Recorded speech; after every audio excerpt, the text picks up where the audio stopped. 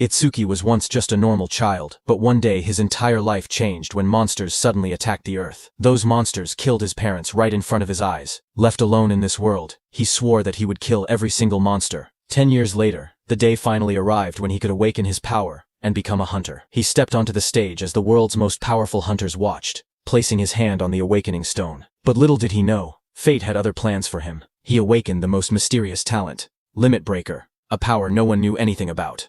On top of that, he discovered that his level was fixed at level 0, meaning he could never level up. Now the question is, how will our protagonist take revenge on the monsters who killed his parents? This is only the beginning. There is much more to this story, so like this video before we begin this tale. This story starts with the memory of that day. Countless eerie black monuments fell from the sky. They dropped through the clouds one after another, their shadows covering the city below. Strange glowing spheres and lightning-like energy swirled around them as they descended. Right after that, barriers were deployed. A massive purple beam shot upward from the middle of the city, twisting the sky like a vortex. People standing on the streets stopped and stared, watching the glowing tower rise in front of them. Monsters called disaster beasts broke through the barriers and invaded the human world. Among them appeared a giant dark figure, the demon of destruction, Ringa, standing tall with purple energy swirling behind him. Soon, countless terrifying beasts flooded the streets. Armored monsters, winged creatures, and huge clawed beasts rushed forward while people screamed and ran. Disaster struck instantly. A monstrous armored creature swung its arm, sending a man falling backward as he shouted for everyone to run. Nearby, his child cried and reached out, calling for his dad as his mother ran while chaos erupted around them. Across the streets, different beasts attacked from all directions. A winged creature swooped down, a burrowing beast erupted from the ground, and blue-flamed monsters charged toward the fleeing civilians. Bodies fell on the road as the destruction spread, and the entire area was swallowed by panic. The armored monster rushed forward with blue flames bursting around its body. Its jaws opened wide as it roared, blue light flashing in its eyes. It shot a swirling vortex of blue flames toward a woman who ran away, holding a child tightly against her chest. The flames spread across the road as the monsters closed in. That woman was caught by the blue flames and threw her child ahead. The small boy reached out weakly while lying on the ground. The woman's voice trembled as she repeated the same word, telling her child, Itsuki, to run. The child looked at her with tear-filled eyes and called out for his mom. Just then, suddenly, someone shouted Itsuki's name again. A drop of sweat slid down a boy's face as the voice echoed. In the next moment, the scene returned to the present. A girl with pink hair turned around toward him. She asked what was wrong, saying he was spacing out. He stood among the lined-up students, and answered quietly that it was nothing. Hearing that, she narrowed her eyes and leaned in slightly, asking him again if that was really true. Then, while he was crying, the boy, who was the same Itsuki from that day, stood still with tears running down from one eye. Before he could answer, another student suddenly wrapped an arm around his shoulder and spoke cheerfully. He said Itsuki must be sleepy, since he was usually asleep at this time, but today there was suddenly a school-wide assembly. While they were talking, Itsuki pointed toward the stage and told his friends that the teacher there was dressed strangely. On stage, the teacher, wearing some kind of armored helmet, explained what happened after the disaster beasts appeared. Some humans gained the power to fight back, and they became known as awakened. The armored man described how, 10 years ago, the largest disaster beast attack happened at the northern shore of the Blue River. Awakened from all over the world crossed the river to repel them in what became known as the River Crossing War. Though attacks had decreased since then, the number of descending monuments had started to rise again. A large-scale attack similar to that war was likely coming soon. Itsuki's classmate leaned in again and pointed at a man on the stage. He explained that the person was Izumi Nento, the commander-in-chief of the northern continent. He asked how Itsuki could be from the north and still not know him. Itsuki looked at Izumi Nento quietly.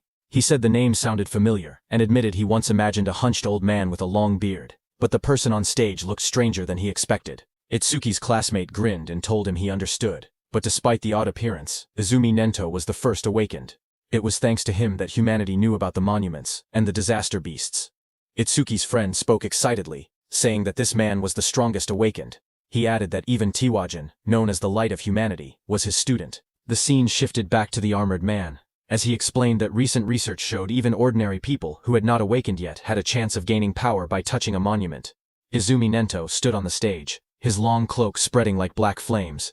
He told the students he had come to let them try to awaken. He urged them to devote themselves to the fight against the disaster beasts. Just as he said that, a glowing blue blade slashed across the stage as the monument burst open. Light shot outward, scattering fragments, while a guard in sunglasses stood nearby watching. Seeing this, the students reacted with loud excitement. One of them shouted in shock as a monument rose from the ground, wondering if it was magic. Another yelled that this was not the time to be surprised. They clenched their fists, saying it felt like a dream, praying to become awakened. In the crowd, Itsuki's friend grabbed his arm in excitement. He told Itsuki that they finally had a chance to become awakened. His eyes shined as he said the word finally. Saying that, he started walking toward the stage. Seeing this, Itsuki's friend grabbed his shoulder, shouting that he shouldn't be left behind. The pink-haired girl called out to them, telling Itsuki to get back in line properly. But Itsuki walked past her, and a red glow flashed across his eyes. The girl looked at him in shock as the light streaked through the air. A close-up showed Itsuki's expression changing. His eyes shined red with excitement as he said that the day had finally come. On stage, a student touched the large black monument, but nothing happened. A guard immediately called out that it was no good, and told the next person to step forward. The students watching reacted nervously. One boy pointed out that the previous student had broken the school's athletic record in his first year. He said that if even someone like that couldn't awaken, then there was no way he could. The girl beside him replied that athletic ability probably wasn't related, and that it was too early to give up. More students reached out to touch the monument one after another. The guard repeated the same word, next, as the line kept moving forward. The students crowded together anxiously. One boy with white hair nervously pointed out that not a single person had awakened yet. Others muttered in worry. A girl with short brown hair said she thought it would be easy. The boy beside her trembled, wondering if their entire school would be wiped out. The guard called out the next name loudly. Oishi Hikaru. Nearby, a group of students whispered their concerns. One girl said she didn't want him to awaken. Another explained that he was already a habitual bully, and if he gained powers, they would be in trouble. A boy suddenly pointed toward the monument and shouted that something was happening. Lightning erupted violently from the monument, blasting outward. Oishi Hikaru's body was lifted off the ground as crackling blue electricity surrounded him. The sudden burst drew everyone's attention. A glowing blue screen appeared beside him, showing his information as he grinned excitedly. He thought to himself that both Izumi Nento and the woman beside him would surely recognize him now. The screen displayed, Oishi Hikaru, Human, Level 0, Job Elementalist, Lightning Gift, Grade 2, Undisclosed, Status Attack 3, Agility 4, Defense 2, Magic 3, Total 12 stat points. Watching from beside the monument, the blue-haired woman spoke softly. She told her father that they finally had one. She explained that Level 0 stats usually totaled only 5, but this boy had reached 12. Her father, Izumi Nento, remained calm. The girl said it was still better than nothing. The school courtyard grew silent as Oishi Hikaru raised both arms triumphantly. Confetti sparkled around him while he grinned proudly. He muttered to himself, wondering if the old man Nento had anything to say to the first awakened student. But before he could boast further, someone grabbed his shoulder from behind. He turned sharply, surprised to see Itsuki stepping past him. Oishi spun toward Itsuki angrily, shouting at him. He demanded to know why Itsuki was touching him with dirty hands, yelling if he had a death wish. The watching students whispered among themselves. One girl asked who the boy was, noticing that he had cut the line. Another replied that it was Tenma Itsuki from Class 5. Someone else muttered that he was finished. Once Oishi targeted someone, it was over. From above, the blue-haired woman and Commander Nento observed quietly. The woman narrowed her eyes and said she sensed incredibly intense emotions coming from that student. Itsuki stood before the towering monument, placing his hand on the stone. His eyes glowed red as dark memories flashed through him. He muttered that he refused to forget his hatred for the disaster beasts. He had burned the events of that day deep into his mind. Commander Nento stared forward, as if sensing something unbelievable. Out on the awakening platform, a massive blue apparition rose behind Itsuki. The glowing figure towered over him, holding a sword and radiating overwhelming power. Itsuki stood calmly beneath it. As blue light filled the air, the monument erupted with energy. A sharp glowing structure formed above Itsuki, surrounded by swirling streams of light. The light expanded outward, wrapping around the entire area like a giant lotus blooming in the sky. The crowd below watched as the school grounds were covered in a glowing dome. Students stared upward, speechless. One boy pointed out that the pillar of light reached hundreds of meters into the sky. Another said it looked far more spectacular than Oshi's awakening. Two of Itsuki's classmates watched with excitement. Both of them smiled and cheered proudly, shouting that this was exactly what they expected from Itsuki. The blue-haired officer stared at the sky in shock. She said that this phenomenon only appeared when the rarest job, Order Breaker, was born. She placed a hand near her mouth, unable to hide her surprise. Even Commander Nento said he looked forward to seeing how capable the student would be. Seeing that, Oishi's expression twisted with frustration as he glared at the overwhelming light. Itsuki opened his eyes in confusion. Surrounded by shimmering blue energy, he wondered where he was and asked himself if he had awakened. Looking around, he found himself sitting cross-legged in the center of a massive glowing lotus made of light. Countless petals surrounded him, floating in a calm, otherworldly space. Suddenly, a blue system screen appeared before him. Itsuki stared at it in shock as it displayed Tenma Itsuki's stats. He was a human at level 0, which was fixed. His job was Order Breaker, Nirvana. His gift was Nirvana, a special grade. His level was fixed. His stats increased when acquiring skills. It removed all debuffs and fully healed injuries. Just then, another blue window appeared, showing his skill, Over Mimesis, which was Z rank. It analyzed enemy attacks and allowed the acquisition of counter skills. Then another screen showed Itsuki's stats. His were Attack 0, Agility 0, Defense 0, Magic 0, Total 0. Itsuki's face went pale as he stared at the results. His jaw dropped, and he exclaimed silently that everything was at 0. But then, 2 blue system windows appeared in front of Itsuki. The first announced that the Z-rank skill Over Mimesis had been acquired. The second stated that the special grade gift, Nirvana, had activated, increasing all of his stats by 200. Another screen displayed the changes. Attack went from 0 to 200. Agility went from 0 to 200. Defense went from 0 to 200. Seeing this, Itsuki's expression brightened. He looked at the glowing screen with excitement, and said he understood. He realized that whenever he gained new skills through Over Mimesis, Nirvana would raise his stats. Even if he couldn't level up like others, he could still grow stronger in his own way. He clenched his fist and smiled confidently. He admitted he didn't know what level this power compared to, but he had no doubt he had become an awakened. With determination in his eyes, he declared that he would annihilate the disaster beasts. A massive burst of blue light exploded from the monument. Students around him shielded their faces and shouted that the light was too bright. Some grabbed their eyes in pain. Through the blinding radiance, Itsuki's silhouette stood tall within the monument's glow. Lightning and energy swirled around him in a powerful display. Oishi stared at the scene, trembling with disbelief. His face twisted as he shouted that such a thing was impossible. The blue-haired officer gasped as she looked at the glowing monitor. She covered her mouth in shock and said that these stats were unbelievable for a rookie awakened.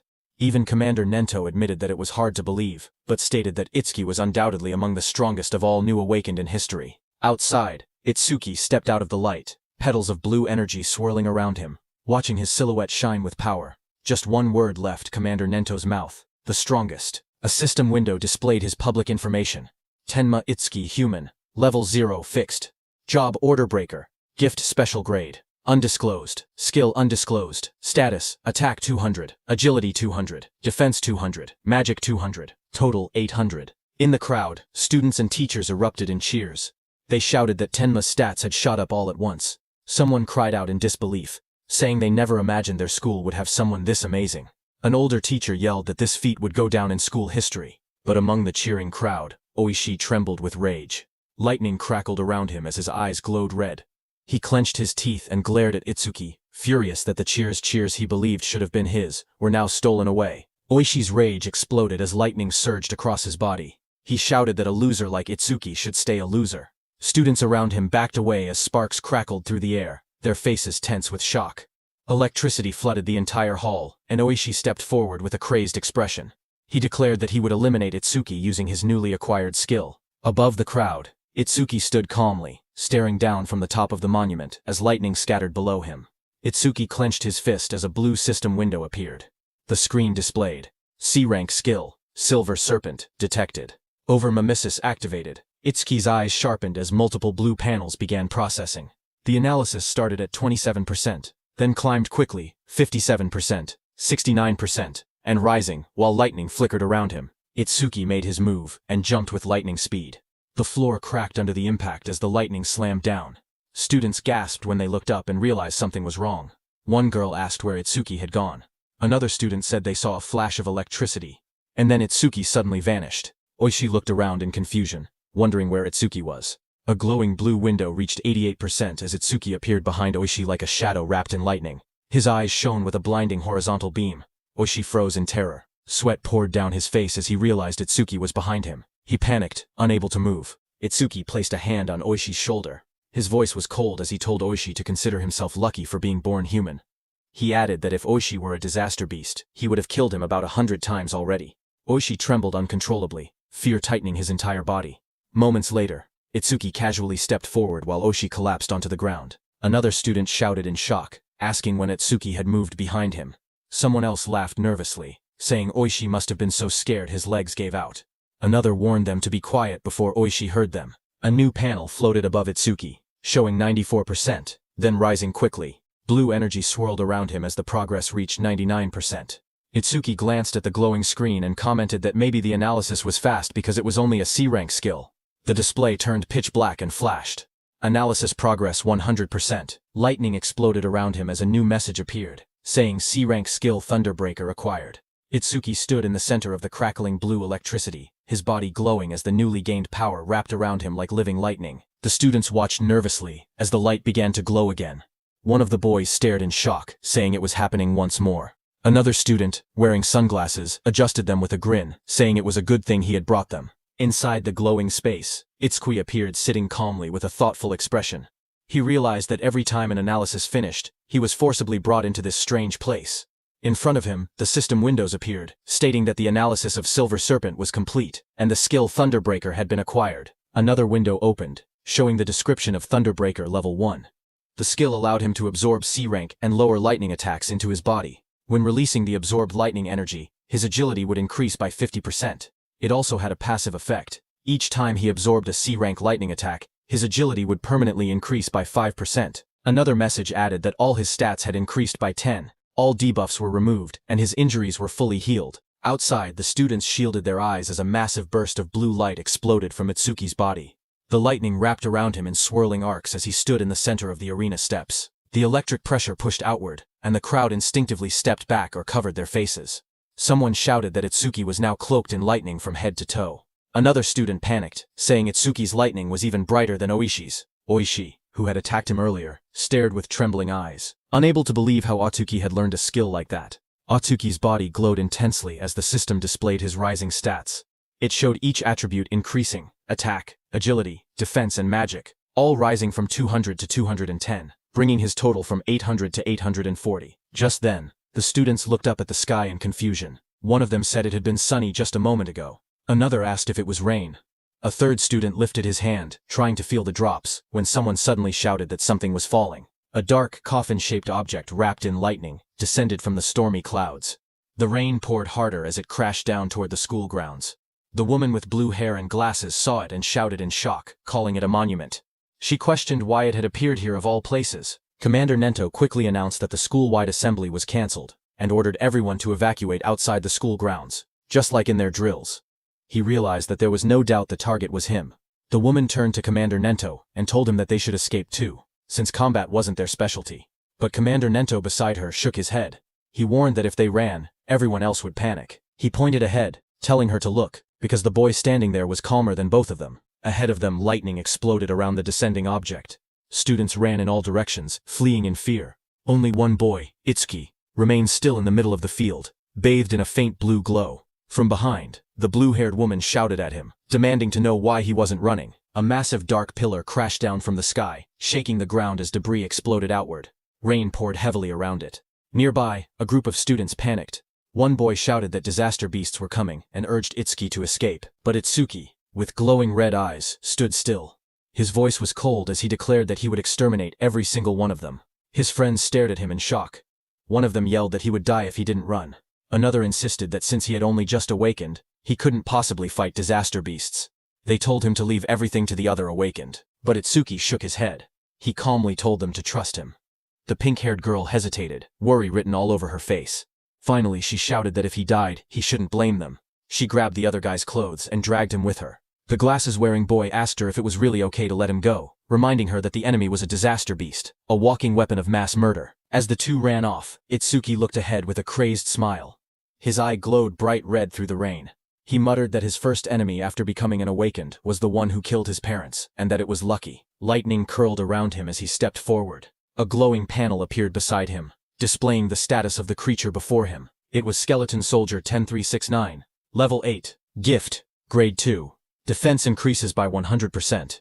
If the enemy's attack exceeds its own defense, the gift becomes invalid. Skill. Bonefire. B rank. Its stats were: Attack. 15. Agility 10. Defense 120 plus 120. Magic 30. Total 295. The skeleton soldier stood covered in blue flames as Itsuki faced it head-on. A surge of lightning wrapped around Itsuki's arms as he tightened his stance. His red eyes glowed sharply as he wondered if he should test the skill he had just acquired. In the next moment, he charged forward, electricity exploding around his body. Blue lightning trailed behind him as he rushed toward the flaming skeleton beast on the field. The two forces collided, sparks scattering through the rain. The skeletal beast swung its arms to punch, but Itsuki dodged. Then Itsuki swung his electrified fist with full force, shouting that he would not let anyone else die. His punch struck the creature's chest, and a violent burst of energy erupted. The impact sent the disaster beast flying across the field, smashing through the school building. The ground trembled as debris scattered in all directions. Students watching from afar stared in shock. One student said Itsuki's strength was too overwhelming, that maybe they didn't need to run anymore. A female student was stunned, seeing how the impact had blasted the monster away in a single hit. The blue-haired inspector stared at the ruined wall, stunned that a rookie who had just become awakened could send a level 8 disaster beast flying with only one blow. Heavy rain poured down as Commander Nento watched from a distance, thinking to himself that Itsuki's speed and power were on a completely different level from other level zeros, but even then, he believed that defeating a skeleton soldier was impossible. He explained that skeleton soldiers had two troublesome abilities. The first was a gift that increased their defense. The second was a terrifying skill called bone fire, a flame that burned anything it touched into ash. Blue flames erupted violently across the field, spreading like a wave toward Itsuki. The students gasped as the fire surged forward. Itsuki's friends cried out in fear, shouting Itsuki's name. Oishi stepped forward with a crazed smile, yelling that the fool who didn't know his place would just burn to ash. Meanwhile, glowing screens appeared in front of Itsuki. A system message informed him that the enemy was using bone fire. The analysis began, first at 1%, then rapidly accelerating. As the blue flames engulfed him, more screens appeared. 25%. Itsuki stood firmly inside the blazing bone fire, surrounded by data streams. He calmly observed that the analysis speed increased whenever the enemy's skill struck him. The blue-haired instructor watched with widening eyes. She said that even a level 10 awakened wouldn't stand a chance if they took a direct hit. Blue flames continued to swallow the arena as Itsuki stood in the center, half of his body burned away and glowing like a skeleton. The blue-haired instructor's voice echoed through the flames, saying it would be tragic for a genius who had just appeared to be killed by a disaster beast before he could grow. System windows floated around Itsuki, showing 77% and 81%. Itsuki looked at his burning body and muttered that this was what it felt like when the body burned. He added softly that it must have hurt. A memory flickered through the flames. He saw his mother's face, half burned away. He realized that it hurt so much, but even in her last minutes, she smiled so as not to scare Itsuki. Commander Nento peered out with a sharp gaze, wondering if Itsuki hadn't used his full power yet. The blue fire swirled violently as the progress bar climbed. Itsuki's skeletal hand tightened, and he said that once the analysis was complete, the enemy was finished. The system window flashed. Analysis progress, 100%. Outside the flames, the students whispered nervously. One asked if it had been too soon to hope for a rookie who had just become awakened. Another admitted he had been stupid to expect anything. But suddenly, someone pointed forward in shock. He shouted that the blue lotus flower had appeared again. He said Itsuki might show them another miracle. Blue light swirled around Itsuki as he stood inside the burning aura, wondering what kind of skill he would gain this time. The flames around him continued to fade, revealing his burned and cracked body beneath the blue energy. Then a system window appeared, showing that the analysis of bone fire was complete. It stated that a new skill, Black Wall, had been acquired. More windows followed, explaining the skill. The active effect would create ice on the body by consuming magic power, and could block B rank or lower fire skills. The passive effect increased defense when blocking those skills. Another notification appeared, saying that Black Wall LV2 had been acquired, and that all of his stats had increased by 20. It stated that all debuffs were removed, and his injuries were fully healed. A new window showed his updated status. Attack, agility, defense, and magic had all risen from 210 to 230, bringing his total from 820. Itsuki looked at the glowing screen calmly. He remembered how even his strongest attack earlier couldn't break the skeleton soldier's defense. Now, with this new increase, he believed he should be able to do it. Suddenly, blue lotus petals unfolded around him, blooming like a massive light flower. Itsuki stood at the center, his body surrounded by shining energy. The students watching gasped in shock. One of them cried out in relief, saying Itsuki was alive. Others cheered loudly, convinced that he would succeed. Someone pointed out that a full recovery like this was practically a miracle. The blue-haired instructor stared in shock as she watched the scene unfold. She wondered aloud if Itsuki had a self-healing skill. She had seen him use a lightning element skill earlier, so she couldn't understand how he was recovering. Commander Nento was also shocked. He remembered that order breakers were considered the most mysterious job, but even among them, Itsuki seemed uniquely strange. Meanwhile, Itsuki stood in the center of the glowing lotus petals. His body had recovered completely, not a single injury left. Blue fragments drifted around him as he looked down at his restored form. Itsuki whispered in disbelief, saying it was a perfect recovery. He wondered whether he would heal even if his limbs were cut off, or if his brain was destroyed. He admitted he was curious about the limits of his self-healing. Suddenly, the skeleton soldier roared, its armor burning with blue bone fire. The flames surged violently as the monster charged forward. Itsuki turned calmly, raising his arm as black spikes spread across his skin. The blue flames rushed toward him. His entire body became engulfed in the fire, but he stood unmoving within it. Moments later, his silhouette appeared again through the blaze. Thick layers of black spikes covered him completely, and his red eyes glowed coldly behind the cracked ice armor. Itsuki cracked through the air as he shot upward. The explosion of blue flames shook the area when he crashed down. Itsuki's armored body glowed with electricity as he readied another strike. The skeletal beast struck, but Itsuki moved again, instantly appearing behind the beast faster than anyone could follow. Itsuki then raised his arm, and it turned into a massive black spike sword, lightning running through it. Itsuki moved with lightning speed, and with a single slash, cut the skeletal beast in two with that sword. The students watching from afar were stunned. One of them said that Itsuki moved behind the disaster beast in an instant, as if he had teleported.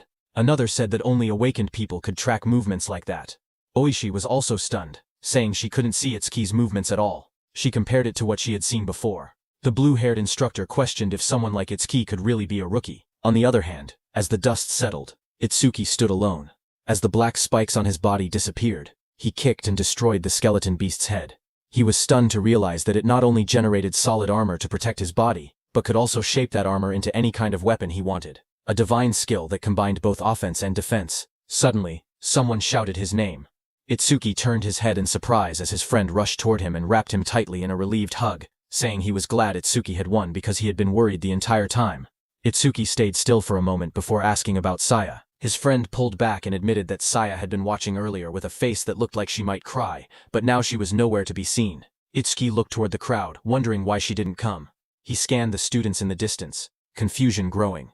He quietly wondered if she might be angry. Not far away, the blue-haired instructor watched the aftermath of the fight. She spoke seriously, noting that for a boy to defeat a skeleton soldier, something even a level 10 awakened would struggle against was unbelievable. Commander Nento called the blue-haired instructor Choha, and told her to stay and assist with the cleanup. He also told her to deliver his message to the principal that he would be taking Itsuki with him. On the other hand, Itsuki's friend patted Itsuki's hand, saying there was no way Saya would be angry after he won.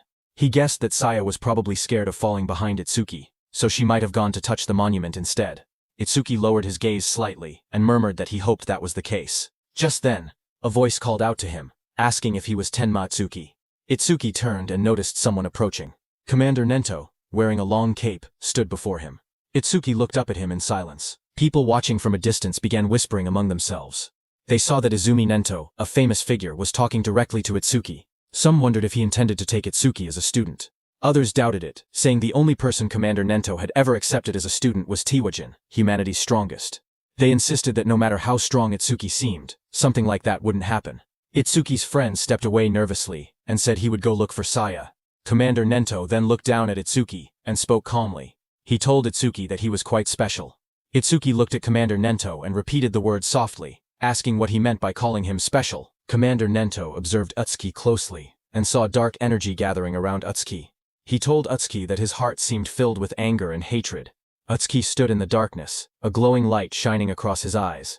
Commander Nento then stepped forward and said that he wanted to know the reason behind that hatred. Itsuki finally spoke, explaining that 10 years ago, his parents were killed by disaster beasts while trying to protect him. A scene from his childhood flashed before his eyes, his younger self crying helplessly as danger closed in. He remembered how he had nearly been killed as well, but an awakened appeared at the last moment and saved him. The powerful figure struck the beast right in front of the frightened Itsuki. Itsuki told Commander Nento that, right before his eyes, he had watched his mother die. A glowing blue flame slowly consumed his mother's body. Even as half her face vanished into bone and ash, she smiled gently at Itsuki and told him that he must walk the rest of the path on his own. Young Itsuki stared at her with trembling eyes, unable to understand. His voice cracked as he cried out for his mother. Anger raged inside him as he looked at the beast. Words echoed in his mind, reminding him that both his mother and father had died because of beings like this. Tears streamed down his face as he shouted in denial. Before him, a towering monstrous figure rose from the darkness, an enormous being surrounded by raging purple flames. Its shadow loomed over Itsuki as he realized the horrifying truth. The creature before him was the root of all evil. Shaking with rage, Itsuki glared upward. His eyes burned red as hatred filled his heart.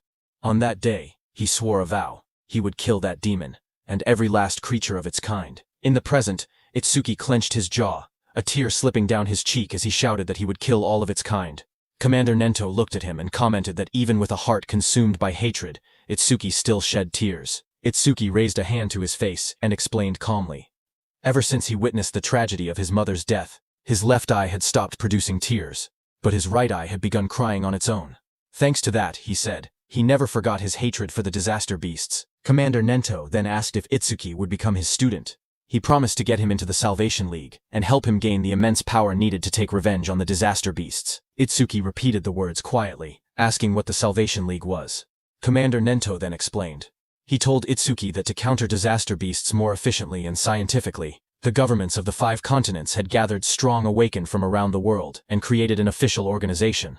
The members of this organization were called saviors. He continued, saying that saviors were provided with resources such as dedicated training grounds and powerful weapons. They were also guaranteed high compensation.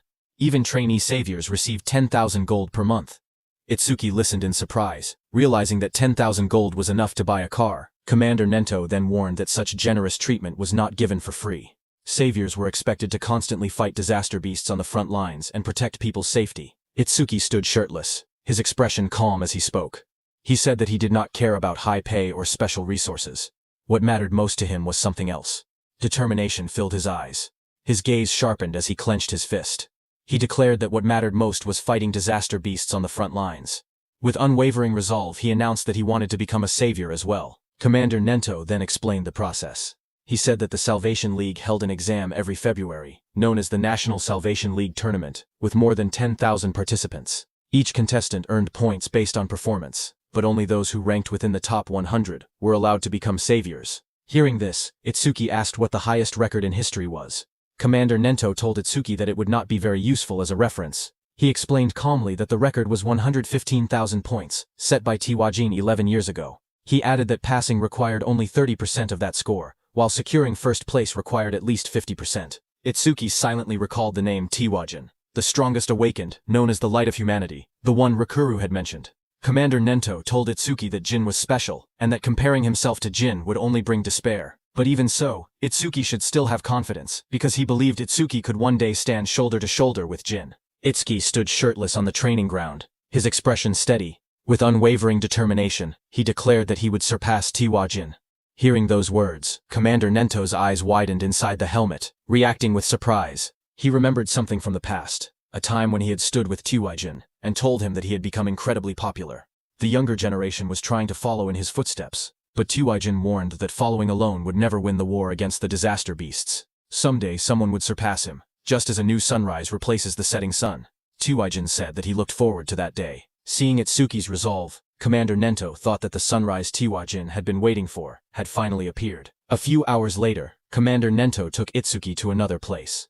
There, when Itsuki saw the massive dome-shaped structure rising in the distance, glowing under the sky, he asked quietly what it was.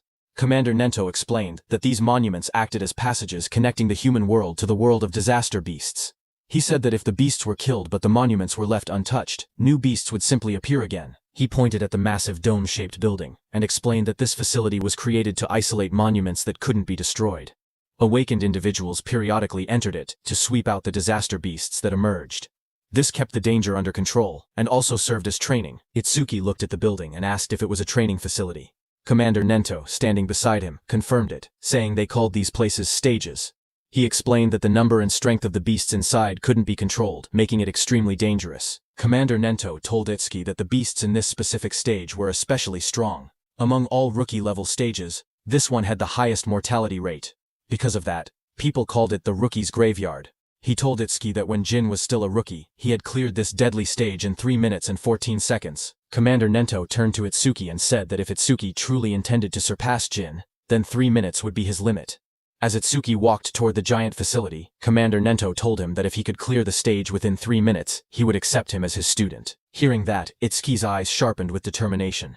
He wanted to surpass Jin and become Commander Nento's student. People in the lobby turned their heads when they saw a familiar figure. Someone pointed and said that Mr. Izumi had arrived. Another person noticed Itsuki walking beside him and asked if that was the rumored rookie. The crowd stared in surprise, whispering that there was no way a rookie could walk next to Mr. Izumi unless he was an awakened on Toei-jin's level. Itsuki looked around quietly and wondered to himself if this person was really that famous. Thinking that, he walked toward the stage entrance and saw the display showing the Disaster Beast level inside, level 10. He noted that it was only 2 levels higher than the skeleton soldier he had faced earlier, and wondered how strong that really was. But what surprised him more was that even though several people were gathered nearby, none of them seemed prepared to enter the stage. He wondered why that was. Someone nearby muttered that the rookie looked way too confident, and assumed that a high-level awakened must be accompanying him.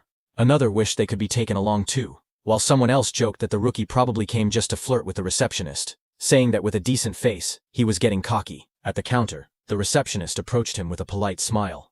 She asked if he wanted to enter the stage and how many challengers there would be. He calmly replied that it would be just him. Hearing that, the area fell silent as the receptionist stared at him across the counter. Suddenly, she leaned forward and yelled angrily. She told him not to make unfunny jokes and asked if he was messing around. She warned him that if he was just there to hit on her, it was pointless. She explained that even if the place was an artificial stage, it was still dangerous. People could get hurt or even die. Itsuki stared at her in confusion, wondering what she was even talking about. Behind them, several people watching from afar started laughing. They joked that he really was there to hit on her. Some said that there were always people who treated the stages like dating spots, and those people usually got scolded and went home. Itsuki looked at the receptionist calmly and explained the misunderstanding. He told her he had absolutely no interest in her. He said he only came to challenge the stage, nothing more. But the receptionist sighed and rubbed her forehead. She told him he didn't have to act tough just because he was embarrassed. She even said she would give him her contact information so he should just go home. But Itsuki's expression darkened. A shadow fell over his face. He told her not to make him repeat himself. He didn't care about her contact information at all. He only wanted her to let him enter the stage. Hearing that, the receptionist reluctantly agreed, and told him not to blame her if he died. She held out a metal bracelet with a nervous expression, clearly shaken. Seeing that, Itsuki muttered that she should have just given permission from the beginning, instead of making him repeat himself. The people watching from behind whispered among themselves. One man called Itsuki an idiot, saying he could have gotten her contact information but chose to act tough instead. Another pointed out that a level 0 rookie challenging a level 10 stage was basically suicide. They guessed he would run out in less than a minute. Someone else noticed how confident he looked and wondered if he might succeed since he also had a special grade gift. But another person reminded everyone that for awakened people, gifts were just bonuses. The most important thing was level. No matter how special the gift was, it meant nothing if the level was low. On the other hand, standing in front of the gate, Itsuki checked his bracelet. He said that his personal information was registered on it, so scanning it would let him enter. A glowing screen appeared above his hand, confirming, entry by awakened Tenma Itsuki has been approved. Itsuki stretched his hands forward and took a breath. He reminded himself that the promise was within 3 minutes. Then he said it was time to begin. A bright digital timer appeared, showing 001 in green numbers. And just as the gate opened, Itsuki moved with explosive speed. Red energy surrounded his body as he dashed forward, his eyes glowing sharply. He looked around and noticed the vast area. He thought that the interior space was much bigger than he expected. As he ran across the grassy field toward a tall black tower, he told himself that it was his first time entering a stage, even if it was an artificial one. Suddenly, Itsuki noticed a creature rush in, and said that it was coming. That creature jumped toward him. It was a wooden monster from the Kodama tribe. A blue window appeared beside it, showing its information. Kodama Num 1307. From Kodama tribe. Level 4. Gift none. Attack 49, Agility 48, Defense 53, Magic 24, Total 174. Seeing it coming, black spikes formed on Itsuki's hand. In the next moment, he slashed downward with overwhelming force. A sharp strike of energy cut through the target as he launched his attack. Itsuki stood calmly with the massive black spike axe hand. He smiled and remarked that an axe was always the best tool for trees. He then asked the remaining monsters how it felt to see their comrade cut in half. Dozens of Kodama creatures rushed at him. He stood tall and called them rotten trees. Outside, Choha spoke to her father, Commander Nento. She asked why, out of so many rookie stages, he had made the newcomer enter this one specifically. Commander Nento answered that Utsuki claimed he would surpass Jin, so he simply brought him to the same stage Jin first challenged. Hearing that, Choha frowned and said that surpassing Jin was impossible unless someone stepped outside the bounds of humanity. Hearing that, Commander Nento asked Choha if she believed Jin had already transcended humanity. Choha recalled the time she met Jin for the first time. She had once thought Jin was kind and approachable. Then she saw Jin instantly kill a level 97 disaster beast. She recalled that Jin's eyes during that fight were different. She remembered those eyes clearly. Cold, solitary, and transcendent. She felt that they didn't seem human at all. She described Jin's gaze, saying his eyes were like the eyes of a god. Hearing that, Commander Nento told Choha that Itsuki also had potential comparable to Jin. But at the moment, he was nothing more than an unpolished gemstone. He added that if Jin could be compared to a godlike existence who saved people, then Itsuki was the opposite, a demon consumed by hatred. Meanwhile, on the battlefield, Itsuki stood among the fallen wooden beasts. He stated that Overmimesis wouldn't even activate against disaster beasts of this level. Just then, a dark silhouette appeared behind him, its eyes glowing red. His own eye glowed the same way as the shadow towered over him. In the next moment, his body moved at extreme speed, cutting through the enemies with a sharp motion. Itsuki stood before the fallen creature and looked down calmly. He asked if that was the end. He examined the broken body, and wondered if level 10 disaster beasts were only this strong. But then he thought that if that were true, this place wouldn't be called the Rookie's Graveyard. There had to be something else. Just then, a blue system window appeared before him. It displayed, B-rank skill, self-regeneration detected. Overmimesis activated. Another window followed. Analysis started. Then a second one. Analysis progress 5%. Itsuki turned as a sudden sound caught his attention. His expression shifted slightly. That level 10 disaster beast rose again behind him, its entire form twisting upward with glowing green eyes. Its long vine-like limbs burst outward and lunged at him. Itsuki braced himself, thinking in surprise that he had cut off half its head, yet it had regenerated. The moment the towering monster regenerated, Itsuki narrowed his eyes and muttered that he knew things wouldn't be straightforward. A glowing blue system window appeared in front of him, revealing the creature's details. It identified the monster as regenerated Kodama Sum 520 of the Kodama tribe, a level 10 beast with a grade 2 gift. Its defense had dropped by 50%, but its self-healing ability had greatly increased. Another blue window listed its stats clearly. Attack, 110, Agility 100, Defense 60, Magic 180, Total 450. As the creature's roots and branches whipped wildly, Itsuki tightened his fist. A system alert flashed. Black wall activated. The next second, his hand was covered by black spikes cutting through the roots. Itsuki jumped at the monster. While dodging the monster's attacks, he quickly analyzed the situation. He realized the beast couldn't regenerate if he damaged it fast enough. He told himself that he had to deal massive damage in a short amount of time. The analysis window appeared beside him. Itsuki smashed forward with his armored arm, splitting through the Kodama's defenses as sparks and debris burst around them. His eyes glowed red as he moved like a shadow, slicing through the forest of wooden limbs. Each step sent shockwaves across the ground, and each strike pushed the progress window higher. Itsuki surged forward again, his blade-like arm shining with a cold blue light. Then he shot upward before crashing down like a falling spear, splitting the monster's giant body in half. Light from his attack cut straight through the Kodama, illuminating the entire battlefield. The towering creature's body split down the middle, a glowing crack running from its head to its torso. Its golden eyes shone through the gaps as its massive frame began to fracture. Itsuki watched with sharp red eyes, a grin forming on his face. He said he wasn't done yet. He said he would mince the creature completely so it wouldn't regenerate. In the next moment, he raised both arms. A blinding vertical slash of light tore downward, cutting the giant monster clean in half. Cuts spread across the creature's body, and the wooden shell shattered into countless pieces. The fragments scattered through the air, glowing faintly before breaking apart completely. As the dust settled, Itsuki lowered his arm and exhaled. He said this should be enough. He added that using Black Wall for so long was draining his magic, but before he could rest, vines and roots twisted together again in front of him. That wooden creature's form surged upward with glowing yellow eyes, rising from the remains and preparing to attack. The glowing display in front of Itsuki showed 60%, but the fight still raged on. Wooden tendrils whipped toward Itsuki as he moved between them with sharp, fluid steps. He glanced back with an annoyed expression, thinking that even after all of this, the monster still refused to die. He quietly muttered that it was becoming a real pain. The attacks continued to strike from every angle. As he dodged, he noticed something important. Every time the monster regenerated, Overmimesis's analysis speed increased. His eyes narrowed. That meant the longer this continued, the faster the analysis would complete. He realized he needed a new approach.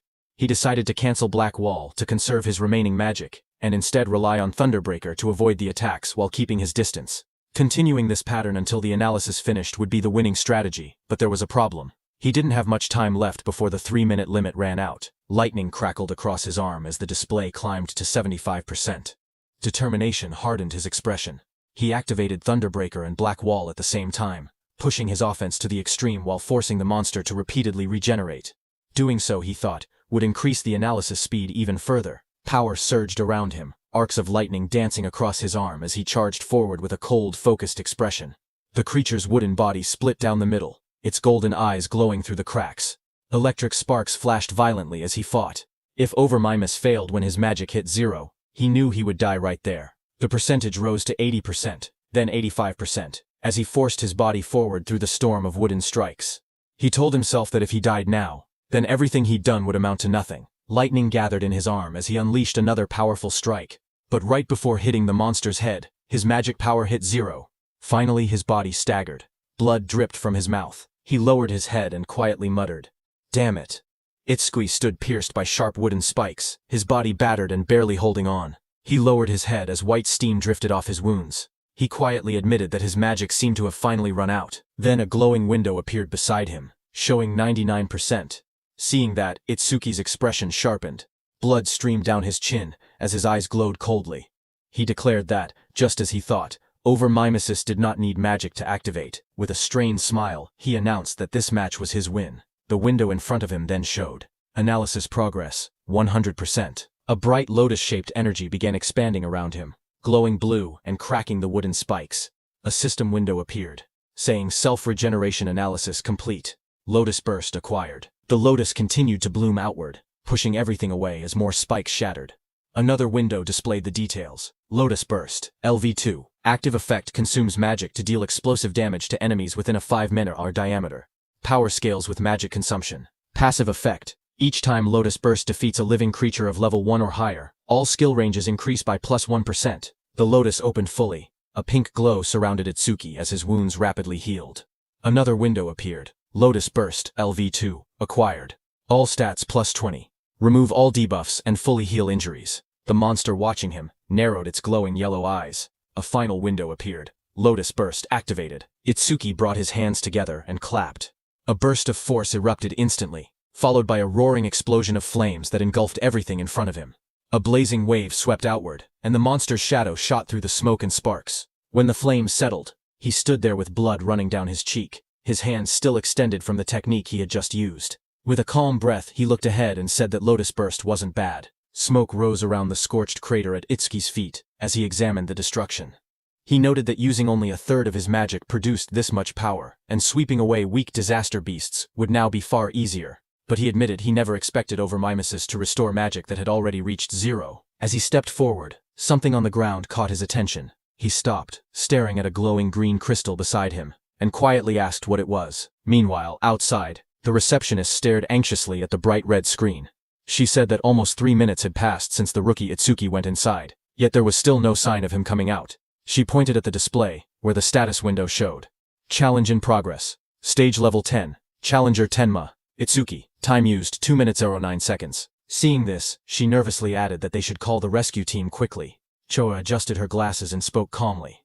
She said she didn't think Itsuki would lose to level 10 disaster beasts, but clearing the stage within 3 minutes seemed impossible. Her sentence trailed off as silence fell between them. But suddenly, a new message appeared on the large screen, saying new record achieved. Seeing that, everyone in the hall froze. Shocked whispers spread through the crowd. One woman stepped forward, staring at the green screen in disbelief, whispering, "No way." Choha widened her eyes. She asked aloud how Itsuki managed to clear it, unable to believe what she was seeing, and the most shocking thing was that even 3 minutes hadn't passed. A final notification flashed brightly on the monitor. Challenge success. Stage level 10. Challenger Tenma Itsuki. Time used 2 minutes 14 seconds. Stage clear record updated. The room fell silent as everyone stared at the unbelievable result. The leaderboard screen displayed the results. It showed first place belonging to Tenma Itsuki, with a clear time of 2 minutes 14 seconds. Second place belonged to Tiwajin, who cleared it in 3 minutes 14 seconds. Third place was Hitensho, with a time of 7 minutes 17 seconds. Just then, Itsuki came out of the gate, his clothes torn and stained with green liquid. Around him, people reacted in shock. One person exclaimed that Itsuki had really survived, asking whether the green liquid on him was disaster beast blood. Another shouted that Itsuki was a full minute faster than Tiwajin. Someone else pointed out that the beasts inside were level 10 disaster beasts, and couldn't understand how a level 0 rookie managed it. Another voice added that there was no way a level 0 rookie should have survived. As Itsuki stepped forward, someone began to speak, saying Mr. Izumi was coming. Izumi Nento turned toward Itsuki, who asked him if he could now officially receive Commander Nento's guidance. Itsuki looked at him with a faint smile, and addressed him as teacher. Commander Nento responded with pride, saying that Itsuki had done well, just as he expected from his student. Standing nearby, Choha watched quietly. She wondered if her father was happy, saying she hadn't seen this expression from him in a long time. In the crowd, people continued whispering. One person shouted in disbelief that Itsuki was actually Izumi Nento's student. Another said it was no wonder he could break Tiwa Jin's record. But someone else added that even if he truly was Izumi's student, as long as his level didn't increase, there would be no room for growth. Just then, the receptionist came forward nervously, with a decorated box in her hands. She explained that it was a gift for breaking the record, and asked Itsuki to accept it. Her expression softened as she apologized for the rude things she had said earlier. Itsuki looked surprised as he received the box, asking if he truly got something for his achievement. He said that it was fine, because a level 0 rookie challenging a stage like that really did seem reckless. He added that he was a complete stranger to them, and it wouldn't have mattered to anyone if he had died, but since she tried to stop him, it proved she was worried. Hearing that, the receptionist blushed deeply. She stuttered as she insisted it wasn't like that. Itsuki simply thanked her, which only made her blush even harder. Not far away, Choha called out, telling Itsuki that she was leaving, and not to lag behind. She tightened her glasses, annoyed, and warned him not to get cocky just because he had become her father's student. Itsuki straightened up and replied quickly, agreeing. Then Commander Nento, beside Choha, studied Itsuki and commented that a stage of this level now seemed too easy for him. He suggested raising the difficulty. He continued, saying that Itsuki should be able to challenge advanced stages now. Itsuki looked at him surprised and repeated the words, advanced stages. As the three of them walked together across the rooftop at sunset, Commander Nento continued explaining. He said that a disaster beast's strength was not determined by level alone. The most important factor, he stated, was something else entirely. He explained that the true deciding factor was species. Choa explained that species without intelligence, which moved only by instinct, were usually easy to deal with, but some species possessed intelligence equal to or greater than humans. She explained that such species were far more troublesome than ordinary disaster beasts. Choka continued. She said that awakened beings and disaster beasts were essentially the same type of creature, but with one difference. Only humans were said to possess jobs. Because of that, stats differed depending on species. She went on to explain that advanced stages contained these powerful species, or intelligent disaster beasts. Their difficulty was several times higher than normal stages. Most of the northern continent's advanced stages were located in North District 4, and she told Itsuki that this would be his next destination. She asked whether Itsuki had any other questions. Hearing her explanation, Itsuki suddenly remembered the two beasts he had defeated earlier. He thought about them in silence. They hadn't shown any signs of intelligence, and they hadn't screamed even when attacked. He wondered if that meant they didn't even have pain receptors. Itsuki's eyes glowed with sharp intensity as he looked up. He asked Choha whether intelligent disaster beasts had pain receptors or not. Hearing that, Choha suddenly felt a chilling pressure behind her. As she turned, her expression stiffened. She wondered what this terrifying aura was, and what Itsuki was thinking. Behind them, a group of people gathered and whispered among themselves. One of them asked if anyone had heard that Mr. Izumi planned to make Itsuki challenge an advanced stage. Another replied that Itsuki, who broke Teiwajin's record, should be fine. But one man explained that advanced stages were completely different from normal ones. More importantly, almost all the stages in North District 4 were under a single man's control. He said that every awakened person who had entered an advanced stage there had gone missing, and rumors claimed that the man had killed them. Someone immediately asked if he meant Kinoshita Reiji. Another man began to speak disrespectfully, asking who Kinoshita Reiji even was, and suggesting he acted like a king. His friend quickly covered his mouth, hushing him in panic. He warned him that he would be killed too if that man heard him. After all, he said, that man was the son of the North District 4 governor, Kinoshita Reiji. The scene shifted to a luxurious room. A young man lounged confidently while servants stood around him. He was the infamous Kinoshita Reiji. A subordinate asked him when he would be departing. Reiji smirked as he answered. He said that all the stages in North District 4 were under his control, so he would go whenever he wanted. To him, waiting in line was something only commoners did. He lifted his glass with a satisfied smile. After leaving from there, Itsuki opened the small ornate box, revealing a shining stone resting on a red cushion. As the three of them sat together beneath the shade of the trees, Itsuki looked at the stone and muttered that it was from that time. Hearing that, Commander Nento beside him asked if he had seen a karma stone before. Itsuki nodded and explained calmly. After defeating the disaster beasts inside the stage, something identical to this had dropped. But then he paused and added that there was a slight difference. He took out a green crystal. He stared at the one in his hand and said the color was green, but something about it wasn't the same. Hearing that, Choha's eyes widened in shock. She exclaimed that it was an intermediate karma stone appearing inside a beginner stage. She stepped closer, adjusting her glasses to take a look. Itsuki asked what exactly a karma stone was. Choha turned to him and began explaining. She reminded him that he had been a rookie. She said karma stones were also called experience stones. She explained that when a disaster beast or an awakened being died, karma or an invisible energy similar to experience points came from their corpse. Absorbing this energy increased a person's level. In other words, a karma stone was an object that contained karma. A figure glowing with energy appeared in her explanation, demonstrating how someone could use a karma stone to absorb the karma inside. She continued, saying that karma stones didn't occur naturally, which made the situation strange. Choha wondered aloud why such a stone had appeared in that stage. Beside her, Commander Nento quietly said it was probably because of Itsuki's gift. Hearing this, both Itsuki and Choha looked confused and asked again about the so-called gift. Commander Nento explained that normally, the karma of a defeated enemy would be absorbed by the one who killed them. Yet even though Tenma had defeated 2 disaster beasts, he never leveled up. That meant the karma had not been absorbed. He added that manifested karma never disappeared without a reason. He continued, saying that if his speculation was correct, the karma of the disaster beast that attacked the school had been absorbed by the awakened individuals present, meaning the people standing there. He explained further that a stage was an enclosed space. Because Tenma was unable to absorb the generated karma and there was no other recipient inside, the leftover karma clumped together and formed a karma stone. Hearing this, Choa looked startled. She asked how Itsuki's stats increased if he truly could not level up. Hearing that, Commander Nento suddenly stood up and reminded Choa that an awakened person's gift was top secret and could not be disclosed. Startled, she apologized immediately. Commander Nento then turned back to Itsuki. He told him that he could choose whether to keep the karma stone or sell it. He added that he would be leaving soon for a commander-in-chief meeting of the 5 continents, and that during his absence, Choha would look after him. Before departing, he said there were several things he wanted him to remember. Commander Nento spoke calmly as he listed out the rules. He told Itsuki to keep their relationship confidential, then added the second rule, never disclose his gift to others. The third rule followed. Itsuki had to clear at least 6 advanced stages before the teacher returned. A fourth instruction echoed after that. He told Itsuki to do what he believed was right without hesitation, promising that no matter what happened, he would be behind him. Hearing this, Itsuki smiled with determination and answered, "Yes, teacher." At the same time, at North District 4, Flaming Rock Execution Ground, groups of students argued with suited guards blocking an entrance. One of them shouted that they had arrived first and demanded to be let in. The guards refused. They said the stage had been reserved by the Kinoshita family's son, telling everyone to go home. The students grew angry. One yelled that having money didn't give someone the right to do whatever he wanted. Another pointed out that the privileged boy wasn't even there yet, and insisted they should be allowed in first.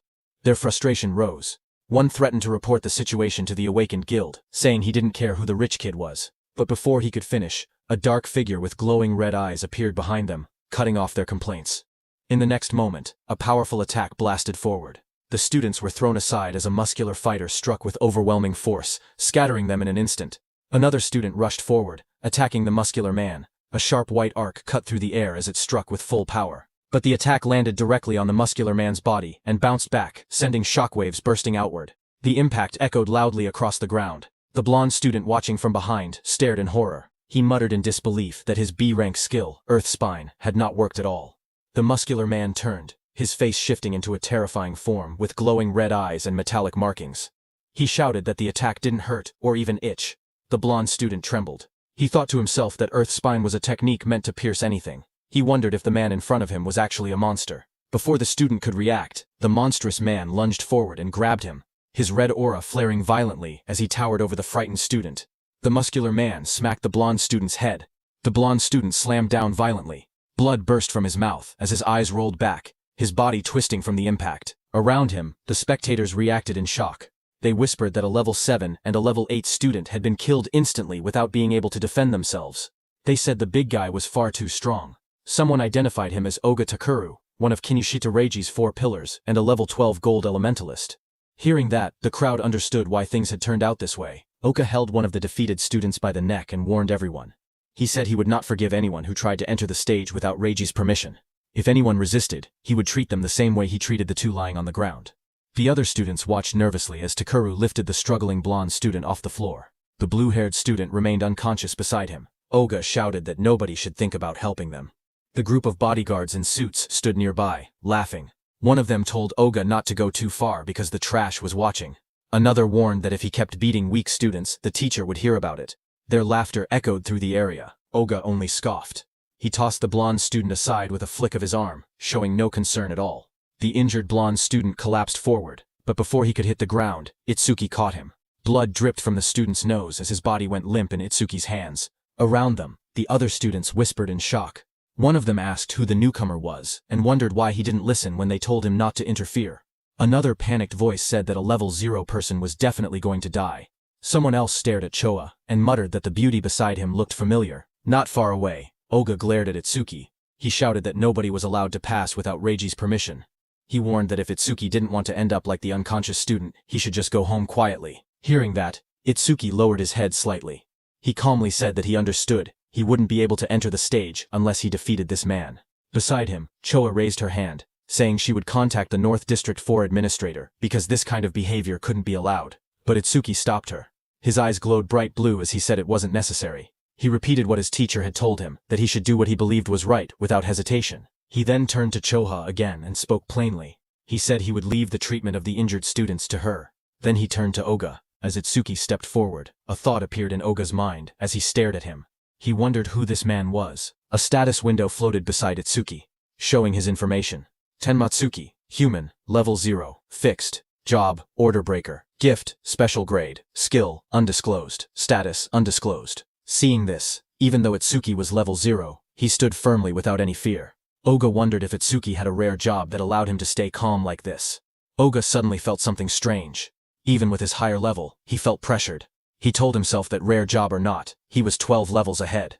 The stat difference shouldn't be something Itsuki could bridge. Another window appeared beside Oga, showing his status. Oga Takeru, human level 12, job, elementalist, gift grade 2. After metallization, defense plus 50% in stationary state, skill, metallization, status, attack, 110, agility, 100, defense 250, magic 145, total 605. As Oga stared, his expression changed. His eyes widened, and in the reflection of his pupil, he suddenly saw Itsuki rushing toward him at incredible speed. In the next moment, Itsuki's fist collided with Oga's body with overwhelming force, sending a shock through the frame as the impact landed cleanly. The crowd watched in shock as two students stared ahead, sweat running down their faces. One of them exclaimed that the speed was unreal and wondered if Itsuki was really level 0. The other admitted that even though he was level 8, he wasn't sure he could keep up with that kind of movement, but as the dust settled, it was revealed that Itsuki's fist had struck Oga's metal head, sending steam rising from the impact. Oga had blocked the blow with his metallization skill, his face hidden behind the shining metal layer. Seeing this, Itsuki pulled back slightly, his eyes narrowing as he realized the strike had been stopped. Oga then raised both hands, his arms transforming completely into polished metal. He looked down at Itsuki and commented calmly that the speed was good. Then he moved and lunged forward with overwhelming force, shouting that Itsuki's attack still lacked power. The floor shattered beneath him as debris exploded outward. Itsuki braced himself, analyzing the situation in silence. He thought about what it would take to successfully land a surprise attack on an enemy above level 10. As his body blurred into motion again, he concluded that he needed to further increase his agility using Thunderbreaker. Just then, a system window appeared. The display showed Tenma Itsuki's status. It listed him as a human at level 0, with a fixed job called Order Breaker. Nirvana Gift, a special grade ability. His Nirvana skills were shown. Overmimesis, Zoo Rank, Thunderbreaker, Level Library Run. Blackwall Level Library 2, On Lotus Burst Level Library 2. All of his stats, attack, agility, defense and magic, were listed as 250, totaling 1000. Then another screen appeared. It detected a C-rank skill, metallization. At the same moment, Overmimesis activated and began analysis. The progress bar rose to 1%. Itsuki crouched on the ground, watching his opponent. He wondered if the threat level was high enough for Overmimesis to activate. He decided he needed to get serious. A new screen showed the analysis increasing to 5%. Itsuki observed Oga's metal-covered body in front of him and thought that normal attacks couldn't break through the metallized areas. He concluded he would have to aim for the parts that were still flesh. His foot slid across the ground as he accelerated. But Oga looked at him and laughed, calling him a weakling with no power or speed as he raised his shining hardened arms to counter. Itsuki tightened his gaze as he thought to himself that his opponent had let his guard down, believing that the speed Itsuki had shown earlier was his maximum. His expression remained calm and focused, a faint glow of blue lightning beginning to trace along his body. Lightning wrapped around him as he prepared to accelerate. He readied his fist, and in that moment he decided to increase his speed using Thunderbreaker. Across from him, Oga widened his eyes in shock when he saw the lightning erupt. He shouted in disbelief, wondering how Itsuki possessed the lightning element. Before he could react, Itsuki surged forward, lightning crackling violently around him. Itsuki declared that he wouldn't give him time to metallize. Itsuki continuously attacked Oga. Dozens of blue screens appeared around them, showing percentages climbing, 25%, 59%, 66%, tracking the rapid progress of the attack. Spectators from the side watched in shock. One man asked why Itsuki could use skills from another job. Another said the speed was too fast for his eyes to follow. Someone else muttered that the level 0 boy might actually defeat Oga. Oga himself struggled to react. Sweat ran down his face as he realized he had no time to metalize. He gritted his teeth, questioning how a level 0 could move so fast. Desperation grew inside him as he admitted that, at this rate, he would lose. Electricity wrapped around his entire body, trapping him. He couldn't even scream. Panic overtook him as he shouted in his thoughts for the others to stop watching and help him. As the lightning surged around him, Oga clenched his teeth. His expression twisted in desperation, and he thought to himself that he had no choice left. He would have to try that technique. With a loud shout, he suddenly tore off his shirt and released a burst of power. Waves of force exploded from his body as he activated his ultimate skill. Before Itsuki, Oga's entire body turned metallic from head to toe. Itsuki stared in shock, realizing that his opponent had managed to metalize his entire body at once. A system window flickered beside him, showing C-rank skill, metallization, analysis progress 88%. Oga glared down at Itsuki with glowing eyes. He said he was grateful he had never managed to metalize his entire body before, but Itsuki had pushed him enough to finally achieve it. He explained that metallized areas increased his defense by 50%, and his personal gift added another 50% whenever he remained still. With both effects combined, his current defense exceeded 500. His face twisted into a cruel grin as he looked at Itsuki. He said that he had originally planned to cut Itsuki in half, but as thanks for helping him complete his new skill, he would at least allow Itsuki to die easily. Watching from the sidelines, the other trainees were stunned. One of them exclaimed that a defense over 500 at level 12 was impossible to break. Another admitted that they had thought the level 0 newcomer would win, but the opponent was too much of a monster. Suddenly, a glowing blue aura wrapped around Itsuki. He looked ahead with calm eyes, and said that if his guess was right, a full-body metal transformation required a large amount of magic. The screen beside him showed the analysis reaching 98%. Itsuki continued, saying that if Oga had used most of his stat points on defense, then his magic shouldn't be very high. The percentage rose again, reaching 99%.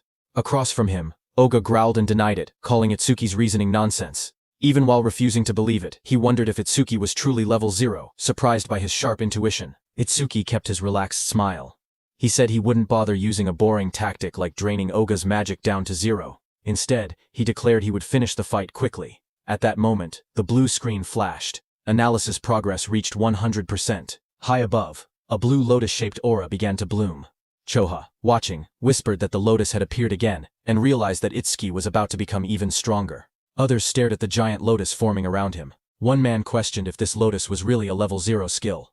Another wondered how Itsuki planned to defeat Oga since it didn't look like an offensive technique. A notification window appeared. The analysis of the metallization skill was complete, and a new skill called Clear Orb had been acquired. Another window described the skill, Clear Orb Level 1, Active Effect. It shoots a perfect sphere along a fixed path. The sphere travels at 1 meter per second and pierces through every enemy in its path while ignoring all defense. Passive Effect. Every time an enemy with higher defense than the user is defeated with Clear Orb. Seeing that this new skill had defense ignored, Itsuki thought that if he hit with this, he could definitely deal damage. But the problem was flight speed. At 1 men-ss, even ordinary people could dodge it, so timing was crucial. But then Itsuki thought that against that sandbag Oga, who wouldn't even move, he didn't even need to think about timing. Itsuki's eyes glowed blue as he looked at Oga and declared that Oga's prized absolute defense would be thoroughly smashed to pieces. Just then, a system window appeared displaying, Clear Orb B, Lever 1, acquired. All stats plus 10, remove all debuffs and fully heal injuries. Status. Attack went from 250 to 260, agility from 250 to 260, defense from 250 to 260, magic from 250 to 260, total stats from 1000 to 1040. The blue lotus petals opened as Itsuki stood in the middle, pointing his finger at Oga. Right above his finger, a small lotus flower appeared. As the lotus spun and bloomed, Itsuki told Oga to now try to dodge this. A system window displayed that Clear Orb has been activated. The students stared at the glowing sphere and whispered among themselves. One of them said he had never seen that skill before. Another explained that this must be the Order Breaker, the job known as the most mysterious among the four. Someone questioned whether a skill released by a level 0 could break through the defense of a level 12 specialist. Another pointed out the confident look on Itsuki's face, saying that the technique must be incredible. A glowing lotus-like shape opened, revealing a small black orb. The orb floated forward, shining as colors scattered around it.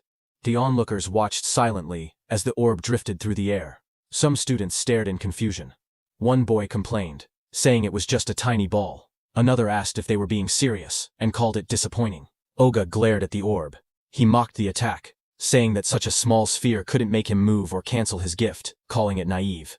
He stepped forward confidently. He asked if this was Itsuki's trump card. Then, the orb continued floating toward him. With a mocking glare, Oga shouted that Itsuki was going to die pathetically. For a moment he remained certain of his victory, until his expression suddenly shifted. His eyes widened as the orb began to sink into the side of his metal-coated body. A faint crack appeared where it touched him. A heartbeat later, a violent burst of blood exploded from the wound. Oga screamed in agony as the clear orb tore through his arm, ripping it apart in a single clean line. He collapsed to the ground, clutching the bleeding stump, shouting desperately about his arm. Itsuki walked toward him calmly. He told Oga that he had warned him to dodge. Itsuki said that because Oga was human, he had only aimed for the arm. If he had been a disaster beast, the attack would have been aimed at the neck. Itsuki then looked at Oga's men standing frozen nearby. He ordered them to stop staring and take Oga to a hospital, asking if they couldn't hear him. When no one moved, he turned back with cold eyes and repeated sharply that he was telling them to get lost. Immediately Oga was carried away by the guards, blood covering his back and dripping onto their suits. One guard looked shaken while another wiped sweat from his face. In the distance, the crowd began cheering. Choha smiled proudly as the students around her celebrated. Someone shouted that Itsuki won. Another yelled, "Well done," and others said it served Oga right. Immediately, two students rushed up to Itsuki. One asked if he wanted to team up with them, saying 3 people could clear the mission quickly. The other quickly insisted he should join their team instead, explaining that with only 2 members he would get more experience points. They argued again, asking if he planned to challenge the Flaming Rock execution ground with 3 people. They warned that all the disaster beasts inside had defense equal to Oga's. One of them added that their team had a healer, who could restore his magic and let him fire the orbs endlessly. Itsuki looked ahead calmly. He thought that beasts with defense equal to Oga's were perfect. He reminded himself that Clear Orb's flight speed increased each time he defeated an enemy with higher defense. He decided he would increase the orb's speed inside that stage. The 2 boys leaned forward eagerly, asking Itsuki to let them know which team he would choose. Itsuki lowered his gaze and spoke quietly. He said he was going alone. Around him, the others reacted in shock. One person shouted in disbelief that he was challenging a level 15 advanced stage by himself. Another complained that he had become overconfident just because he defeated Oga. Those 2 students walked away. One of them admitted that Itsuki was strong, but insisted there was a limit to arrogance. The other added that they must not meet his standards, and suggested they look for someone else instead. Choha stepped forward and spoke calmly. She explained that all the disaster beasts in this place had defenses similar to Oga's. She said she understood he had a way to defeat them, but questioned whether his magic would last long enough. Itsuki turned toward her with a small, confident smile and told her not to worry, he would be fine. Hearing that, Choa's face immediately reddened. She replied sharply that she wasn't worried. She said she only asked because her father would blame her if he died. Then she turned away, saying she would go treat the injured and that he could do as he pleased. Before she left, she adjusted her glasses and added one more warning. She explained that the Stone Tribe had no intelligence, but they moved in groups. She told him to be careful about his magic consumption. Itsuki stepped toward the glowing entrance device and raised his hand. A soft beep echoed through the air as the system confirmed him. A notification projected beside the door, stating that entry for the awakened Tenma Itsuki had been approved. Once inside, Itsuki looked ahead with sharp eyes. He muttered that there were more enemies than he had expected. Right in front of him, countless stone beasts filled the rocky canyon, their bodies made of thick boulders and glowing yellow eyes. The ground cracked under their weight as they charged. Itsuki watched them and noted that the disaster beasts in this advanced stage had levels and stats far higher than before. A blue system window appeared in front of him, showing the information of a stone statue from the Stone Tribe, level 9, with its gift converting all magic power into defense. As one of the stone beasts rushed toward him, Itsuki held out his glowing purple orb. He spoke calmly, saying he would test whether these enemies met the clear orb's passive conditions. The purple aura around the orb burst outward as he activated it. The clear orb shone brightly, its power swirling in layers of violet and blue light. The stone beast charged forward, its massive body bursting through the dust as Itsuki raised his hand. The purple orb floated above his palm, swirling with bright light as he aimed it at the incoming monster. The orb shot out instantly, tearing straight through the beast's rocky body. A large hole opened behind it, and Itsuki stepped through the fading purple glow as the system window appeared. The screen displayed the message, "Stone Statue, Level 9 defeated." Another line followed, "Clear orb, flight speed increased by 100%. Itsuki watched the notification and nodded. He thought to himself that it was exactly as he expected. More stone beasts roared as they appeared in front of him. their yellow eyes shining from within the broken cliffside. Itsuki stood calmly among them, the purple light reflecting across his silhouette. Lightning began crackling around Itsuki's body, and his eyes glowed red. He looked ahead and said that these slow beasts with poor evasion were perfect prey for the clear orb. System windows continued to appear one after another. Stone statue, level 9 defeated. Clear orb flight speed increased by 100%. Pieces of broken stone scattered across the ground as the notifications filled the air. The glowing status window floated above Itsuki, showing magic 1 Tensel, 160 remaining. He stood on top of a mountain of shattered stone beasts. Looking down at the battlefield, he calmly calculated the situation. Using the clear orb once consumed 50 magic points, which meant he only had 2 uses left. Ahead of him, the ground trembled as 2 massive stone beasts charged straight toward him. He noted that the remaining enemies were 3, including a boss that still hadn't revealed itself. Seeing the 2 stone monsters rushing in at full force, he understood what he had to do. He thought that he needed to defeat 2 enemies at once with a single orb. Itsuki lowered his stance and gathered the purple energy swirling from the clear orb. With a powerful jump, Itsuki left the ground and shot upward. Then the beasts crashed with explosive force, shattering the rocky ground. As dust and stone fragments blasted outward, Itsuki leapt forward. "Now," he said, moving straight through the debris. His eye glowed blood red as he pushed through the shockwave. A fierce grin formed on his face. "Take this," he shouted, preparing the next strike. The purple orb shot downward with blinding speed, its light stretching across the sky as Itsuki hung in the air above it. Immediately, glowing system windows appeared one after another, displaying Stone Statue, Lever 9, defeated. Clear orb flight speed increased by 100%. After the impact, Itsuki collapsed on the ground, panting heavily. Sweat dripped down his face as he lay flat on the rocky floor. He muttered that the exhaustion he felt right before his magic ran out was rough. He hoped he would someday get a magic recovery skill. He slowly sat up and looked at the glowing screen in front of him. He said that with the orb now flying at 5 meters per second, he could catch up to running enemies. The system window displayed the details of the skill. Clear orb. Level 1. Active effect. Fires a perfect sphere with a fixed trajectory. The sphere flies at 5 meters and penetrates all enemies in its path, ignoring defense. Passive effect. Each time an enemy with higher defense than yourself is defeated with clear orb. Flight speed plus 100%. Current flight speed increase 500%. While he was checking the details, suddenly the ground shook, and a massive stone arm dropped toward him with a loud crash. Itsuki looked up in surprise as the enormous mass slammed into the earth, sending dust and rock exploding in every direction. A massive stone giant charged forward, its rocky body trembling with each step as dust exploded around it. A system window appeared, detecting a B-rank skill and revealing the monster's details. Giant Stone Man 28, level 15. Stone Tribe, grade 2. Gift converts all magic power into defense. Attack 239, agility 60, defense 478, magic 0, total 777. Itsuki looked up at the towering creature and gasped that it was huge. Lightning wrapped around his body as another window announced. Thunderbreaker activated. Agility plus 50%. Crackling with blue electricity, he sprinted toward the giant. As he dashed below the monster's massive frame, he wondered if he could defeat it with a single clear orb hit. He looked up at the stone giant's head, and thought that maybe aiming for the head would work. Lightning trailed behind him as he climbed the monster's rocky body. He spotted a moment of opportunity and shot a clear orb at the monster's head. However, Itsuki soon realized something troubling. He told himself the orb was too small, and even if it penetrated, it wouldn't deal much damage. The massive stone giant swung its enormous arm, and the impact sent wind blasting through the air. Itsuki leaped upward, light and energy swirling around him as he tried to avoid the attack. His eyes widened when he realized he was stuck in the air. He clenched his teeth and thought that this was bad. He couldn't dodge while mid-air. A system window appeared as dark spikes wrapped around his arm. Black wall activated just as the giant's blow landed. Itsuki smashed into the rocks with a violent explosion, kicking up dust and debris across the rocky ground. When the dust settled, Itsuki was wedged into a stone wall, breathing heavily. He muttered that this big guy was tougher than he expected. Another system window flickered in front of him. A B-rank skill, Gigantification, was detected. Overmimesis activated and began progressing at 1%.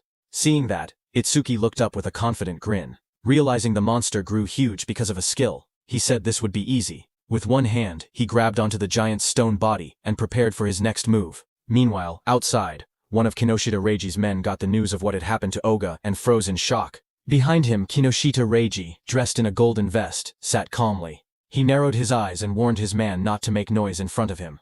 The suit-wearing man bowed his head and apologized, saying it was just so unexpected. Kinoshita asked him what had happened. The man reported urgently that someone had defeated Oga and forced their way into the stage. Hearing that, Kinoshita clenched his teeth and broke the wineglass in his hand. He questioned what Oga was even doing. He reminded himself that Oga always bragged that no one below level 30 could break through his defense. He wondered if a level 30 or higher awakened had shown up. But his man quickly explained that with the recent surge in descending monuments, all awakened above level 30 were busy dealing with them and shouldn't have time to come here. He added that challengers at the Flaming Rock execution ground were mostly level 10 rookies. Hearing that, Kinoshita shouted that there was no way a level 10 could beat Oga. His guard behind him looked down with a serious expression and said that if he was given some time, he would gather detailed information. Kinoshita adjusted his vest and tie and said that gathering information was unnecessary. Even if the opponent was level 30, he himself was already here. He mentioned that the Flaming Rock execution ground was known for its stubborn disaster beasts that slowed down challengers. He added that if they headed there now, they would make it in time. However, his guard said that since the opponent's identity was unknown, they should still be cautious. Hearing that, Kinoshita's expression grew sharp. His glasses glowed as he told the guard that he had already said they were heading there now, and that he shouldn't have to repeat himself. The guard stiffened, sweating nervously, and replied with a quiet, "Yes." Kinoshita then threw his arm upward confidently, and declared that he would make them regret opposing the Kinoshita family. At the same time in the dungeon, blue energy lotus surged around Itsuki. A glowing screen appeared behind him showing 100%. Seeing that, Itsuki smirked and said that he no longer had to run around like a mouse anymore. He was standing on top of the massive stone beast, and a bright blue lotus had formed on the beast's forehead. At that moment, a system window opened in the air, announcing that the B-rank skill Gigantification had been fully analyzed. Itsuki looked at the window in surprise. He muttered that instead of gaining a new skill, something else had happened. He realized that Clear Orb had leveled up to level 2, and he checked for new effects. Another set of windows appeared, explaining the changes. Clear Orb, level 2, now fires a perfect sphere at 5 meters per second, piercing all enemies while ignoring defense. New effect. After activation, the orb's size can now be adjusted by consuming additional magic power. Passive effect. Each time an enemy with higher defense than your own is defeated using Clear Orb, flight speed increases by 200%. Itsuki stared at the window, shocked that the passive effect had risen from a 100% to 200%. More importantly, he was excited that he could now control the size of the orb with magic. Power surged around him as the blue energy lotus opened. Itsuki said he wanted to try the new ability immediately, and glowing energy surrounded his body. Another window appeared, confirming the upgrade. Clear Orb level 2 acquired. All stats plus 20. All debuffs removed. Injuries fully healed. A second window showed his new status. Attack went from 260 to 200 in. Agility from 260 to 200 in. Defense from 260 to 200 in. Itsuki then jumped above the massive stone beast, and a massive dark glowing flower appeared beside him, pulsing with power. He thought to himself that it was consuming all his magic to create the maximum orb it could produce right now. The stone beast glared up at him with bright yellow eyes as cracks of energy spread across its body. Itsuki shouted, telling the stone beast to take the biggest clear orb. The giant flower opened like petals, and released a powerful clear orb.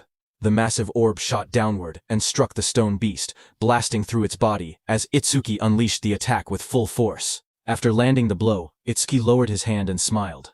He joked to himself, asking if he had pushed it a bit too far. A small window beside him showed that his magic had dropped to 0 out of 280. As the stone man was destroyed, a system window appeared, announcing that the giant stone man, level 15, had been defeated, and the clear orb's flight speed had increased by 200%. Amid the collapsing stone debris, Itsuki looked at the destruction around him. He realized that the orb he created by consuming all his magic had grown this huge. He examined its power calmly. The orb's flight speed had reached 7 meters per second. He thought to himself that if he cleared this stage 2 more times, it would become as fast as a car. Just then, a new system panel displayed the skill information. Clear Orb level 2. Active effect. Fires a perfect sphere on a fixed path. The sphere travels at 7 methlums and penetrates all enemies, ignoring their defense. After activation, the orb's size can be adjusted by spending more magic. Passive effect. Each time he defeats an enemy with higher defense than his own using Clear Orb, the orb's flight speed increases by plus 200%. The current total increase had reached 700%. Itsuki held a glowing green crystal in his hand while reading the information. He admitted that he had ignored passive effects until now, but now saw how useful they actually were. Dust settled around him as he walked forward. He then thought about another passive skill. Lotus Burst's passive expanded the range of all skills. That meant Clear Orb's range should also increase along with it. He then checked Lotus Burst's passive effect. Each time Lotus Burst defeats a living creature of level 1 or higher, the range of all skills increases by plus 1%. Seeing this, Itsuki smiled slightly as he looked at the system panel floating beside him. Itsuki imagined and thought to himself that if he kept increasing Lotus Burst's passive effect, he could eventually defeat disaster beasts from thousands or even tens of thousands of meters away. Then, outside, a bright green display screen lit up. It showed the result of the challenge. The challenge was successful. The stage level was 15. The challenger was Tenma Itsuki. The time used was 3 minutes and 1 second. The stage clear record was updated. Seeing that, the crowded group reacted immediately. One man shouted in disbelief, saying that 3 minutes and 1 second was impossible. Another said that even a 5-person party needed more than 10 minutes. Someone else wondered if Itsuki had defeated all the disaster beasts in a single hit. Another person pointed out that he had even broken Tuajin's 3-minute 19-second record, and asked what kind of monster he was. They all turned as someone announced that he was coming out. More voices followed. One person questioned why he was still level 0, and wondered if the clear notification was a bug. They looked at him and said he wasn't even injured, only a little dirty, so they didn't believe he had cleared it at all. Choa, in armor, stepped forward with a smile as a green butterfly flew around her. She was happy that he had cleared the stage unscathed again. And he had broken Jin's record again. She admitted that he always managed to surprise her. Choa then adjusted her glasses and, with a restrained tone, admitted that the challenge had ended unexpectedly quickly. Itsuki answered casually. He said the disaster beasts inside were weak against defense, so he had taken them down easily. The glowing butterfly hovered in front of Itsuki. He looked at it with surprise and asked what it was. Choha explained calmly. She said that her job was a Shikigami user, and the glowing butterfly was her Shikigami. Itsuki watched the butterfly flutter near his hand. He softly repeated its name, Tamacho, and admitted that this was his first time seeing a Shikigami. To him, it looked beautiful. Curious, he asked Choha what kinds of awakened jobs existed. His question startled her, and she asked why he didn't know something so basic. She then began explaining. Jobs, she said, were divided into 4 major types. According to her, he should have already encountered 3 of them by now. She raised her hand and continued her explanation. The first type she mentioned was Elementalist. Elementalists controlled 7 elements: fire, water, wood, metal, earth, wind, and lightning. She said Elementalists had the largest population among awakened jobs and also possessed the highest minimum combat capability. She then explained that his classmate who used electricity attacks and also the Oga muscular, iron-skinned man from earlier, belonged to that same type. She then introduced the second type, Shikigami user. She explained that Shikigami users could summon Shikigami that obeyed only their master. A blue system window appeared beside the butterfly, displaying that it was Tamachu, Leave rank, level 15, ITS skill is undisclosed, status is undisclosed. Choha continued explaining that a Shikigami stayed with its master from birth. Then another system window appeared showing her own status. Izumi Choha, human, level 6, Jobert Shikigami user, gift grade 2, undisclosed, Shikigami undisclosed, status undisclosed. After explaining everything, she asked him if he had any questions so far. Itsuki looked at her Shikigami, and then asked why her own level was lower than her Shikigami's level. He wondered aloud if she was really a veteran awakened. His words hit Choha like arrows. She wondered to herself if Itsuki had no concept of sugarcoating things. Choha touched her forehead with a tired expression and explained that Shikigami also absorbed experience and leveled up. Because of that, they were basically always at a higher level than their master. Hearing that, Itsuki's expression darkened. Half of his face sank into shadow, and his eyes glowed coldly. He stated that in that case, when fighting a Shikigami user, it was faster to target the person themselves. Seeing that, Choa's eyes widened. She noticed the negative aura seeping out of him again and wondered what was going on with him. Itsuki then looked at her calmly and asked what else there was, pointing out that she had only introduced 2 types so far. Choa straightened herself and explained that the third job was currently the most mysterious one, with the least information known about it. She pointed at Itsuki and told him that his job was Order Breaker. Itsuki listened quietly as she continued explaining. She said the reason this job was mysterious was because every Order Breaker possessed different abilities, like the Blue Lotus Flower ability he had shown earlier. She then explained that there were Order Breakers who could change the size of their bodies at will, others who could create infinite clones, and even some who could stretch their bodies freely like rubber. Next, she compared Order Breakers to regular awakened jobs. She explained that normal jobs had skills divided into 4 ranks, C, B, A, and S, while Order Breakers had only Z-rank skills, abilities that stood completely outside that ranking system. Choa said that Order Breakers were treated differently because of these rare exclusive skills. She warned that if an Order Breaker's abilities became known to their enemies, they would lose their greatest advantage. That was why her father had scolded her earlier when she tried asking about his skills. She looked at him seriously, and added that he was an irregular existence, even among Order Breakers. From what she had observed, he could already use at least 3 different skills, and 2 of those skills were normally only possible for elementalists. Hearing her words, Itsuki looked uneasy as he realized the teacher wasn't there. He thought to himself that he would be in trouble if Choha continued talking about him. Itsuki then asked her about the last job, adding that he had never seen it before. When Choha heard Itsuki asking about the last job, she kept a calm expression, and told him she would only explain it after he actually saw it. She added that this was his punishment for never telling her anything about himself. Hearing that, Itsuki let out a quiet sigh, and answered with a simple, "Fine." As she turned away, Choha reminded him that the students he saved were now safe. Then she asked what he planned to do after this. Itsuki replied that he was thinking of clearing the stage a few more times. Choha looked back at him sharply. She asked him if he really didn't know anything, explaining that stages had cooldown times. She warned him that this one had an especially long cooldown, meaning he couldn't enter again for at least 2 days. Hearing that, Itsuki's eyes widened in surprise. He wondered aloud if cooldown times really existed. He realized that this must be why Kinoshita monopolized the stages. Determined, he decided that if he couldn't raise the passive effect of his clear orb skill, then he would increase the power of his lotus burst instead. Itsuki then turned and asked Choha if there was a stage filled with disaster beasts.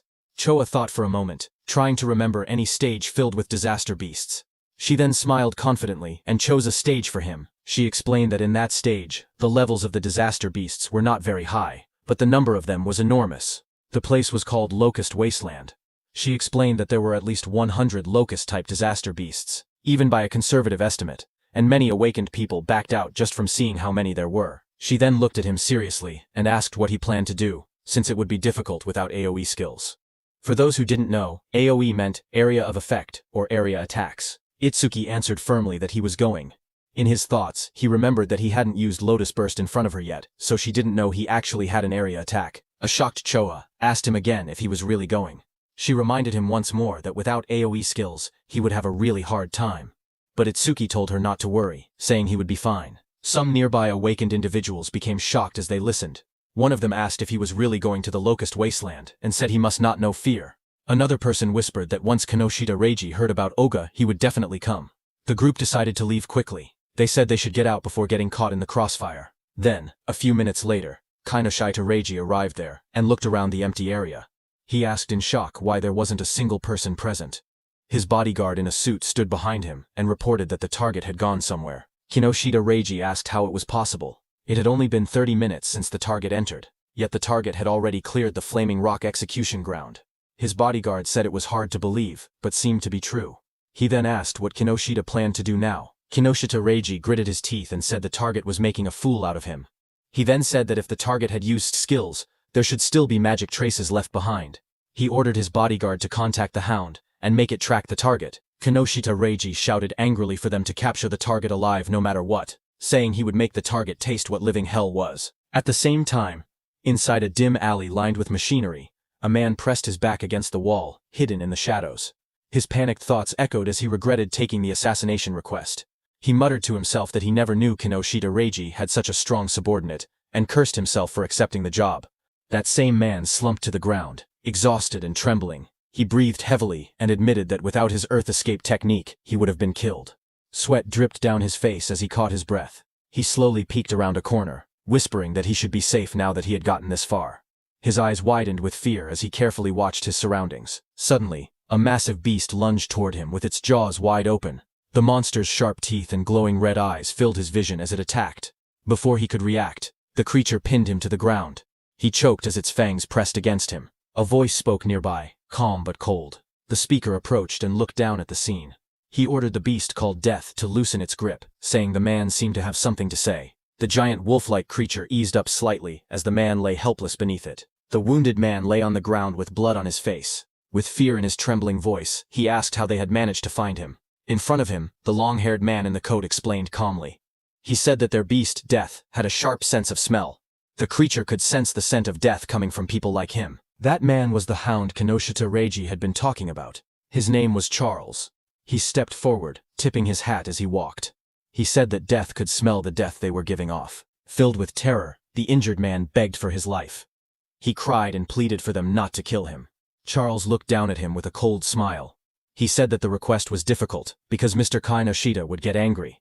He added that Death had not eaten human flesh in a long time. Then Charles' eyes glowed red. He gave a sharp command. telling Death that it was mealtime. The massive black wolf lunged forward with its jaws wide open, fangs bared as it roared fiercely. A moment later, it ate the man.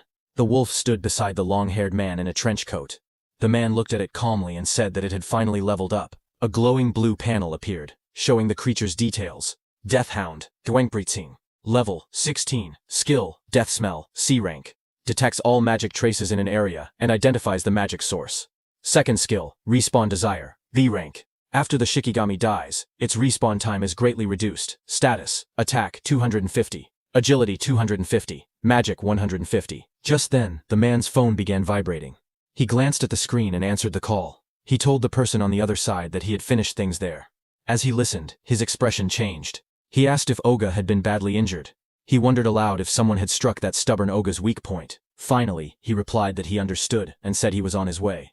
He ended the call and turned back toward the wolf. With a small gesture, he told it that a new prey had appeared and ordered it to move. Sometime later, in a bright golden field labeled as the Locust Wasteland, a dome-shaped building stood in the distance. Itsuki and Choha approached it along a narrow dirt path. Itsuki looked at the structure and asked softly, "Here?" He stared across the endless wheat fields and wondered aloud if there were really that many locusts in a place that looked so quiet and peaceful. Walking beside him, Choha explained calmly. She said that disaster beasts always chose environments that suited them when invading this world. Because of that, predicting the type of beast based on the surrounding terrain was an important skill for awakened individuals. Hearing that, Itsuki nodded. As they moved closer, he noticed there wasn't even a reception desk. Choha touched her forehead and explained that the danger level of this stage was extremely high, so high that it had already reached the point of a dismantlement resolution. Confused, Itsuki compared it to the Flaming Rock execution ground, noting that this stage was actually below level 13. He asked why such a drastic decision was made. Choha replied that in normal stages people could still escape if they couldn't win. But here, the disaster beasts were unnaturally aggressive and appeared in overwhelming numbers. As they studied the stage's environment, Choha explained the danger. She said that if an awakened person let their guard down even a little, they would quickly be surrounded by countless locusts. She continued, saying that anyone caught like that would be devoured completely, down to the marrow of their bones. Hearing all of this, Itsuki only smirked. He said that it was perfect if there were really so many disaster beasts here. His excitement made Choha stare at him in disbelief. She asked if he was in a rush to die. He calmly replied that he wasn't desperate enough to die by being eaten by bugs. Moments later, he stepped toward the entrance of the glowing stage gate. Choha watched him, noting from his attitude that he seemed confident enough. She reminded herself that he had entered this stage by his own choice, and she had already given him all the advice she could. With a quiet sigh, she accepted the situation. If something happened inside, it would be entirely his own responsibility. But Choha suddenly froze, as worry washed over her face. She wondered what she should do. She realized she had forgotten to tell Itsuki an important detail. Locusts inside the stage would continue spawning endlessly unless the boss was defeated. Panic rose as she decided she had to enter the stage and warn him herself. But suddenly she heard some noise from behind. Just as she turned, her expression stiffened. Someone had appeared behind her. She saw a tall man wearing a hat, with glowing red eyes, standing beside a giant hound. The man looked at her and spoke with a cold smile, saying he was looking for someone. On the other hand, inside the stage, Itsuki stepped across a ruined field. Dirt and trampled crops surrounded him. He looked around and muttered that it was a mess. Then he clapped his hands together lightly and smiled with confidence. He called out to the unseen swarm, telling the pests to wake up. He had come to exterminate them. A lone scarecrow stood in the middle of the dry, cracked wasteland as countless small insects flew around it. Itsuki looked at the scene and noted that the enemy's individual levels were surprisingly low. He said that since they met the requirements for Lotus Burst, there would be no problem. Information windows appeared one after another. Evil Locust 2231, from Insect Tribe, Level 1. Gift, none. Status, undisclosed. There were also some Level 2 evil locusts mixed in. Itsuki stared at the dark sky as an enormous swarm of locusts covered everything. He commented on the incredible number of enemies. But instead of being worried, he said that this worked in his favor. Flames rose around him as he formed a glowing lotus of light in his hands. He explained that the more the locusts clustered together, the less effort he needed. Once they entered the range of Lotus Burst, he said he would crush them all at once. The ground shook as a vortex of locusts formed around him. When the moment was right, he shouted a single command, "Now." A bright red explosion ignited in the air as the system message appeared, stating that Lotus Burst had been activated. Then there was a huge explosion. Right after the blast, notifications flashed one after another. Each one reported that an evil locust had been defeated by Lotus Burst, increasing all of the user's skill ranges by 1%. More messages followed, showing both level 1 and level 2 locusts being wiped out instantly. When the smoke cleared, Itsuki stood calmly in the middle of the scorched ground. Sparks drifted around him, while charred insect bodies lay scattered at his feet. Another notification floated beside him, confirming the defeat of a level 2 locust and awarding another 1% increase. New windows opened, explaining Lotus Burst's abilities. The active effect consumed magic to deal explosive damage within a 10.5-meter range, its power proportional to how much magic was spent. The passive effect stated that every time Lotus Burst killed a living creature of level 1 or higher, all skill ranges increased by 1%. Itsuki glanced at the numbers and made a small comment. He had defeated 110 enemies, which meant a 10% increase, therefore receiving 10% at once. Lotus Burst's range had now expanded to 10.5 meters, which he considered impressive. He analyzed the situation calmly.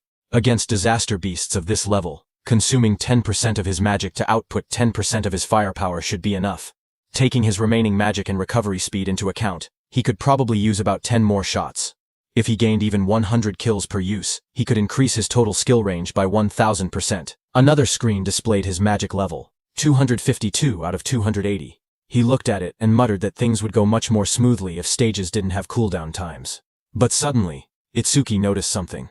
He stared at his bracelet with a confused expression. He noticed that the usual challenge success notification was missing. He muttered that something felt odd. As he frowned, a thought crossed his mind, and he wondered if the reason was something unexpected. Just then, a system window suddenly appeared. It reported that a C-rank skill called Mother's Will had been detected. It also stated that Overmimus was activated, and that the analysis progress was at 1%. Itsuki looked up sharply. He realized that one locust had survived. Dust and broken ground swirled around him as more locusts flew through the air. He turned, watching the locust swarm gather again. He questioned whether Mother's Will was the boss monster's skill. At that moment, several locusts lunged at him. He jumped back and blocked the attacks with the crystal armor covering his arms. He admitted to himself that he had let his guard down. He had truly believed there was no boss monster in this area. He narrowed his eyes, thinking aloud. He said it was good that he could still expand his skill range by using Lotus Burst again. But he also stated the bigger problem. He had no idea where the boss actually was. The glowing lotus-shaped energy expanded from Itsuki's hands as he activated his skill. His expression hardened with resolve. He declared that he would defeat all the small enemies first and force the hidden boss to reveal itself. A bright explosion erupted around him. The ground shook as countless evil locusts were blown apart by the blast. System notifications appeared one after another. Each message showed that an evil locust, either level 1 or level 2, had been defeated with Lotus Burst, and every kill increased all his skill ranges by 1%. The notifications continued stacking until the Lotus Burst total experience reached 220%. His Lotus Burst leveled up. Another message explained the updated skill. Lotus Burst LV2 now consumed magic to deal explosive damage within a 16-meter diameter, and its power increased based on how much magic was used. Itsuki looked at the smoking battlefield and murmured that the range had expanded to 16 meters, calling the new effectiveness outstanding. But even after defeating 10 small enemies, the boss still hadn't appeared. Deep underground, inside a dim nest filled with shifting shadows, many insect-like creatures began to crawl and move. Their wings rustled as more of them gathered around a glowing cluster hidden in the darkness. As the locusts crawled out of the cracked ground, a notification floated in front of Itsuki, showing the analysis progress rising to 27%. He looked ahead sharply and muttered that they had spawned again. Another screen appeared, showing his magic at 232 out of 280. He noted that he could still use Lotus Burst 9 more times. Fire erupted around his hand as he stepped forward, declaring that no matter how many times the monsters appeared, he would thoroughly deal with them. His arm swung through the flames, and he shouted that he would sweep them all away. A fiery explosion burst across the battlefield, and several notifications appeared one after another, stating that evil locusts of level 1 had been defeated with Lotus Burst, and that all skill ranges increased by 1%. More screens stacked up endlessly, showing the same message again and again. A blinding explosion tore through the ground as Lotus Burst activated again, scattering debris in every direction. Bright light flashed across the stage, and the blue notification window appeared with the same message, Lotus Burst. Another massive blast followed right after, engulfing the area in a wave of yellow flames and flying rubble. The screen repeated the skill name, Lotus Burst. A new system panel displayed the updated description of the skill. It stated that Lotus Burst LV2 consumed magic to deal explosive damage within a 54.5-meter diameter, its power tied directly to magic consumption. Below it, another panel explained the passive effect. Every time the skill defeated a creature of level 1 or higher, all skill ranges increased by plus 1%, now reaching a total of plus 990%. Itsuki ran forward through the burning battlefield, sweat rolling down his face. He glanced at the glowing screen. He said that up until now, he had wiped out large groups 9 times and expanded Lotus Burst's range by 990%, but he only had enough magic left to use it one more time. He wondered why the monsters kept appearing non-stop. His magic display dropped to 5280. He looked up as the sky darkened with swarming insects. He muttered in frustration that there was no end to them. The swarm grew thicker overhead, but even after all the destruction, he saw no trace of the stage boss. He frowned and said that there was still no sign of the boss appearing at all. He considered withdrawing temporarily from the stage and returning after the analysis finished. But even as he thought it through, the endless swarm closed in around him. Itsuki narrowed his eyes sharply as a thought erupted in his mind. He declared that behaving like that was what third-raters would do. Fire gathered in his hand, and flames wrapped around his arm. With determination burning in his expression, he stated that no matter how many disaster beasts appeared, he would defeat every single one of them. A massive explosion erupted like a lotus blooming in fire, sending shockwaves across the ground. As smoke rose around him, Itsuki steadied himself and muttered that with this attack. But before he could finish, countless more insects filled the air. Swarms surrounded him, and he realized in frustration that there were still more, and their numbers hadn't decreased at all. A glowing system screen appeared before him, showing the analysis progress at 91%. Itsuki's eyes widened as he tried to make sense of the situation. He wondered what was happening. All the disaster beasts that had appeared since the first defeat were still only level 1. Their bodies were small too, as if they had just hatched. As he connected all the dots, he realized the truth at once. The boss's ability was infinite reproduction. A massive golden insect, the queen locust, crouched in the darkness as glowing eggs shot out from its abdomen. A system window identified it. Queen locust Sumbro 379, insect tribe, level 13, gift, grade 1, lays large quantities of evil locust eggs, skill, mother's will. Itsuki looked up, sweat trailing down his face. If the queen could reproduce endlessly, then fighting the small ones meant nothing. The only way forward was to defeat the boss itself. His magic was nearly gone. But the analysis bar floated in front of him, rising steadily. 98%. He clenched his teeth as the final percentage completed. The blue sphere of the analysis pulsed outward. Analysis progress, 100%. A new message appeared. Mother's will. Analysis complete. Skill acquired. Magic detection LV1. Another window followed. Magic detection LV1. Active effect. After activation, continuously consumes magic to sense magic flow within a 100-meter diameter. Passive effect. Range expanded to 1100 meter because of Lotus Burst's passive effect. Additional passive. Each time one enemy unit is detected, the user's magic recovers by 10%. Seeing this, Itsuki's eyes widened as he read the description. A detection skill. Its effective range now stretching over 1,000 meters, and every enemy detected would restore his magic. A smile curved across his lips.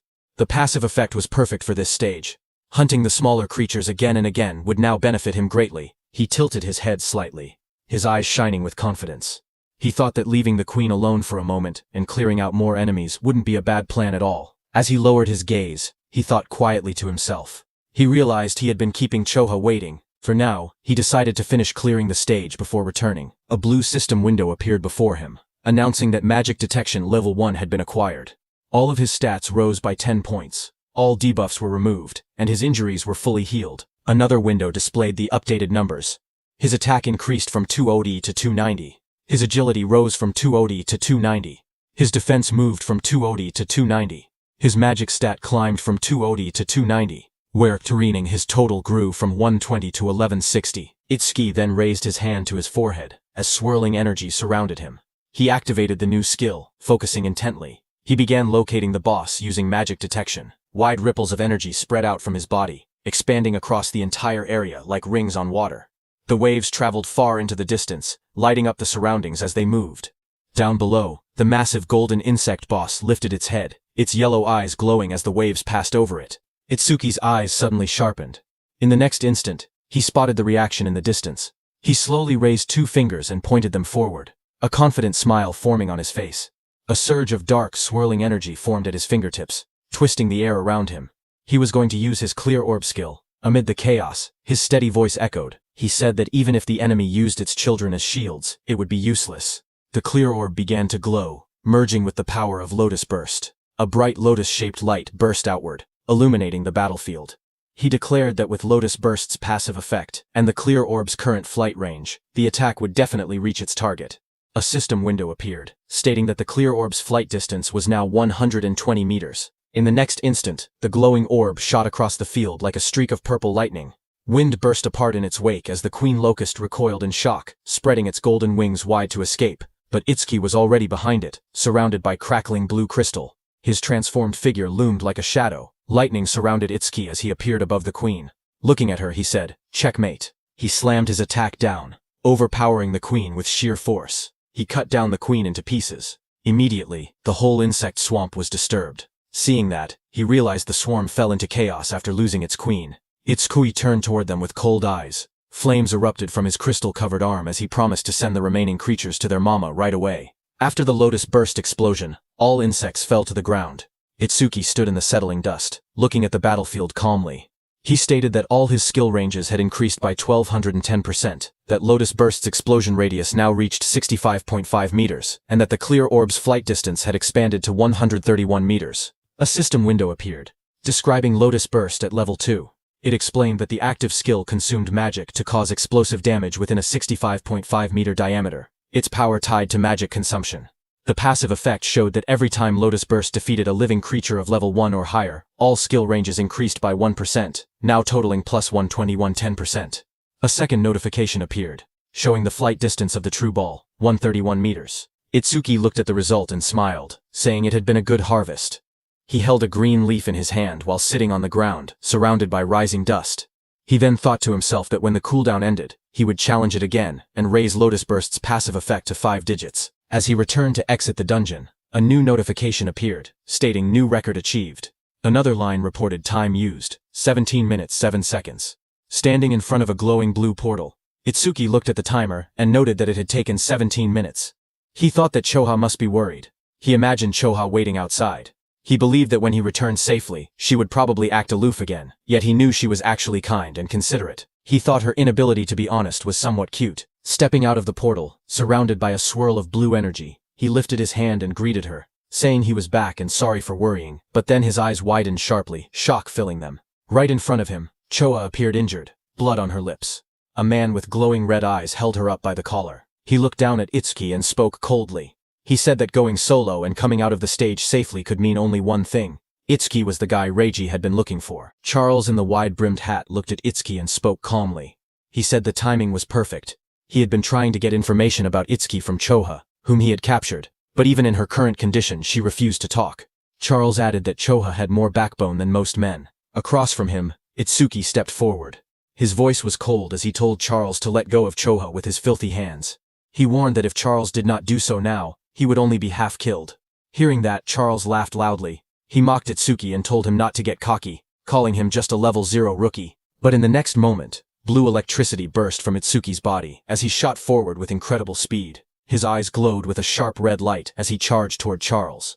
Charles flinched in fear, shouting that he was fast, then called out to Death. Before Itsuki's blow could land, Death, a giant black beast, suddenly leapt between them. Itsuki's lightning-covered punch slammed into Death instead, sending sparks and force blasting outward as Death roared. Just as Death appeared in front of Itsuki, a glowing system window appeared, announcing that a B-rank Shikigami called the Death Hound had been detected.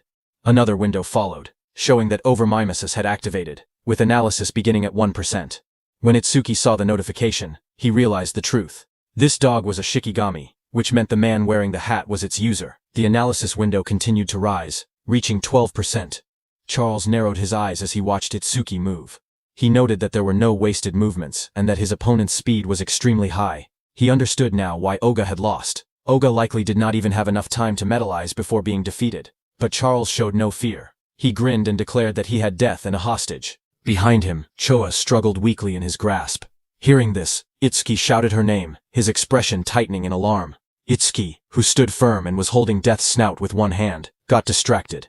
Death broke free from his grip and roared, baring its sharp teeth as it lunged. The monster's glowing red eyes locked onto him. Charles smirked as he spoke. He said that Death's bite force could crush any enemy with a defense lower than 30. At best, he said, Itsuki would get his arm bitten off. But the next second, Charles's expression suddenly froze. His eyes widened in shock as he looked ahead. In front of him, black spikes grew around Itsuki's body, blocking the beast's bite. Immediately, Itsuki used his Lotus Orb skill, aiming at Death. With a violent burst of energy, the Lotus Orb was released from Itsuki's hand, and hit Death directly in the head. It tore through Death's skull, ripping out its core and ending its life instantly. A blue window appeared, showing the analysis progress climbing. The number reached 77%. Itsuki stood calmly over the defeated hound.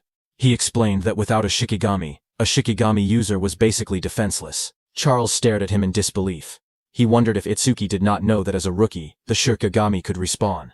On top of that, because of the B-rank skill Respawn Desire, Death's respawn time was greatly reduced. The next second, Death respawned and attacked Itsuki from behind. Charles warned Itsuki that staying careless like that would make him Death's prey. The beast charged, jaws wide open, but suddenly waves of magical detection spread out as Itsuki activated his skill, Magic Detection. Itsuki sensed Death's attack and moved with lightning speed to counter it. Well to himself that keeping Magic Detection active ever since he acquired it had been the right choice. The analysis progress climbed. 89%, 91%.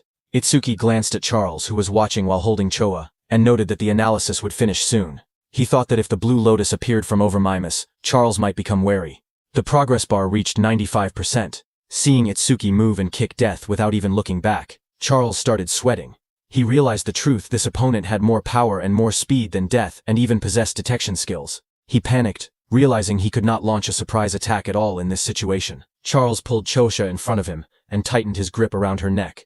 His voice trembled with panic as he warned that if Itsuki resisted any further, Chosha's life would end. Itsuki watched quietly. He wanted to finish his analysis without revealing the blue lotus, but the situation made it difficult. Just then, a bright system window appeared before him, showing analysis progress 100%. Another screen followed. Death Eater analysis complete. Shikigami Eater has been acquired. It explained the active effect. By directly touching a Shikigami, he could take ownership of the opponent's Shikigami. Itsuki looked at the result and realized he could even control whether the blue lotus appeared, because the analysis had completed without revealing it. More system messages appeared, saying Shikigami Eater, level 2 acquired. All stats increased by 20. Then a system notice explained that because Over Mimas had activated incompletely, debuff removal and full recovery had failed. Itsuki's updated status flashed. Attack, agility, defense and magic increased from 290 to 310, and his total stat points increased from 1060 to 1240. Seeing the notification, Itsuki thought to himself that skipping the blue lotus came with a price, since it lost its recovery ability. But he had already fully recovered once during the last stage. Because of that, he could still fight at almost full strength even without recovering now. Just then, Death charged forward with its jaws wide open, roaring as it rushed toward Itsuki.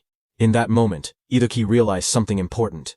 He understood that this new skill allowed him to steal other people's Shikigami. He looked down at the glowing energy gathering in his hands, calm despite the danger. He thought to himself that if that was the case, then he already knew what he should do. Blue energy burst around him as he raised his hand.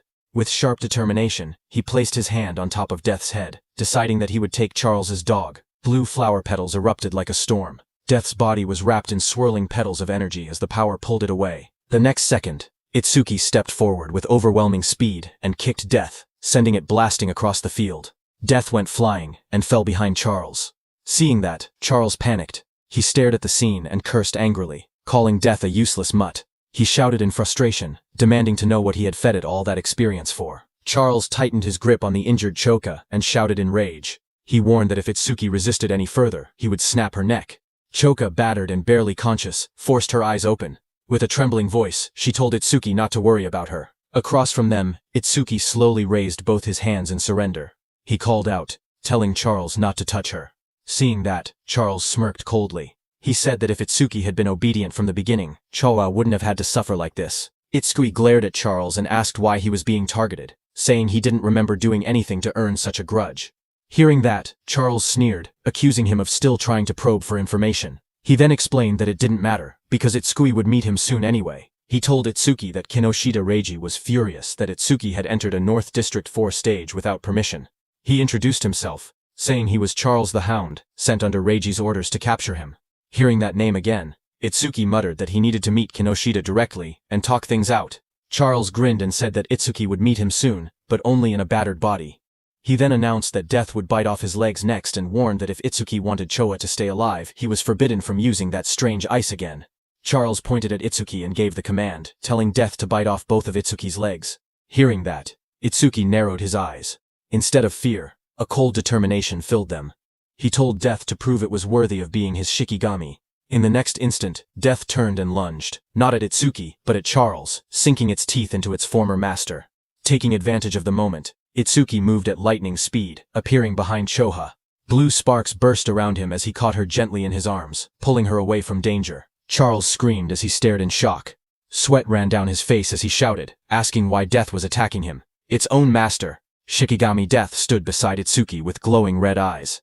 Death growled quietly as Itsuki praised it, telling it that it did well. Itsuki then held the injured Chotra in his arms. Blue energy surrounded him as he spoke coldly. He said he would return the pain Chocha suffered 10 times, no, 100 times over. He warned that Charles would regret laying hands on them, crying and wailing. Hearing that, Charles fell back, terrified. He begged for a chance to speak, claiming he had only followed Reiji's orders. His voice shook as he suggested they team up instead. He said he would lure out Reiji for him. Itsuki's eyes glowed red. He looked down at him and said that it was a good proposal. Seeing this, Charles's expression changed. A sharp grin spread across his face as he muttered that he had found an opening. He threw a blade toward Itsuki and shouted for him to die. The attack flashed forward with blinding light, but Itsuki was calm and easily dodged the blade. His eyes narrowed as he watched the attack pass by. He muttered that he alone was more than enough to kill Kinoshita Reiji. Beside him stood Death, its eyes glowing red, ready. Itsuki ordered Death to make Charles suffer the same treatment Choha had endured. Death's jaws opened wide, revealing sharp fangs as it prepared to strike. Seeing that, Charles froze in terror. Sweat dripped down his face as he begged for mercy. He insisted that his hand had slipped earlier and that he would apologize. Trembling, he pleaded for one more chance. But Itsuki didn't falter. Holding Choha in his arms, he stared coldly and told Charles that it was mealtime. Death, with glowing red eyes, rushed forward, its fangs bared as it charged at the man. Charles panicked as he stumbled back. Tears streamed down his face as he shouted, asking if Death had forgotten who its master was. He reminded Death how much he had fed it. His voice shook as he tried to speak again. But Death opened its jaws wide, revealing rows of sharp teeth as it lunged at him. Death finished off Charles. A short distance away, Itsuki stood while carrying the injured Chodua in his arms. He had sensed someone watching them. Itsuki told the hidden person that he had been watching them ever since Itsuki left the stage. Itsuki then turned and asked how long the hidden person planned to stay hidden, telling him to show himself. Hearing his words, nearby tall grass rustled as someone began to move, stepping out into the light. It was a hooded blonde young man who stepped out from the tall grass, scratching the back of his head with an awkward smile. He said softly that they had caught him. Itsuki held the injured Chofa in his arms as a dark aura spread behind him. His eyes glowed as he asked the blonde man if he was working with Charles from earlier. Startled, the blonde man waved his hands frantically and shouted that he wasn't an enemy. He begged them to listen. Itsuki glanced at him coldly and said fine. He didn't have time to deal with him. Behind them, Death continued eating Charles it had taken down. Itsuki ordered Death to follow him after finishing the meal. The blonde man watched in shock. Even a savage beast like Death obeyed Itsuki without hesitation. He thought that someone like Itsuki might actually be able to help him. He quickly approached and introduced himself as Iberia, asking for Itsuki's name. Excited, he said the fight earlier was amazing, even though there were some terrifying moments. He added that Itsuki must be the mysterious man who defeated Oga Takeru. Itsuki answered calmly. His name was Tenma Itsuki, while continuing to hold the unconscious Choga in his arms. Iberia nervously followed beside Itsuki. He smiled awkwardly and asked if Itsuki could lend him a hand. He said he would pay him, or he could give him karma stones, or even a weapon. Itsuki stayed silent, walking forward with the injured Choha. Iberia watched him leave, sweat forming on his face. He wondered why Itsuki wasn't responding. His father had once told him that anyone would happily help if given enough compensation. Now he questioned if that had been a lie. A memory surfaced. His father hammering steel in front of a blazing forge. His father explained that compensation required creativity, just like how a cup of water was more valuable than treasure in the desert. His father said that for someone seeking revenge, one must offer a blade. For someone injured, offer medicine. He said that was enough compensation for them. Back in the present, understanding flashed across Iberia's face. He clenched his fist with excitement and said he finally understood. Iberia called out from behind, reminding Itsuki that he had come on foot. He said that with an injured person it was impossible to move quickly, and that the nearest hospital was dozens of kilometers away. He warned that if Itsuki walked that slowly, the woman he was carrying would die. Iberia then reached into his bag and held up a glowing scroll. He said that he happened to have healing items. But even hearing that, Itsuki continued walking. Iberia shouted in a hurry that he could save her. Hearing this, Itsuki stopped and turned his head, asking if that was really true. Iberia explained that he couldn't fully heal her right away, but he could save her life. The two of them knelt beside the injured Choha. Itsuki asked if the healing could be done through her clothes. Iberia replied that the bandage he was using wasn't ordinary. He wrapped the glowing bandage around her. explaining that it was a rare karma tool, made from bandages worn by the Shadow Tribe, and bark taken from the Kodama tribe. Itsuki looked at Iberia and repeated the unfamiliar term, asking what a karma tool was. Iberia studied him and said that at his level he must have just become an awakened. He explained that it was no surprise Itsuki didn't know.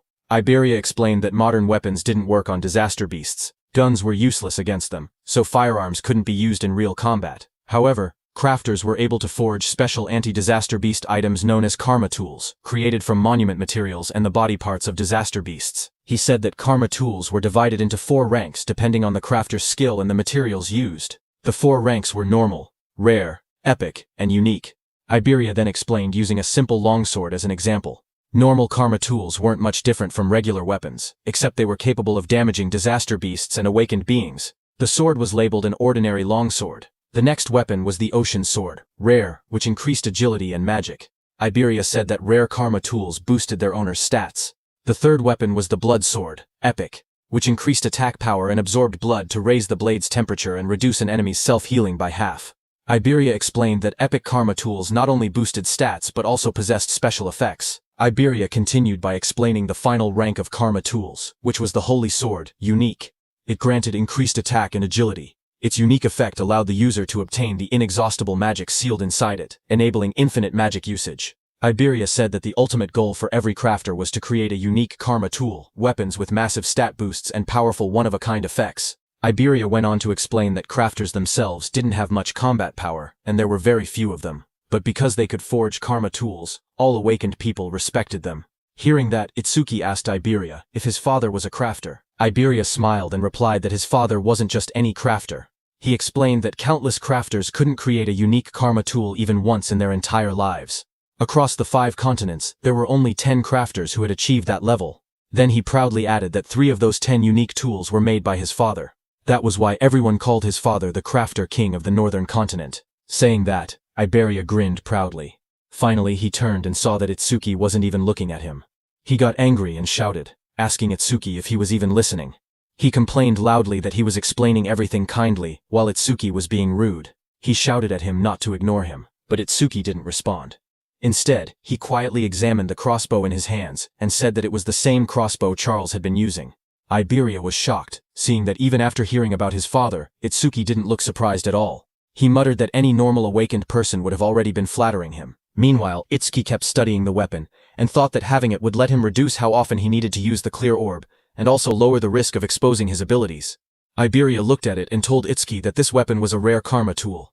Hearing that, Itsuki commented that it was unfortunate there were no arrows left. Iberia explained that projectile karma tools didn't need normal arrows. Any ordinary ammunition could be assimilated into karma tool ammunition, so there was nothing to worry about. Just then, a screen appeared showing the name Hunter's Crossbow Rare, with an agility increase of +50. Then the crossbow vanished. Itsuki looked surprised and asked why it disappeared. Iberia told him that this was another feature of karma tools. Once a karma tool linked with its owner, it would be stored away and reappear whenever the owner wished to use it. Hearing that, Itsuki said it was convenient. He thanked Iberia for the treatment, and told him to let him know if he ever needed help. He added that once he finished his own business, he needed to go find Kainoshita Reiji. Hearing that name, Iberia reacted and said he thought he had misheard earlier. He said Itsuki must be incredibly bold to go against someone like Kainoshita Reiji in North District 4. Hearing his words, Itsuki looked at him calmly and asked if he was also going to tell him to give up. Iberia told Itsuki that if his target was Kainoshita Reiji, then they were after the same person. Itsuki asked calmly if Iberia had angered Reiji as well. Iberia said it wasn't exactly like that, and explained that he wanted the 2 of them to team up for the Salvation League National Tournament preliminaries happening the day after tomorrow. Hearing about the preliminaries, Itsuki remembered Choha mentioning that only the top 10 would advance to the main tournament, and he had been grinding stages non-stop these past few days to prepare. Itsuki asked Iberia what the tournament preliminaries had to do with Kainoshita Reiji. Iberia explained that the preliminaries were divided by continents, and for the northern continent, the venue was located in North District 4. He explained that as the son of the North District 4 administrator, Reiji was determined to compete in the main tournament. His older brother was also a savior, so failing to reach the top 10 would disgrace the Kainoshita family name. Hearing that, Itsuki then understood why Reiji monopolized all stages in North District 4 to level up quickly. He looked at Iberia and asked why someone like him would want to team up with him, especially since he had been receiving help from him this whole time. Iberia raised his voice confidently, saying it was because Itsuki was strong. He believed that if they teamed up, They would definitely pass the preliminaries. Itsuki then asked why Iberia was so fixated on this year, pointing out that he was younger and had plenty of opportunities ahead. Hearing Itsuki ask that, Iberia looked tense as he clenched his fist. Then he answered softly that there was a reason. He recalled his childhood. Since he was young, he had watched his father create karma tools right in front of him. His eyes had always sparkled as he watched. Every completed karma tool looked perfect, like a piece of art. His admiration for his father kept growing. He remembered his dream. He had always wanted to become an awakened one someday. He imagined himself fighting disaster beasts, using the karma tools his father made. A month ago, he finally awakened. Excited, he begged his father for a karma tool. But his father refused, telling him it was too early. His father said that only saviors could use his karma tools. Iberia didn't give up. He kept begging. Finally, his father set a condition. If he passed this year's preliminaries, he would receive one. Iberia clenched his fist tightly. With determination in his eyes, he declared that this was why he had to win this year's preliminaries no matter what. Itsuki looked at Iberia and spoke calmly. He said that with such an amazing father, Iberia should have plenty of options. There was no need for him to team up with someone like a level 0. Iberia lowered his eyes and replied that his father had thought of that too. So before he left, his father told him to pass the preliminaries with his own skills. His father warned him that if he teamed up with strong partners using his father's name, he would not receive any karma tools.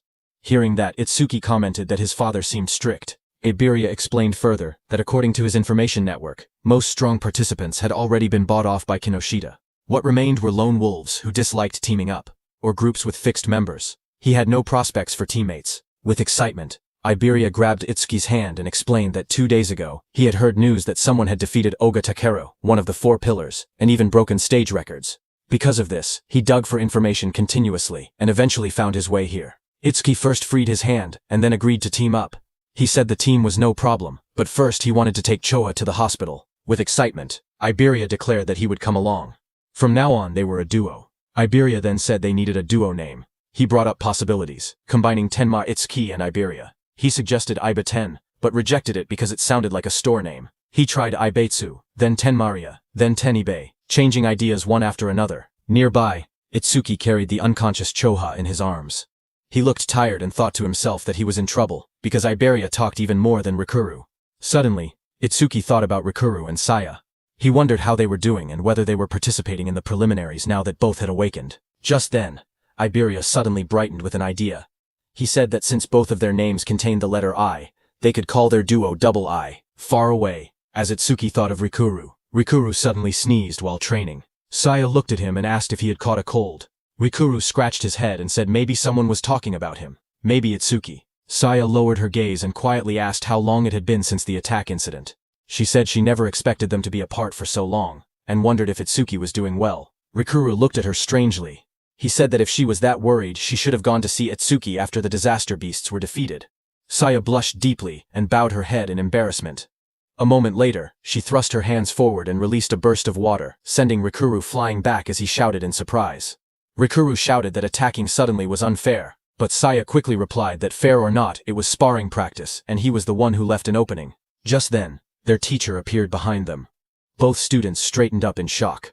Rikuru called out, "Sensei," while the teacher scolded them, reminding them that the national tournament preliminaries would start the day after tomorrow. He asked if this was really the time to fool around. Saya's eyes lit up. She said she was excited to finally fight other awakened people, because sparring only with Rikuru had become boring.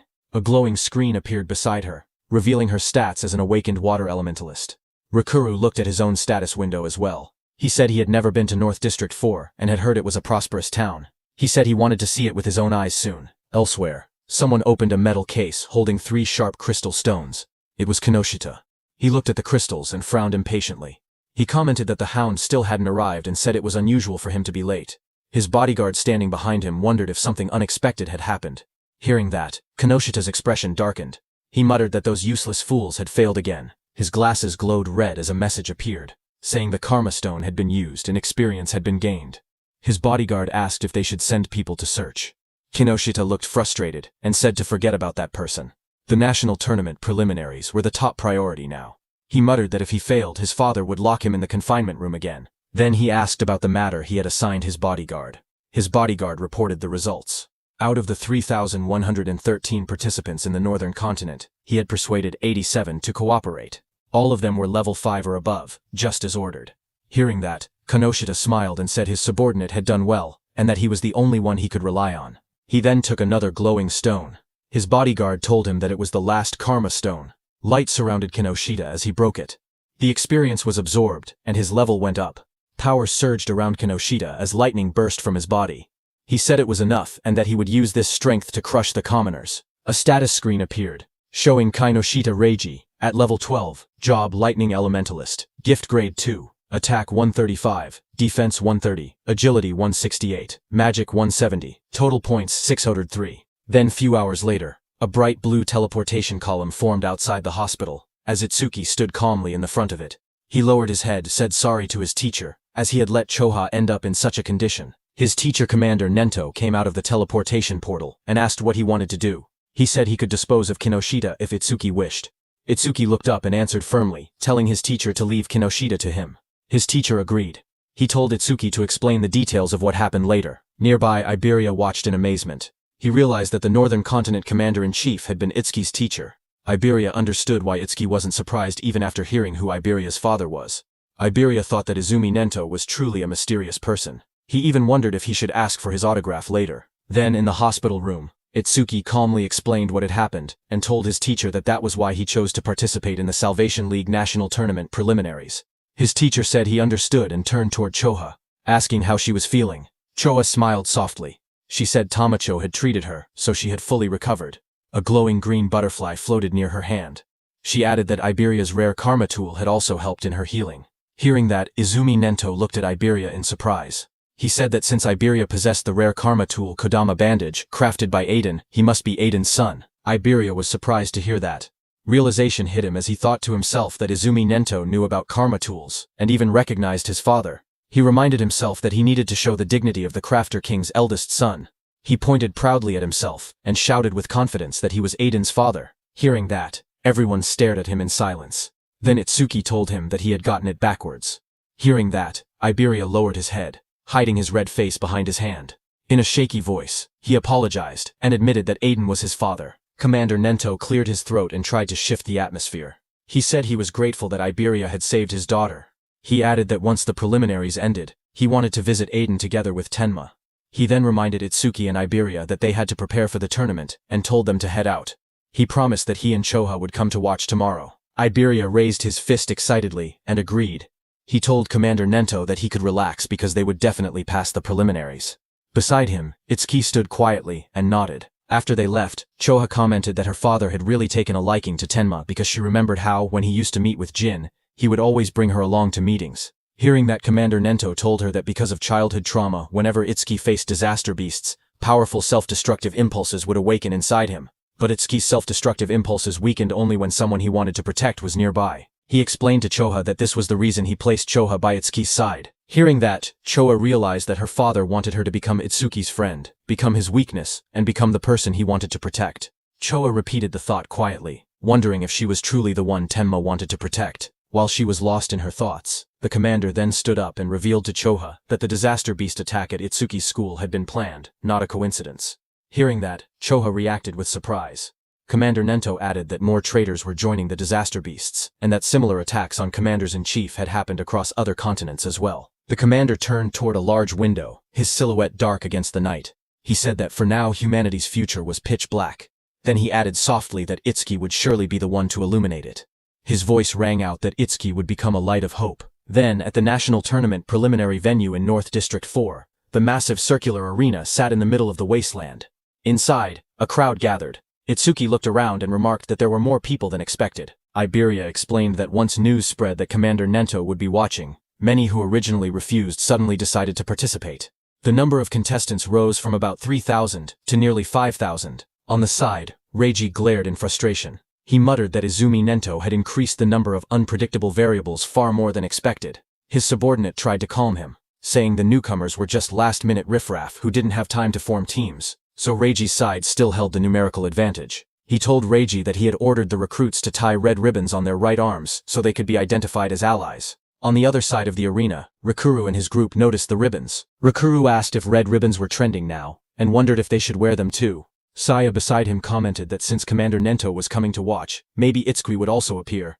Then the host of the national tournament preliminaries, Shinshihara Soryu, stepped forward and addressed the crowd. He told everyone that he would explain the rules before the preliminaries began. He said the preliminary venue was divided into two areas, an external area and an internal area.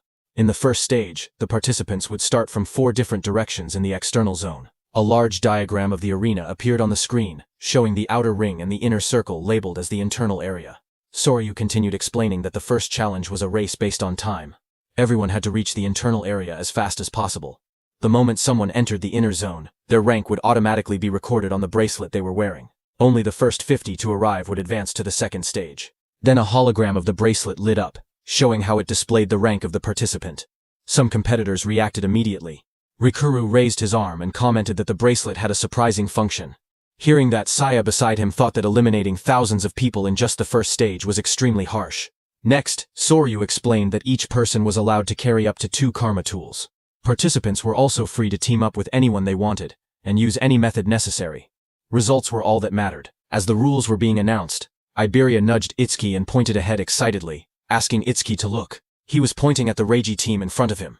As the host announced that the first stage would end with rankings and an explanation of the second stage, Iberia pointed at Kinoshita Reiji standing in the middle of a group and told Itsuki that he was Kinoshita. Meanwhile, Kinoshita ordered the people he had recruited to obstruct anyone running ahead of him. Watching from the side, Iberia guessed that the people standing near Kinoshita were the ones he had bought off.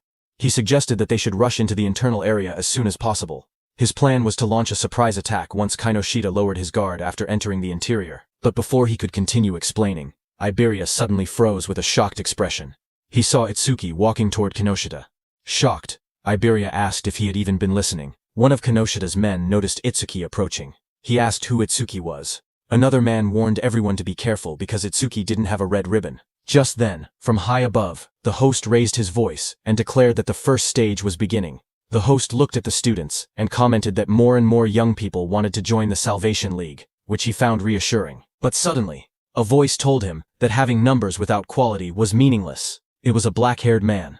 He said that in their time, there had been many participants above level 15. This black-haired man was also an instructor. A blue screen appeared, showing Haiten Akira's information, but most of it was hidden.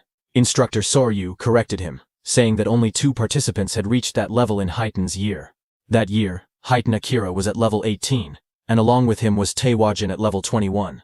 Remembering the past, Instructor Haiten commented that things were boring now without rookies like Taewa. He said he hoped someone similar existed in the current group. But Instructor Soryu shook his head and replied that geniuses like that did not appear easily.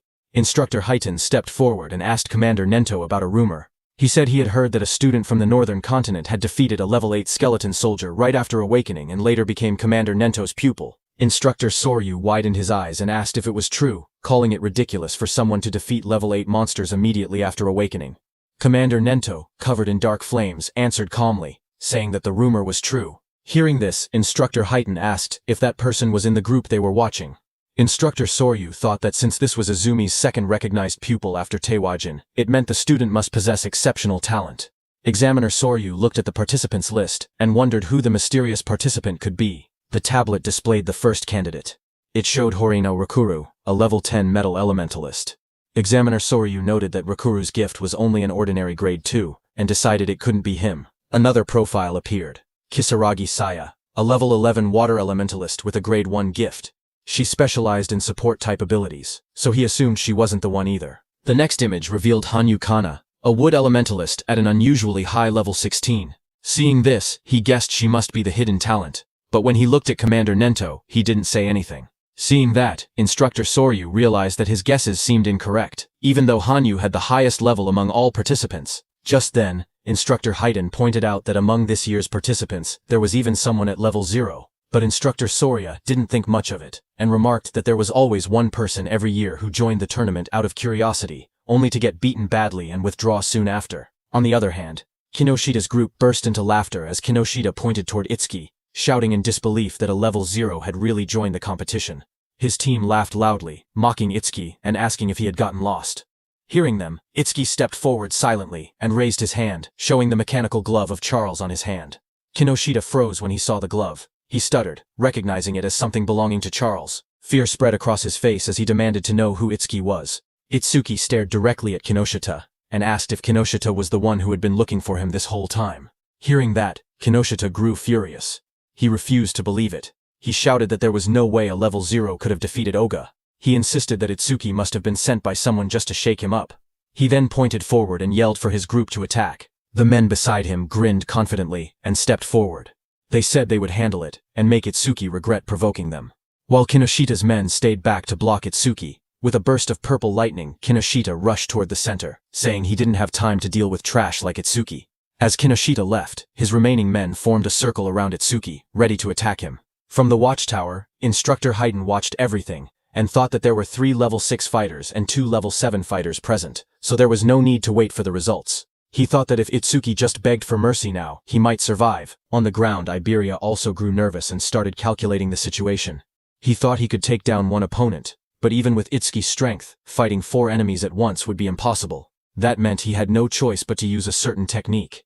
Thinking that, he stepped forward slowly while reaching toward the item at his side. Suddenly, one of Kinoshita's men, a red-haired man, smirked as he looked at Itsuki.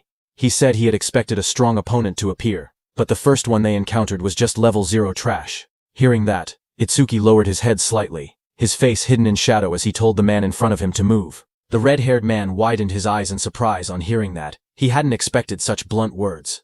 For a moment, he froze, then burst into loud laughter, throwing his head back. He mocked Itsuki's attitude, but Instructor Haydn smirked instead when he heard Itsuki. He said he liked that attitude, and offered to step in later, claiming he would save Itsuki when things got bad. Then the red-haired man leaned forward with a twisted grin. He told Itsuki to let him crack open his head and see what was inside. Itsuki didn't reply to him. Instead, the next second, Itsuki struck. His fist slammed into the red-haired man's face with overwhelming force, sending blood and broken teeth flying. As the red-haired man fell backward, screaming, Itsuki repeated in a cold voice that he had already told him to move. Instructor Haydn was shocked to see that Itsuki's opponent had been 7 levels higher than him. Yet Itsuki had defeated him instantly. He couldn't believe that Itsuki had instantly killed the red-haired man. Kinoshita's other fighters stared in shock. One man shouted that Honda was level 7 and couldn't understand how a rookie defeated him. Another tried to calm him, saying the rookie must have caught Honda off guard. Flames swirled violently in the hands of that fighter as he growled that he would burn the rookie to a crisp. A system window appeared beside him, showing that he was using the B-rank skill flamethrower at full output. A massive wave of fire shot out. Iberia, watching, gasped, saying the attack was so fast he couldn't even use his karma tool in time. The flames roared across the arena. One of Kinoshita's fighters commented that the attack was overkill for a level 0, but the fighter who threw the fire said deaths in the preliminaries were common. He added that if the rookie wanted to resent someone, he should resent himself for acting cocky at level 0. But another fighter suddenly pointed forward, shouting that something wasn't right. As the flames cleared, everyone looked toward the center of the blast. Itsuki had created a huge black ice wall. Flames danced around it. One fighter stared at the scene and yelled, asking what this was. Inside the black ice wall, Itsuki and Iberia stood unharmed. Iberia stared at the scene with wide eyes. He shouted in shock that Itsuki had blocked such a wide-range flame attack completely. To him, it was exactly what he had expected from someone that strong. Itsuki didn't react to the praise. Instead, he looked to the side and told Iberia to get away from him. A system window appeared beside him. It stated that he had blocked a B-rank fire skill using Black Wall, and his defense increased by 10%. Another window listed his updated stats. Attack 310, Agility 310, Defense 341, Magic 310. Seeing that, Itsuki noted that his defense had increased by 31. He thought to himself that he needed to confirm whether Black Wall's passive effect would activate again if he blocked the same skill more than once. From a distance, one of Kinoshita's fighters pointed at Itsuki in disbelief. He asked how Itsuki was still unscathed, and wondered if that strange ice-like shield was really his ability. He looked around in confusion, saying there wasn't even a water elementalist present, so how could Itsuki use ice skills? Itsuki then stepped forward and raised a finger. His voice was steady as he told the fire user to use that technique one more time, saying that this time he wouldn't block it. Hearing this, the fire user glared angrily at him as flames rose around his hands.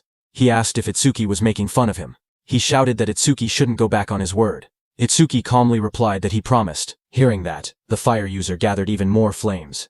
He yelled that he would finish Itsuki for sure this time using his strongest technique. A massive fiery blast formed in front of him as he used his B-rank skill flamethrower, Overheat.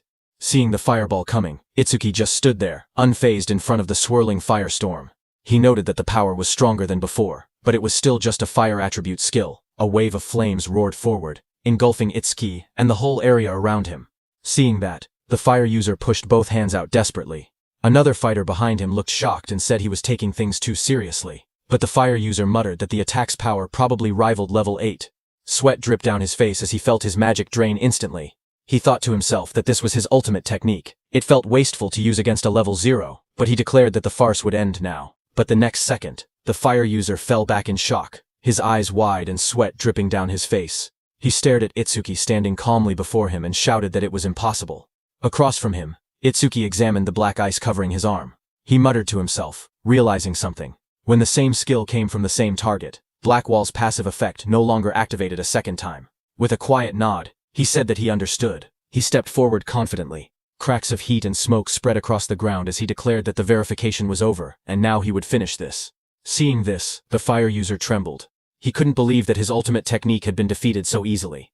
Standing beside him, another fire user clenched his burning fists and insisted that he had already figured out the weakness behind the ice skill.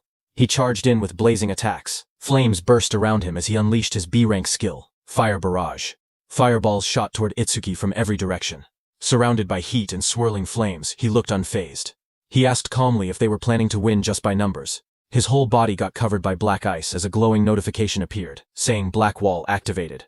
The explosion of flames erupted across the arena, shaking the ground. The large fire user shouted confidently that even if their opponent had a powerful skill, a level 0's magic capacity was meaningless.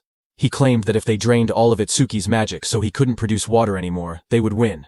As the flames roared, suddenly someone grabbed that large fire user's hand. The fire user's eyes widened in shock as he asked what was happening. He was shocked to see that Itsuki closed the distance between them instantly. Itsuki now chose to fight hand-to-hand, because he realized that even after being hit by so many fireballs, the passive effect of the Black Ice Wall skill had only activated once. That large fire user rushed forward, shouting that if speed was Itsuki's strength, then power was his. But Itsuki stared at him calmly and asked if he was truly putting his full strength into this. Itsuki told the fire user that he looked strained, so he would make it easier for him. Saying that, he pulled the fire user near, and before the fire user could do anything, Itsuki stepped in and kicked him in the face.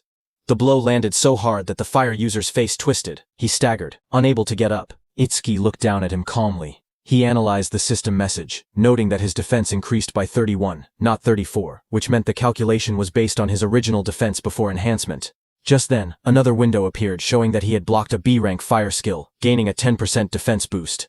His total defense now stood at 3110, with an additional 62 from Blackwall. Turning away, Itsuki noticed two lightning users standing nearby. He muttered to himself that lightning elementals were perfect targets and decided to increase Thunderbreaker's passive effect next. Seeing Itsuki, those two lightning users panicked. Watching both of their allies fall, they shouted that Itsuki's stats must be fake. One of them cried out that they should run. Itsuki glanced back with cold eyes and asked if they really thought they could escape. The two lightning fighters roared in desperation. Lightning burst around their bodies as they charged at Itsuki, yelling that this wasn't a fire attribute, and the same trick wouldn't work. Their combined skill, C-rank Silver Serpent, activated in a surge of electricity. As the lightning attack hit Itsuki, a system message appeared again, showing that Itsuki had absorbed the C-rank lightning skill with Thunderbreaker, raising his agility by 5% twice in a row. His new stats displayed. Attack increased to 310, his agility to 341, defense to 372, and his magic to 310, making his total 133 points. Instructor Heighten, watching from the control room, was shaken. He realized that Itsuki before him was defeating awakened individuals several levels higher than himself, and he was doing it as if it were nothing. On the battlefield, Itsuki stood calmly among unconscious enemies, lightning wrapping around his body. Instructor Heighten, watching him, trembled and wondered what kind of monster he was facing. Itsuki analyzed the situation. He thought about how Thunderbreaker's passive effect worked the same as Black Wall. It only increased once for the same skill coming from the same target. Nearby, Iberia checked the fallen enemies and was surprised to see that everyone had been knocked out. He admitted that he expected a difficult battle, but never imagined Itsuki would be this strong. Just then, one of the fire users who was badly injured asked from behind what ability Itsuki was using. His voice shook as he shouted, insisting that Itsuki wasn't level 0 at all. Hearing the fire user ask who they were, Iberia stepped forward with a grin. Seeing that, Itsuki realized that Iberia was going to do something. Iberia looked back as his smile widened. He proudly declared that together they were Double I, and that one day they would become the strongest duo on the northern continent. He told the fire user to remember them, but before he could finish his proud introduction, Itsuki cut him off and said they should stop talking and chase Kinoshita. Iberia flailed in frustration, shouting that what he was going to say next was the good part of his speech. From the side, the fire user whispered, double I to himself in disbelief. He muttered that it sounded lame. On the other hand, Kinoshita, who was running at full speed surrounded by crackling purple energy, noticed the commotion. He assumed that the level 0 participant was probably being beaten badly by now. But then he hesitated. He remembered the crossbow he had seen on Itsuki earlier. It had definitely belonged to Charles. He told himself that he needed to investigate later because he knew that, other than the saviors, there shouldn't be many people on the northern continent capable of capturing Charles. While he was lost in thought, something in flames passed him. It was another participant who shot into the sky. Kinoshita's eyes widened in surprise as the fiery trail blurred past his face. That brown-haired participant, moving with extreme confidence, smirked as he rushed forward. He thought to himself that he had passed another opponent with ease and had overtaken yet another one.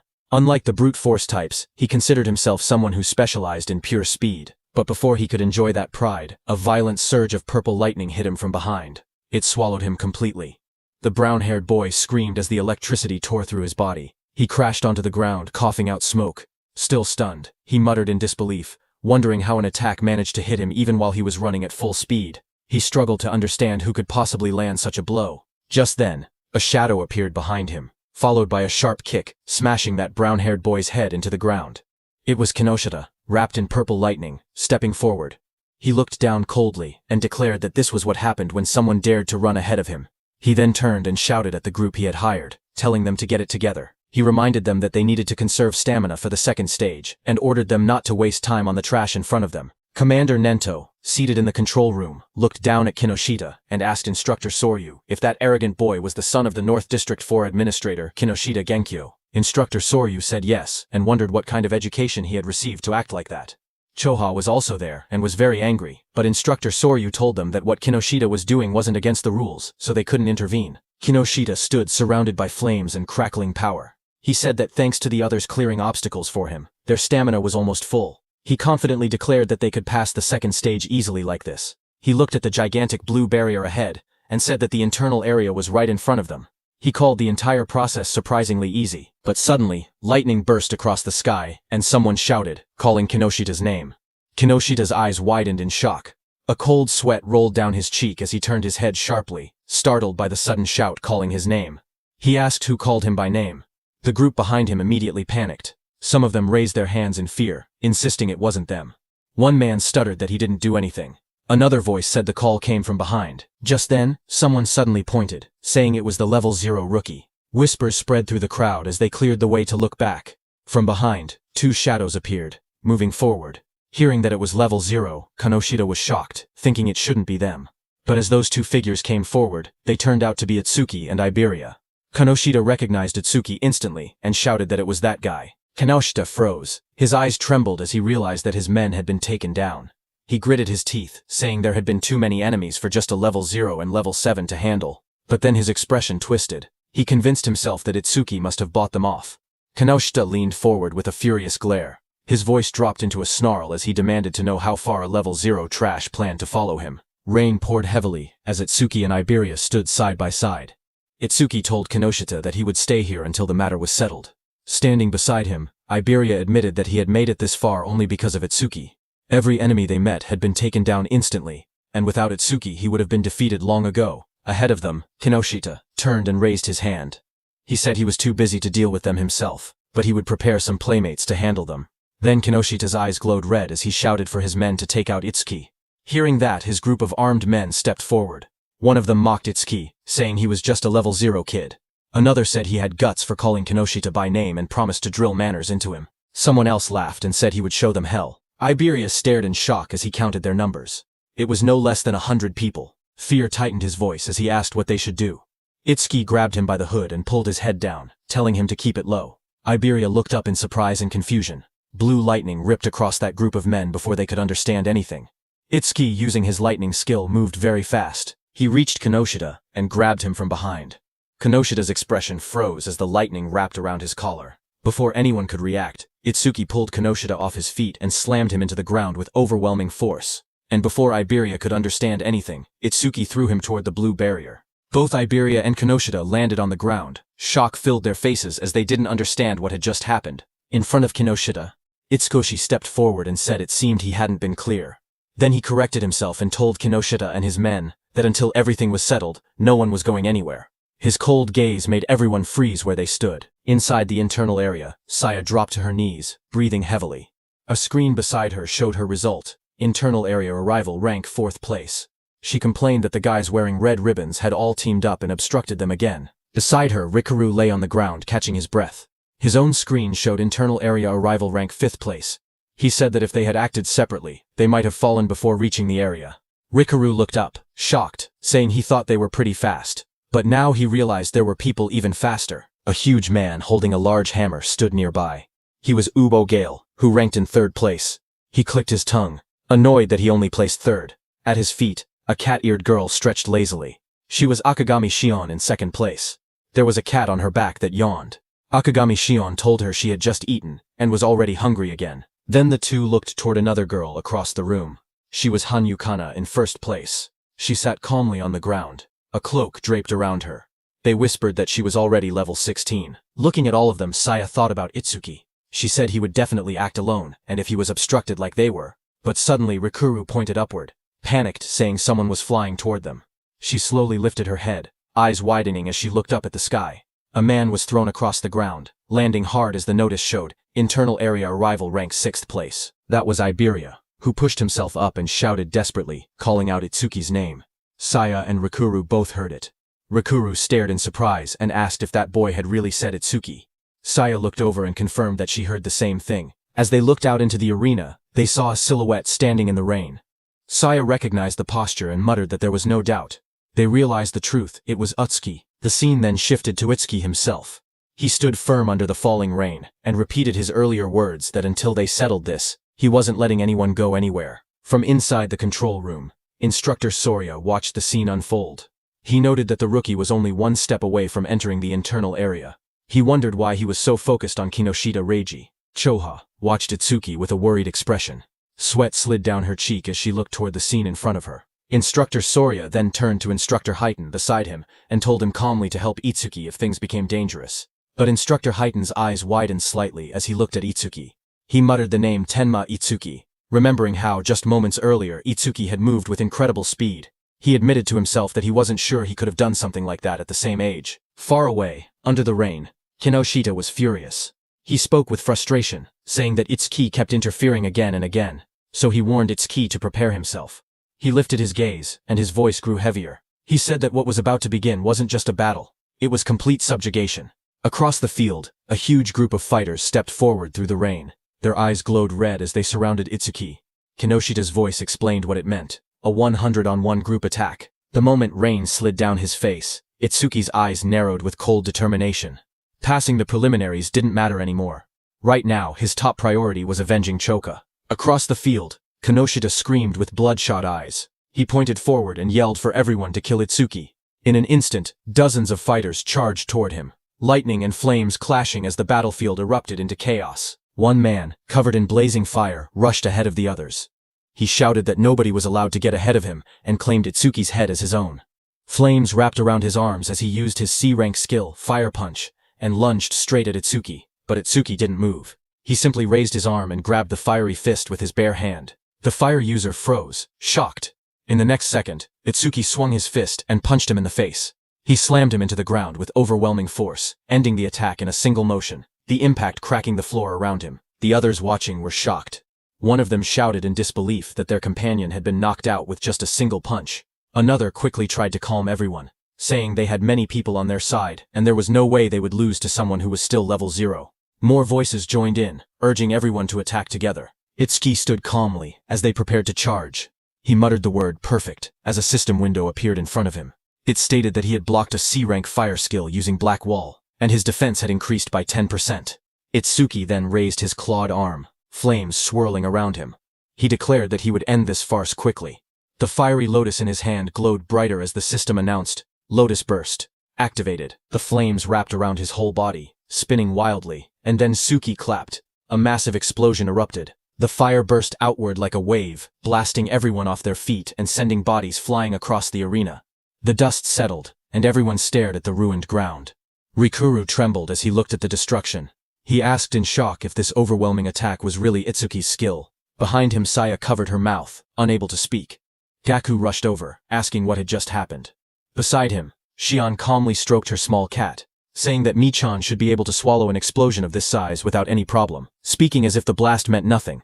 Not far away, Kana sat silently with her sword, her expression unreadable as sparks drifted through the air. From inside the control room, Instructor Soria stared at the screen in disbelief. He shouted that the explosion had been caused by a level 0. He couldn't understand how someone with such a low rank could use so much power. What shocked him even more was how Itsuki used skills that didn't belong to his job class at all. Instructor Haiten was also shocked.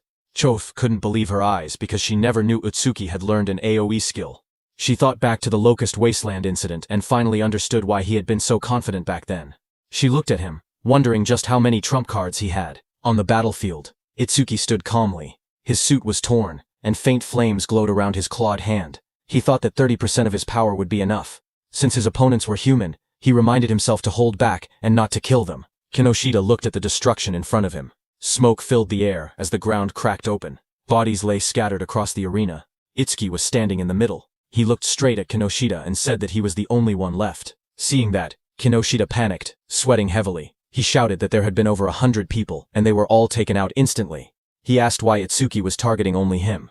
Itsuki stepped forward through the smoke. He repeated Kinoshita's words, and said that it was Kinoshita who had attacked him first and seriously injured his friend. Itsuki said, now he would return the pain she had suffered back to him. Enraged, Kinoshita released a surge of purple lightning. He called himself the young master of the prestigious Kinoshita family, saying every stage in the area was under his control. He bragged that with his family's karma stones, he could reach levels commoners would never achieve without even fighting disaster beasts. He raised his crackling hand and shouted that he and Itsuki were on completely different levels, and that he would definitely kill him. Purple lightning gathered as he unleashed his B-rank skill, Lightning Cannon, purple. But at the same moment, Itsuki's system activated. It detected the skill, and Overmimus started copying it. The analysis began at 1%. Lightning fired at Itsuki, but he dodged easily. He then moved with lightning speed and punched Kinoshita in the stomach. Kinoshita fell to the ground as shock spread across his face. He couldn't understand how a supposed level 0 could move that fast. Real fear replaced his confidence. He realized there was no way he could win. Desperate, he screamed for help, calling out to 40. A bald man with glowing red eyes suddenly charged forward into the arena to help Kinoshita. He admitted it broke the rules, but he couldn't care anymore. He had to help. Seeing him coming, Kinoshita shouted proudly that 40 was a level 35, awakened and ordered him to tear Itsuki to shreds. Watching from the control room, Commander Nento called out to Haiten. Haiten, who stood in front with a sharp grin, nodded and answered that he understood. Rain poured over the arena as Itsuki's magic detection flared. He sensed something. Someone was rushing toward him at incredible speed. His analysis window appeared again, showing analysis progress, 19%. But before Itsuki could do anything, he suddenly realized that it wasn't just one attacker. Multiple people were coming. A figure crashed down from the sky, landing on Kinoshita's bodyguard, 40, with heavy force. Dust shot up everywhere, as Itsuki stood calmly watching with sharp, focused eyes.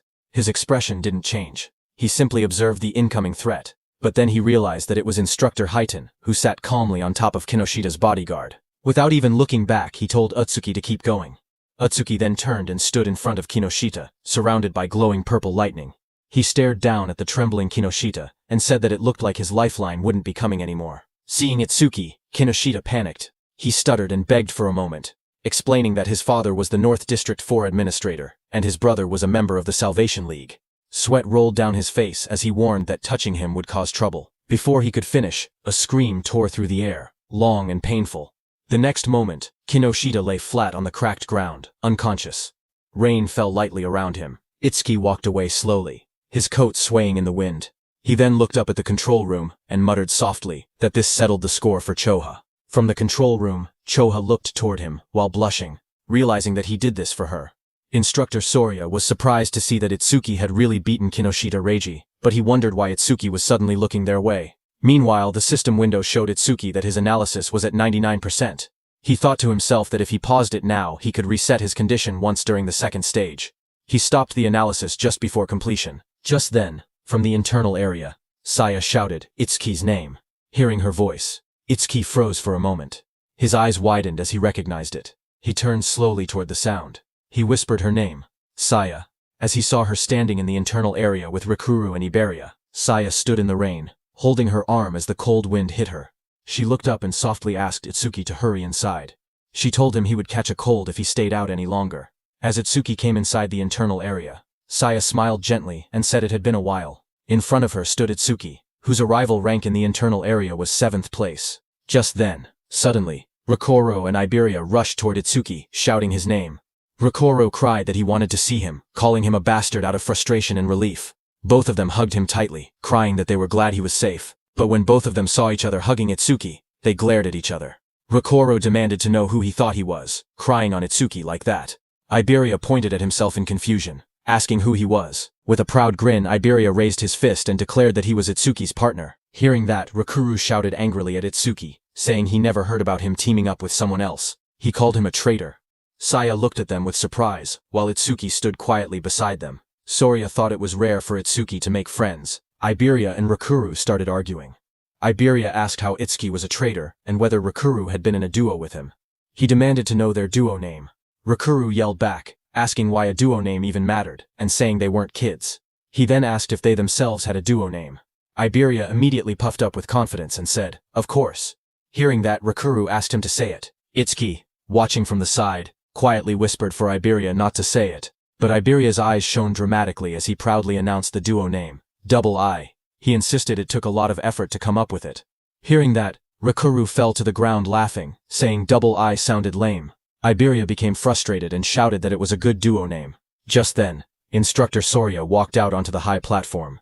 He announced that 500 people had reached the internal area, and those who had not arrived were eliminated. He said the second stage would begin shortly. He told them that in the second stage they would fight disaster beasts alone in the trial grounds for 1 hour. Hearing that, Rikuru got very excited, saying finally it was the second stage. But Iberia was shocked when he heard that he had to be alone in the second level. A wide smile appeared on Instructor Heiton's face when he heard that the second stage was finally here. He had been looking forward to it. He looked at the top 7 participants, wondering what they had got. These 7 participants were Kana at first stage rank 1st, Shion at first stage rank 2nd, Gaku at first stage rank 3rd, Saya at first stage rank 4th, Rikuru at first stage rank 5th, Iberia at first stage rank 6th, and Itsuki at first stage rank 7th. Then sometime later, as the large metal structure stood in the center, countless participants gathered around it from all sides. Itsuki and the others walked toward the entrance. Rikuru looked up and asked if the second stage venue was inside the building. Iberia said that this place felt gloomy and scary. Rikuru asked Itsuki that it had been a while, and he was still at level 0. He asked if his level was still fixed at level 0. Itsuki quietly answered yes. He then asked how Itsuki became stronger if his stats never increased. Iberia agreed, saying he was also curious why Ukuki was so strong despite being level 0. Ukuki looked away awkwardly and said his teacher told him not to tell people. Saya reminded them that they learned in class that Orderbreaker skills were state secret level. She told Ukuki he didn't have to deal with the questions. Then suddenly, far ahead, the instructors and Commander Nento, along with Choha, appeared. They walked forward with serious expressions. Instructor Soria asked if everyone was ready. Hearing that, Iberia suddenly stiffened in shock, turning his head sharply. Up on the raised platform stood several well-known figures. Someone in the crowd whispered that the man in front was Fujiwara Soryu, the one who oversaw the national tournament every year. Another person explained that the muscular man beside him was Hitin Akira, a war veteran known for having the strongest physique. They also pointed out the masked individual, and called him the legendary Izumi Nento. The murmurs spread as people recognized them as all legends. Instructor Soria then stepped forward and began speaking. He announced that he would now explain the second stage rules, and told everyone to listen carefully. He continued, saying that various disaster beasts would appear in the trial grounds, and kill points would differ based on difficulty. A screen appeared showing the values. A hard-class disaster beast gave 1,000 kill points. Another screen listed the full chart. Beginner class, 100. Normal class, 500. Hard class, 1,000. And nightmare class, 5,000 points. He explained that after defeating each disaster beast, participants would receive a 1-minute break before being forced to advance to the next difficulty. Hearing that, Gaku, holding a long staff, smirked confidently. He declared that he would go straight to nightmare class. A status window appeared beside him displaying his information. He was Uril the Gaku, human. Level 13, Job Elementalist, Earth Gift. Grade 2. Status, undisclosed. Just then, Itsuki stepped forward slowly, his voice low as he said that he had a question. Seeing that, from around him, several contestants whispered among themselves. They pointed at him and mocked him, saying he was only level 0. Some wondered how he even passed the first stage. Others laughed, claiming he must have been carried. They joked that now that he knew the second stage involved individual combat, he was probably scared and thinking about withdrawing. Up on the platform, Instructor Soria looked down and told him not to hesitate. He could ask anything. Itsuki raised his head and asked calmly if Nightmare Class was the highest difficulty. His question made several people freeze. Instructor Soria and Instructor Haiten both looked surprised. Haiten even grinned with interest. But in the crowd, the mocking continued. Some said he was acting tough. They whispered that if a level 0 encountered a Nightmare Class disaster beast, he wouldn't stand a chance. Others scoffed, saying he couldn't even beat a beginner class beast. One of them clicked his tongue, calling him trash, who only talked big. Instructor Soria then explained further. He said that, theoretically, there was no upper limit to disaster beast difficulty. He told them they would understand once they actually defeated a Nightmare Class beast. Hearing this, Itsuki's expression darkened as he repeated that there was no upper limit. Rikaru told Itsuki that thinking about such things was pointless, because Nightmare Class required at least level 10, and defeating a hard class would already be amazing for them. Instructor Soria continued explaining the rules. He said that points earned in the preliminaries carried over to the main tournament. In other words, today's performance would greatly affect whether they could join the Salvation League in the future. Down below, hearing that the points earned here would also become points in the main tournament, Rikuru got very excited. But Iberia got nervous, thinking he had no choice but to use that thing. Itsuki watched silently. He thought about Tiwaijin's record of 115,000 points, which included what he earned in the preliminaries. To surpass him, Itsuki believed he needed to take advantage of this opportunity. Soon, the order was given. The instructor announced loudly for everyone to enter the trial grounds. The announcement echoed through the dome, declaring that the second stage of the preliminaries had begun. Itsuki stepped into the vast arena and quietly noted that the trial grounds didn't look much different from the regular stages. Just then, from the darkness around him, multiple red eyes appeared, watching him. A moment later, disaster beasts rushed out. A system window showed their details. Beginner class disaster beasts. Mad dogs of calamity. Level 1. There were 10 of them, and killing them gave 100 kill points. Seeing them, Itsuki tightened his stance, saying he could finally fight disaster beasts. A blue notification flashed around Itsuki, showing that Black Wall had been activated. He moved forward, focused, thinking that he couldn't increase his stats with low-level monsters like these, so he needed to finish the battle quickly. Meanwhile, in the control room, Instructor Soria looked at the screen and asked if Instructor Haiten was monitoring Itsuki again. He added that he also wanted to see that Hanyu girls battle. But Instructor Haiten beside him stared at the screen with a grin. He said that Itsuki was more interesting. Suddenly, he pointed at the screen with excitement and shouted for Instructor Soria to see. Instructor Soria beside him looked confused and asked calmly if it was really so surprising every single time. On the battlefield, Itsuki moved like a flash. In just 1 second, he cut through the pack of disaster beasts. The system window appeared, stating that 1 second had passed and 100 points were earned. Back in the control room, Instructor Soria stared at the numbers in shock. He muttered that it normally took several minutes. Instructor Haiten only laughed and reminded him that he had already said this. Itsuki guy was far more interesting. Instructor Soria explained that the Mad Dogs of Calamity came in large numbers but were only level 1. Someone strong enough could instantly kill them if they went all out. But the next opponent was level 8, and instant killing something that strong should be impossible. Inside the trial grounds, a massive red salamander covered in flames appeared. The system window identified it as a level 8 salamander worth 500 points. Itsuki stepped forward to face it, his expression calm. From the control room, Instructor Soria commented that fighting a disaster beast 8 levels higher would make anyone struggle, but Instructor Haiten disagreed, saying the level 8 salamander didn't seem like much of a threat. Just then, Commander Nento, standing behind, asked them how the other participants were doing. Instructor Soria apologized, saying he got too focused, and switched the display to multi-screen mode so they could watch the top 10 contestants at once. Choa beside him narrowed her eyes and remarked that her father was clearly trying to divert attention away from Itsuki's performance. Instructor Soria checked his screen and spoke calmly, saying that most participants were still fighting beginner-class beasts. On the screen, Saya unleashed swirling water as she attacked a beast, while Gaku slammed his giant hammer down with force. Instructor Soria continued watching and noted that only Hanyu Kana was managing to keep up with Itsuki. Kana stood in the trial grounds surrounded by disaster beasts, her staff glowing brightly as she fought them back. While they were watching the others, suddenly Choha, watching Itsuki, grew worried. Shock filled her face as she exclaimed that something bad was happening to Itsuki. On the battlefield, Itsuki was swallowed by a massive explosion of flames from the salamander. The fire roared around him as the monster unleashed its attack. Watching from the monitoring room, Instructor Soria panicked. He wondered if Itsuki had used too much stamina on the earlier enemies and failed to dodge. He shouted that taking those flames head-on would end badly and ordered the medical team to be called. but Instructor Heighten beside him stopped him with one arm. He told Instructor Soria to wait and watch a little longer. With the speed Itsuki had shown earlier, he believed dodging this level of attack should be easy for him. On the battlefield, as the flames disappeared, Itsuki came out covered in dark ice-like armor wrapped around his entire body. A system window appeared beside him, announcing that Black Wall was activated. In the next moment, he rushed forward. Blue flames flared around him as he swung his arm, creating two bright arcs of power that sliced past the massive monster. The creature's huge body trembled, a clean cut appearing across its scales, its giant body splitting apart. In front of it, Itsuki stood calmly, smoke drifting from his shoulders. A system window appeared in front of him, displaying that time used was 5 seconds, and he earned 500 points. Watching from the control room, Instructor Soria stared at the screen in shock. He shouted in disbelief, wondering how Itsuki remained completely unharmed, and whether the ice armor covered his entire body. Instructor Heighten beside him narrowed his eyes, questioning why Itsuki chose to take the monster's attack instead of instantly killing it. Just then, another system notification appeared beside Itsuki showing that he blocked a C-rank fire element skill with Black Wall. His defense increased by 10%.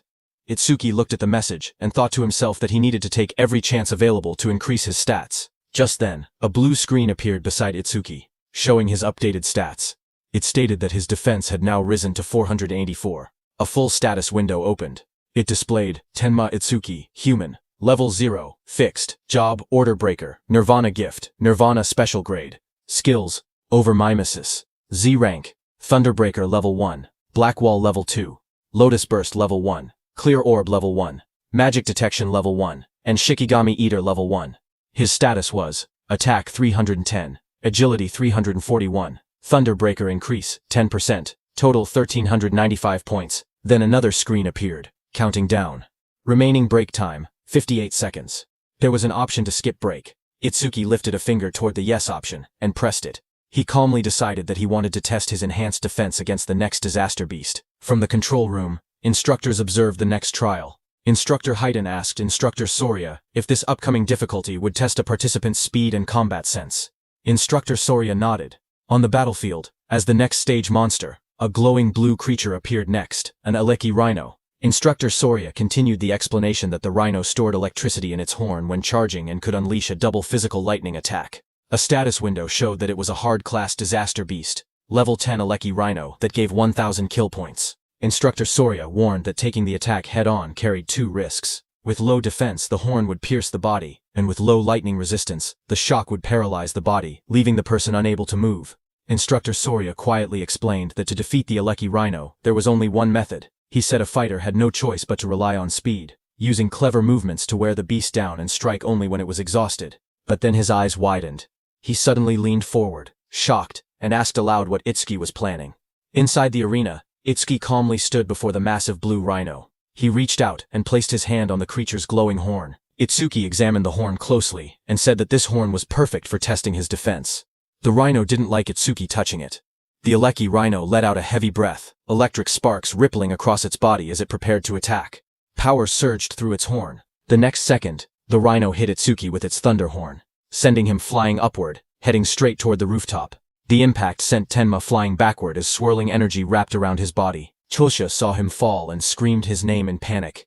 Instructor Heighten watched quietly and remarked that Itsuki always acted unpredictably, yet his results always went beyond imagination. A massive explosion shattered the rooftop as Itsuki hit it hard, but he was completely fine. A system window appeared, stating that Itsuki had absorbed a C-rank lightning element skill called Thunderbreaker, increasing his agility by 5%. Itsuki crouched amid the broken rooftop and noted that the test was complete. Attacks from disaster beasts below level 10 could no longer injure him. With his eyes glowing red, he lifted his head and declared that it was time to settle this. Lightning wrapped around Itsuki's body as the system announced that Thunderbreaker had been activated. His speed shot upward as his agility increased by 50%, and he launched himself forward like a bolt of blue lightning. The Aleki rhino exhaled steam, its glowing horn crackling with electricity as it braced for impact. Itsuki's swirling sphere of lightning tore across the ground. Before the rhino could even react, Itsuki's speed overpowered it. In a flash, the lightning sphere struck. A moment later, Itsuki stood over the fallen rhino. He had pinned his hand, covered by ice wall, into the rhino's head. Mist swirled around him as the result window appeared. Time used, 7 seconds. 1,000 points earned. From inside the control room, Instructor Heighten stared at the screen in disbelief. He said that the total time Itsuki used so far was under 15 seconds. He laughed, saying Itsuki was even faster than he had been in his youth, and it still didn't look like Itsuki was using his full power. But then Instructor Soria narrowed his eyes, his tone shifting. He said softly that what came next was on a completely next level.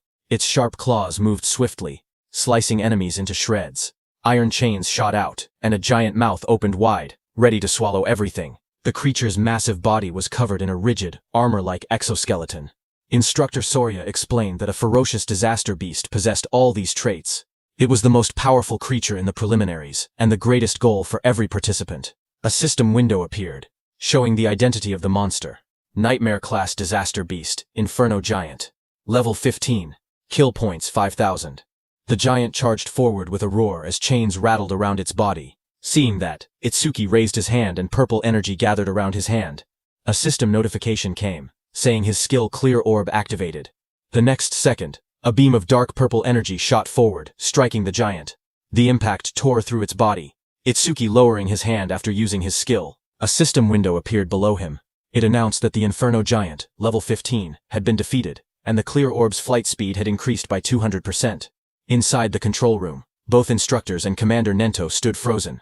Their eyes widened in shock as they stared at the screen. The remains of the Inferno Giant lay on the ground as Itsuki stood beside it. A system window appeared soon, saying that Clear Orb flight speed was 9 meters per second, and its flight speed increase was 900%. On the giant display screen, Itsuki's face appeared, telling the instructors that he would now move on to the next stage. Instructor Soria watched in disbelief that even the Nightmare-class Inferno Giant had been instantly killed.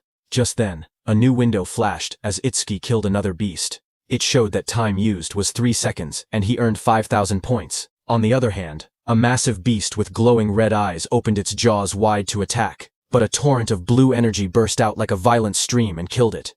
A system window appeared, announcing that a C-rank skill, Water Bullet, had been activated. The one who used that skill to kill the beast was Saya. She stepped forward with her fingers pointed like a gun, as water swirled around her hand. She told herself that if she defeated the remaining 2 monsters, she could advance to normal class. Another window displayed her current status. Beginner class clear progress. 80%. On the other side, Gaku faced a giant monster. Flames burned beside him as he spoke confidently. He said that since the other person skipped the break time, he would definitely reach normal class first. His panel showed normal class clear progress, 0%. Meanwhile, Hanyu Kana stood atop a defeated creature, surrounded by bright green magic. She said she needed to recover the magic she used before moving on. Her window displayed normal class clear progress, 100%. Just then, there was an announcement saying, Nightmare class clear confirmed. Time used, 21 seconds. Rank first. Hearing the notification, Saya reacted first. She said the one who finished must be Itsukoi. Gaku was shocked, shouting that someone finished faster than him and wondering if it was Hanyu. Hanyu remained silent, only staring calmly ahead. On the other hand, Itsuki stood on the cracked ground and pointed forward. In a calm voice, he told the inspectors to move on. Inside the control room, Instructor Soria stared at the screen in shock. He couldn't believe that the level 15 Inferno Giant had been instant killed. He questioned how something could pierce through its armor, and wondered what that black sphere was. Instructor Heighten grinned and told Instructor Soria to raise the difficulty, saying he wanted to see how far Itsuki could go. A new system message appeared, showing Nightmare Class Phase 2 starting. Now, 2 level 15 Inferno Giants would appear, and they would give 10,000 kill points. Itsuki looked up as the 2 giant monsters appeared. He said he had been expecting something, but the challenge had only increased in number. Both Inferno Giants roared as they charged. Their bodies blurred as they rushed forward. Itsuki watched them calmly. He lifted his hand again, and said that while one of them was still roaring, he might as well take care of one first. Purple energy wrapped around his arm as he prepared to attack. The clear orb activated, glowing as one Inferno Giant was struck down.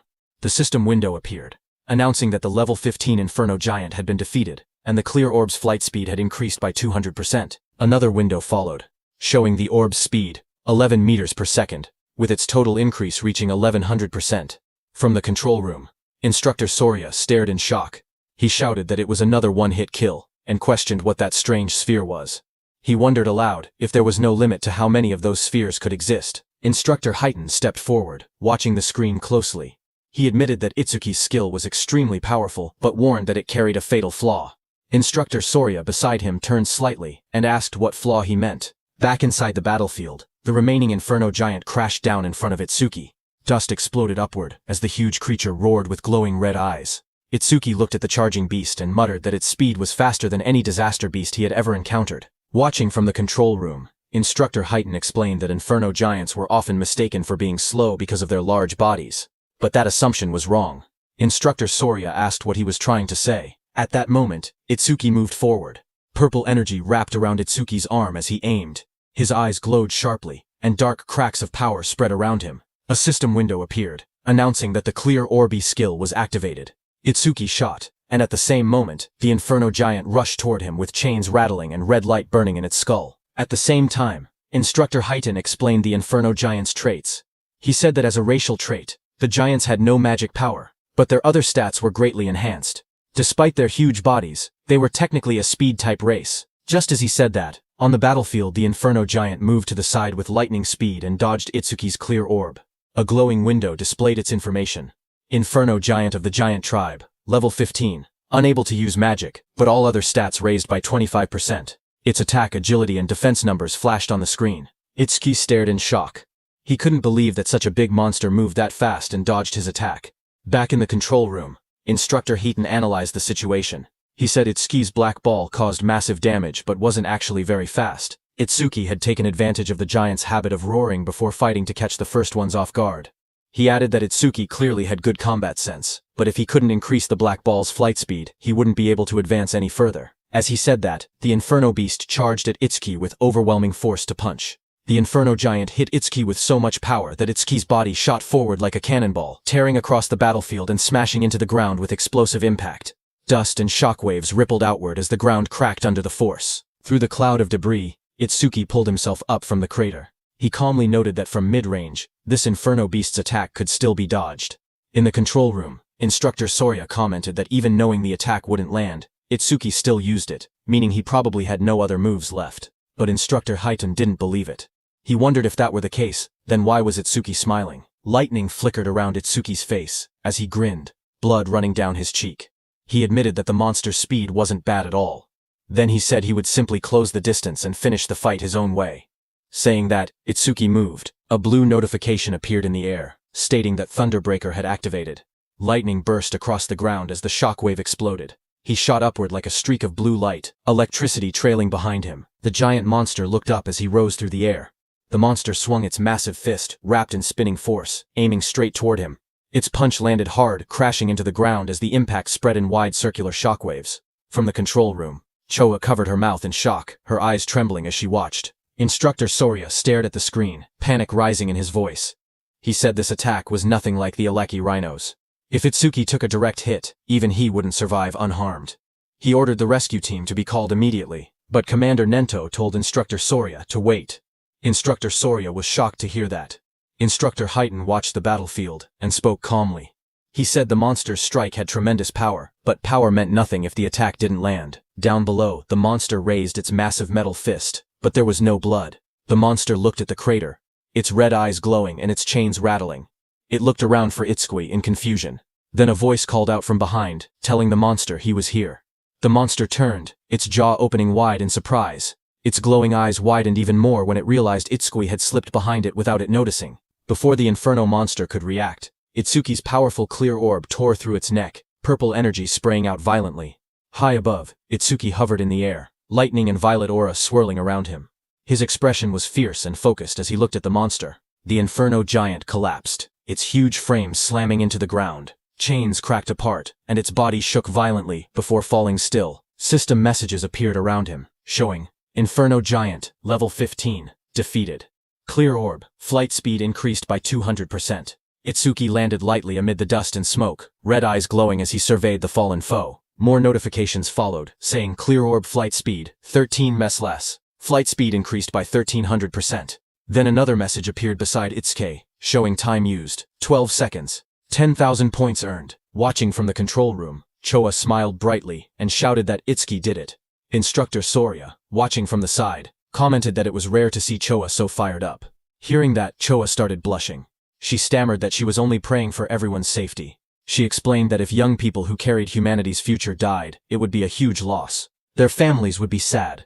So she simply wanted everyone to survive. She insisted that she didn't think Itsuki defeating the Inferno Giant was cool at all. Even if it wasn't Itsuki, she would have reacted the same way, so they shouldn't get weird ideas. Instructor Soria and Commander Nento stared at her silently, surprised. Instructor Soria muttered that Choha had become quite talkative since the last time he saw her.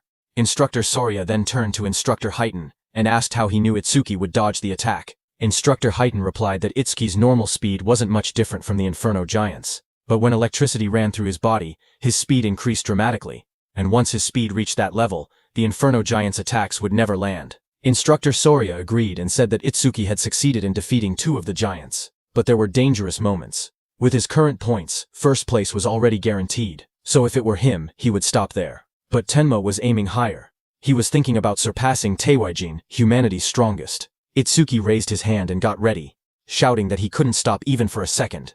A system window appeared, showing that Nightmare Class Phase 3 had started, with 3 level 15 Inferno Giants and 15,000 reward kill points. 3 Inferno Giants appeared in front of him as chains rattled around their bodies.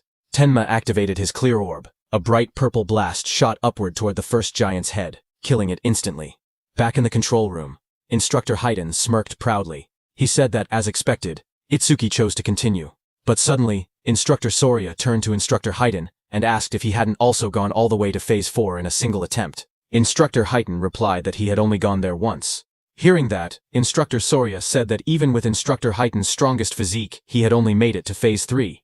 They both turned to the monitor again, wondering how far Itsuki would go. On the battlefield, another giant lunged at Itsuki, but Itsuki darted forward, lightning exploding from his feet. The monster tried to catch Itsuki in its hand, but Itsuki disappeared from there and appeared behind the monster's back. Itsuki's plan was to increase his agility using Thunderbreaker, get behind the monster, and close the distance. He succeeded and shot his clear orb again.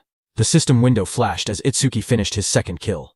One more level 15 Inferno Giant was defeated, and his clear orb flight speed increased by 200%.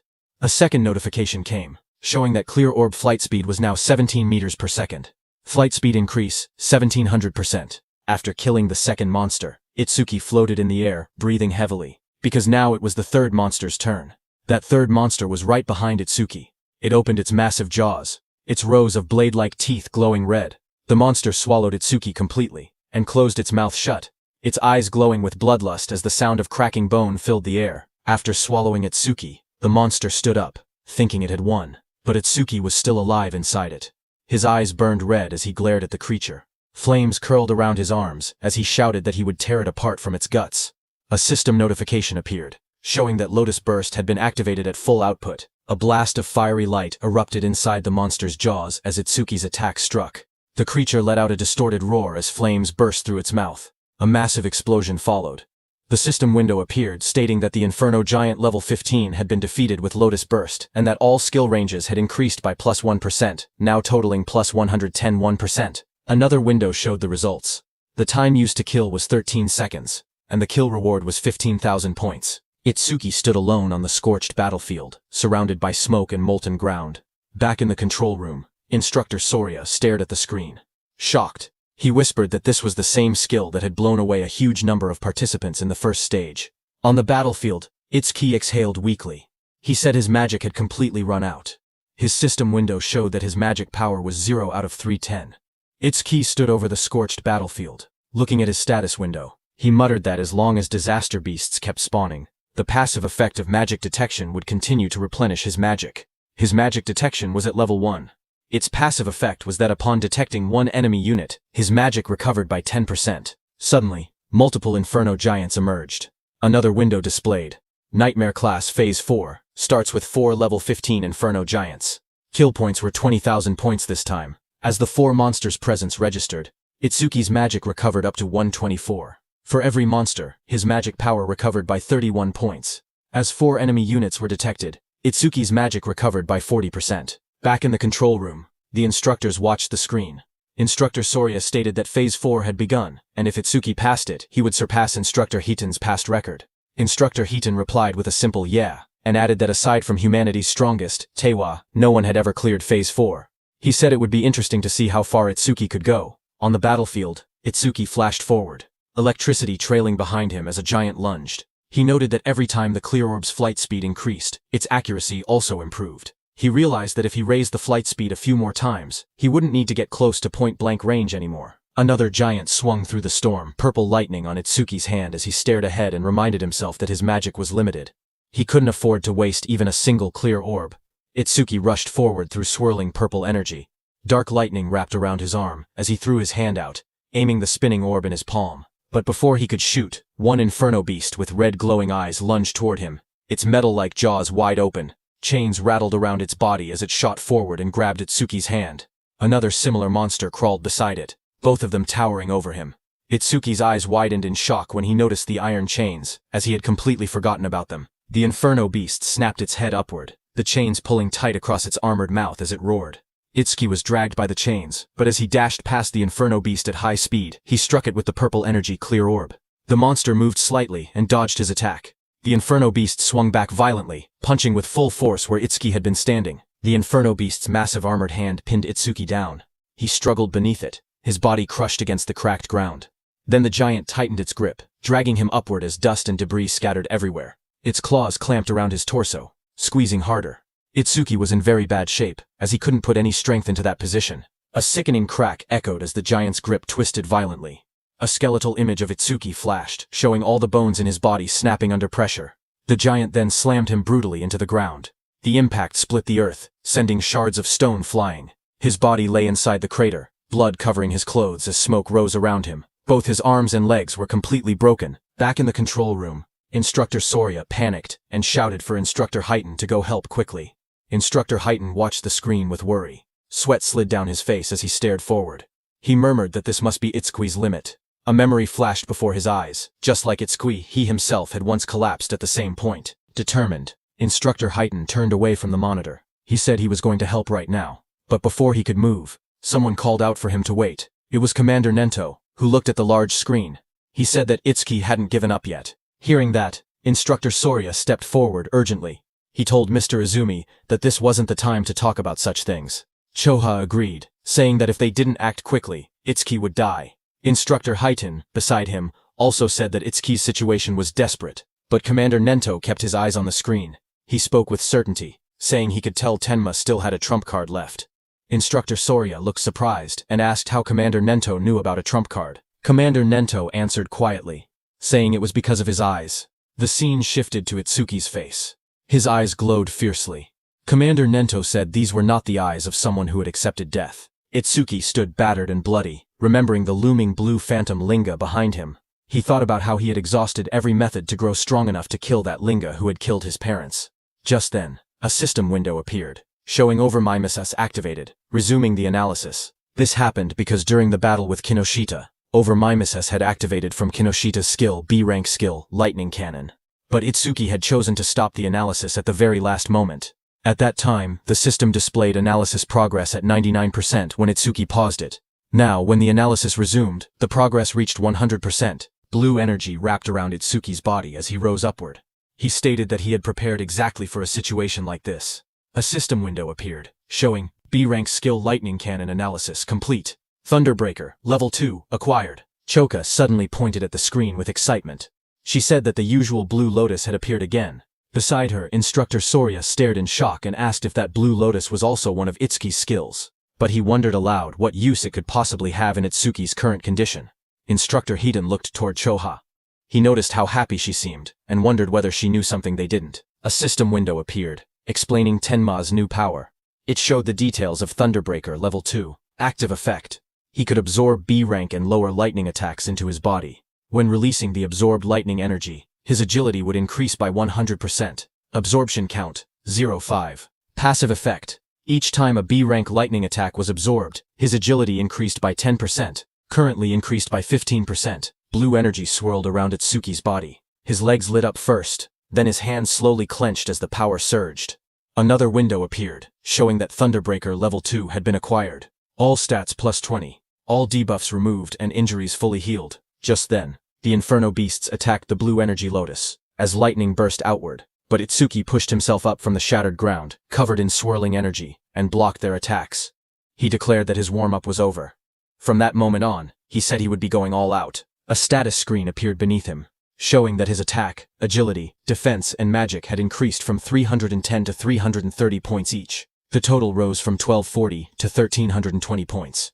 Instructor Sorya stared in shock. He said that Itsuki had been brutally beaten, yet had recovered completely in just a few seconds. He shouted that the healing was stronger than what a dedicated healer could do. He continued, saying that along with that absurd area attack, he couldn't understand how many abnormal skills Itsuki actually had. On the battlefield, Itsuki moved with lightning speed and attacked the inferno beasts with his clear orb before they could even react. A notification appeared. It showed that an inferno giant, level 15, had been defeated, and the clear orb's flight speed had increased by 200%. More flashes filled the scene as another giant fell. Again, the display said Inferno Giant, level 15, defeated, and the clear orb flight speed increased by 200%. As all the Inferno beasts fell, another pop-up appeared above the arena. It said that Nightmare Class Phase 4 had been cleared successfully. The time used was 31 seconds, and 20,000 points were earned. Itsuki stood confidently as two large Inferno Giants fell down. He shouted that the current him would not lose, no matter how many Inferno Giants attacked. As time passed, another giant was pierced by Itsuki's purple beam of clear orb. The system message repeated the same result. Inferno Giant, level 15, defeated, with another 200% boost. Another notification followed, showing that the clear orb's flight speed was now 27 mets, flight speed increase 2700%. Itsuki killed another Inferno beast. The Nightmare Class Phase 5 message appeared. The system stated that Phase 5 had been cleared in 57 seconds, earning 25,000 points. Then another beam of clear orb pierced straight through the back of another giant. The second later, Itsuki's clear orb again pierced straight through another Inferno Giant's body, splitting it from top to bottom as chains shattered around it. A system window appeared, announcing that Nightmare Class, Phase 6, had been cleared successfully. The time used was 1 minute and 34 seconds, and 30,000 points were earned. From the control room, the instructors, Commander Nento and Choha, watched the results in shock. Instructor Sorya's eyes went wide, and his mouth hung open. The scene shifted to the battlefield, which looked like a distorted landscape filled with countless Inferno Beast corpses stacked across the ground. Instructor Sorya's voice echoed faintly as he asked, "Is this hell?" Itsuki sat in the rubble of corpses, chains wrapped around his arms as enormous clawed limbs loomed over him. Instructor Sorya's shaken voice wondered aloud which one was the real monster, Itsuki or the Inferno Giants, admitting he was starting to lose track. Itsuki looked upward, panting heavily, blood covering his clothes as he looked at the camera and asked about the next phase, saying no Inferno Giants were coming out. Instructor Sorya stared forward in shock. He said it was unbelievable and that he had never thought something like this would happen. Sweat ran down his face as he looked at the scene before him. He slowly reached out his hand and pressed a glowing red button on the platform. With a heavy voice he spoke into the microphone. He told Itsuki that it was over. On the battlefield, a loud announcement echoed. Instructor Sorya told Itsuki that all the Inferno Giants they had prepared had already been defeated. As the huge pile of fallen Inferno Giants lay scattered across the ground, Instructor Sorya told Itsuki that he had defeated every Inferno Giant they had prepared. Hearing that, Itsuki took off the chains around his body, exhausted and covered in wounds. He asked if he had really beaten them all, reminding Instructor Sorya that he had said the difficulty had no upper limit. He stood up slowly, trying to recall how many enemies he had taken down. He wondered how many points he had ended up getting. He thought to himself that if he had hit the ceiling, then the gap between him and Tuajin couldn't be that big. As he walked forward, he noted that he had achieved his other goal too, increasing the clear orb's flight speed. He considered it not a bad haul at all. A glowing panel appeared, showing the results. It listed that he had defeated 11 level 15 Inferno Giants, and the clear orb's flight speed had increased by 1100%. Another notification appeared, showing the orb now moved at 38 meters per second, faster than an average car. But just as he was about to exit the training ground, a bright blue energy swirled behind him. Itsuki froze in place, staring ahead as the light rose around his body. A sharp glow flashed in Itsuki's eye as he turned his head, his expression tense and alert. But seeing what it was, he exhaled a moment later, realizing there was no threat. He muttered that he had mistaken it for another enemy for a second, because he had totally forgotten about it. Behind Itsuki, a huge glowing crystal had formed. He looked at the floating blue crystal beside him, knowing that since he couldn't level up, any experience from the disaster beasts he defeated turned straight into karma stones. The large blue stone hovered in the air, swirling with light. In the control room, the instructors stared in surprise. Instructor Sorya asked why a karma stone was appearing in the trial grounds. Its blue color meant it held at least 10,000 experience points. Commander Nento explained to them that Itsuki couldn't absorb experience points, so everything he earned in the trial automatically became karma stones. Hearing that, Instructor Heaton said that he had thought Itsuki's level being fixed meant he was just faking it, but now he understood Itsuki truly couldn't level up. Instructor Sorya asked if this meant that if Tenma ever teamed up with someone and entered a stage, his teammate would get all the dropped experience points. He added that it was a good thing. Itsuki had been born human. If he had been born a disaster beast, the thought alone was terrifying. Back inside the trial grounds, Itsuki grabbed the glowing blue karma stone. He held it close, the light reflecting in his eyes as he looked at it calmly. He then placed his hand on the large metal door, saying he had done what he came to do, and that it was time to head out. The heavy door slowly slid open. Outside, Instructor Sorya leaned forward in excitement, telling the others that Itsuki had come out. A bright panel appeared above Itsuki as he stepped through the exit. It displayed his results. Tenma Itsuki. Preliminaries, second stage clear. Points earned, 106, 600. Time used, 3 minutes 55 seconds. Rank 1. Itsuki walked forward, still covered in blood and dust. Instructor Sorya hurried toward him. He said he had witnessed Itsuki's performance with his own eyes, and called him pure potential. He told Itsuki to come with him, promising to arrange a mentor worthy of him. Itsuki replied that he appreciated the offer, but he already had a teacher who trained him, so he was fine. Hearing that, Instructor Sorya grew frustrated, telling Itsuki he didn't get it. He said so what if he had a teacher? He insisted that not just anyone was qualified to guide someone as talented as Itsuki. He said Tenma would be better off following someone like him, someone with connections and resources. Itsuki repeated that he was fine. Instructor Hiten, beside Instructor Sorya, leaned in and warned him that if he kept pushing, Itsuki would start disliking him. But Instructor Sorya refused to back down. He shouted that he couldn't give up so easily, and told Instructor Hiten to talk some sense into Itsuki. He asked if he was really okay letting someone waste Itsuki's talent. When Itsuki looked toward Instructor Hiten, he recognized him as the one who had handled Kinoshita's lackeys before. Instructor Hiten waved it off, saying he had only judged someone who broke the rules. He then smiled and told Instructor Sorya that Itsuki was the disciple of Izumi, so there was no way he wouldn't help him. Hearing that, Instructor Sorya froze in shock. He asked Instructor Hiten what he had said, whose disciple was Itsuki. Itsuki thanked Instructor Hiten for what he had done in the past. On the other hand, Instructor Sorya stiffened as he repeated the words. Itsuki was Commander Izumi Nento's disciple. Commander Nento, standing behind, confirmed it with a confident smile. Hearing that, Instructor Sorya muttered that an out-of-spec youngster had appeared, and of course he had turned out to be Izumi's pupil. Itsuki looked at Commander Nento and called him sensei. Commander Nento stepped forward and praised Itsuki, saying he had watched his performance closely. He asked if he was hurt anywhere and said he could have Choha heal him if needed. Choha, standing behind, blushed and told her father that Itsuki had been fired up about challenging Phase 7, so there was no way he could be hurt. Itsuki smiled weakly. He said he wasn't injured but admitted he was a bit worn out. He added that he would be fine after a short rest. Instructor Sorya nodded, and said that if Itsuki was Izumi Nento's disciple, it made sense he could perform at this level. He then mentioned that his disciple had wiped out every disaster beast prepared for the second stage. Itsuki then asked if Tewa had made it to Phase 6 as well. Instructor Sorya answered that back then, Phase 4 had been the maximum. Later they expanded it to Phase 6, but even that no longer seemed enough. He suggested they might need to extend it to Phase 8 next time. Commander Nento then told Itsuki to sit back and watch for now, because, for the other participants, the second stage had only just begun. Inside the exam field, the screen showed Rikuru. A notification appeared beside him, showing hard class progress at 100%. Rikuru then collapsed to the ground, saying his arms wouldn't lift anymore.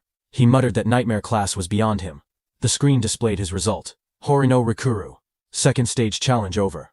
Time used, 17 minutes, 17 seconds. Points earned, 1600. The screen then showed Saya, whose hard class progress was also at 100%.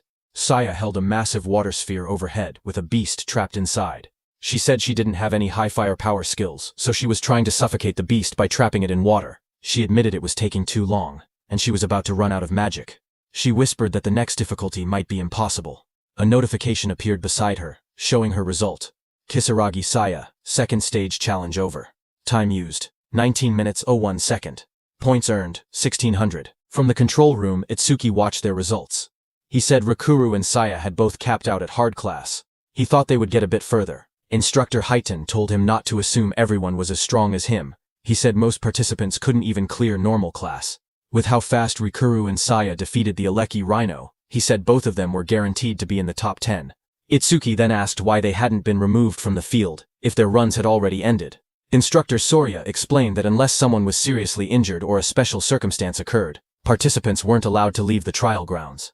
He added that Itsuki was a special exception. At that moment, Instructor Hiten then looked up and said someone else had reached nightmare class.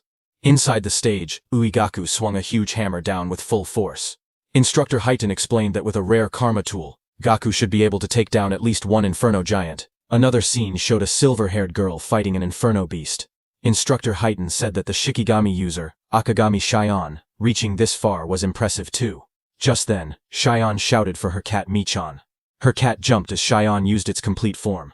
The cat turned into a massive black creature and moved forward as red light burned in its eyes. The monster rose to its full size, towering over the battlefield. Across from it, Shion stood calmly, watching as the creature roared. The beast then charged and struck down with overwhelming force, fighting the inferno beast. Their claws crashed with destructive power. Itsuki watched all this from the control room. He asked if Shikigami could change into different forms. He asked Choha if her Tamacho could do the same. She replied with a simple no, explaining that it was her first time seeing one that could transform. She said Shikigami came in many types, and their abilities were still full of mysteries. She warned him to be extra careful if he encountered Shikigami users from now on. Itsuki looked at the scene and said Shikigami were unexpectedly strong. He thought about the black dog he had taken from Charles and said he had been leaving it alone until now, but from this point on he would give all dropped experience to it. He then looked down slightly, and said that since Saya and Rakuru had already retired, there was no point staying any longer. He thought it was time to head out. But suddenly Itsuki's eyes widened as he saw something on the screen. It was Iberia. He was wrapped in glowing red energy, and stood in a hardened stance. Itsuki was shocked to see him and asked what that armor was, and if he had gotten it from his father. Iberia's whole body became covered by that armor as he looked at the monster in front of him. It was the strongest epic karma tool his dad had made for him. His body then transformed into a fully armored form, with sharp red scales and glowing eyes. A screen displayed the item's stats. Dragon Gear. Epic. It increased attack and agility by 100. Its epic effect was that for every 1 minute equipped, attack and agility increased by 20. The maximum time was 15 minutes. Iberia knew that his tool had a will of its own and chose its master. He said it took a lot of effort before he finally obtained it. He ran toward the inferno beast in front of him, thinking that his armor added 20 attack and agility every minute it was equipped. But if worn longer than 15 minutes, there would be a severe penalty. So he had to finish everything within 15 minutes. Another screen appeared showing current status increase. Attack and agility increased by 120. Iberia shot forward at high speed. He thought about the announcement stating the Nightmare class had been cleared, and he believed it was probably Itsuki. He told himself he had to do his best so he wouldn't drag Itsuki down. He charged ahead, declaring that the two of them were double E. Itsuki watched him from the control room and said calmly that the armor looked good on him. Then a few minutes later, Instructor Soria announced that the second stage was finished. From inside the control room, Instructor Soria explained the rules. Only the top 10-point earners could advance to the national tournament's main event. He added that the top 2 would receive special rewards in the main event. Lying on the ground, Gaku smirked. He said that aside from Hanyu, there was no way anyone had more points than him. He laughed to himself, claiming those special rewards would be his. Instructor Soria then stepped forward and announced that he would now reveal the top 10 results. A large screen displayed the rankings. First was Tenma Itsuki. His clear time was 3 minutes and 56 seconds, and his earned points were 106,600. Second was Hanyu Kana, who took 23 minutes and 43 seconds. She earned 16,600 points. Third was Gaku. His time was 24 minutes and 23 seconds, and his points were 6,600. Fourth was Iberia. His time was 27 minutes and 59 seconds, and his points were 6,600. Fifth was Akagami Shion. Her time was 16 minutes and 30 seconds, and her points were 1,600.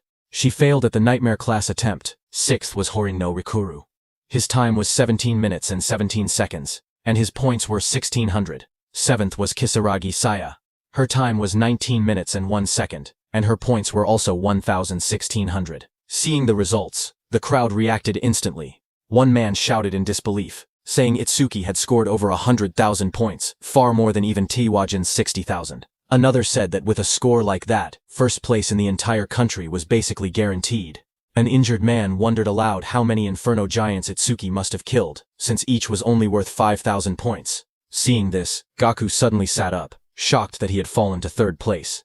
He asked who Tenma Itsuki even was, saying he had never heard of the name before. Haru looked at her weapon and said she wanted to cross swords with Tenma Itsuki. Saya lowered her gaze. She said she hadn't expected such a huge gap between herself and Itsuki. She wondered if a combat job had ever been right for her in the first place. Instructor Soria then reported that all continental trials had ended, and the national rankings were out. He revealed that Itsuki placed first in the entire nation, ahead of second place by a massive 65,000 points. Choa, watching her father, said that she couldn't see her father's face, but she could feel it. Her father was pleased. Commander Nento looked toward the sky and said humanity's new dawn was growing brighter. Meanwhile, on the battlefield, Iberia lay exhausted on the ground. He muttered that over 100,000 points was impressive, but if it was Itsuki, taking first place was expected. He added that he had also done enough not to shame the name of Double E. He was lying next to the defeated giant machine. Itsuki walked up to him and told him he did great, saying Iberia had surprised him. Iberia smiled weakly as he was still dizzy after using that karma tool. The instructors and Commander Nento stood on the platforms watching. Then Instructor Soria announced that the 21st Salvation League National Tournament preliminaries had come to an end. On the battlefield below, Itsuki carried Iberia on his back and walked forward. The view shifted to the South Continent. District 1.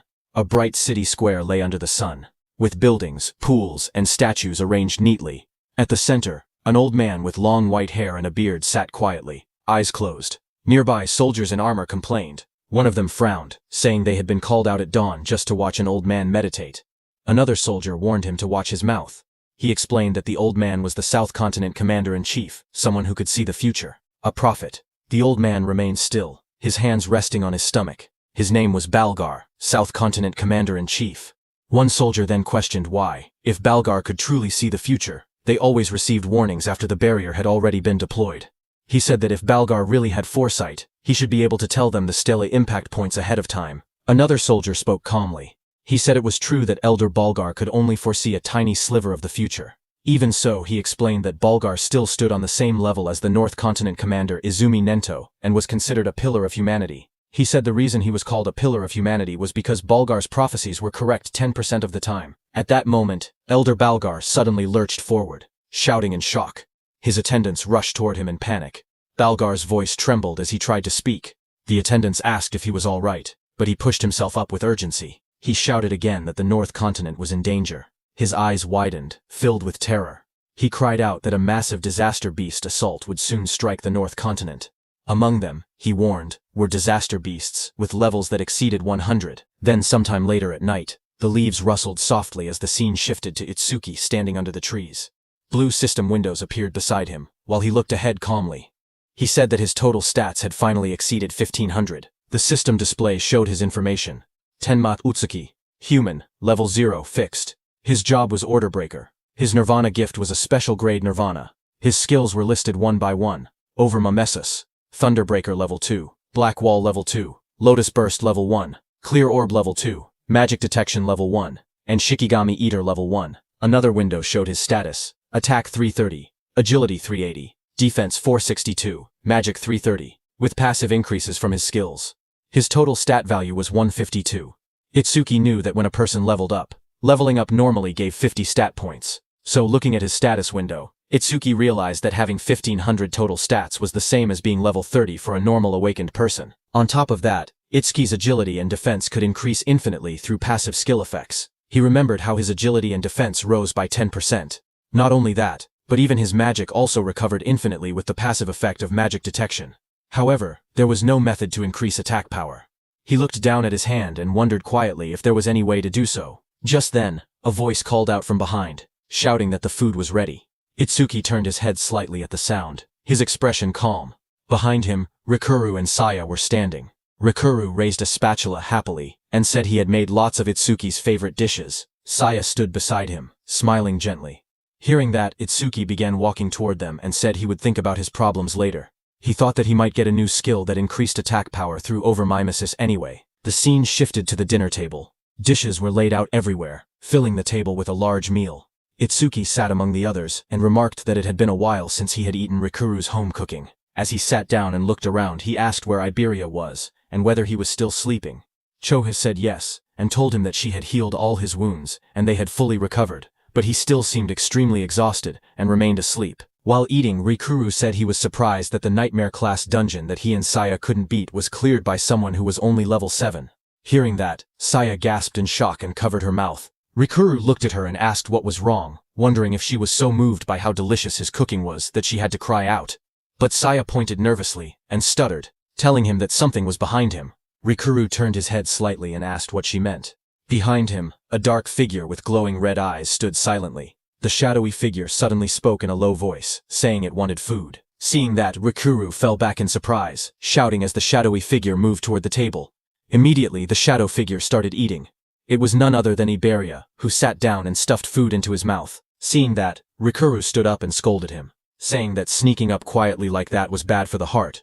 He also asked why Iberia was eating at someone else's seat without permission. Hearing that, Iberia slammed his bowl on the table, holding it tightly as he ate with extreme force. Seeing that, Rikuru backed up slightly, sweating as he asked what Iberia was getting angry for. Iberia suddenly lifted his head with sparkling eyes and food crumbs on his face. He smiled widely and said the food was delicious. Seeing him energetic, Rikuru laughed proudly and said that it was thanks to his cooking. Iberia laughed even louder in response. Iberia then pointed at the plate and asked if Rikuru had made the food. He told him that he should quit being an awakened and become a chef instead, because he had way more talent for cooking. Hearing that, Saya covered her mouth, trying not to laugh, while Rikuru stood there with an annoyed expression, asking if that was supposed to be a compliment. Across the table, Commander Nento leaned forward with folded hands. He said that since all of them were aiming to become saviors, he had one question for them. Everyone looked at Commander Nento as he asked what they feared the most. Hearing that, everyone paused. Rokuru thought for a moment and said that the thing they feared was probably the opposite of what they looked forward to.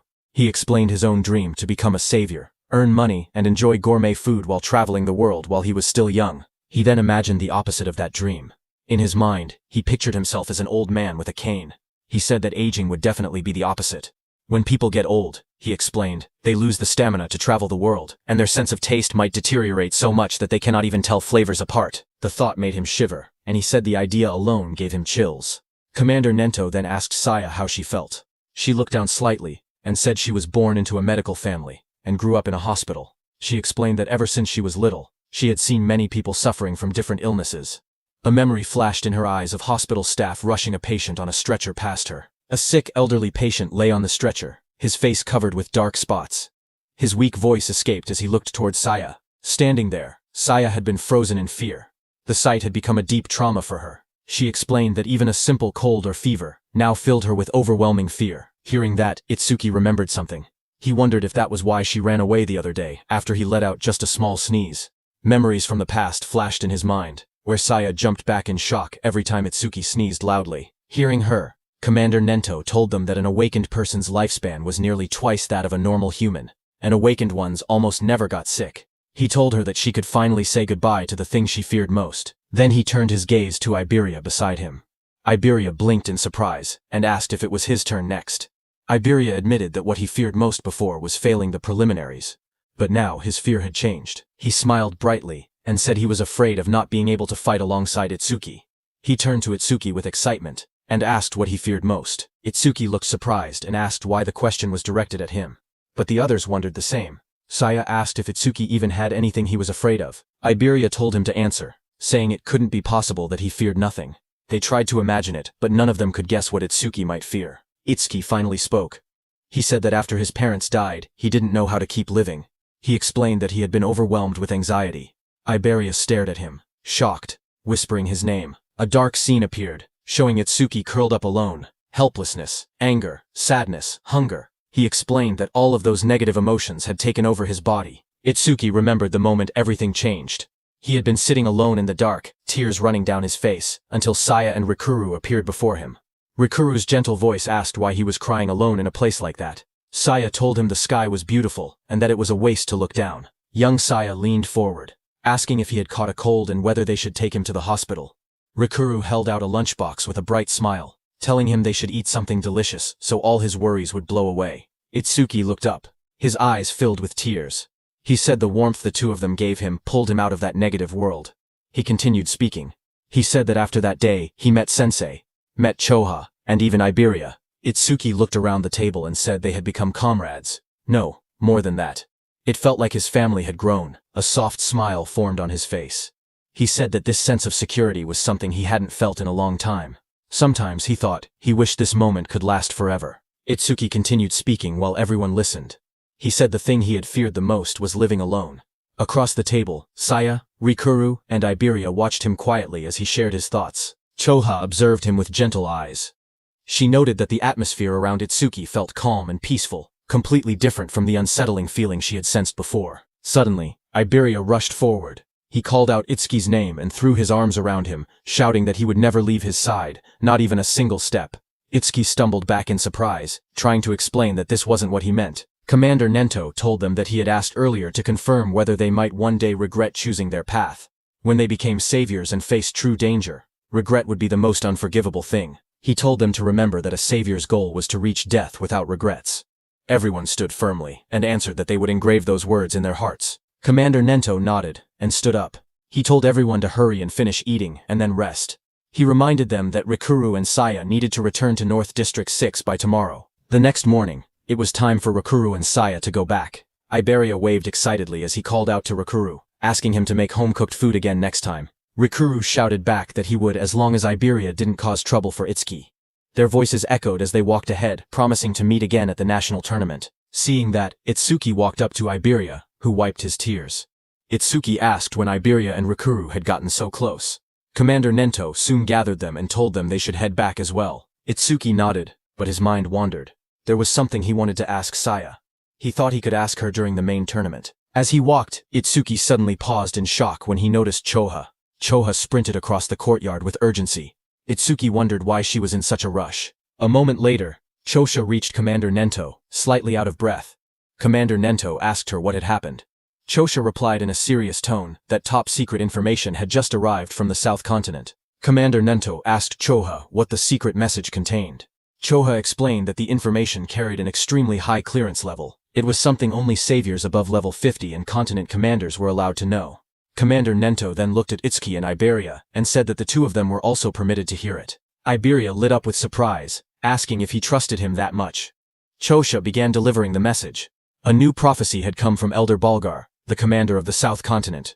According to him, within the next 3 days, a large-scale disaster beast assault would strike the North Continent. Hearing that, Itsuki asked whether Elder Balgar's prophecies were reliable. Iberia confirmed that they were. Elder Balgar was the most renowned prophet across all 5 continents. His prophecies were as good as confirmed futures. Choa turned to her father and urged him to leave the North Continent immediately. But Commander Nento believed there had to be a reason the disaster beasts were launching an assault. This time, he said, the target was most likely him, the commander of the North Continent. The commander thought for a moment. He said that if that were true, then staying here would make him good bait. Choga stepped forward, insisting there was no reason for her father to remain in the North Continent. She reminded him that combat wasn't even his specialty, and if he already knew he was the target, then remaining here was far too risky. She urged him to evacuate to the Central Continent immediately. Tenma agreed with her. He said that if they lacked manpower, he would remain behind and fight. But the commander raised a hand, stopping them. He told them he had already made his decision and warned them not to argue further. Then he turned to Itsuka, saying there was something else he needed him to do. Itsuka protested, insisting that nothing could be more important than protecting his sensei. Commander Nento explained his request. Iberia's father, Aiden, was the greatest crafter across all 5 continents, and they couldn't allow anything to happen to him. He wanted Itsuki to guard Aiden together with Iberia. Additional awakened fighters would also be dispatched to support them. Hearing that, Iberia looked troubled. He wondered aloud why their forces had to be split just to protect his father. Suddenly a thought struck Itsuki, as he realized that Sensei might be intentionally keeping him away from the battlefield. Nearby, Choya listened quietly until the commander turned to her as well. He said he had 3 requests for her. First, she had to announce the coming assault to the residents of the North Continent and help evacuate everyone below level 50 safely. Next, she needed to notify all awakened individuals, level 50 and above, to prepare for combat at any moment. Finally, she had to summon Heighten to this location. Since North District 1 had a low population, there would be no danger of civilian casualties. Commander Nento's eyes glowed fiercely as he declared that they would face the disaster beasts head-on right there. Choa returned to her father and reported that she had completed every arrangement he instructed. She told him Heighten would be arriving soon. Commander Nento thanked her for the trouble and told her she could rest for now. Choa hesitated, her expression softening as she looked at him in silence. Her father noticed her worry. He asked whether she was anxious about Itsukui, even though Aiden already had skilled guards accompanying him. He added that if that was the case, then as her father, he simply needed to defeat all the smaller threats and lure out the main enemy. Choha lowered her gaze, her cheeks slightly flushed. She admitted that, as expected of her father, he saw through everything. Commander Nento continued speaking. He said a prophecy had revealed that a disaster beast of level 100 or higher would appear this time. In a battle of that scale, someone would be forced to reveal all their trump cards. That was the real reason he sent Itsuki away. Hearing that, Choha nodded slowly as the meaning became clear to her. If Itsuki fought such a beast using his unusual methods, his abilities would be exposed, and the enemy would try to eliminate him at any cost. Commander Nento said yes, but added that there was another reason as well. Based on Itsuki's past battles, it seemed Itsuki lacked raw attack power. Rumors said that Aiden possessed an artifact capable of increasing attack power, and sending Itsuki there might allow him to obtain it. Commander Nento explained that if Itsuki obtained the rumored artifact, everything would change. Attack, defense, mana, agility. He could become a perfect awakener who possessed every attribute. The prophecy began to unfold soon after. On day 1 of the prophecy, at 8 p.m., the northern continent was struck. In every district, stone monuments began falling from the sky like rain, crashing into the ground and signaling the start of the Disaster Beast assault. In North District 2, the skies were dark as Utsuki and Iberia sprinted through the cold winds. Utsuki asked how much farther Iberia's home was. Iberia estimated another 100 kilometers. Hearing that, Itsuki narrowed his eyes, thinking that a disaster beast could appear at any moment. They had to reach Iberia's father as fast as possible. Suddenly, from behind, Iberia shouted for Itsuki to look, pointing ahead in shock. Hearing that, Itsuki stopped and looked forward. Iberia's trembling voice barely formed the words. A blazing object was falling from the sky. It was a stone monument. Itsuki realized that the attack had already begun, and the monument had landed right in the middle of a populated area. The two watched as the fiery structure crashed straight into the city. The impact sent a massive explosion of light through the skyline. Itsuki's expression tightened. The warning had only been released moments ago. Civilians were still evacuating. If a disaster beast appeared now, the situation would become catastrophic. Elsewhere in the city, awakened warriors stared at the monument that had descended. Chaos erupted as they shouted that massive casualties were unavoidable, and that a disaster beast was already approaching. Someone recognized the scene. It was exactly as Elder Vargar had foretold. They cursed at how early the event had arrived. Back with Itsuki and Iberia, a glowing barrier began forming around the impact zone. Iberia panicked as he watched it rise. Itsuki was also panicking inside, thinking that if they left the citizens behind, many would die, but if they stepped in to help, their main mission would be delayed. Itsuki glanced at Iberia and thought quietly to himself. Iberia had traveled a long distance, yet he hadn't asked for a single break. He must have been that worried about his father. If he suggested stopping to save citizens now, Iberia would surely hate it. But before he could decide, Iberia suddenly pointed forward, shouting for them to go help. The barrier had trapped a disaster beast inside the city, and he insisted they couldn't ignore it. The creature inside was at least level 20. If no high-level awakeners were present, countless people could die. Hearing that, Itsuki's worries vanished. Then, with a firm voice, he agreed to change the plan. They would take care of the disaster beast in the city first. Just then, the ground shook violently as the stone monument split open. Flames burst out, and a massive creature emerged from within. It was a flame golem, level 21, its entire body wrapped in blazing fire. Nearby, the awakened fighters assessed the situation. They counted their strength, 3 level 15s and 1 level 16. It would be difficult, but against a level 20 disaster beast, they believed they still had a chance to win. A defender stepped forward and activated his C-rank skill, Rock Shield. Jagged stone shot up around his arms as he braced himself against the incoming flames. He shouted for the others not to break formation, promising to hold off the monster's attacks. The flame golem roared and hurled fire straight at him. Through the heat and sparks, the defender yelled for his teammates to find an opening and counterattack. But the creature's power was overwhelming. It struck with massive force, smashing the ground and scattering debris across the street. The defender was thrown violently backward, crashing into a wall. As the dust settled, he struggled to lift his head. His armor was shattered. His voice trembled. He couldn't believe what had happened. It was impossible. The other awakeners froze in terror because the Earth user had the highest defense among them, yet he had been killed instantly. If even he couldn't survive, they stood no chance at all. Panic spread across their faces as they backed away, their weapons shaking. One of them cried out, asking desperately what they were supposed to do now. The group fell into panic. One of the men shouted that fighting a creature like this was suicide and that they needed to run. As he sprinted away, flames chased behind him. Another teammate yelled for him to watch out, but the fleeing man only snapped back that they should worry about themselves. Before he could get far, a sharp presence appeared right behind him. His eyes widened in shock as the fiery monster loomed over his shoulder. Terrified, he begged for his life, promising to do anything as he activated his ability. Water surged around him as he used his B-rank skill, Water Cannon. A massive stream of water blasted toward the creature. For a moment, he caught his breath.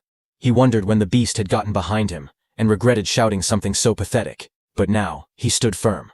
He was a water elementalist, the natural enemy of fire disaster beasts. This attack should have been its end. The others watched from a distance, unsure. One asked whether he had really defeated it. Another stepped forward, saying he would finish it off just in case. In the midst of drifting steam and smoke, the monster's dark silhouette still stood. The water elementalist stepped forward and warned the others not to interfere.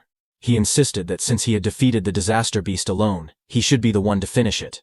But before he could act, the charred body of the creature suddenly twitched. Flames surged across its cracked surface as it rose again.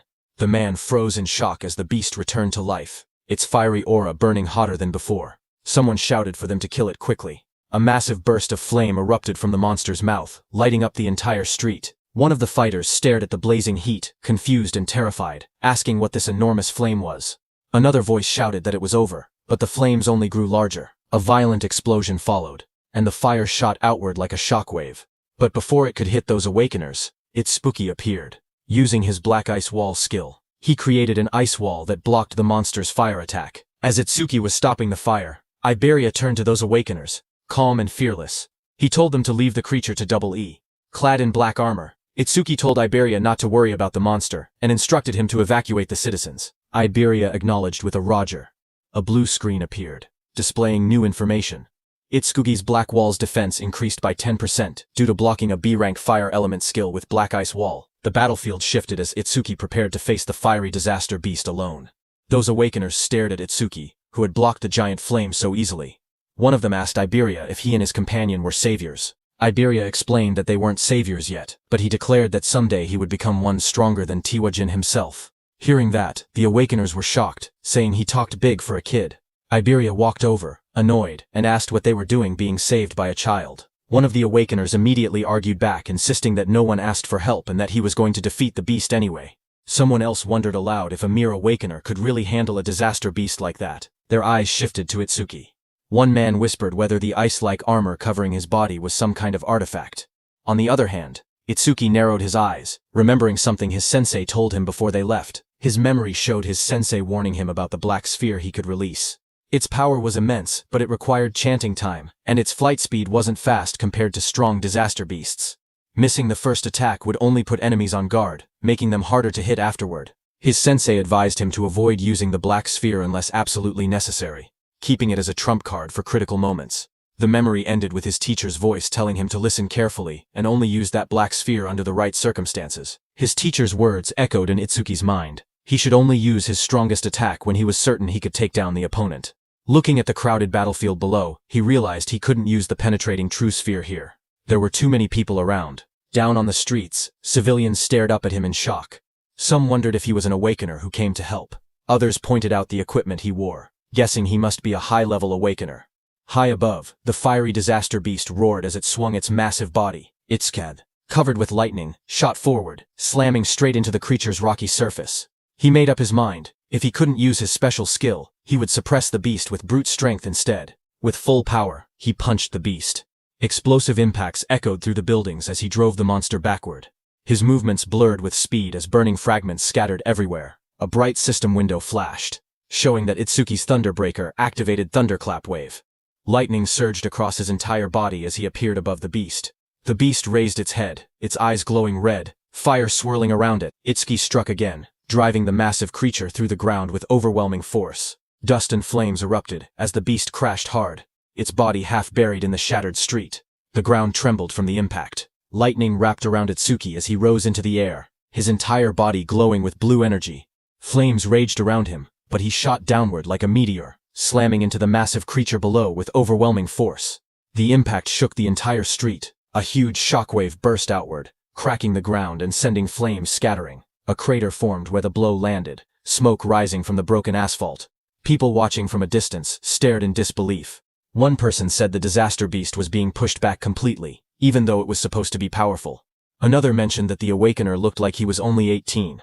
Someone else suggested the beast must have been injured beforehand, but an awakener nearby could only stare with wide eyes, whispering in shock that this couldn't be real. Even a level 21 flame golem couldn't fight back at all against that young man. He wondered who the young man facing it truly was. When the smoke finally cleared, the battlefield was quiet. The golem lay smashed into the ground. One of the awakeners looked around in confusion and asked where the young man had gone. Another man explained that as soon as the young awakener defeated the disaster beast, he left the area with the blonde boy. That water-type awakener claimed that the only reason a level 0 awakener could do something like that was because he had already weakened the flame golem's health beforehand. But the first awakener looked uneasy.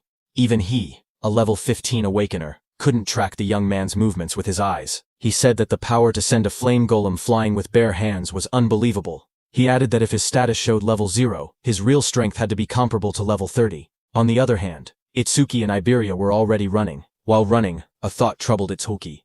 If a beast of that level couldn't be killed instantly, things would only get harder in the future. He muttered that he had to increase his attack power somehow. Just then, a system window appeared, displaying Itsuki's current stats. Attack, 330, Agility, 760, plus 100% due to Thunderclap Wave activation. Defense, 495, increased due to Black Ice Wall, 50%, Mana, 330, recovers 10% of mana upon detecting one enemy unit. Itsuki stared at the numbers, knowing he needed to grow stronger as quickly as possible. On day 1 of the prophecy, at 10:30 p.m., Itsuki and Iberia ran through the rain-soaked streets. Iberia stared in awe, saying Itsuki's speed was so incredible that he couldn't even track him with his eyes. Itsuki replied calmly that speed meant nothing without power. While they were running, suddenly Iberia started panting heavily, admitting he had never thought of Itsuki that way before. When they stopped, he told Itsuki that if he wanted to raise his attack power, he knew a good method. Itsuki looked at him and asked what he meant. Iberia explained that his dad's warehouse contained tons of artifacts, and there had to be one that boosted attack. He said Itsuki was strong and was also Sensei Izumi's student, so his dad would definitely be happy to let him have one. As he spoke, he imagined Itsuki wearing a powerful artifact, standing tall in a dark, glowing armored suit. The thought made him laugh to himself in a strange way. But Itsuki looked unimpressed and asked what that creepy laugh was about and what exactly he was imagining. Iberia cheered excitedly and told Itsuki to follow him. Once they arrived, he said he would ask his father to prepare a useful artifact for Itsuki. Itsuki watched him struggle to stand straight and thought to himself that he had already slowed down on the way. But even with all that agility, Iberia must have had trouble keeping up. Itsuki then stepped forward and grabbed Iberia by the arm. Iberia panicked and shouted, asking what Itsuki was doing. Itsuki told him not to push himself if he was tired. If they ran into a calamity, he wouldn't be able to fight properly in that condition. Before Iberia could answer, Itsuki lifted him and dashed forward at full speed. Iberia yelled that he wasn't ready, but the wind tore past them too fast for him to react. The two shot through the city like a blur. Iberia screamed that it was too fast, while Itsuki said they had already wasted enough time and told him to hold on. Later, at 11:05 p.m. on day 1 of the prophecy, the moon hung over a quiet set of wooden houses deep in the forest. A gust of wind swept through as they arrived. Iberia collapsed forward, shaking. He gasped that they finally made it, and complained that he thought his arms were going to rip off. As they walked deeper into the woods, Itsuki asked why his father chose to live so far from town when the town was much safer. Iberia replied that his father said the town was too noisy for him to focus on his crafting. Ahead of them stood an old wooden house. Iberia explained that the place might look run down, but its defenses were strong. His father had traps set all around the perimeter. Itsuki nodded, saying he thought he felt a faint magical fluctuation. A system window appeared as he activated magic detection. Iberia told him not to worry. As long as Itsuki followed him closely, he wouldn't trigger anything. Itsuki silently thought that with his detection ability he could avoid them on his own. Iberia walked ahead proudly as Itsuki asked him to watch his step. But Iberia grinned to himself, happy that it was finally his turn to take the lead. But the next second, a small trap placed on the ground clicked under Iberia's foot. Iberia froze. He started sweating as he realized he had stepped right on one of the traps. He shouted that he got carried away and forgot about it. Itsuki stared at him blankly and asked if he was sure this was really his own house. Iberia froze the moment the trap activated. He shouted that this was bad, because he had stepped on the nastiest trap of all. Itsuki focused for a moment and noticed the magical fluctuation around them growing stronger. A loud mechanical roar echoed through the forest as the ground shook. From the dust rose a massive humanoid construct. An iron golem, glowing with red eyes and a core embedded in its chest. A system window appeared, listing its stats. Attack 500, Defense 500, Agility 300, Magic 200. Itsuki's eyes widened in surprise. He couldn't believe Iberia's father even owned humanoid artifacts. Before Iberia could react, the iron golem swung a giant arm toward him. The blow came crashing down with tremendous force. In the next instant, Itsuki dashed forward and pushed Iberia out of the attack's path. As the iron golem's punch came down, Itsuki also punched it with full power. Their attacks smashed into each other, creating a massive shockwave that cracked the earth and sent debris flying everywhere. Itsuki slid backward across the ground, shocked that even a mere artifact had higher attack power than he did. As he steadied himself, he realized another problem. Because the iron golem was created to protect Iberia's father, he couldn't simply destroy it with his piercing sphere. That made the situation more complicated. Itsuki quickly called out to Iberia, asking if there was any way to stop the golem. Iberia, panicking, shouted back that the key was the karmic stone embedded in its chest. If that stone was destroyed, the golem would shut down. The iron golem's eyes glowed red as its chest stone pulsed with green light. Iberia yelled that the stone was its power source, and taking it out would end everything. A system window appeared as Itsuki activated Thunderwave. Lightning surged around his body, crackling across his arms and shoulders. He smirked, realizing that knowing the golem's weak point made the fight much simpler. The golem had strength, but he had speed. He dashed forward, lightning trailing behind him as the iron golem slammed its massive arm into the ground. Stone shattered everywhere, but Itsuki slipped past the attack, aiming straight for the glowing stone. The golem swung again with both arms, trying to crush him, but Itsuki moved in a blur of thunder. Multiple afterimages flickered around the battlefield as he closed the distance, electricity lighting up the entire area. Lightning wrapped around Itsuki's body as he dashed straight toward the iron golem's chest. The golem swung a massive arm down at him, but he slipped underneath the attack, closing the distance in one quick burst. He reached out and grabbed the glowing green karmic stone embedded in the golem's chest. The moment his hand made contact, the stone cracked and came free from its socket. The iron golem's body froze. Its red eyes dimmed, and its raised arms stopped mid-movement as all power left its frame. Itsuki stepped back, holding the fractured stone in his hand. Just then, a shadow loomed behind him, raising a sword to attack, as Itsuki calmly asked if that was enough. Iberia rushed forward in panic, shouting for Josuke to stop. But before he could reach him, that figure suddenly blurred into motion. A fierce strike came swinging toward Itsuki from the side, his eyes glowing red at the moment of impact. But the blade stopped inches from his chest. Itsuki froze in shock. He wondered when his opponent had even moved. Josuke stood in front of him, lowering the heavy sword. He looked confused as he recognized Iberia behind the stranger.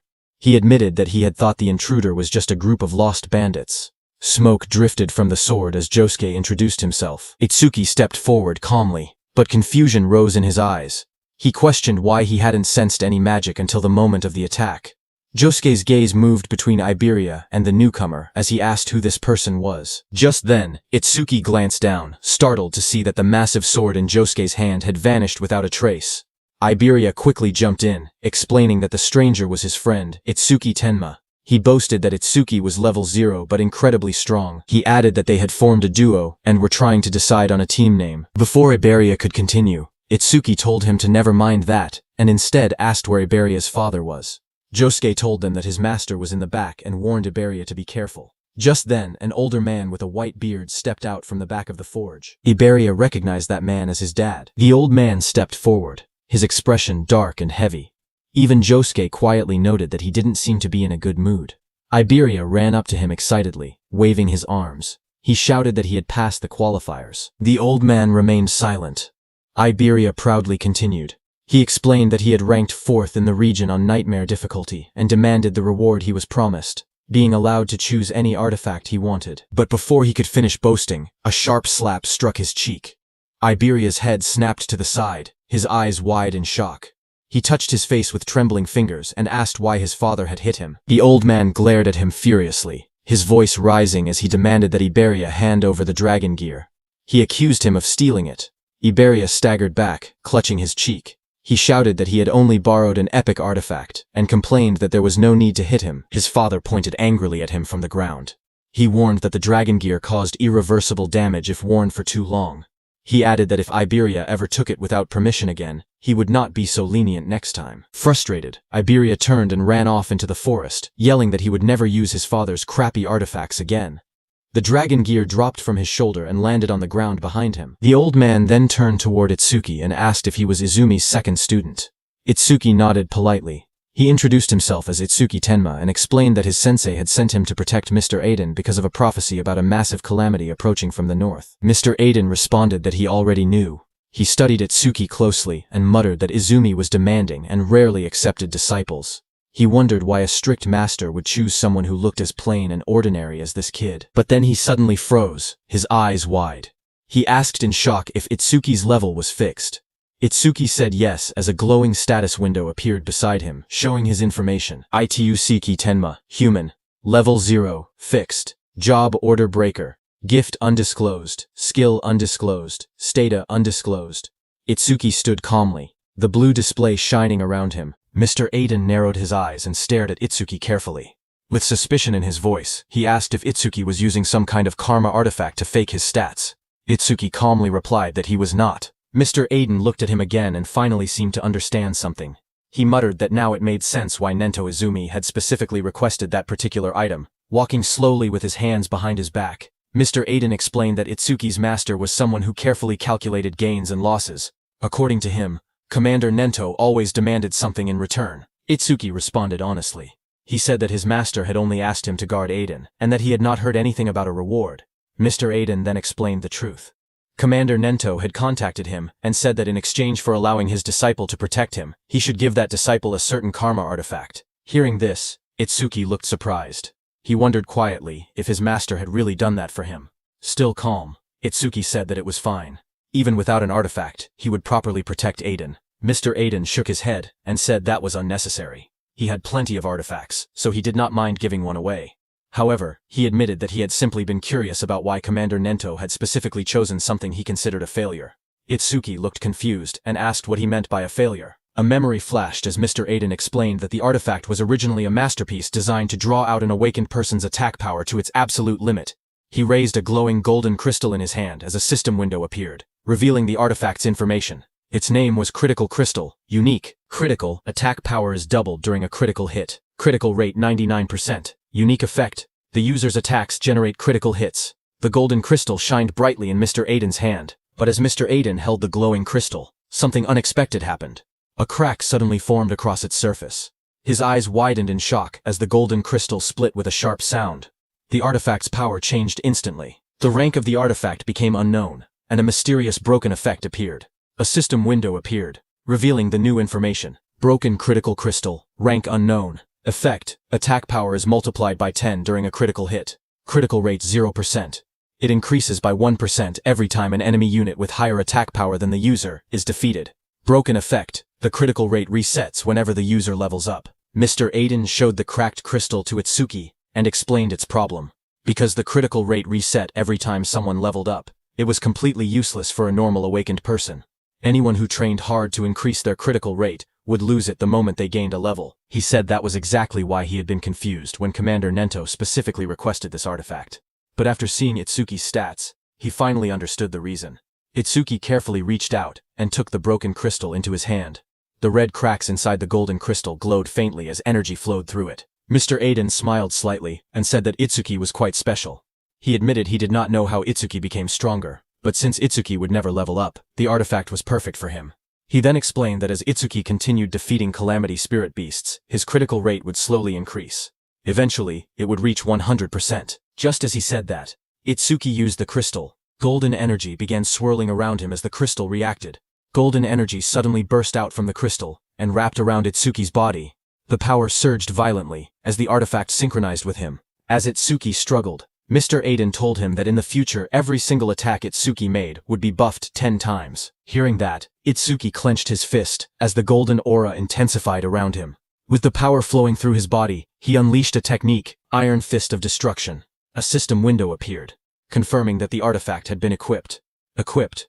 Broken critical crystal. Itsuki looked at the information and thought about the conditions of the artifact. His critical rate would only increase when he defeated enemies with higher attack power than him. He quietly admitted that the condition was a bit harsh. However, he decided not to worry about it for now. He would think about a counter-strategy after they finished this raid. Just then, another system notification appeared, showing the crystal's information. Its effect was that it increased attack power 10 times on critical hits.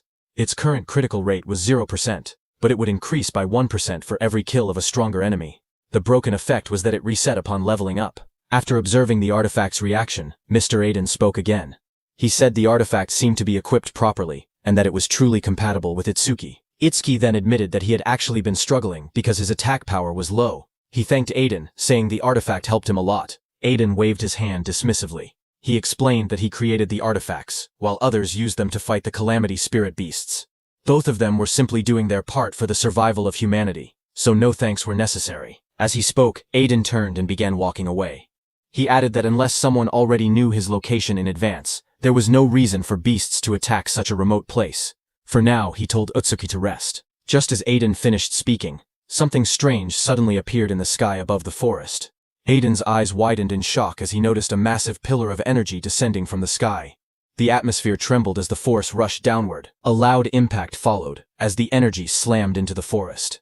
The force spread outward like a shockwave. Nearby, Itsuki and Josuke instinctively raised their arms to shield themselves as the powerful energy burst through the air. Iberia, who was inside the house, opened his window and stared in disbelief, shouting in confusion and asking what had just happened. He looked toward the sky with wide eyes and realized something unexpected. A barrier had appeared. Looking up, they saw a massive green dome covering the entire area. The strange barrier surrounded the forest, glowing with an eerie green light. Seeing the enormous dome above them, Iberia shouted in shock, wondering why there was a green barrier there. Mr. Aiden looked toward the sky with a serious expression. In his mind, a troubling thought appeared. Only the commanders-in-chief of the 5 continents should know his location. He wondered if it was truly a coincidence that a stone monument had fallen here, or if something else was happening behind the scenes. Before he could think further, Josuke suddenly shouted loudly. He quickly warned everyone to get back. The calamity spirit beasts were coming, and they were already heading straight toward them. Itsuki stood quietly and focused his senses. His eyes sharpened as he felt a powerful presence approaching. He calmly said that he could feel it. Something was moving toward them at an incredible speed. Moments later, the ground began shaking as multiple creatures rushed forward through the forest. At first, Itsuki counted 6 of them. Then they realized there were even more.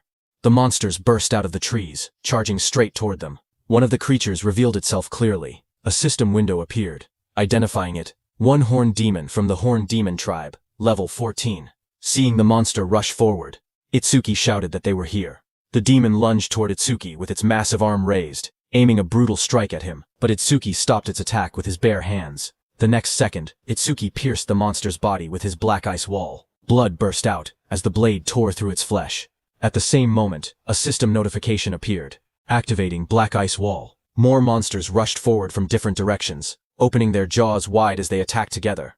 Electricity crackled around Itsuki's body as he moved calmly through the battlefield. Inside his mind, he thought that enemies at this level were not a problem. No matter how many came, he could finish them instantly with Lotus Explosion.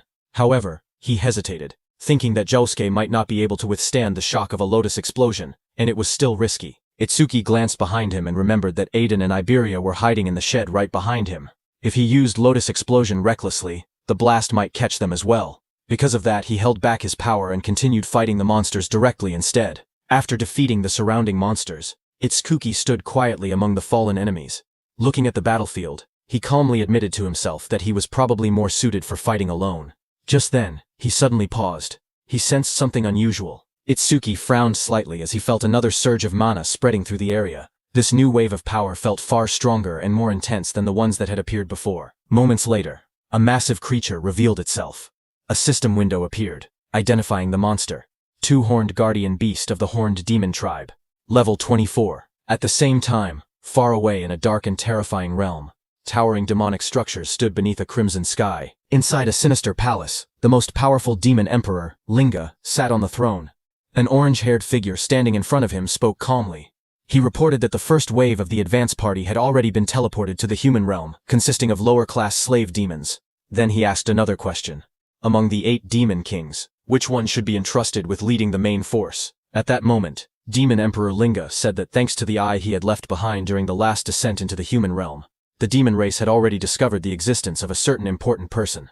With a cold command, the demon emperor told him to capture them. This orange-haired figure was Enma Raku, also known as Yama, one of the 8 demon kings. He asked whether the task should also be entrusted to one of the 8 demon kings. However, the demon emperor sitting on the throne calmly refused the idea. He said that sending a demon king might destroy the very eye that had been secretly left behind in the human realm. Because of that risk, he decided that the matter would instead be handled by a demon general. The order was accepted without hesitation.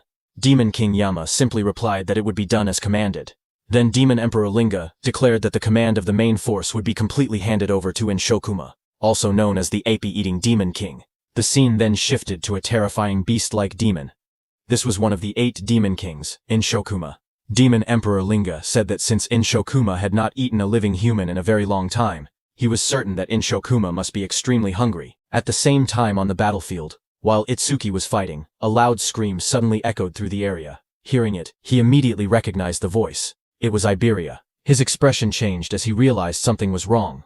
He wondered if a disaster beast had broken into the room. But before he could react further, a disaster beast burst forward to attack. A system window appeared in front of him, identifying the beast as a double-horned guardian from the Horned Demon clan, level 24.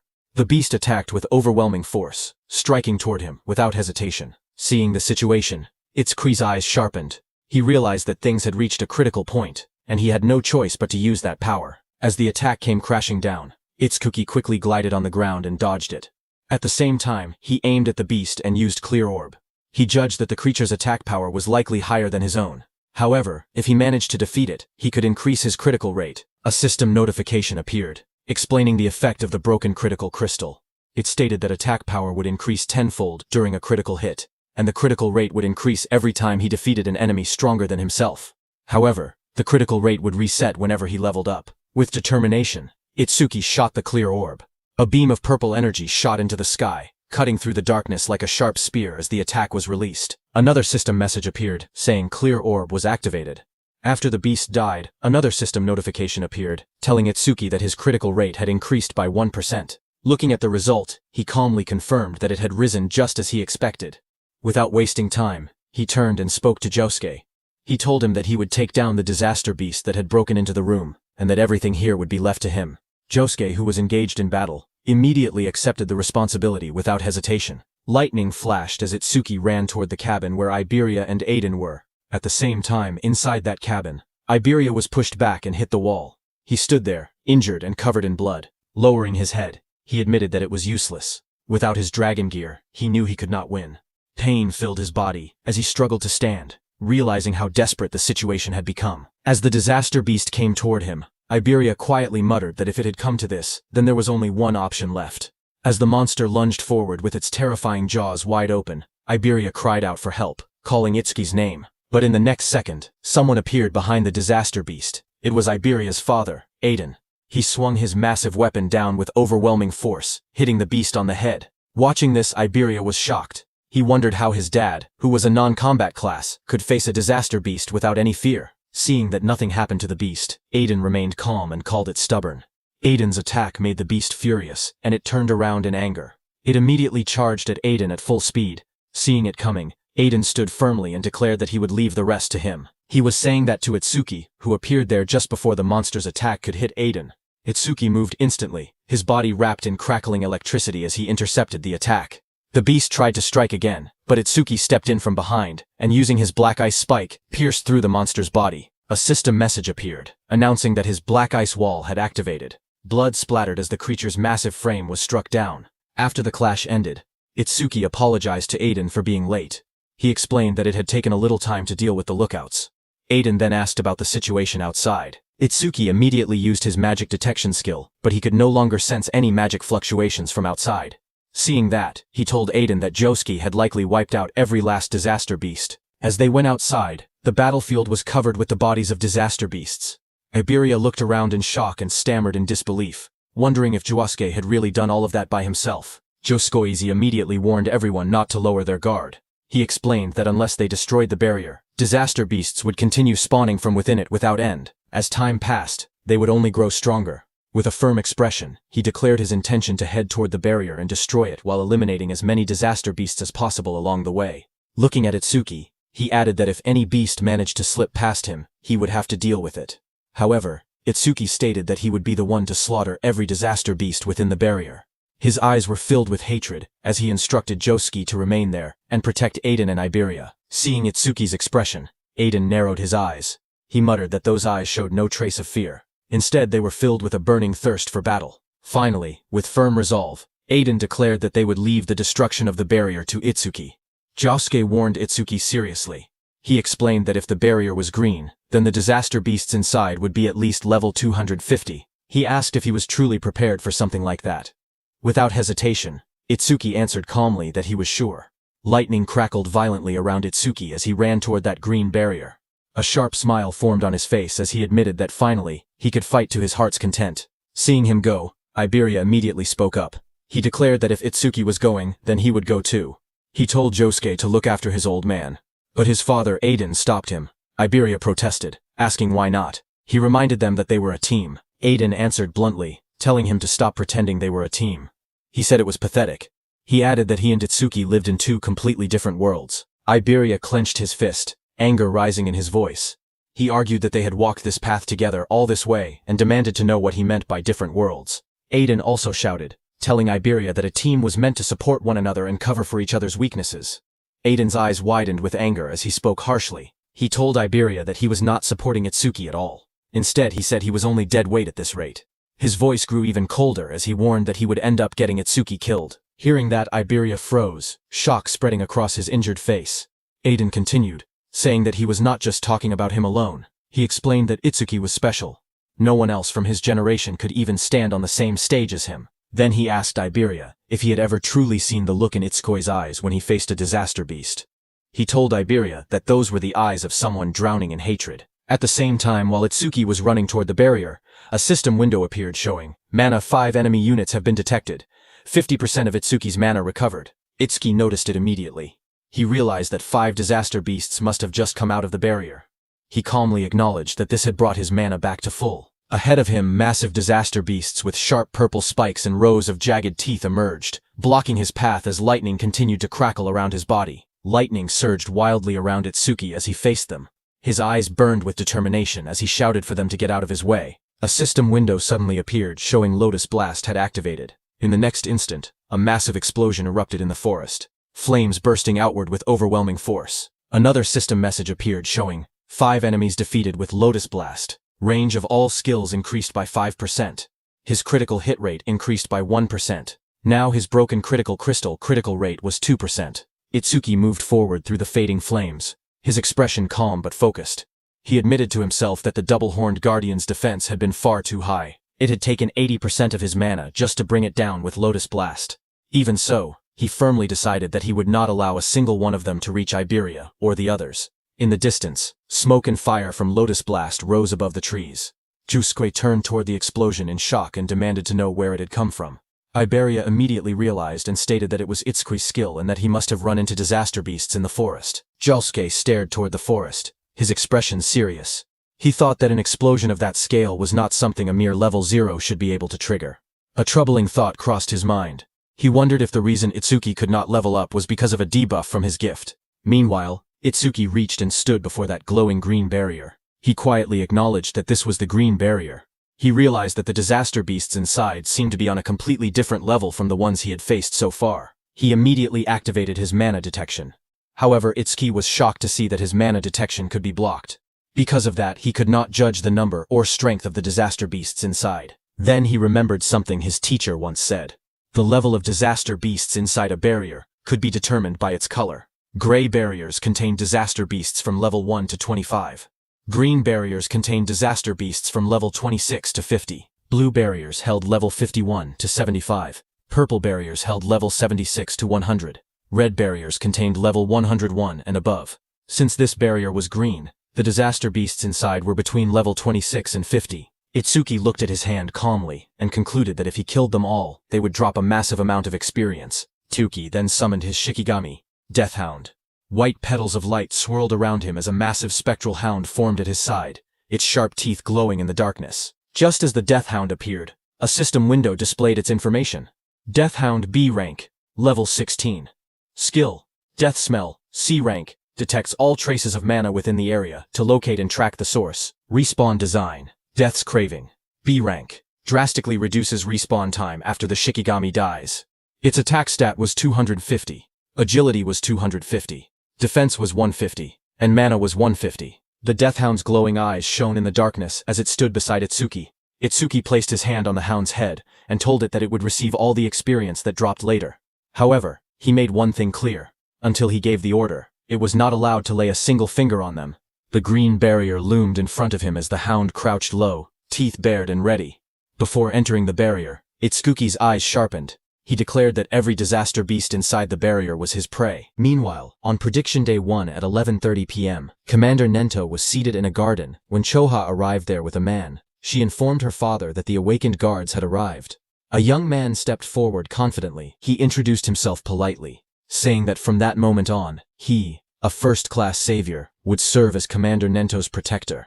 This man was level 63 Wind Elementalist, first-class savior, Kei Chirajima. Commander Nento thanked him for coming. Choha then explained that besides him, 5 third-class saviors and 3 second-class saviors had also arrived. Commander Nento asked her if Akira Hiton had not arrived yet, saying he had assigned Hiton to guard the perimeter. Choha frowned slightly and explained that when they spoke 6 hours ago, he had said he was already on his way. However, when she tried calling again 3 hours later, she could not get through. She added that massive stelas had been falling across the northern province since 8 p.m. that night.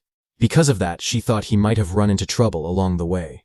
Still, she remained confident. Commander Nento stated that a normal disaster beast would not be a threat to him. After all, he was one of the 6 pillars among the special class saviors. He asked her to keep trying to contact him, adding that only a special class savior could stand against the disaster beasts appearing there. Choha quietly responded that she understood, but hearing all that, the Wind Elementalist spoke up, questioning whether they were overestimating the special class saviors a bit. He argued that no matter how strong Wajin Tae and Akira Hiton were, they were still only human.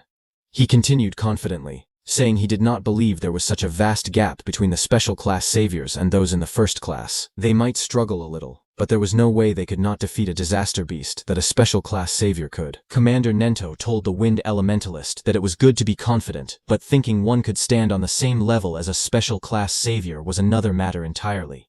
He added that such thinking likely came from never having fought a truly powerful disaster beast before. Just as he said that, suddenly there was a blast in the sky as a huge pillar fell down. Seeing that, the Wind Elementalist reacted instantly, saying a stele was approaching, and a disaster beast was coming with it. He raised his sword as the air trembled around him. As the stele fell to the ground, it created a huge purple barrier. Seeing that, Commander Nento declared that it had finally arrived. At the same time, Choha tried once more to reach Akira Hiton, but her voice shook as she admitted it was useless. She still could not contact him. The Wind Elementalist smirked confidently. He declared that if even a special class savior could not make it, then he was not much to rely on. He told Commander Nento there was no need to worry. They would finish every last one of them off. His expression then turned serious as he looked toward the purple barrier. He boldly stated that he would prove right now that a first class was just as capable as a special class. On the other hand, at Itsuki's side, he entered the green barrier with his death hound. Inside the barrier, a strange green glow filled the surroundings. Itsuki walked beside his death hound, quietly observing the area. He noted that the scenery inside the barrier was not any different from the outside. However, he admitted that there was an aura in the air that made him feel uneasy. A system notification appeared, saying mana detection activated.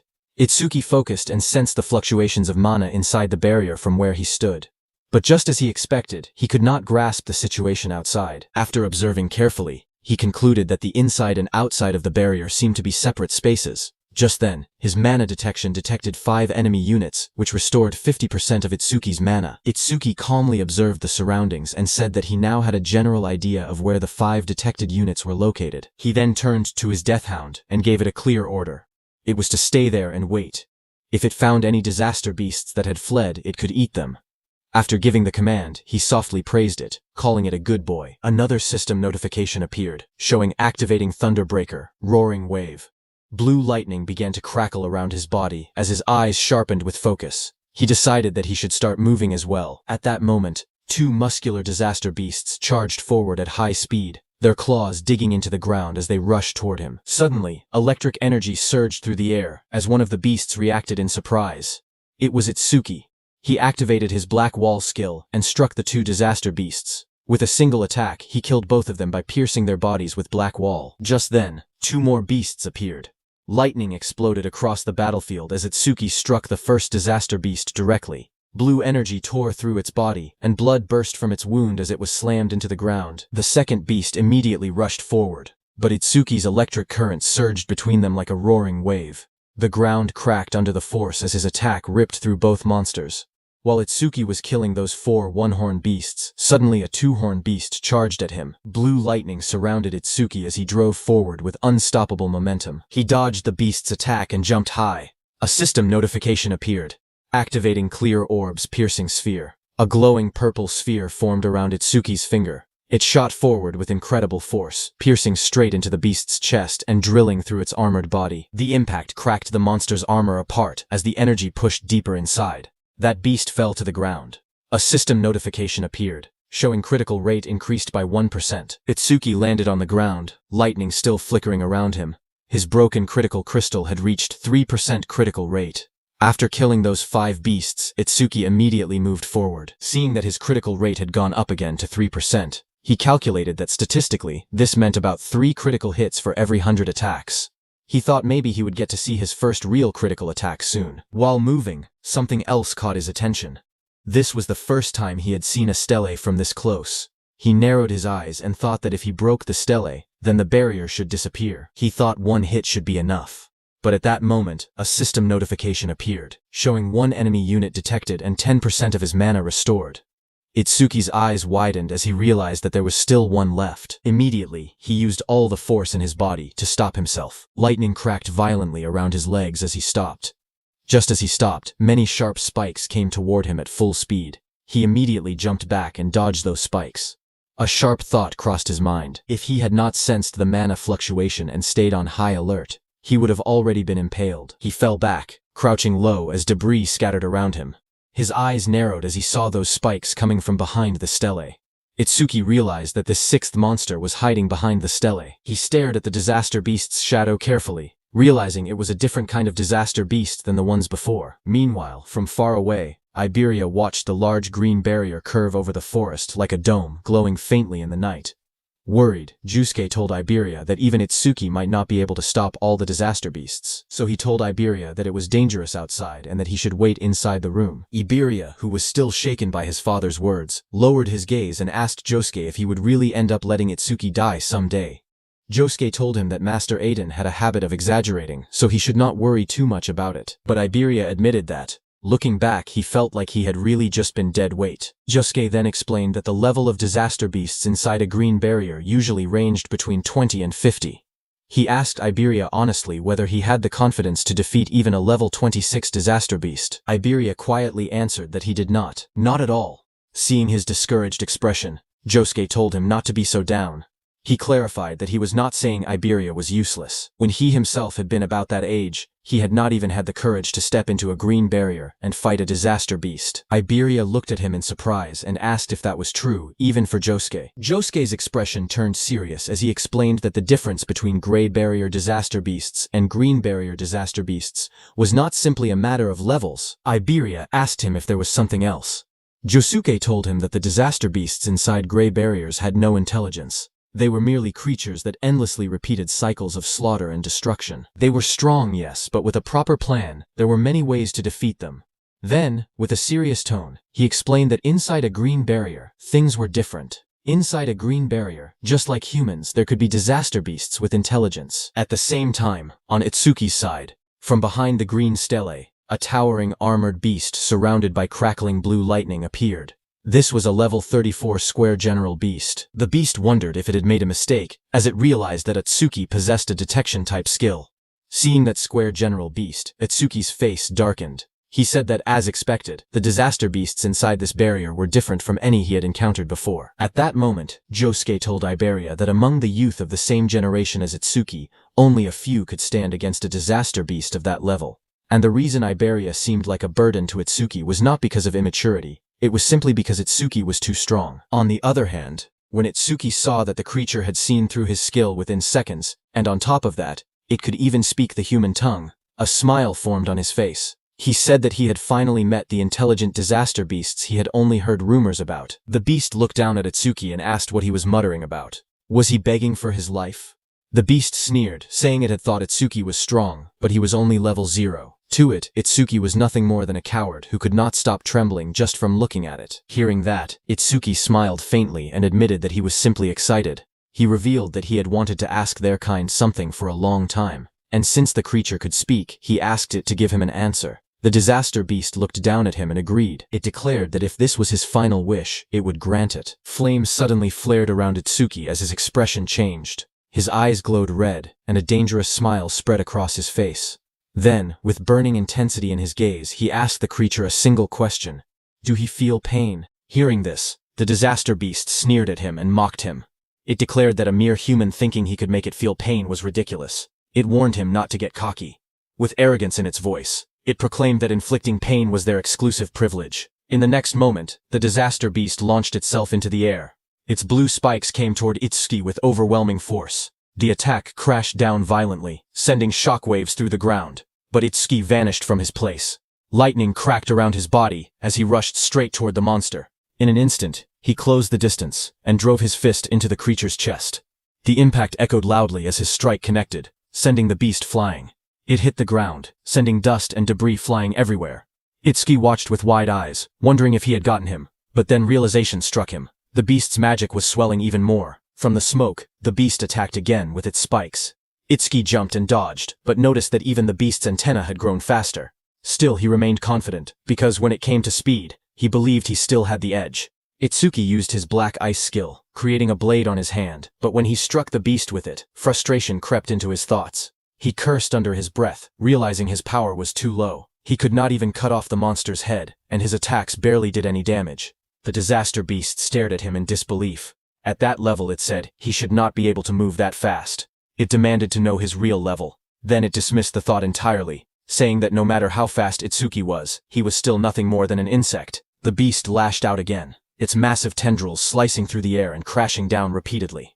It roared arrogantly that even if Tuki struck it 100 times with that weak power, it would not hurt or even make it itch. But it warned him that if he took even one of its hits, it would be over. As the beast said that, its massive tendrils slammed down with terrifying force. But suddenly, Itsuki made a move. Blue lightning wrapped around his body as he leaped behind the beast. He twisted mid-air and struck down hard, his attack crashing against the monster's armored head. But the next second, the beast's tendril whipped toward him again at full speed. Sweat rolled down his cheek, but he used his black ice wall skill to defend. The tendril smashed into him and sent him flying backward. His body crashed violently into a tree, splinters and debris exploding into the air as the force drove him deep against the trunk. The disaster beast didn't stop there. It immediately attacked Itsuki with its tendrils again, but Itsuki quickly steadied himself. Lightning flickered around him as he jumped into the air to dodge. Standing firmly against the tree, he looked forward and told the creature to try it if it could. From a distance, the armored disaster beast watched him coldly. It remarked that the lightning surrounding Itsuki was nothing more than a skill that boosted his speed. It declared that it would see how long Itsuki's magic could hold out. Saying that, it continued attacking with its tendrils. Itsuki observed the creature carefully, and came to a realization. Those antennae were not a skill, they were part of the monster's body. That was why Overmimus would not trigger against them. He got near the beast and struck again, as lightning flickered around his body. He wondered how many attacks it had been so far. The 18th? Or maybe the 19th? The monster spread its massive frame and attacked Itsuki with its tendrils, declaring that it was useless. At that moment, a status window appeared before Itsuki, showing he only had 97 magic. He understood the situation immediately. He had been pushing his skills non-stop, and his magic was about to run dry. His stamina was being worn down as well. If this continued, his speed would only decrease. Itsuki's red eyes sharpened with resolve as he decided that he would pour everything into offense. Itsuki charged at the disaster beast, thinking he would boost his attack frequency, so that if he could land even one critical hit, he would win. Itsuki was trying to use the power of his broken critical crystal, whose effect was that on a critical hit it increased attack power by 10 times. But currently, its critical rate was only at 3%. With lightning surging violently around him, Itsuki launched forward once more, striking directly at the armored beast. He continually punched the beast with his fists. Sweat rolled down his face as his eyes burned with determination. He told himself that he had to attack more. To trigger a critical hit, all he could do was keep swinging. There was no other choice. His fists slammed into the monster's body with explosive force, the impact echoing loudly. But suddenly a blue tendril flashed through the air as it rushed at Itsuki. It hit and tore through his stomach. Blood spilled from Itsuki's mouth as his body trembled violently in pain. Dark stains spread across his shirt as he struggled to stay upright. The towering beast looked down at him and mocked him coldly. It said that throwing himself at it like that was idiotic. The creature leaned closer, its sharp teeth gleaming as it taunted him again. It asked what was wrong. Wasn't he supposed to make it feel pain? Hearing that, Itsuki simply let out a quiet snort in response. The monster's grin widened. It remarked that he was still alive and admitted that his defense seemed to be quite high. But suddenly Itsuki's red eye flared brightly, veins spreading across his face as a fierce smile twisted his lips. He felt it at last. Finally, it was here. A system notification appeared before Itsuki, telling him that his critical crystal was activated, and his next attack would definitely be a critical hit. Without hesitation, Itsuki moved. In a single explosive step, he closed the distance and drove his fist forward with overwhelming force. Red energy burst outward as his strike slammed directly into the monster's body. The impact shook the air violently. The beast screamed in pain as it was sent flying backward. Its massive body tore through the forest, crashing through trees as splinters and debris scattered everywhere. Smoke and dust rose into the air as the monster landed heavily on the ground. It could only stare in disbelief. It questioned what had just happened and why Itsuki suddenly possessed such terrifying power. Standing calmly amid the fading red glow, Itsuki looked at his fist. His breathing steadied as he admitted quietly that the power was stronger than he had expected. After landing that critical hit, something inside him changed. All kinds of emotions began rising from deep within his chest. Focus sharpened his mind. Satisfaction spread through him. A strange ecstasy followed. He realized he had never felt like this before. Even though blood was pouring out of the wound in his stomach, he did not feel any pain at all. The injury was deep, and his shirt was soaked in red, yet his body felt strangely light. He looked down at the beast calmly and admitted that this feeling was incredible. Itsuki then reached out and grabbed the beast's head, asking whether it felt any pain from that attack. Hearing that, confusion filled the beast's voice. It wondered what kind of human he was.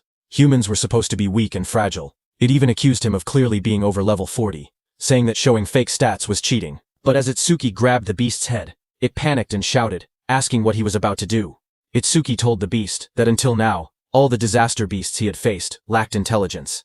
Even when they died, they barely screamed. But this one was different. He grabbed the creature firmly and squeezed. The beast let out a loud, terrified scream. A wide grin spread across Itsuki's face as his red eyes glowed fiercely in the darkness. He admitted that a scream from a disaster beast capable of feeling pain was truly pleasant to hear.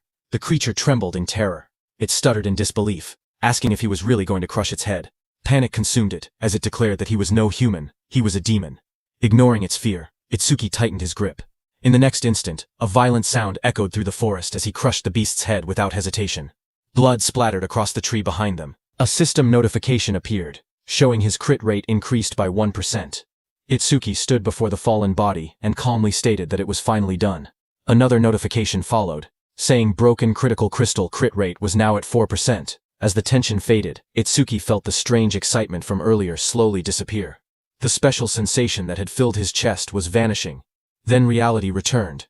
The searing pain from the wound in his stomach began to kick in. He steadied himself and observed the surroundings. The barrier around the area had turned transparent, which meant there were no disaster beasts left inside. He looked at the transparent pillar in front of him and thought that if he crushed it, all that would remain would be the stele. Without hesitation, he pulled back his fist and drove it forward with force. A sharp cracking sound echoed as his punch struck the structure. The ground around the stele shattered, cracks spreading across the area as debris scattered in every direction. Itsuki calmly admitted that it was weaker than he had expected. Exhaustion finally caught up to him. He leaned back against the broken structure, blood still staining his clothes. Before returning to Iberia, he reminded himself that there was something he needed to check. His expression turned serious as he quietly called his death hound. A dark figure rushed overhead. Itsuki lifted his head slightly and ordered it to show its face. Death stepped forward, its red eyes glowing fiercely in the darkness. It looked larger than before, its claws digging into the ground as it growled. Itsuki, sitting on the ground nearby, looked up at it calmly and noted that it seemed bigger than before. Then he paused for a moment and continued observing it carefully. Then he realized the reason. Its level had increased by 3. Not only that, but it had also gained 150 stat points. A system window appeared before him, showing the Deathhound's stats. It was a B-rank Shikigami at level 19. Its skills were Death Smell, a C-rank skill that detected all magic traces in the area and located and tracked their source. And Respawn Desire, a B-rank skill that greatly shortened respawn time after a Shikigami's death. It had 250 attack points, 250 agility, 150 defense, and 150 magic. It also had 150 unassigned stat points. After reading the information, Itsuki understood that as its level increased, its body also grew larger. He realized that it had not been his imagination. This meant that if it gained dozens more levels, it would grow even bigger. He imagined an enormous beast towering over him, and calmly admitted that he could not wait to see how large it would become. It was 11:35 p.m. on Prophecy Day 1, when Itsuki destroyed that stellar. Just as he destroyed it, from above the forest, the dark green barrier vanished, leaving the crescent moon shining clearly in the night sky. Iberia and Josuke stood among the trees, staring upward in shock. Iberia pointed toward the sky and shouted that the barrier had disappeared. He declared that Itsuki had done it.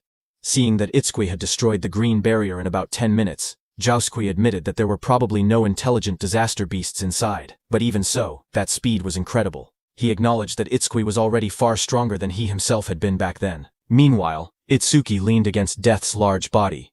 Blood stained his clothes as he struggled to remain steady. With long-distance travel and continuous battles, Itsuki's stamina was almost gone. On top of that, the blood loss had pushed his body to its limit. Itsuki looked at Death and spoke weakly. He told Death that since it could track magic, he instructed it to follow his magic trail and carry him to Iberia. Death lifted its head and let out a low howl into the night, ready to obey. Its loud, echoing cry rang out across the dark forest. The sound tore through the night, heavy and ominous, making the air feel tense. Josuke narrowed his eyes as he listened carefully. He muttered that it sounded like a disaster beast's cry, but the barrier was supposed to be gone. He questioned why that sound could still be heard. Without hesitation, he turned sharply and ordered Iberia to return to his room immediately. Iberia, while leaving, listened closely and said that the cry felt familiar, as if he had heard it somewhere before. On the other hand, Death's heavy claws slammed onto the ground as it came toward them. Josuke instantly drew his sword and took a defensive stance.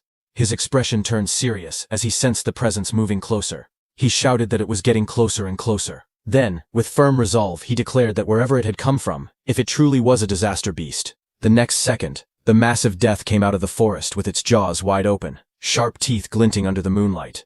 Josuke gripped his sword tightly and swung it with full force. With firm determination, he declared that he would cut it down. Before the blade could land, Iberia's eyes widened in shock. He suddenly realized what he was looking at. He exclaimed that it was the mad dog Shikigami that Itsuki had tamed before. Panic flashed across his face as he shouted for Josuke to stop, telling him that the creature belonged to Itsuki. Death abruptly tilted its head, stopping right in front of them. Josuke, who had heard Iberia's words, also stopped his heavy sword right before hitting it.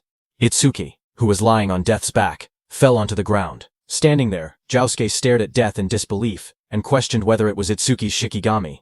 He remembered that only Shikigami users were supposed to be able to command Shikigami. Thoughts ran through his mind about Itsuki's overwhelming strength, combat power far above his peers, a level that never seemed to rise, and even skills that belonged to other jobs. Iberia rushed forward in panic, calling out loudly and asking if Itsuki was okay. Seeing him lying motionless on the ground, Josuke felt that Itsuki was always one mystery after another. Iberia dropped to his knees beside Itsuki and noticed the blood covering his clothes and face. His voice trembled as he asked what had happened to him, and why he was covered in blood. Itsuki slowly opened his eyes and weakly called out Iberia's name. His vision blurred as darkness crept in. In a faint voice, he asked to rest for a bit. Seeing this, panic completely overtook Iberia. Tears streamed down his face as he shouted helplessly, asking what he should do. His sobs echoed in the night. Just then, Josuke spoke behind him, saying that Itsuki was not dead, so there was no need to cry. Iberia turned around, tears still falling from his golden eyes, and asked in disbelief if Itsuki was really not dead yet. Josuke pointed at Itsuki's chest, telling Iberia to look carefully. He explained that Itsuki was still breathing properly. However, he added that the injuries needed treatment as soon as possible. He mentioned the Kodama bandage, and asked Iberia if he still had it. Supporting Itsuki's unconscious body, Iberia immediately responded that he would handle it. Later, as Itsuki lay resting on a bed with bandages wrapped tightly around his torso, Iberia stood nearby, looking at him quietly. He admitted to himself that he might never catch up to Itsuki in combat power. But there were things only he could do. His job was Wind Elementalist, someone who controlled air and airflow. He looked at his hands and thought about his gift. Iberia was level 9, and his gift was Heal Focus, which was grade 2. It was a bottom grade 2 gift that could only heal himself and allies. He had hated it before, so much that he had never used his skill even once. But for Double E, and for Itsuki, he resolved that he would use it as many times as it took. A system message appeared before Iberia, as he used his C-rank skill Heal Wind. Green wind energy began to gather around his body, swirling like soft flames as he activated the skill. Standing beside the bed, he stretched out his hand toward Itsuki. Bright green light wrapped around Itsuki's body, floating gently in the air along with glowing symbols of healing. Iberia quietly urged him to get better soon, for the sake of their duo. Sweat rolled down Itsuki's face as the healing wind surrounded him. Iberia called out his name anxiously. At the same time, on Commander Nento's side, at 11:35 p.m. on Prophecy Day 1, something changed. From the stele that had fallen near Commander Nento's estate, a massive purple barrier unfolded and spread outward. The ground trembled as someone came flying and struck against a tree, sending debris flying. It was the level 63 Wind Elementalist, first-class savior Kei Chirijima, who fell beside Commander Nento. Chocho was shocked to see the Wind Elementalist come flying. She quickly used her healing powers, telling him to stay with her. She said she would treat him immediately, and asked what it was like outside that barrier. That injured Wind Elementalist struggled to speak. With fading strength, he told them to run. Breathing heavily, the Wind Elementalist explained that the creature's build, defense, power, and speed were all off the charts. He said that not even special-grade saviors could stand against it. He concluded grimly that humanity could never possibly defeat a monster like that. Just then, that powerful beast descended through the smoke. A system window appeared, showing that it was a level 81 Minotaur warrior of the Bull tribe. The injured Wind Elementalist told Commander Nento that he must flee. The enormous Minotaur stared down at Commander Nento and remarked on his strange outfit. It asked if he was Izumi Nento. The monster grinned and swung its massive fist toward Commander Nento, saying it was lucky to run into the target so quickly. There was no need to trouble Lord Saru Shokuma over this. Hearing that, Commander Nento realized that he was really their target. He said that in that case, it was one less thing to worry about. Its massive fist slammed down, bursting outward in a blinding shockwave that shook the surroundings. Choha cried out desperately, calling for her father as violent wind and debris swept past her. Behind her, the Wind Elementalist stared ahead with wide, trembling eyes. With despair in his voice, he declared that this was the end of everything. But in the swirling smoke, Commander Nento stood firm, telling someone that he was late. From within the rising dust and red aura, Haiden stepped forward. His eyes glowed crimson as blood streaked across his face. He had blocked the Minotaur's attack with just one hand, red energy flaring around him. With determination in his voice, Haiten apologized and told Commander Nento to leave this one to him. Hearing that, the massive Minotaur let out a mocking laugh. It admitted that it had no idea where he had appeared from, but sneered that he certainly talked big. Saying that, the Minotaur raised its second hand to punch. From the side, the Wind Elementalist, battered and covered in blood, shouted a warning.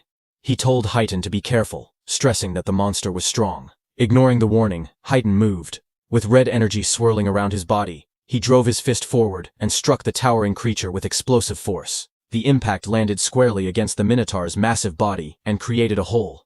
Dark blood splattered outward as the Minotaur's enormous body trembled under the blow. Watching from behind, the Wind Elementalist's eyes widened in shock. Sweat rolled down his face as he stared at the unbelievable scene unfolding before him.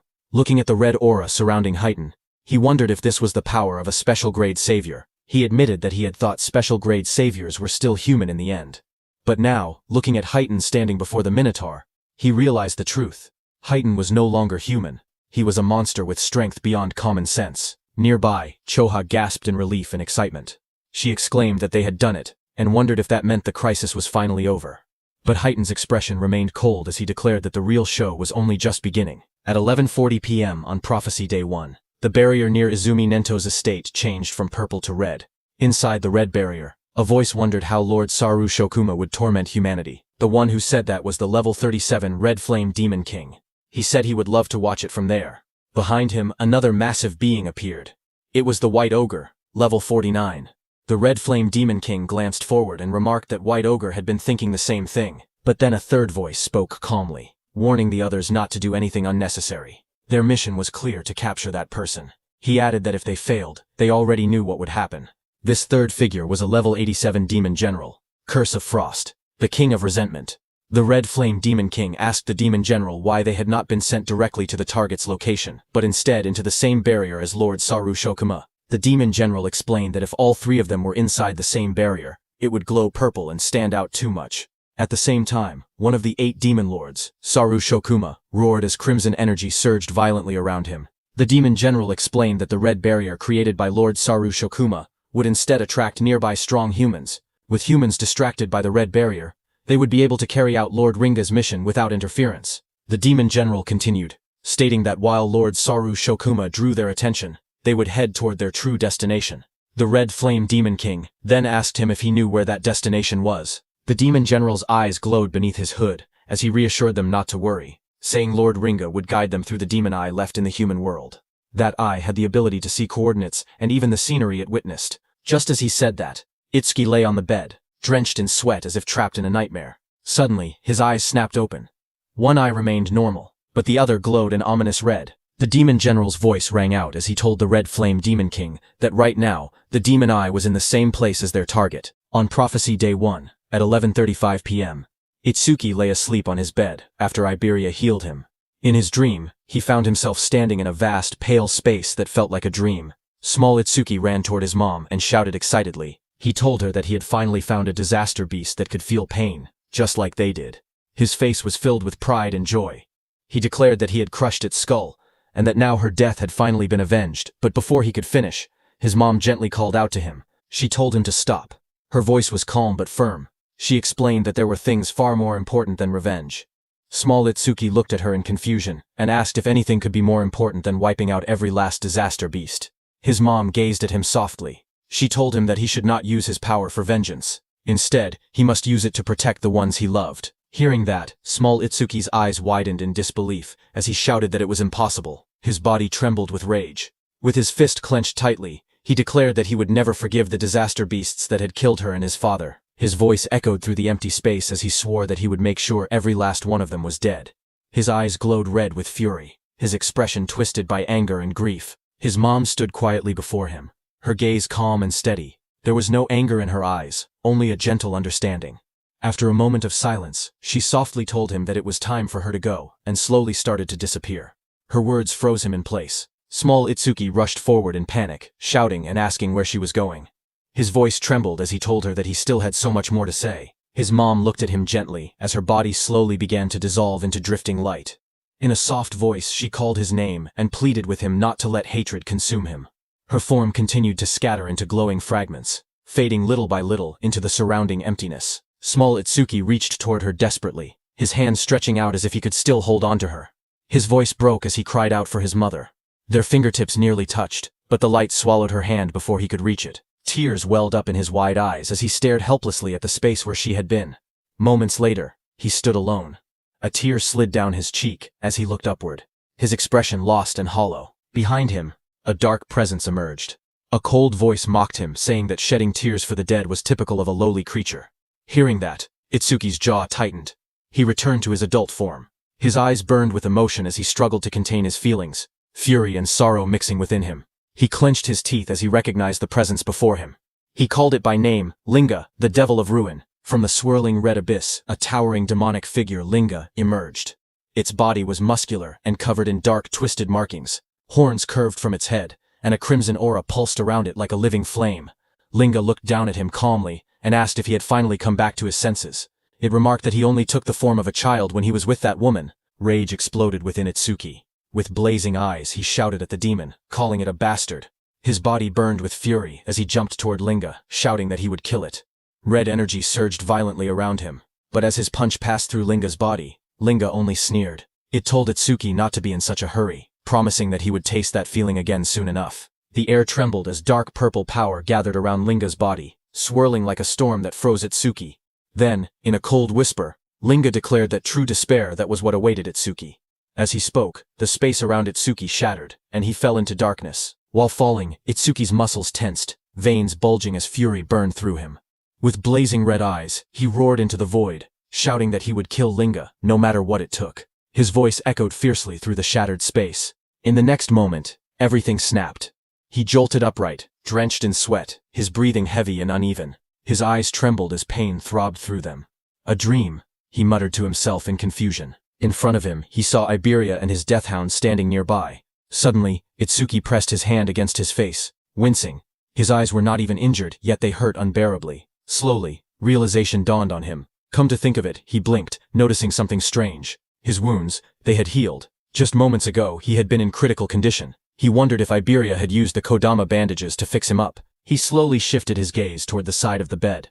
Iberia was asleep, leaning against the mattress peacefully. Seeing that, he wondered why Iberia was sleeping in a place like this. Then he remembered that Iberia had said he was going to take a break.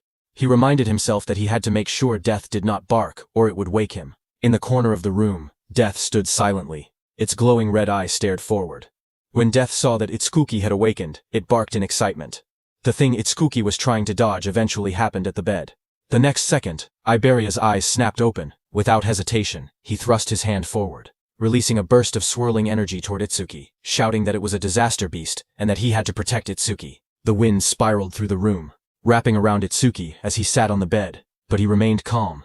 He glanced at the rushing force and told Iberia that a light breeze like that would not even make a disaster beast flinch. Iberia's face lit up with relief when he saw Itsuki open his eyes. With a wide smile, he exclaimed that Itsuki was finally awake. He let out a breath of relief and happily said that his treatment had actually worked.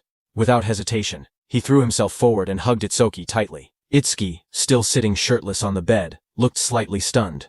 In his mind, he noted that Iberia still had the habit of hugging people whenever he got excited. After a moment, Itsuki calmly asked how long he had been unconscious.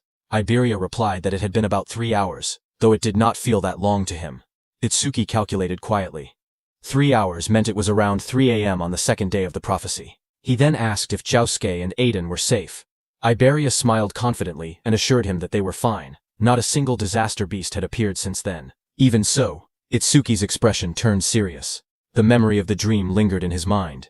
Linga had said that he should not be in such a hurry, promising that he would taste it again soon enough. Itsuki told himself it had only been a dream, yet the words continued to bother him. It had felt far too real to dismiss. He was certain that the disaster beasts were plotting something. On Prophecy Day 2, at 3:03 a.m., Itsuki had awakened from his coma. As he dressed up, a firm thought echoed in his mind, that he could not let his guard down. Iberia smiled brightly, and told Itsuki that he was truly glad.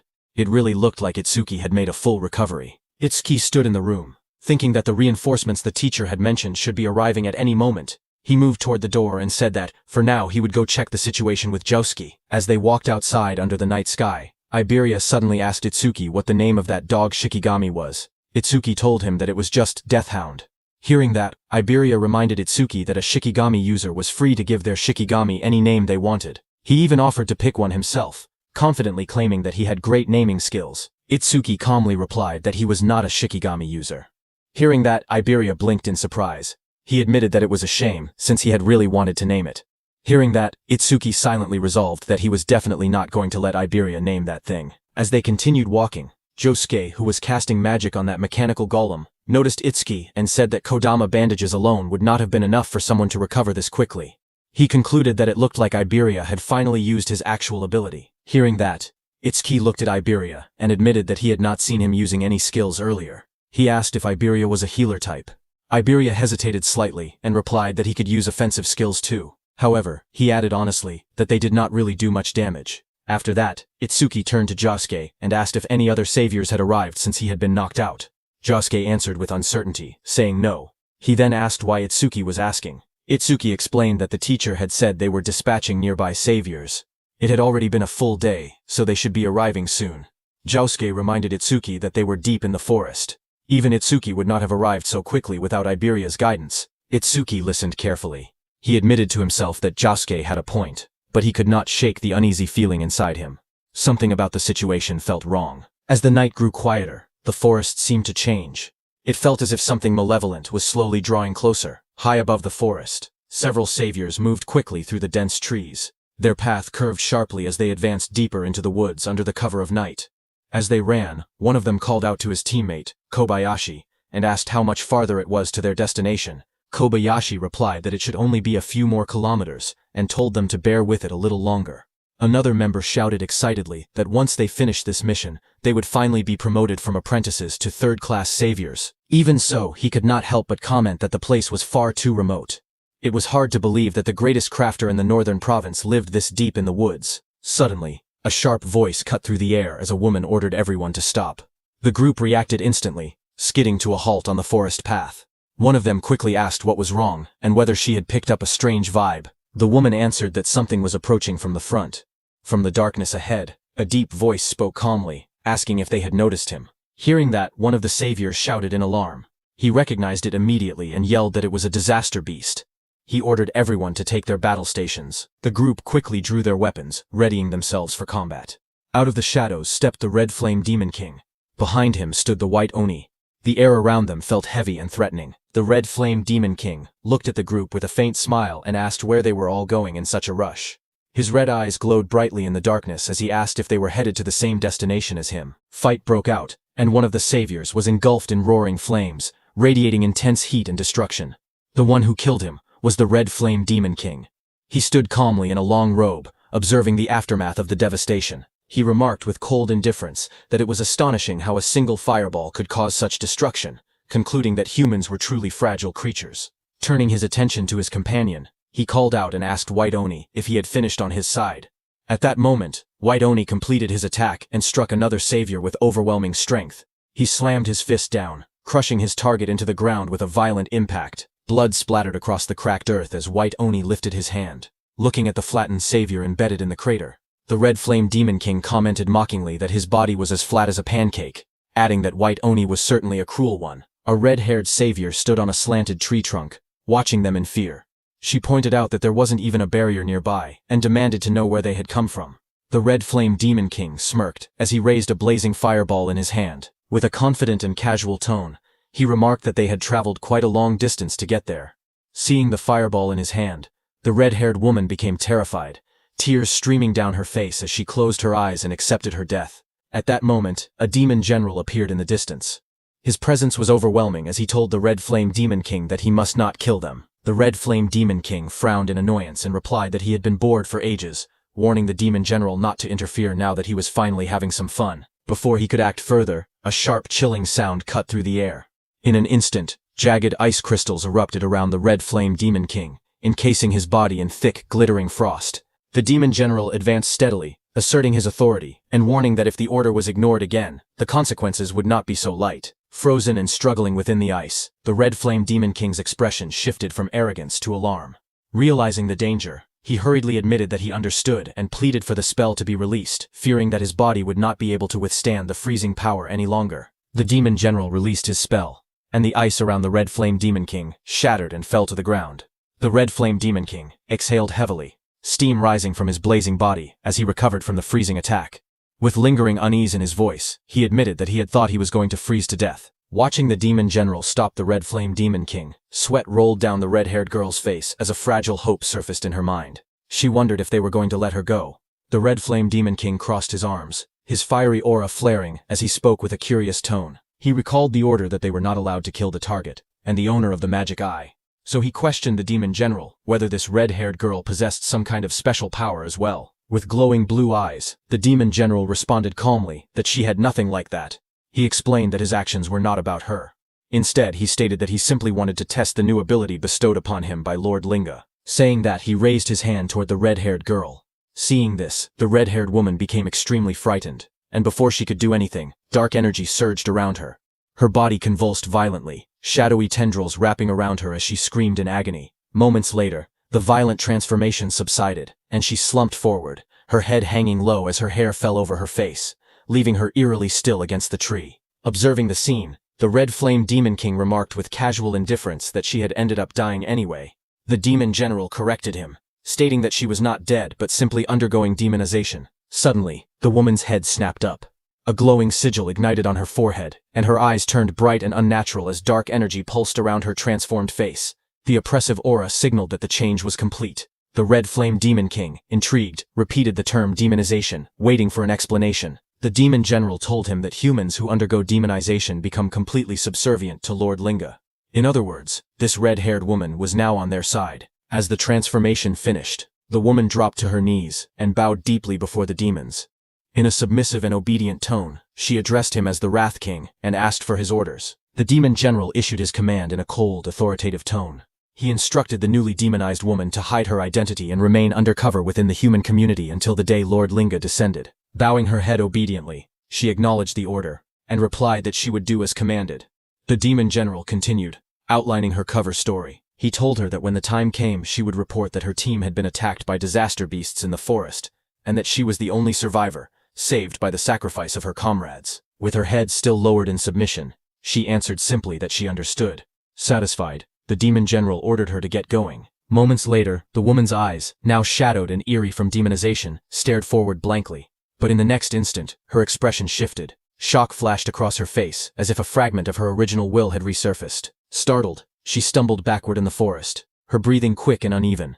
Realizing the danger and urgency of her situation, she turned and fled at full speed through the trees. The Red Flame Demon King and the Demon General stood watching her departure without concern as she disappeared into the distance. After she left, The Red Flame Demon King questioned the decision with a hint of disdain, stating that while making humans do their bidding was fine, he did not see the point of recruiting such a weakling. In response, the Demon General explained that it was not just about her.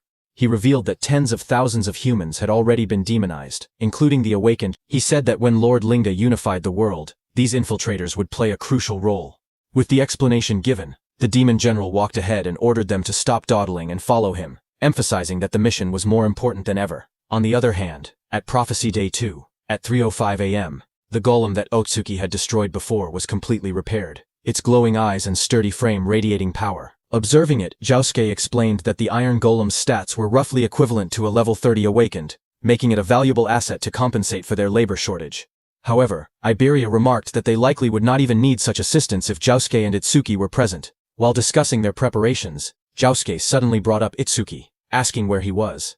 Iberia replied that Itsuki had gone to the workshop. He explained that Itsuki wanted to ask his father something about the critical crystal. Inside the workshop, Itsuki stood beside Eden as they discussed the recent battle. Eden asked if Itsuki had truly landed a critical hit during the fight with the disaster beast, and inquired about his critical rate at the time. Itsuki revealed that his broken critical crystal had originally given him a 3% critical rate, but after defeating the creature, it had increased to 4%. Hearing that, Eden remarked that achieving such a feat with only a 3% critical rate was incredibly lucky. Itsuki agreed that he thought so as well. He then explained that after landing that critical hit, it was not just his concentration that had improved. He described entering a strange state, where he felt as if he were omnipotent, and asked whether this was also an effect of the critical crystal. Hearing this, Eden reacted with surprise. He asked if it was a sensation where a person's senses become sharp enough to perceive everything around them, yet they remain calm and completely unaffected. Itsuki thoughtfully touched his chin, and agreed that the description perfectly matched what he had experienced. Hearing this, Eden expressed his surprise, realizing that Itsuki had entered a flow state. Itsuki repeated the unfamiliar term in confusion, and asked Eden to explain. Eden explained that a flow state occurs when a person becomes completely immersed in a task. In this state, one's sense of time becomes distorted, and both concentration and excitement reach their peak simultaneously. Hearing that, Itsuki became more confused and tried to understand. Eden then simplified the explanation, saying that, in short, it meant being in the zone. To illustrate, he described how a painter might forget to eat because they are so absorbed in their work. He added that an athlete whose body moves instinctively during a match is also in a flow state. Likewise, a student who loses track of time while solving a difficult problem is experiencing the same phenomenon. He concluded by explaining that when an awakened individual enters a flow state, they do not merely gain heightened focus, their senses become extraordinarily sharp. He explained that when someone enters a flow state, their stats and skill effects increase simultaneously to 120% of their original values. Hearing this, Itsuki expressed his surprise. He admitted that he had never heard about such a phenomenon from his teacher or any other awakened individual. He added that he had never met anyone who had actually entered a flow state before. Eden responded with astonishment, emphasizing that only a handful of people were capable of achieving such a state.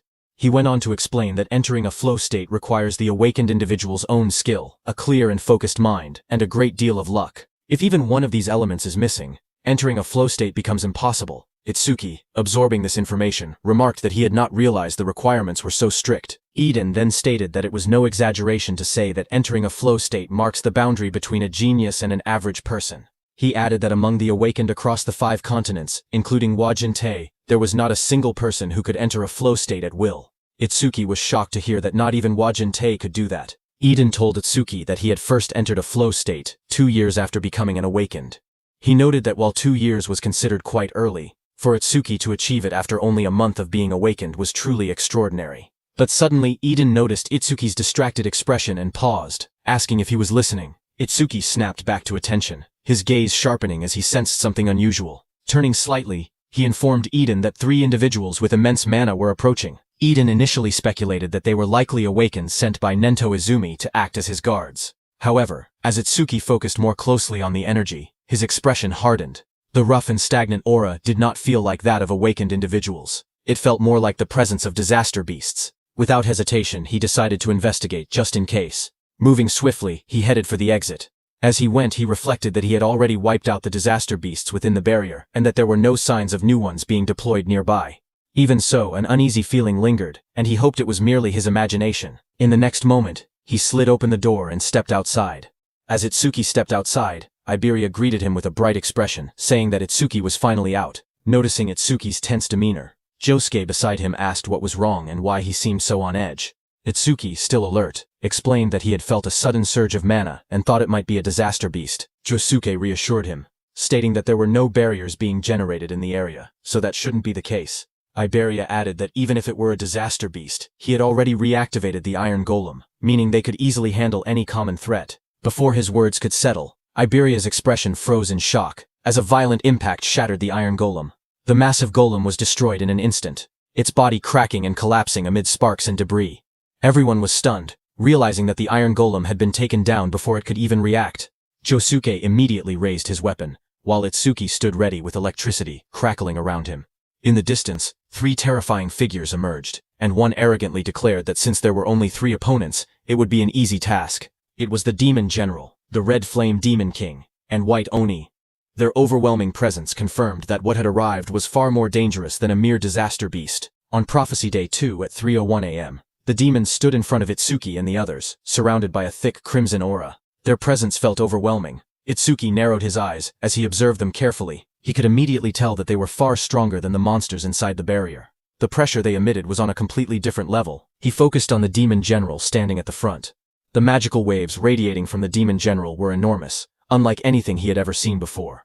The Demon General in dark armor stepped forward, its glowing eye shining coldly. In a calm but commanding tone, it declared that it would go capture the target and leave the rest to the others. Before turning away, it gave a final instruction to the other 2 demons. Whatever they did, they were not allowed to destroy the Demon Eye. The Red Flame Demon King, standing beside the White Oni, assured the Demon General not to worry. Itsuki stared ahead in shock as the enemy's words echoed in his mind. He questioned whether the target they mentioned was Aiden. Behind him, Iberia's eyes widened. He could hardly believe what he was hearing. The disaster beasts were talking. Before they could react further, the Demon General moved toward them. Josuke's voice rang out firmly, declaring that he could not let them pass. But in the next instant, the Demon General had already moved behind them. Everyone was shocked to see what had just happened, and Josuke's expression tightened in disbelief. He wondered when the enemy had moved. Itsuki gritted his teeth. The speed was overwhelming, far too fast. Without hesitation, Josuke charged forward with his sword raised high, shouting that no matter what he would stop the enemy. At the same time, lightning surged around Itsuki's body as he swore that he would not let the demon get anywhere near Aiden. Without looking back, the Demon General raised its clawed hand. A cold blue aura swirled around its fingers as sharp energy gathered in the air. In the next instant, a massive surge of icy power shot forward, creating an ice wall behind him. Josuke, who charged straight toward it, was stunned to see the towering wall of ice rise in front of him. But without slowing down, he swung his blade with all his strength and struck the frozen barrier. The impact echoed loudly, but the wall did not break. Sweat ran down his face as he gritted his teeth. The surface was incredibly tough, far harder than he had expected. Before he could react again, Itsuki shouted from behind him, telling him to watch out. Josuke's eyes widened as he realized that the White Oni, with rows of sharp teeth, was right behind him. With a terrifying roar, the White Oni brought its massive fist crashing down toward Josuke as he raised his sword to block the incoming blow. The White Oni's fist came down with terrifying force. The impact sent a violent shockwave across the ground, and Josuke was thrown back by the sheer pressure of the blow, his body spinning as he struggled to keep hold of his sword. Itsuki called out his name as he tried to go help him, but at that moment, the Red Flame Demon King, surrounded by blazing flames, coldly told Itsuki that he had no time to worry about others. As he said that, a burning sphere of fire gathered in the Red Flame Demon King's hand. With a sharp motion, he launched the attack. The blazing projectile tore through the air at incredible speed. A notification appeared telling Itsuki that this was Red Flame Bullet. That Red Flame Bullet rushed forward like a comet. Seeing the incoming attack, Itsuki shouted for Iberia to get away from there immediately. Iberia, startled and pale, quickly responded that he understood. In that instant, Itsuki also activated his Black Wall skill and formed a shield of black ice around his hand. The Red Flame Bullet struck the ground with explosive force, erupting in a violent blast of fire as Iberia ran toward his house, where his father Aiden was. On Itsuki's side, his hands were completely burned. Flames roared wildly as shards of black ice were blown apart from his hand in the explosion. Just then, a system message appeared, saying it had detected an A-rank skill, Red Flame Bullet. Overmimus activated. Another notification appeared, showing the analysis progress at 1%. Sweat ran down Itsuki's face. Seeing the notification, he realized that the enemy's skill was A-rank. Through the smoke and fire, Itsuki looked at both his arms, which were scorched and wrapped in blackened burns. In his mind, he admitted that if he had used Thunderbreaker, he could have dodged the attack, but he had overestimated Black Wall. Across from him, The Red Flame Demon King grinned wickedly. He mocked Itsuki, asking if he truly believed such weak ice could stop his flames. He called him an idiot, but for a brief moment, doubt crossed the Red Flame Demon King's mind. He wondered if he had overdone it. His red eye narrowed slightly as he considered the possibility that Itsuki might be the demon eye bearer. But when he gazed at Itsuki again and looked at his stats, he found that Itsuki was a human whose level was fixed at 0. The Red Flame Demon King stared at the status window and scoffed. He thought that a level 0, just a lowly human at that, could never be the demon eye bearer. A cruel grin spread across his face. Confident now, he declared that he could burn Itsuki to death without any worry. But at that moment, petals of light scattered through the air as Itsuki stretched out his hand and summoned his Deathhound. Energy gathered around as a large Deathhound materialized beside him. The massive Deathhound stood at his side, its red eyes glowing fiercely. The Red Flame Demon King looked down at them and sneered, asking if he was planning to fight 2-on-1 with his Shikigami. Flames coiled around the Red Flame Demon King's arm as he threw the red flame bullet again. Fire surged forward in a blazing arc. He mocked Itsuki, saying that even if he summoned 10 more Shikigami, he still would not be able to beat him. Standing beside the Deathhound, Itsuki remained calm. Without panic, he told Death that he was counting on him. The red flame bullet crashed down violently, exploding against the ground in a storm of fire and smoke. For a brief moment, the battlefield was swallowed by the blast. But then the Red Flame Demon King saw a shadow and realized that Itsuki had dodged his attack. The Red Flame Demon King's eyes narrowed as he looked for Itsuki's Shikigami. He saw the Deathhound running in the opposite direction from Itsuki. He realized that Itsuki's Shikigami was heading toward their target. He turned toward Itsuki and mocked him, asking if he really thought he could beat him alone. Hearing that, Itsuki realized that this demon was looking down on him. He thought that if he kept acting weak, the demon probably would not kill him right away. At that moment, Overmimus's analysis progress was at 36%. Looking at it, Itsuki thought that he could buy time for the analysis. But then a faint smile slowly formed on his lips. Because he could not bring himself to act cowardly against a disaster beast. He lifted his head slightly. With a calm yet defiant tone, he said, "Yeah." He thought that so what? Blue lightning began to crackle faintly around him. Itsuki grinned wickedly, his red eyes glowing as blue lightning wrapped around his body. He stared straight at the demon, and told him that it was because he looked weak as hell. Hearing that, the Red Flame Demon King's face darkened instantly. With flames blazing behind him, he called Itsuki a lowly race for acting that arrogantly. Flames spiraled upward as the Red Flame Demon King raised his hand. Fire roared violently around him. He declared that he had been planning to toy with him, but had now changed his mind. He shouted that he would turn him to ash right away. Saying that, he threw a massive red flame bullet at Itsuki. Itsuki dashed through the blazing attack, lightning flashing around him. He observed calmly that the demon's attack had grown bigger, but his speed had not changed. He quickly analyzed the situation and realized that this demon was a skill-based, long-range type. Itsuki's eyes sharpened with determination as he charged at the demon, thinking that if he closed the distance, that demon was finished. Seeing Itsuki, the Red Flame Demon King's eyes widened in surprise. He was stunned by Itsuki's speed, who, in a single instant, closed the distance between them. The Red Flame Demon King stared in disbelief, realizing that the gap had vanished in the blink of an eye. But then a slow grin stretched across the Red Flame Demon King's sharp teeth. Before Itsuki's strike could land, a wall of blazing fire appeared between them. Itsuki's eyes widened in surprise as he recognized that it was a flame shield. The Red Flame Demon King raised his hand and created another red flame bullet. With a confident smirk, he asked if Itsuki really thought he would not notice his own weakness. Saying that, he threw the red flame bullet. Itsuki was very close and could not dodge in time. A massive explosion burst outward like a blooming red flower. The flames surged forward and slammed into Itsuki's chest. His body was thrown violently through the air. He came crashing hard to the ground but quickly balanced himself. At that moment, in Itsuki's mind, a single thought surfaced. He had fallen for it. The realization struck him heavily. The opponent was an intelligent disaster beast. How could he have made such a mistake? Standing in front of him, the Red Flame Demon King looked at Itsuki and said that with that kind of speed, there was no way Itsuki was truly level 0. But then through the smoke and dust, Itsuki slowly stepped forward. His arms and one leg had turned dark from burning. Smoke curled around his body as he lowered his head and moved ahead step by step. The Red Flame Demon King stared at him with burning red eyes and a cruel smile. He admitted that Itsuki had completely fooled him. Then, with a wide grin, he told Itsuki that it would be easier for him to die if he simply lay down quietly. Through the smoke, Itsuki remained standing as a system notification showed that Overmimus analysis progress was at 79%. Seeing that, Itsuki wondered if it was because the skill was A rank that the analysis was taking quite a while.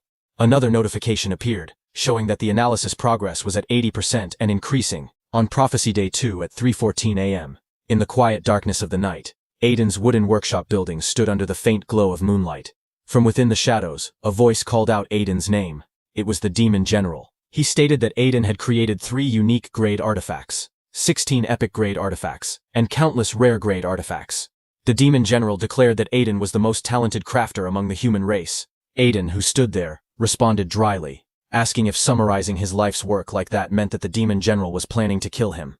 The Demon General reassured him, saying that as long as he remained useful, there was no reason to kill him. Hearing that, Aiden narrowed his eyes. He said he understood, but unfortunately, he was not the type who enjoyed taking orders. In the next instant, he gripped a blade from the side. His eyes flashed red with fierce determination as he swung the weapon toward himself without hesitation. But in the next instant, a chilling force exploded through the workshop. Ice formed around Aiden's body in a blink.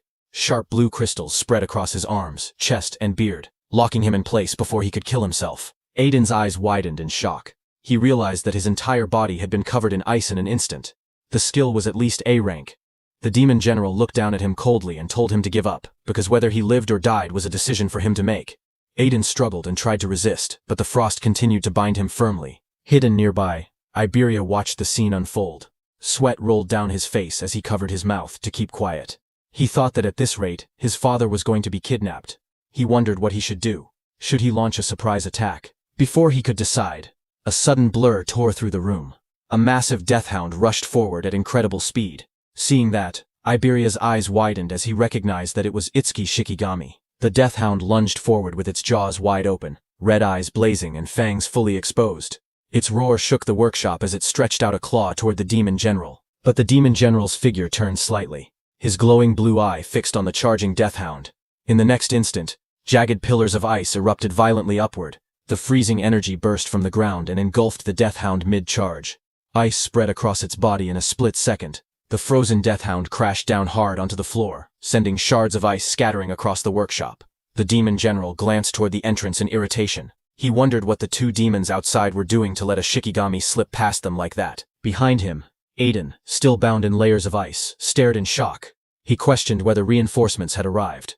From the corner of the room, Iberia trembled as he watched that even a Shikigami that strong could not get close to the Demon General. His eyes trembled as fear gripped his heart. He realized there was no way he could win this fight. For a moment, he thought about going to get Itsuki. If Itsuki came, then surely things would change. But another thought immediately followed. His father's voice echoed in his mind, warning him that one day he would end up getting Tenma killed. Iberia then remembered that Itsuki had already been seriously injured before arriving here. If Itsuki still had any strength left, he would have come himself instead of sending a Shikigami. The truth hit him hard. If he went to get Itsuki now, it might only put him in even more danger. His head lowered slightly, shadows covering his face as doubt and guilt swirled inside him. Then his expression slowly hardened. He could not let that happen. Determination burned in his golden eyes as he clenched his jaw. He decided that he would save his father himself. As his gaze sharpened, he suddenly remembered that there was something he could use, the dragon gear. A surge of hope flashed through his mind. If he had the dragon gear, then even he might stand a chance of winning. Without hesitation, he rushed out of the workshop, remembering that it should be under his father's bed. Sweat ran down his cheek as he clenched his teeth. He told his father to hang on, promising that he was coming to save him. Back in the workshop, the Demon General let out a cold scoff. He remarked that someone had been hiding nearby, but ran away instead of helping, calling them a pathetic coward. Hearing that, Aiden realized that it was Iberia. He said that was fine, because the Demon General was an opponent even Tenma and Josuke might not be able to defeat together. No matter what he did, Iberia must not come back. In the next moment, the Demon General declared that he was taking Aiden to their destination now. He added that the cleanup would be left to the other 2 demons outside. At the same time, outside, flames burst violently into the sky as the Red Flame Demon King unleashed a blazing attack, shouting the name of his technique, Red Flame Bullet. At that instant, Itsuki activated his black ice wall. He forced himself to move despite the pain. His leg had been badly burned, but he decided to use black ice wall to cover it. The thick black ice formed around his injured leg, reinforcing it. With that support, he believed he could at least move a little. The next second, the Red Flame Demon King shot a violent wave of flames toward him. A system message flashed, as Itsuki activated his roaring wave. Lightning crackled around Itsuki as he backed away and dodged the Red Flame bullet. The Red Flame Demon King watched him with a burning red gaze. He remarked that even with a body torn to shreds, Itsuki was still managing to dodge. He called him stubborn.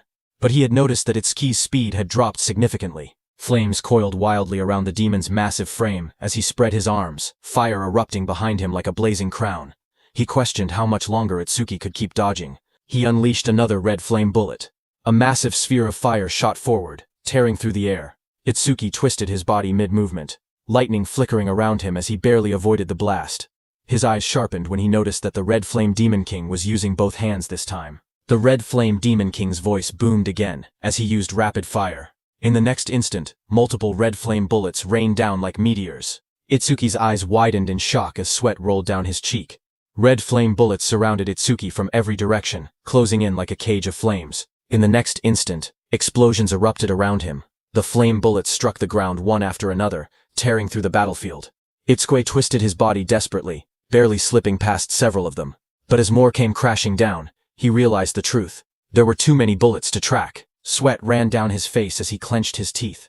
Under normal conditions, he would have been able to dodge them without much trouble, but in his current state, his battered body could no longer keep up. Just then, a massive red flame bullet hit his already injured leg. Because of that, Itsuki lost his balance, and in the next second, multiple red flame bullets came down on him. At that moment, a system message appeared, showing his analysis progress was at 90%. One after another, all those red flame bullets hit Itsuki from every direction. His analysis progress increased to 92%. Flames continued to crash into Itsuki's body as he endured the burning storm. His analysis progress rose to 94%. The fire swallowed him whole, exploding against his chest and shoulders. His body was thrown backward by another violent blast. His analysis progress reached 96%. The flames intensified, roaring like a raging sea. A massive explosion struck him head-on, slamming him down as fire spread across the ground. His analysis progress was still at 98%. His body lay engulfed in flames, smoke rising from the battlefield. Fire wrapped around him from every direction. Through the blazing heat, a thought crossed his mind. His mother's last moment flashed before his eyes, where she was burning in blue fire. But she wore a faint smile as she looked at Itsuki. Back on the battlefield, the Red Flame Demon King grinned viciously. Flames spiraled in his hands, condensing into a blazing vortex. He thrust his hands forward, and a massive spear-like projectile of red fire shot downward with terrifying speed. This was Red Flame Bullet, Penetrate. The blazing red flame bullet tore through the air, descending toward Itsuki with overwhelming force. But suddenly, a faint blue light flickered around Itsuki's body. A translucent sphere of energy wrapped around him at the last possible second. Seeing that, he wondered if he had made it in time. Just then, a system window flashed before his eyes, showing that analysis progress had reached 100%. Immediately, a blue energy lotus formed around Itsuki, and the red flame bullet of the Demon King passed through, hitting the ground behind and exploding. The Red Flame Demon King narrowed his eyes, staring at the strange blue glow that had blocked his attack, and wondered what it was. On the other side, inside that blue lotus, a system notification appeared, saying Red Flame Bullet Analysis Complete, obtained Black Ice Wall Level 3. This was just as Itsuki had thought. He did not gain a new skill. Instead, the level of Black Ice Wall had simply increased. Another window opened, explaining the skill Black Ice Wall Level 3. Its active effect was that when activated, it continuously generates ice on the body's surface by consuming mana. It can block fire element skills of A rank or lower. Its passive effect was that it increases defense by 15% when blocking a fire element skill of A rank or lower. More messages followed. As Itsuki obtained Black Ice Wall Level 3, all his stats increased by 50, all debuffs were removed, and his wounds were fully healed. His status screen updated instantly. Attack increased from 330 to 380. Agility from 330 to 380. Defense from 330 to 380. Mana from 330 to 380. Total increased from 1320 to 1520. Blue ice-like energy flowed across Itsuki's body, covering the burns and injuries. The charred flesh on his face slowly restored. Feeling the surge of power within him, Itsuki realized that all his stats had increased by 50 at once. Itsuki stood up and calculated the increase in his strength, and realized that it was equivalent to gaining 4 levels for a normal awakened. It was not bad at all. With this boost, he no longer had to fear the Red Flame Demon King's red flame bullets. He concluded that once he closed the distance between them, victory would be his. Across from him, the Red Flame Demon King narrowed his glowing eyes. He noticed that the red flame bullet had not even grazed Itsuki. Suspicion rose in his mind as he questioned whether it was some kind of defensive skill. Still, he sneered and declared that with a body already in that condition, Itsuki would not be able to maintain such a defense for long. The next second, that blue lotus opened, spreading like frozen petals. Seeing that, the Red Flame Demon King's lips curled into a wicked grin. He said he knew it. Flames roared in his hand. With a confident smirk, he declared that the games were over, and that it was time to end everything. But in the next instant, his red eyes widened in shock. He stared ahead in disbelief, stunned by what he was seeing. Itsukushi stood upright as blue energy swirled around him. The torn fabric hanging from his shoulders fluttered lightly, but his body was no longer damaged. The wounds that had covered him moments ago were completely gone. The Red Flame Demon King stared at him in disbelief, pointing out that his body had been in tatters just a moment ago, yet now it was fully restored. Itsuki lowered his head slightly, his voice calm and steady. He admitted that he had originally planned to leave the demon for later, and go save Aiden first. However, he added that the demon's flames had brought back some unpleasant memories. Because of that, he had changed his mind. Then the atmosphere immediately shifted. His eyes glowed red in the darkness, his expression turning cold and merciless. With a low, unwavering voice, he declared that he would crush the demon first. On the other hand, at Josuke's side, a violent gust of wind tore through the forest, scattering leaves in every direction as the shockwave pushed everything back. Josuke was sent flying through the air, his massive sword held tightly in both hands. His eyes widened as he realized just how overwhelming the force behind that attack was. He gritted his teeth as he struggled to stabilize himself mid-air. If he had not blocked White Oni's attack with his karma tool, he knew he would already be dead. His body slammed across the ground. He tried planting his blade into the ground to stop himself from being pushed away. Dust and debris exploded around him, before he finally managed to plant his sword down hard, forcing himself to stop. Breathing heavily, he looked around at the distance he had been pushed, wondering how far he had been blown away. His red eyes sharpened with urgency as he steadied himself and rose to his feet. Realizing that none of those guys were ordinary, he tightened his grip on the sword and decided that he had to get back fast. But suddenly the ground in front of him shattered as something massive slammed down, cracking the earth. Yusuke's red eyes narrowed in the darkness as he immediately realized what was happening. The one from before was chasing him. In the next instant, White Oni lunged forward. Its muscular body bulged as its long tongue lashed through the air. Rows of sharp, jagged teeth filled its wide grin as it rushed ahead with terrifying speed. Josuke steadied his massive sword and looked down at White Oni with a calm expression, thinking this was perfect. This would take a lot of pressure off Itsuki. He knew that Itsuki could escape if he truly needed to. The real problem was Master Aiden and Iberia. Blue energy began to crackle around Josuke's blade as he raised the sword. Lightning-like sparks danced along the steel, illuminating half of his face. He made his decision. He would take this one down as fast as possible, and return to back them up. In his heart, he silently urged them to hold on until then. On the other hand, at Aiden's house, inside the quiet room, Iberia looked around carefully and thought that it should be somewhere around there. Dropping low to the floor, he reached his hand beneath the bed, his fingers stretching forward in the dim light. His hand suddenly touched something solid. In that instant, his golden eyes widened. There it was. A grin slowly spread across his face as he pulled out the hidden box. Inside was the dragon gear. With that he could fight. As the lid opened, a system window appeared before him, displaying the item's details. It was dragon gear of epic grade. It increased attack power and agility by 100. Its epic effect was that for every 1 minute equipped, attack and agility increased by 20, but the maximum time was 15 minutes total. Without hesitation, Iberia equipped it. Red, scale-like armor wrapped around his body, forming sharp dragon-shaped plates over his chest and arms. Standing tall in the crimson armor, his expression turned serious. He declared that he would lead the enemy right in front of him to Itsuki. He put on the helmet, its jagged scales locking into place with a heavy metallic rumble. With firm resolve, he declared that this time he absolutely would not drag them down. The dragon mask fully formed over his face, glowing faintly as power surged through him. He remembered his father's warning. Dragon gear caused serious side effects if worn for more than 15 minutes. Even so, he steeled his heart. No matter what, he would save his father within 15 minutes. In the next instant, he kicked off the ground. The floor shattered beneath his feet as debris exploded outward. A system notification appeared, showing dragon gear equipped for 1 minute, attack increased by 120, and agility also by 120. Elsewhere, beneath the moonlit sky, the demon general moved with Aiden through the forest. Aiden was trapped inside jagged crystal ice, carried along helplessly. While being carried, he questioned whether it was truly fine to be so relaxed, warning that others would soon catch up. The demon general responded calmly that among humans, only special-grade saviors posed any real threat to him. He added that they were all currently occupied with the Demon Lord. Aiden was shocked to hear that. He thought that if something at the Demon Lord level had been deployed, then the demons must have other goals as well. Calmly, he decided to test the waters. Looking toward the demon general, he asked whether all of this trouble had been for the sake of capturing him alone. The demon general responded coldly, telling him not to flatter himself. It was not only for him. They had several other objectives too. Hearing that, Aiden silently muttered that it was just as he had suspected. Aiden began to speak again, asking what exactly their group was planning, but before he could finish, the demon general clicked his tongue in irritation, calling them a persistent bunch. In the next instant, a shadow shifted across the forest floor, as if someone had just arrived at great speed. Still encased in ice, Aiden's eyes widened as he wondered if it was Josuke or Itsuki who had come. Yet even with reinforcements he knew the truth. Alone, the odds of winning were slim. Just then, a red blur tore through the forest at terrifying speed, slicing through the air as it rushed straight toward the dark figure below. It was Iberia. He jumped at the demon general. With burning rage in his voice, Iberia shouted for him to give his father back. At that moment, a system message flashed before his eyes.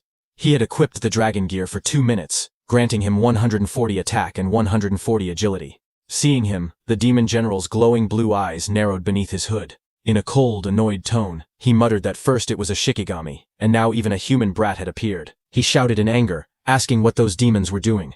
The one he was talking about was the Red Flame Demon King, who was fighting Itsuko. The Red Flame Demon King stood facing Itsuki, who had just come out of the Blue Lotus after recovering.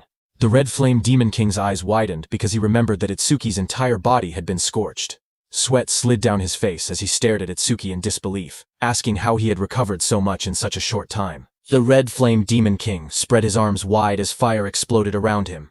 With a cruel grin, he declared that it did not matter how many times Itsuki recovered. The result would always be the same. Flames gathered violently in front of him, compressing into blazing projectiles. He roared out the name of his attack, Red Flame Bullet, Rapid Fire. In the next instant, countless fire bullets rained down like meteors, tearing through the air with explosive force. But Itsuki stood firm in the center of the inferno, as the red flame bullets closed in from all directions. At that very moment, a system message flashed, saying Black Wall activated. The next second, the fire bullets crashed against Itsuki one after another, detonating in a storm of flames that swallowed the entire area. Watching the explosion, the Red Flame Demon King sneered. He mocked Itsuki for standing his ground instead of running, shouting that he would turn him into charcoal. But as the smoke slowly cleared, a figure emerged from the flames.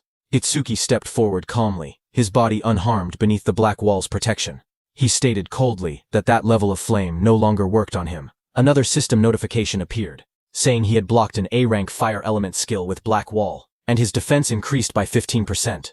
Another system panel appeared, showing that his defense had risen to 627, and with Black Wall it added a further 65. Lightning crackled violently around his body as he leaned forward, his red eyes gleaming. He declared that the demon was the one stuck on the chopping block now. Itsuki activated his Thunderbreaker, and in the blink of an eye, he reached the Red Flame Demon King. Seeing that, the Red Flame Demon King's grin faltered. He let out a stunned sound as he noticed that Itsuki's speed had increased again. Still, he reassured himself that he had his red flame barrier. In the next instant, Itsuki vanished in a burst of lightning. With a savage smile, he declared that first, he would strip the scales, every last one of them. Wrapped in spiraling thunder, he spun like a drill and shot forward at blinding speed with his spiked hands. The Red Flame Demon King stood firm behind his blazing red barrier, convinced the attack would fail. He wondered if Itsuki had forgotten about it. But then the lightning-coated strike smashed directly into the crimson barrier. The impact cracked the surface instantly. Lightning exploded across the battlefield. As Oshiki shot forward like a black spear wrapped in thunder, energy burst outward around him, tearing through the air as he descended toward the demon below. His eyes burned crimson, and his mouth twisted into a savage grin. A system notification flashed before him, announcing that he had blocked an A-rank fire element skill with Black Wall. His defense increased by 15%. Another panel appeared. His defense had risen to 684, and Black Wall added a further 80 points. Across from him, the Red Flame Demon King's face tightened. Sweat rolled down his pale skin despite the flames roaring behind him. Itsuki fell back briefly, then arched his body mid-air, red lightning tracing across his eye as he declared coldly that now it was time to cook. Seeing him, the Red Flame Demon King's pupils shrank. He realized that he had to run, because if Itsuki caught him, he would die. Fear crept into his expression for the first time. He immediately turned around and started running while calling for the White Ogre, King of Resentment. But while running, his legs tripped on a rock. He fell to the ground, and his face slammed hard against it. Sweat rolled down his face as panic overtook him. He cried out desperately for someone to save him. Dust and smoke rose as he struggled to push himself up from the broken ground. Flames continued to surge around his body, but his voice trembled. He roared in fury, refusing to accept reality. He shouted that there was no way he would be killed by some human. Fire spiraled around his arm as he struck again, but Itsuki, standing behind him, just moved his head slightly and dodged. his expression cold and unmoved. Seeing that, the Red Flame Demon King's confidence shattered. He backed away, sitting helplessly on the ground. His breathing grew heavy. In a low, shaken voice, he muttered that it was impossible. To him, the opponent was nothing more than a mere level 0. But now, when he looked at Itsuki, he saw a massive purple entity rise behind him, its towering form radiating overwhelming demonic energy. Its glowing eyes burned in the darkness as violet power swirled violently around them both. A system notification appeared, telling Itsuki that his broken critical crystal was in effect, and that his next attack would 100% trigger a critical hit. Energy gathered around Itsuki's arm, twisting into a sharp, spiraling blade of purple force as he prepared to strike. Seeing that, sweat poured down the Red Flame Demon King's face, his red eyes trembling. In disbelief and fear, he called Itsuki an actual demon. Red Flame Demon King staggered backward. His eyes trembled as he let out a strained breath. In shock and fear, he realized the truth. He was facing a demon. Before he could react, Itsuki moved. Red and blue energy surged across his body like tearing lightning. In a single fluid motion, he slashed downward, the empowered strike crashing into Red Flame Demon King's head with overwhelming force. The blow detonated on impact. A violent explosion erupted from the point of contact, smoke and debris bursting outward in all directions as the ground shattered beneath them. When the dust settled, Red Flame Demon King's massive body lay motionless on the broken earth. Itsuki stood over him calmly, his eyes cold and emotionless as embers drifted through the air, clicking his tongue softly.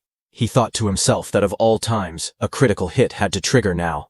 He had wanted Red Flame Demon King to suffer much longer. His eyes dimmed slightly as he reflected inward. He realized he had entered a flow state once again, and just like before, it had happened immediately after landing a critical hit. Just then, a thought crossed his mind. Perhaps whenever a critical hit triggered, it automatically pushed him into a flow state. A status window appeared before him. His status had risen to 120%. Attack, 456. Agility, 456 plus 68. Boosted by Thunderbreaker's 15% bonus. Magic, 456. Defense, 456 plus 296. Enhanced by Blackwall's 65% bonus. Currently, his total stat points were 200 now. Seeing that, he realized that thanks to the flow state and the passive effects of his skills, his total stats had already surpassed 2,000. Not far away, green energy suddenly began to gather above the corpse of the Red Flame Demon King. The energy twisted and condensed, forming a glowing orb. Itsuki immediately understood that this was the karma of the slain disaster beast, transformed into an orb. Suddenly, the orb divided into two and shot forward, streaking across the sky like green comets. Itsuki's eyes narrowed as he saw one heading toward the forest. He realized that this karma orb had flown toward Josuke. His gaze then shifted to the second karma orb. Looking at it, Itsuki realized that it was heading toward the workshop. He frowned slightly. With Death and Aiden there, the orb should have split into two according to the life signs present. But it wasn't splitting. Something about that felt wrong. Lightning burst beneath his feet as he launched himself forward, the ground cracking from the force of his acceleration. As he dashed through the air, a grim thought crossed his mind. Death, as a Shikigami, was immortal unless he personally retrieved him. His eyes sharpened. He refused to believe it. But what if Aiden was already? Meanwhile, on Iberia's side, he clenched his fist and drove himself down like a bolt of thunder to attack the Demon General. But the Demon General created an ice barrier and blocked his attack. Seeing that, Iberia was stunned.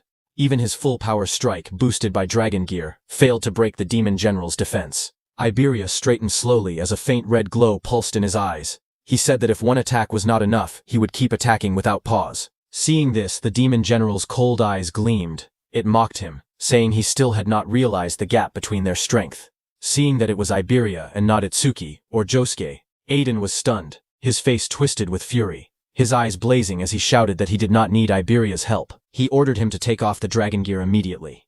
He warned that the tool had terrifying side effects and threatened that if he refused, he would disown him. But Iberia did not hesitate. He charged straight toward the Demon General, saying that even if his father chose to cut him off, he would still save him. Iberia remained firm and thought that if Itsuki had been there, he believed he would have made the same decision. Seeing the reckless descent, Aiden's eyes widened in alarm. He shouted for him to stop, but in the next instant, jagged ice burst outward around Aiden's mouth too. He gritted his teeth, struggling inside the frozen prison as a low groan escaped him. The Demon General watched coldly. In a mocking tone, it muttered that this was what humans called family love. To it, humans were nothing more than disgusting creatures, ruled by their strange emotions. As Iberia continued to charge at him, the Demon General raised one clawed hand lazily and declared that it no longer had time to play with him. In the next instant, Iberia's whole body froze within massive ice spikes. His body was covered by jagged crystal and swirling frost. The demon general then turned around and started leaving with Aiden, telling Iberia to know his place. Aiden, still encased in ice, let out a pained groan. He struggled to reach his son, but he could do nothing, and could only watch Iberia frozen there.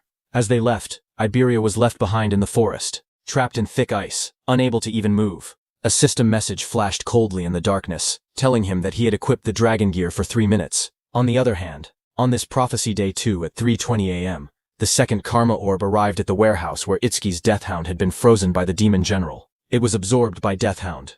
Immediately, a system notification appeared, saying Deathhound leveled up from level 19 to level 20. With a deafening roar, Deathhound shattered the ice completely, its fur bristling and its red eyes glowing fiercely in the night. Just then, Itsuki also arrived and was surprised to see only his Deathhound there.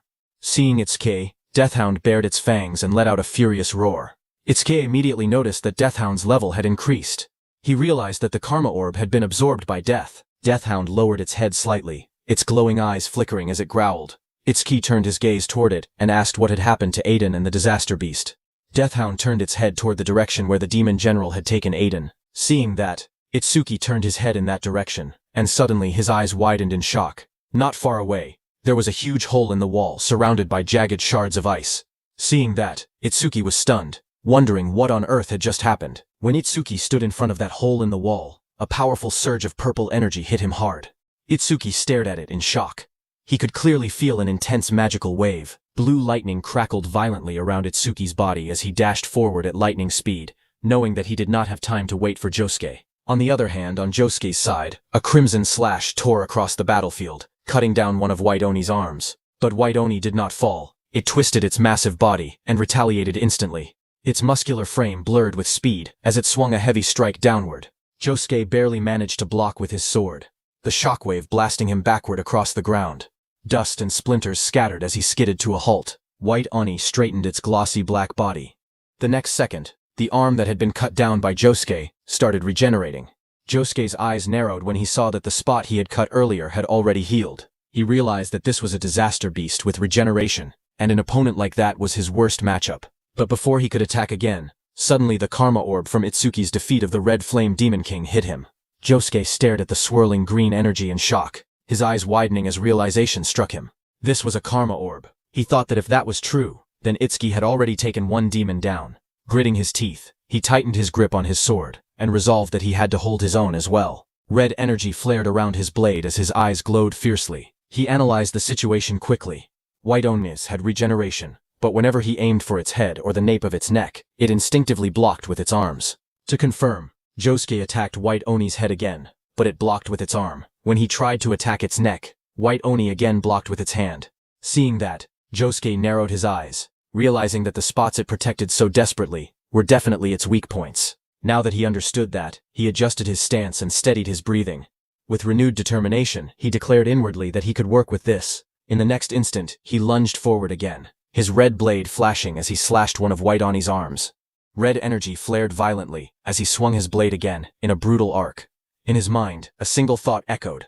First he would sever both arms. White Oni's both hands were cut down by him. His eyes sharpened as he calculated calmly.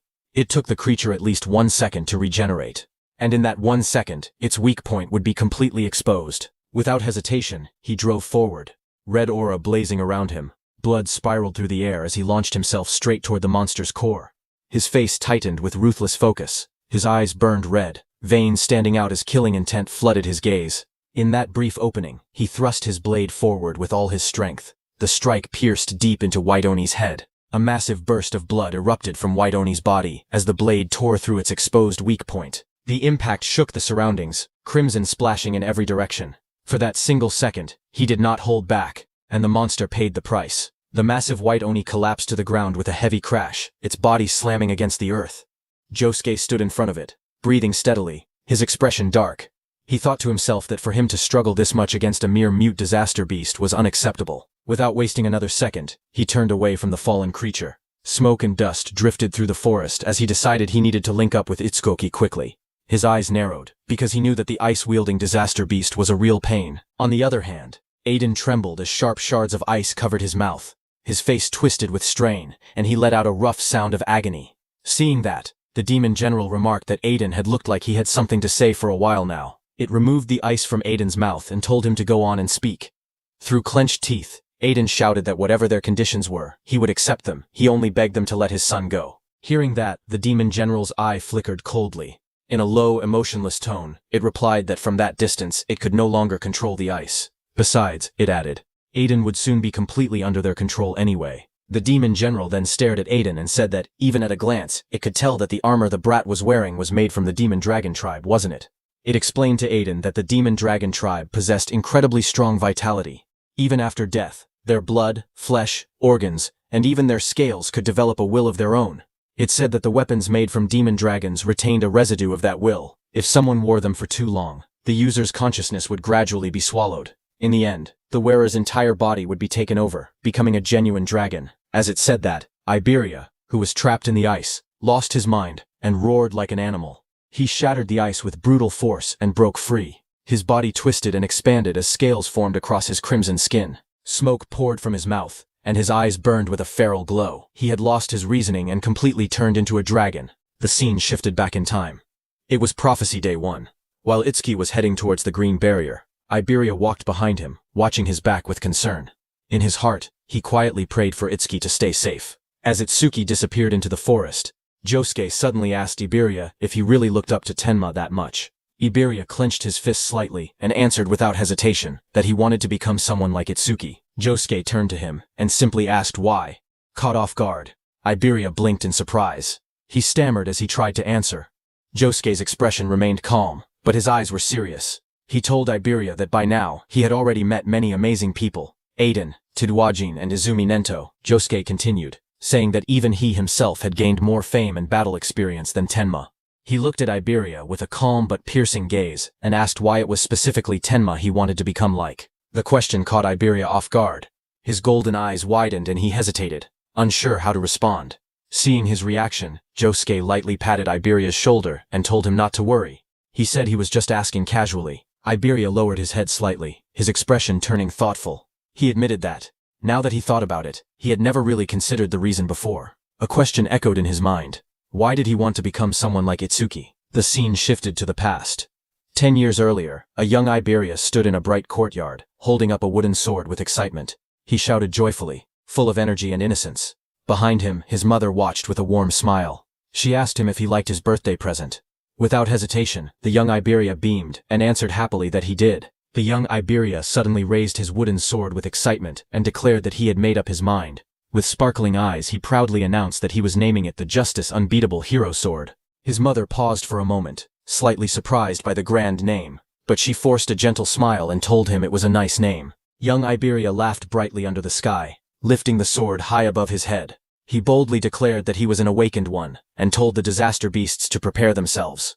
Without hesitation, he began running across the courtyard, shouting that he was going to show everyone. From the doorway, his mother watched him with worry in her eyes and told him to be careful out there. Behind her stood Aiden with a stern expression. He glanced at her and asked quietly whether Iberia had any friends. Later, Iberia stood proudly with his wooden sword resting against his shoulder. His eyes closed with confidence as several children gathered around him in admiration. But in the next moment, the atmosphere shifted. A faint, unsettling smile appeared on those children's faces. One of the boys stepped forward slowly, stretching out his hand toward the wooden sword. His face was calm, but his eyes carried something dark as he admitted that he felt jealous. He asked to see it for a bit. Young Iberia froze, clutching the sword tightly to his chest. The children began to gather around him. Voices surrounded Iberia from every direction, asking if his dad was a famous crafter. They pointed out that if that were true, then his father could make things like that as much as he wanted. They assured him they would give it right back. Standing alone in the center, young Iberia's body trembled. He stared down at the sword in his arms, thinking that he had just gotten it. It was his. He told himself that he had to refuse clearly. Suddenly, one boy leaned close, his face darkened by shadow. In a low voice, he asked if he was really not going to lend it. Sweat rolled down young Iberia's cheeks. His lips trembled as he forced a stiff smile. After a moment of hesitation, he gave in. With a shaky voice, he said it was okay, and slowly offered the sword forward. That boy took Iberia's sword and shouted proudly that he was an awakened one. He declared that the disaster beasts should prepare themselves as he charged forward. Young Iberia stood there as those boys took his sword, watching from a distance. He lowered his head slightly, his teeth clenched and a bead of sweat running down his cheek. In a trembling voice, he told them they had to give it back. Later, he returned home.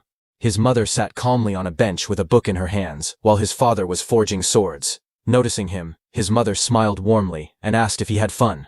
Young Iberia forced a bright smile, and with a cheerful tone, he answered that yes, it had been really fun. But his mother's eyes widened slightly as she looked at her son.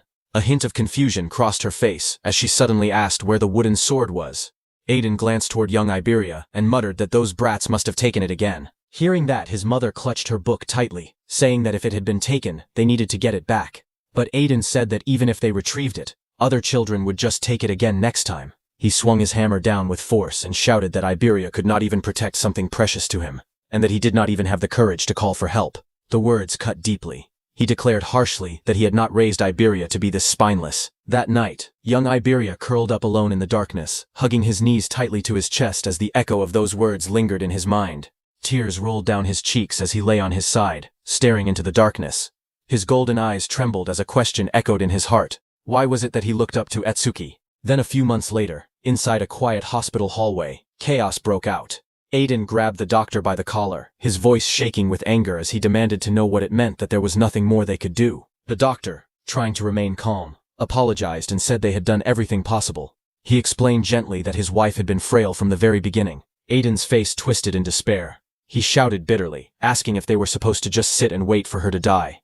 The doctor lowered his gaze and asked him to please stay by her side for now. He added softly that she did not have much time left. Inside the hospital room, Aiden's wife lay weakly on the bed. Soft light filtered through the window as she turned her head and called out to Iberia. Young Iberia stood beside her bed, his small hands trembling. His voice cracked as he whispered, "Mom." She reached out gently and told him not to cry. With a faint smile, she looked at him tenderly and said that although his father called him spineless, she knew the truth. He was simply too kind. She looked at her son with tired but gentle eyes. In a soft voice, she told him that kindness without strength could turn cruel. If he remained weak, he would fail to protect the people he loved and end up hurting himself as well. Her gaze grew serious as she asked him to promise her something. She told him to become strong and to use that strength bravely. She believed that one day he would grow into someone kind and courageous, a truly strong awakened. At last, she asked him to take care of himself. As her hand fell, the monitor beside her bed let out a sharp, piercing sound as the heartbeat line began to flatten. Young Iberia trembled as he held her hand tightly in both of his. Tears streamed down his face while he made his vow. He promised that he would become the world's strongest and bravest awakened and the kindest. The boy cried out desperately for his mother. In the quiet hospital room filled with pale light, he stood beside her bed, small and trembling. And in the depths of his heart, a question echoed once more. Why was it that he had wanted to become someone like Itsuki? The reason was that when he first met Itsuki, he had been terrified by his strength.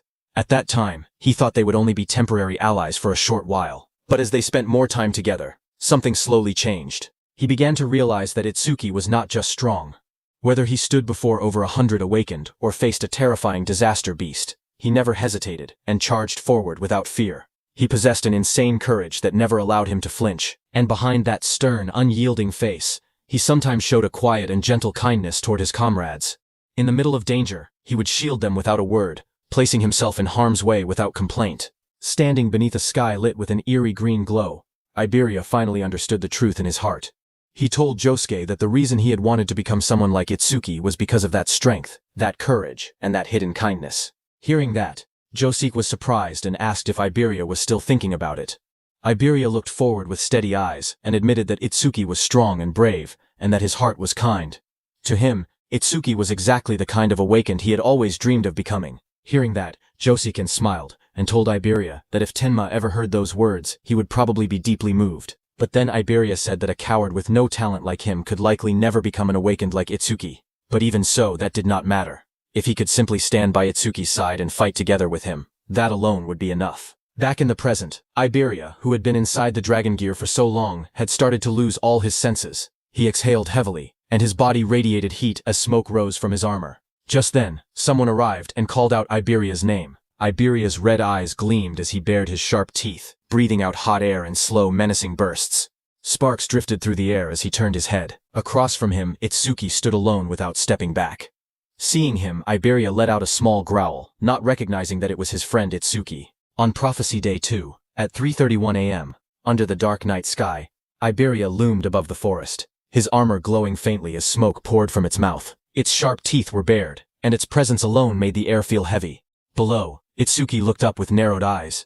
He called out to Iberia, questioning why he was wearing the dragon gear again. He reminded him that he had been forbidden from using it. But Iberia's red eye glowed fiercely from the dragon gear as he exhaled hot breath, steam curling into the air. Itsuki observed him carefully. He felt that Iberia's reaction was strange. Something about him seemed off. He realized that even his appearance looked slightly different than before. Suddenly, Iberia shifted his massive body within the smoke, and saliva dripped between its jagged teeth. A low, heavy breath echoed in the darkness as Iberia stared ahead and said something. Seeing that, Itsuki's eyes widened slightly. He asked if he had said something, then quickly questioned where Aiden was. But before he could receive an answer, Iberia's red eyes flared brightly. With a violent roar, it lunged forward, smoke bursting from its jaws as its massive body surged ahead. The ground shattered beneath the impact, cracks spreading outward as debris flew into the air. A powerful shockwave tore through the area. In the blink of an eye, Iberia appeared behind Itsuki, his enormous claws slicing through the air toward him. But Itsuki did not panic. He shifted his body at the last second, narrowly avoiding a fatal blow. He caught Iberia's hand, stopping his advance through sheer strength. His muscles strained as he resisted the overwhelming force. Gritting his teeth, Itsuki shouted for Iberia to wake up. Seeing that, Iberia immediately backed down, putting some distance between him and Itsuki. Iberia's red eye glowed fiercely again as he opened his jaws wide. Rows of sharp teeth glistened, saliva dripping as it let out a low, menacing growl, trying to say something. But the next moment, he raised his claw, sharp talons gleaming in the darkness as a surge of energy gathered. A system message appeared, saying Windblade activated. Immediately, Iberia swung his arm, sending wind strikes. The air twisted into a vortex, forming a sharp, rotating blade of compressed wind. At that moment, Itsuki activated his mana detection. His eyes glowed with a brilliant blue light. Concentric ripples of energy spread from his gaze. As he carefully analyzed the incoming attack, he saw the massive wind blade coming toward him, cutting through everything in its path. Seeing that, he understood that this was the skill of a wind element. Itsuki simply moved to his side and dodged the wind blade. The roaring wind blade slammed into a thick tree trunk behind him, slicing cleanly through the wood as splinters exploded outward. Itsuki's body crackled with blue lightning as he turned to Iberia. He could not tell whether this was a side effect of the dragon gear, or if Iberia was being controlled by a disaster beast. But there was no time to hesitate. For now, he just needed to stay put. The system message flashed once more as Itsuki activated his thunder wave. Lightning surged violently from his body as he shot forward, tearing through the air with a deafening crack. Iberia raised his claws instinctively to attack, but Itsuki grabbed both of his hands. Just as he did that, smoke poured from Iberia's jaws, and he roared in fury. Watching closely, Itsuki's eyes sharpened. He realized that this mana wave was definitely Iberia's, but he could not believe that he was attacking him. Itsuki's eyes trembled violently, his pupils glowing under the shadow that fell across his face. He demanded to know what exactly had just happened. Then, through the smoke and burning air, Iberia lowered his head slightly, and in a strained, almost pleading voice, he called out to Itsuki and begged him to kill him. Hearing that, Itsuki's expression froze.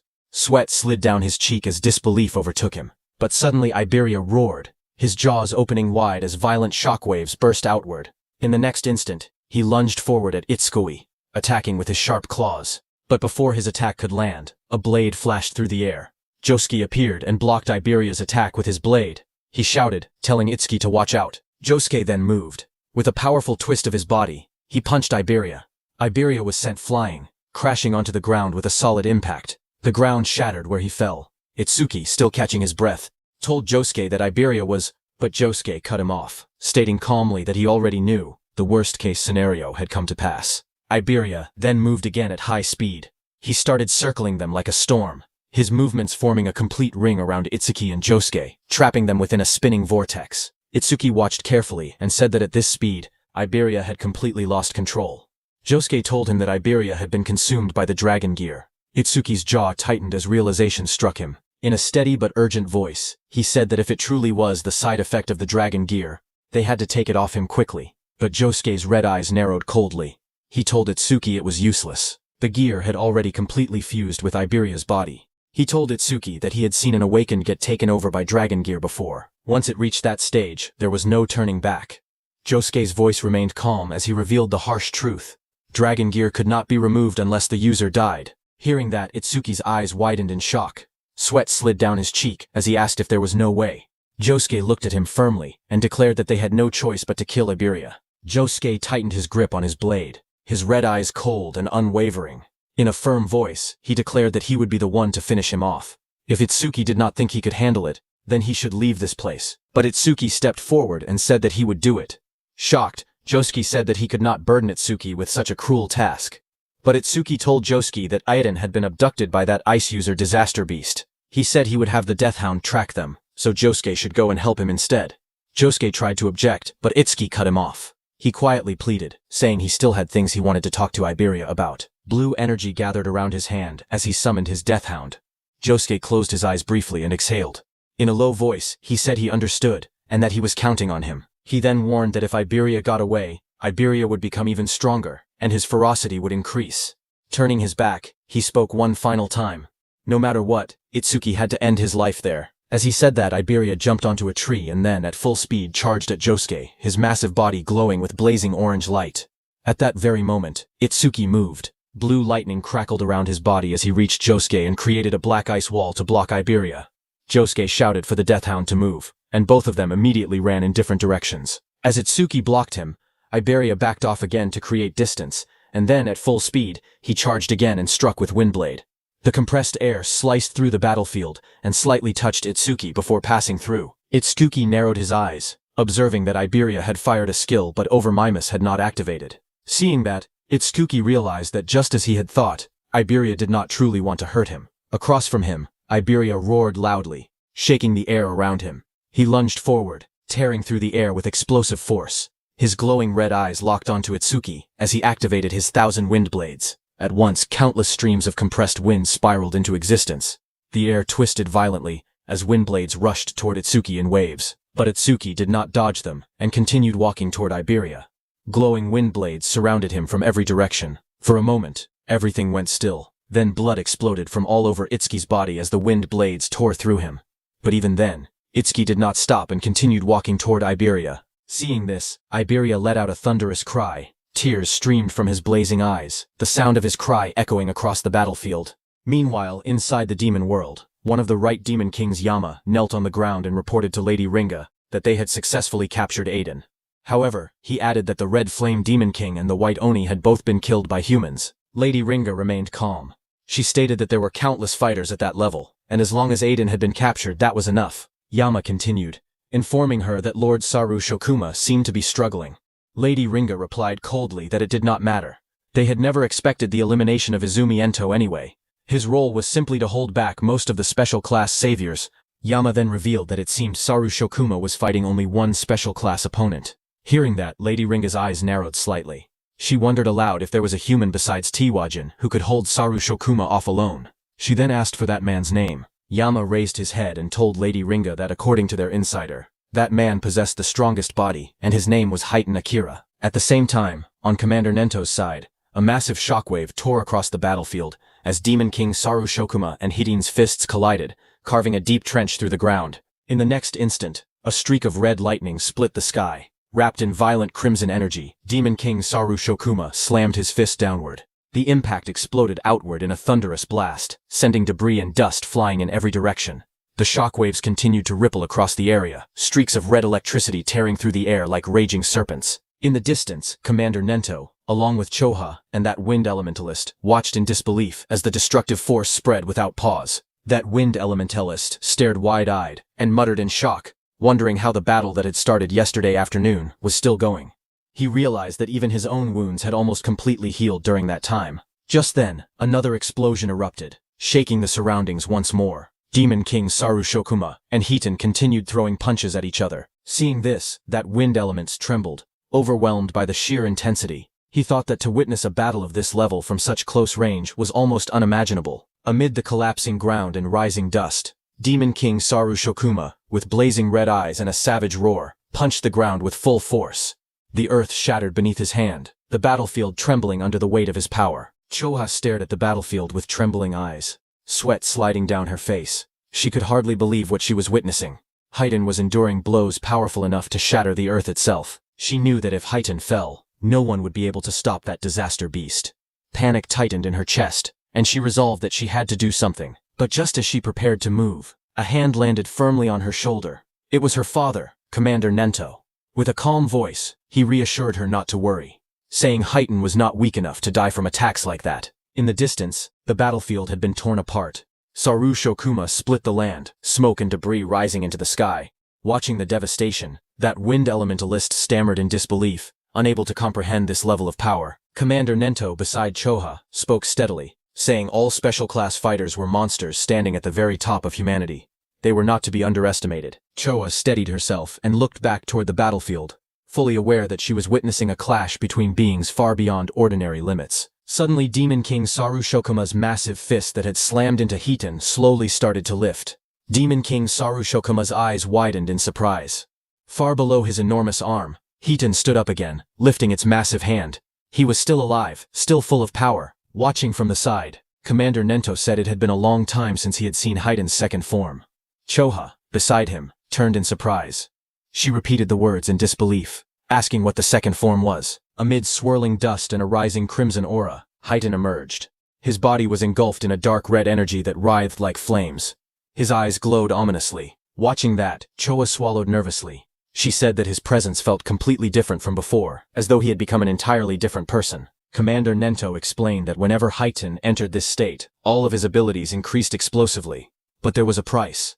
In exchange for that overwhelming power, he became extremely aggressive and cruel. Haiten roared in fury, steam bursting from his mouth as his crimson eyes burned even brighter. He pushed back the massive Demon King Saru Shokuma with just his brutal force. Commander Nento continued explaining that the nickname given to him in this form was something entirely different. In the next instant, Haiten vanished. Like a streak of blazing red lightning, he shot forward. Behind him, a monstrous phantom seemed to rise, an enormous demonic visage with glaring eyes and twisted features, as though the embodiment of wrath itself had taken shape. Haiten's fist drove upward with terrifying speed. The punch collided with the Demon King Saru Shokuma's body in a violent explosion of force. Blood sprayed through the air as the Demon King was sent reeling backward. Before the Demon King could react, Haiten punched a hole in its chest and came down to the ground. Demon King Saru Shokuma's body came crashing down onto the ground, its impact thundering across the battlefield and sending debris flying skyward. Haiten just stood there as the red aura around him flared like burning embers, carving a path through dust and debris. In the next moment, he started moving again. From behind, his back was a canvas of blood and scars, muscles tense beneath torn clothing. Crimson energy crackled faintly around his silhouette, his long hair whipping wildly in the air. In the distance, Choha stammered in confusion, asking where he was going. Commander Nento answered that he was probably heading to destroy the stone pillar maintaining the barrier. Hearing that, Choha admitted that she had thought Haiten would simply rampage without direction.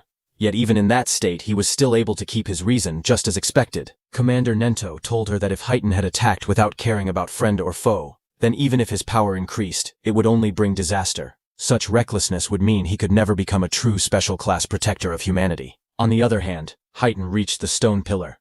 Haiten's fist smashed into the towering stone pillar with a thunderous crash. The impact sent cracks racing through the surface as fragments of rock burst outward in every direction. Dust and debris spiraled around him. The red aura surrounding him flared violently for a brief moment, then completely disappeared, and Haiten returned to his original self. As the dust began to settle, Haiten stood there with blood smeared across his face and torso. He looked down at himself and wondered why he was there. Then his eyes shifted toward the fallen Demon King below. He asked if the enemies had already been dealt with. Seeing all that, Haiten finally realized that his other self had come out again. Haiten sat beside the stone pillar.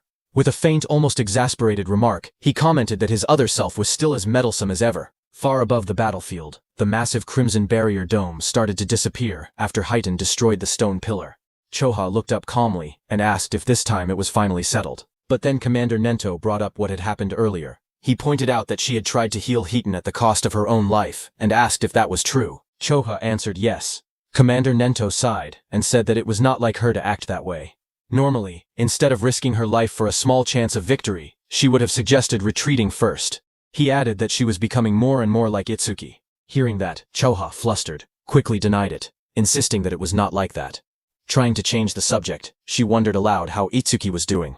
She mentioned that they were also in the forest now, but since there were high-level awakened like Yusuke-san with them, they should be fine. But far away in the dark forest, Itsuki, inside the dragon gear, clutched his head in panic, tears streaming down his face.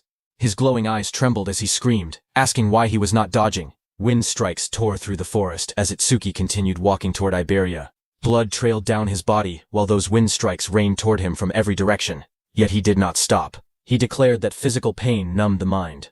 That was why he would not avoid Iberia's attacks on purpose. The next moment, he stood face to face with Iberia, who was inside the dragon gear. Its jagged jaws snapped open, fangs glinting as it lunged. With one hand, Itsuki reached out and grabbed Iberia's shoulder. Locking eyes with him, he called out his name, Iberia. He pointed his second hand at him. Dark purple energy began to gather around his arm, swirling violently like a vortex. A system message flashed before him, announcing the activation of Black Orb. His voice turned cold as he declared that this was the end. The vortex in his palm expanded into a spinning sphere of destructive energy. With a powerful thrust, he drove it straight into Iberia's body. The concentrated purple energy orb pierced straight through Iberia's massive body, tearing a long glowing fissure down its torso. Just as it happened, Iberia fell into Itsuki's arms. Itsuki caught him as he fell. Then slowly, the dragon gear's mask fell to the ground, covered in blood. One by one, the entire dragon head started falling apart from Iberia's body. Blood splattered from Iberia's body as he trembled in pain.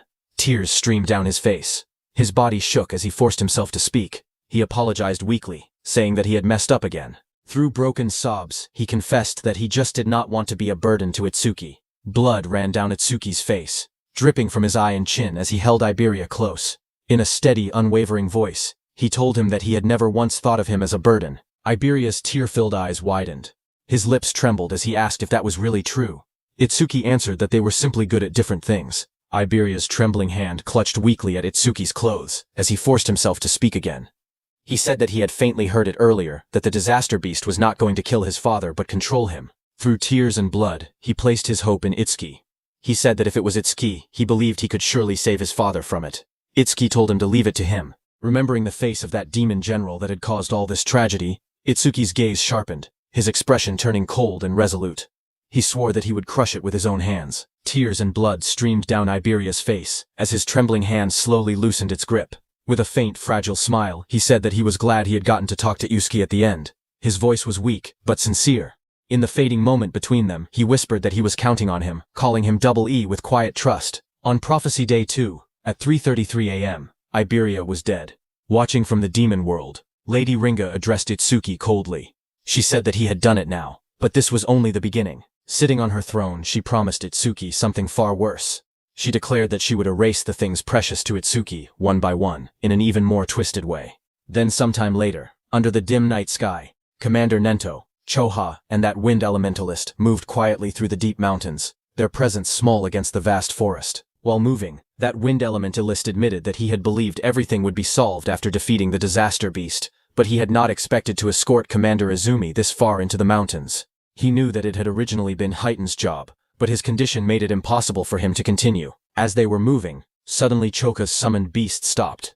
Choka immediately signaled for everyone to stop, saying her Gyokucho seemed to have detected a strange emotional wave. Her eyes narrowed as she added that the source of the wave was just ahead. In the darkness up ahead, two figures stood facing one another in the distance. Seeing this, that wind element Giltulist stepped forward, drawing his blade in a swift motion and shouting, demanding to know who was there. His grip tightened around the sword as he thought it was a humanoid disaster beast, but Choha's eyes narrowed as she stared ahead into the darkness. She recognized that person's back. She walked ahead and in a weak voice called out to Itsuki. Hearing that voice, Itsuki turned around. His whole face was covered in injuries. Blood streaked across his skin, yet his green eyes were still conscious. He recognized that it was Choha. Seeing him, Choha's expression trembled with shock. She stared at him in disbelief and demanded to know what on earth had happened there. Her eyes dropped to his body, noticing the injuries that covered him. She questioned what had happened to those wounds. Before she could press further, suddenly someone stepped forward from the forest, saying he would explain. Deathhound, with glowing eyes, followed closely behind him, its presence ominous and silent. Seeing him, Chosha and that wind elementix were shocked. He tightened his grip on his blade and asked if someone else was there, but Commander Nento recognized that man as first-class savior Josuke Bakuto. He pointed out that he was Aiden's guard and demanded to know why he was there. Josuke's red eyes lowered as he remembered the battle, his expression heavy and grim. In a calm but bitter tone, he addressed him as Commander Nento and began to speak about the battle, delivering the crushing truth. They had lost. On Prophecy Day 2, at 3:34 a.m., the foretold battle had ended in the worst possible outcome. Half of the North Continent's District 7 had been destroyed. The legendary crafter, Aiden Hiss, had been kidnapped, and his son, Iberia Bis, had died. Later, after his master had been taken, Josuke revealed what he had done next. He told them that he had ordered Deathhound to track the magic traces left behind by the Disaster Beast. Josuke stated that, in the end, they had only managed to find the Disaster Beast's clones. He added that the creature was extremely cunning. It had expected to be tracked and deliberately left behind numerous clones, making it impossible for them to pinpoint its true location. Hearing all that, Commander Nento turned to Choha and asked her about Itsuki's condition. She explained that most of his wounds were only scratches, and the bleeding had already stopped. However, she admitted with concern that he stubbornly refused to accept her treatment. A bead of sweat slid down her cheek as she confessed that she could feel the flame of anger inside him burning even stronger than before. Choha's voice grew heavier as she warned that, at this rate, his heart would eventually be swallowed by hatred. On the other hand, Itsuki sat alone on his bed, his head lowered in silence. Deathhound remained nearby, watching over him. He sat quietly in his dim room, his gaze fixed on a framed photograph resting on the shelf. The picture showed a warm family scene. Aiden smiling proudly, his wife beside him, and young Iberia standing between them, laughing brightly. Seeing that, the memory of Iberia stirred something deep within him. He remembered the past, how Iberia had introduced himself with a cheerful grin.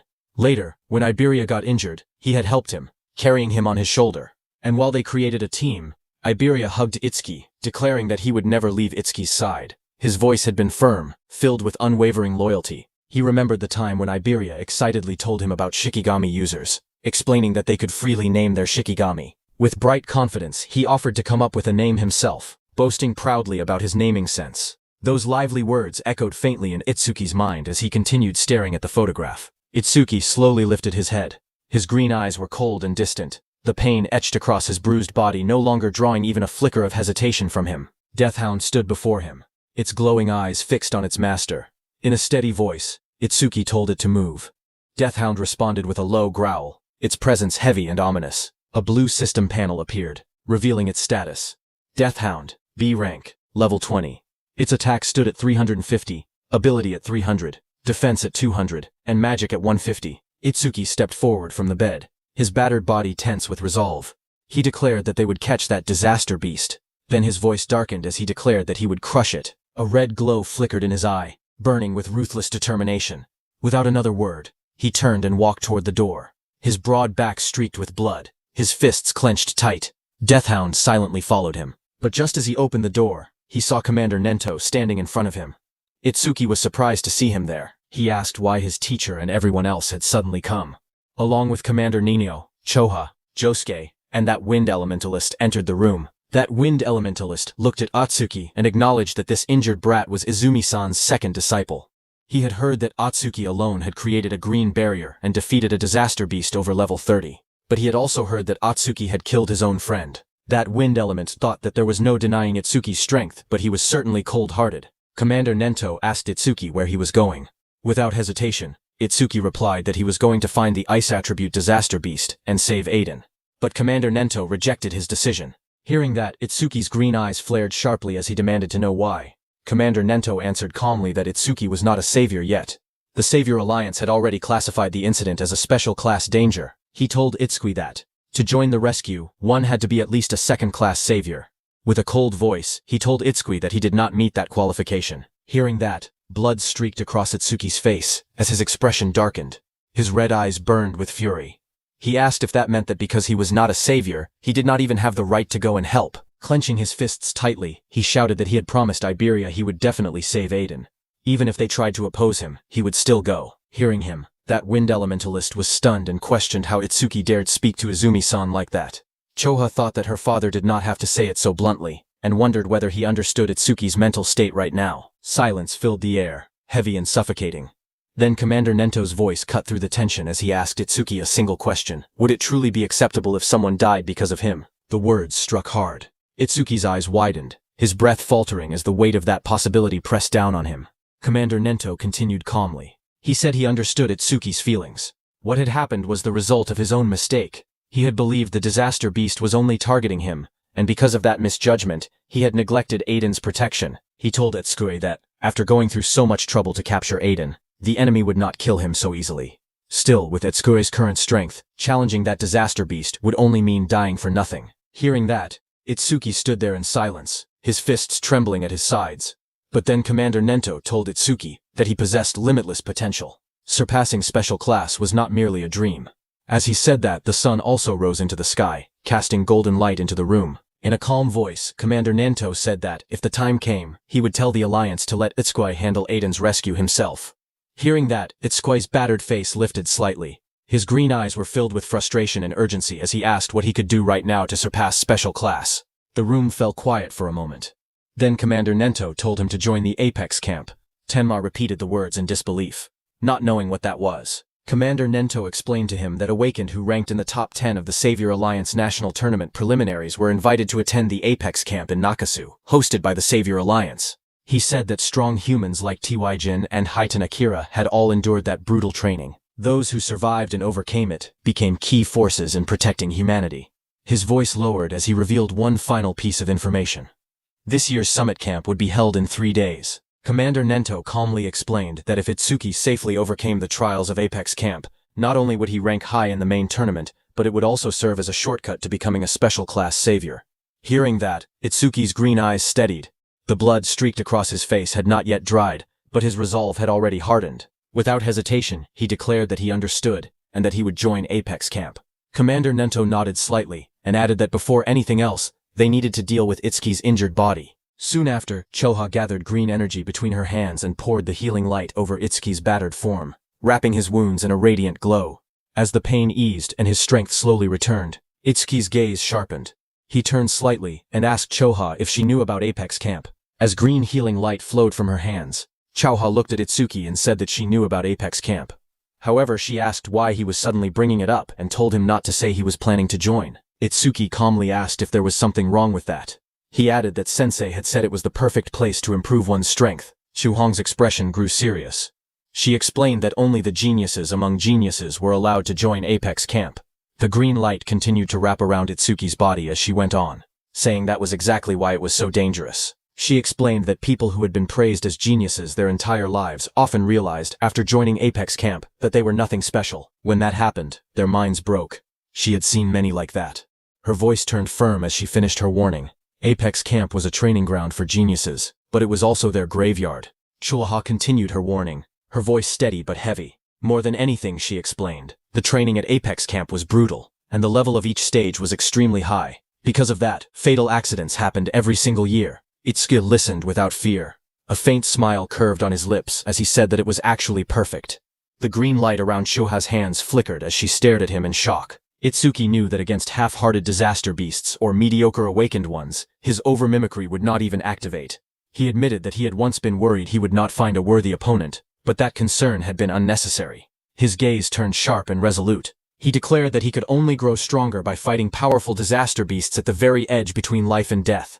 He told Choha that fighting strong disaster beasts was the duty of the awakened. Hearing that, Choha's eyes widened, her breath catching as she realized he had already made up his mind. Noticing the flush on her cheeks, Itsuki looked at her and asked if her face was red because she had exhausted herself from healing him. Choha froze for a second, then hurriedly denied it. Flustered, she waved her hand and insisted that it was not like that at all. She quickly explained that using a skill for a long time naturally made the body heat up. Then she added, in embarrassment, that he really did not know that. Her heart pounded loudly in her chest. For the first time, she could hear her own heartbeat so clearly. The warmth spreading through her face only made her more confused. She wondered what she was even thinking. After a moment, Itsuki steadied himself and told her that his wounds were almost completely healed. He thanked her, then turned and began walking toward the door. She asked where he was going. Without looking back, he replied quietly that he was going to say goodbye. Under the quiet sky, beneath the shadows of tall trees, Josuke and Itsuki stood before a grave. The gravestone bore the name Iberia Hiss, with the dates 2000.118-2018 carved into the stone. A bouquet of yellow roses rested at its base, and a sword lay carefully placed in front of it. Josuke lowered his gaze and apologized softly, saying he was sorry for making Itsuki do such a cruel thing. Itsuki, standing beside him, replied calmly that it was fine. He had chosen it himself. After a moment of silence, Josuke asked if he was leaving already. Itsuki confirmed it. He said he would join Apex camp and improve his skills so that one day he could kill that disaster beast with his own hands. He then asked what Josuke would do. Josuke answered quietly that if he had not met his master, he would have been killed by a disaster beast long ago, and would never have become an awakened. His hand tightened around the hilt of his sword, as he looked down at his armor and weapons, reflecting on the path that had brought him there. Josuke lowered his head and gripped the hilt of his sword tightly. In a quiet voice, he said that even his life had been given to him by his master. No matter what happened, he would find his master. Before his words could settle into the night, Itsuki extended his fist toward him. Seeing that, Josuke looked shocked. Standing before him, eyes burning with determination, Itsuki declared that he would become a savior. One day, he would rescue Adian together with Josuke. Until then, he pleaded with him not to die. Josuke looked back at him, a faint, almost helpless smile forming on his lips. In front of Itsuki, he felt pathetic. As the wind rustled the trees and golden petals scattered across the grave, Josuke answered that he would be waiting. Their fists met in midair, knuckles pressing together in a silent promise, sealing their resolve. From a distance, Commander Nento and Choha watched them from the shadows of the forest. Choha remarked that as expected of Itsuki, only a few hours ago he had been completely wrecked both physically and mentally, yet he had recovered this quickly. But Commander Nento told her that Itsuki had merely pushed his negative emotions deep down for now, so that one day he could unleash them. Commander Nento then said that there were many suspicious points in the recent attack. He intended to gather the commanders from each continent and hold a meeting. As he turned to leave, he added that while he was handling that matter, he was counting on her to look after Itsuki. Hearing that, Choha smiled brightly and told her father to leave everything to her. Just then, Itsuki appeared behind her. He looked at her in slight confusion and remarked that she seemed unusually happy. At that moment, her face stiffened, and she quickly tried to compose herself. Itsuki then noticed Commander Nento going into the forest and asked Choha where they were going this time. Clearing her throat, Choha replied that it was classified, so she could not tell him. She adjusted her glasses and informed him that her father had asked her to take care of him. From now on, she would be his guardian. She asked if he understood. Itsuki awkwardly answered yes, though he muttered that having a guardian made it sound like he was a child. He then asked what they were doing now. Choha turned her back to him and pointed ahead, saying that it should be obvious. With determination in her eyes, she declared that they were heading to Nakasu right away to join Apex Camp. Hearing that, Itsuki immediately responded with a firm agreement as a faint aura flared around him, and the two of them prepared to move forward together. On the other hand, a memory of a violent explosion flashed before someone's eyes. From the darkness, Itsuki emerged, blue lightning crackling around his body. Not far away, Reiji Kinoshita collapsed to his knees. Blood dripped from his mouth as he gasped in pain, sweat and dirt covering his face. His eyes trembled in terror as he looked up. Itsuki stood behind him, rain pouring down while lightning roared across the sky. Without hesitation, Itsuki raised his fist. With a deafening impact, his punch came crashing down. Remembering all that, Reiji Kinoshita screamed, his mouth wide open as tears and sweat streamed down his face. His entire body trembled violently against the hospital bed, tightly wrapped in bandages from head to toe. He thrashed and cried out in fear, the sound echoing through the quiet room. Hearing the scream, his mother rushed inside. She ran to his side and held him tightly, her voice shaking as she tried to calm him. She told him not to be scared, that she was there with him. Leaning closer, she gently asked if he had dreamed again about the person who hurt him. Reiji Kinoshita's face twisted with rage. Even through the bandages, his fury was clear. Tears poured from his swollen eyes as he gritted his teeth and swore that he would return the pain he had suffered 100-fold. He vowed to make them experience a living hell. Hearing that, his mother's expression darkened, her eyes turned cold and sharp. In a low, steady voice, she told him not to worry. His big brother had returned, and he would surely avenge him. Hearing that, Reiji Kinoshita looked behind his mother. Behind her, a tall, broad-shouldered man stepped into the room. His presence was overwhelming, his body outlined by a faint red glow that made the air feel heavy. It was Reiji Kinoshita's brother. In a low voice, he said that it must have hurt Reiji. Hearing him, Reiji's emotions surged again. Tears streamed from beneath his bandages as he cried out to his big brother. He begged him to punish the enemy, the one who had done this to him. His brother's expression darkened. He calmly asked if the attacker's name was Itsuki Tenma, the one responsible for all of this. Reiji shouted that it was him. He added bitterly that Itsuki was just an orphan with no family. Apparently, he had even taken first place in the preliminaries, but his level was still 0. He was not even close to his big brother's strength. Hearing that, his brother fell silent for a moment. He said that first place in the preliminaries meant that Itsuki would certainly participate in Apex Camp. A sinister smile slowly spread across his face, his eyes glowing with a fierce red light. He said that, in that case, he would crush him there. On the other hand, Choha led Itsuki to the training camp. The moment they stepped inside, Choha looked ahead calmly and announced that they had arrived. Before them stood a massive structure, a breathtaking dome made of interwoven glass and steel, shining under the sky. Behind her, Itsuki lifted his gaze, his green eyes widening in awe. He admitted that it was spectacular, nothing like he had imagined. As they approached the grand entrance, He added that it was just like she had said. Groups of people walked proudly toward the dome with their heads held high. The atmosphere was filled with confidence and ambition. Everyone looked so proud. Choa adjusted her glasses and spoke again. She told him that she could not go in, so he would be on his own from there. He nodded and replied that he understood. She then handed him a bracelet, saying it was his recording bracelet, and that he would need it for the camp. He accepted it politely and thanked her. As she handed over the bracelet, she gave him one last warning. She told him not to stand out too much. If he did, he would only make himself a target.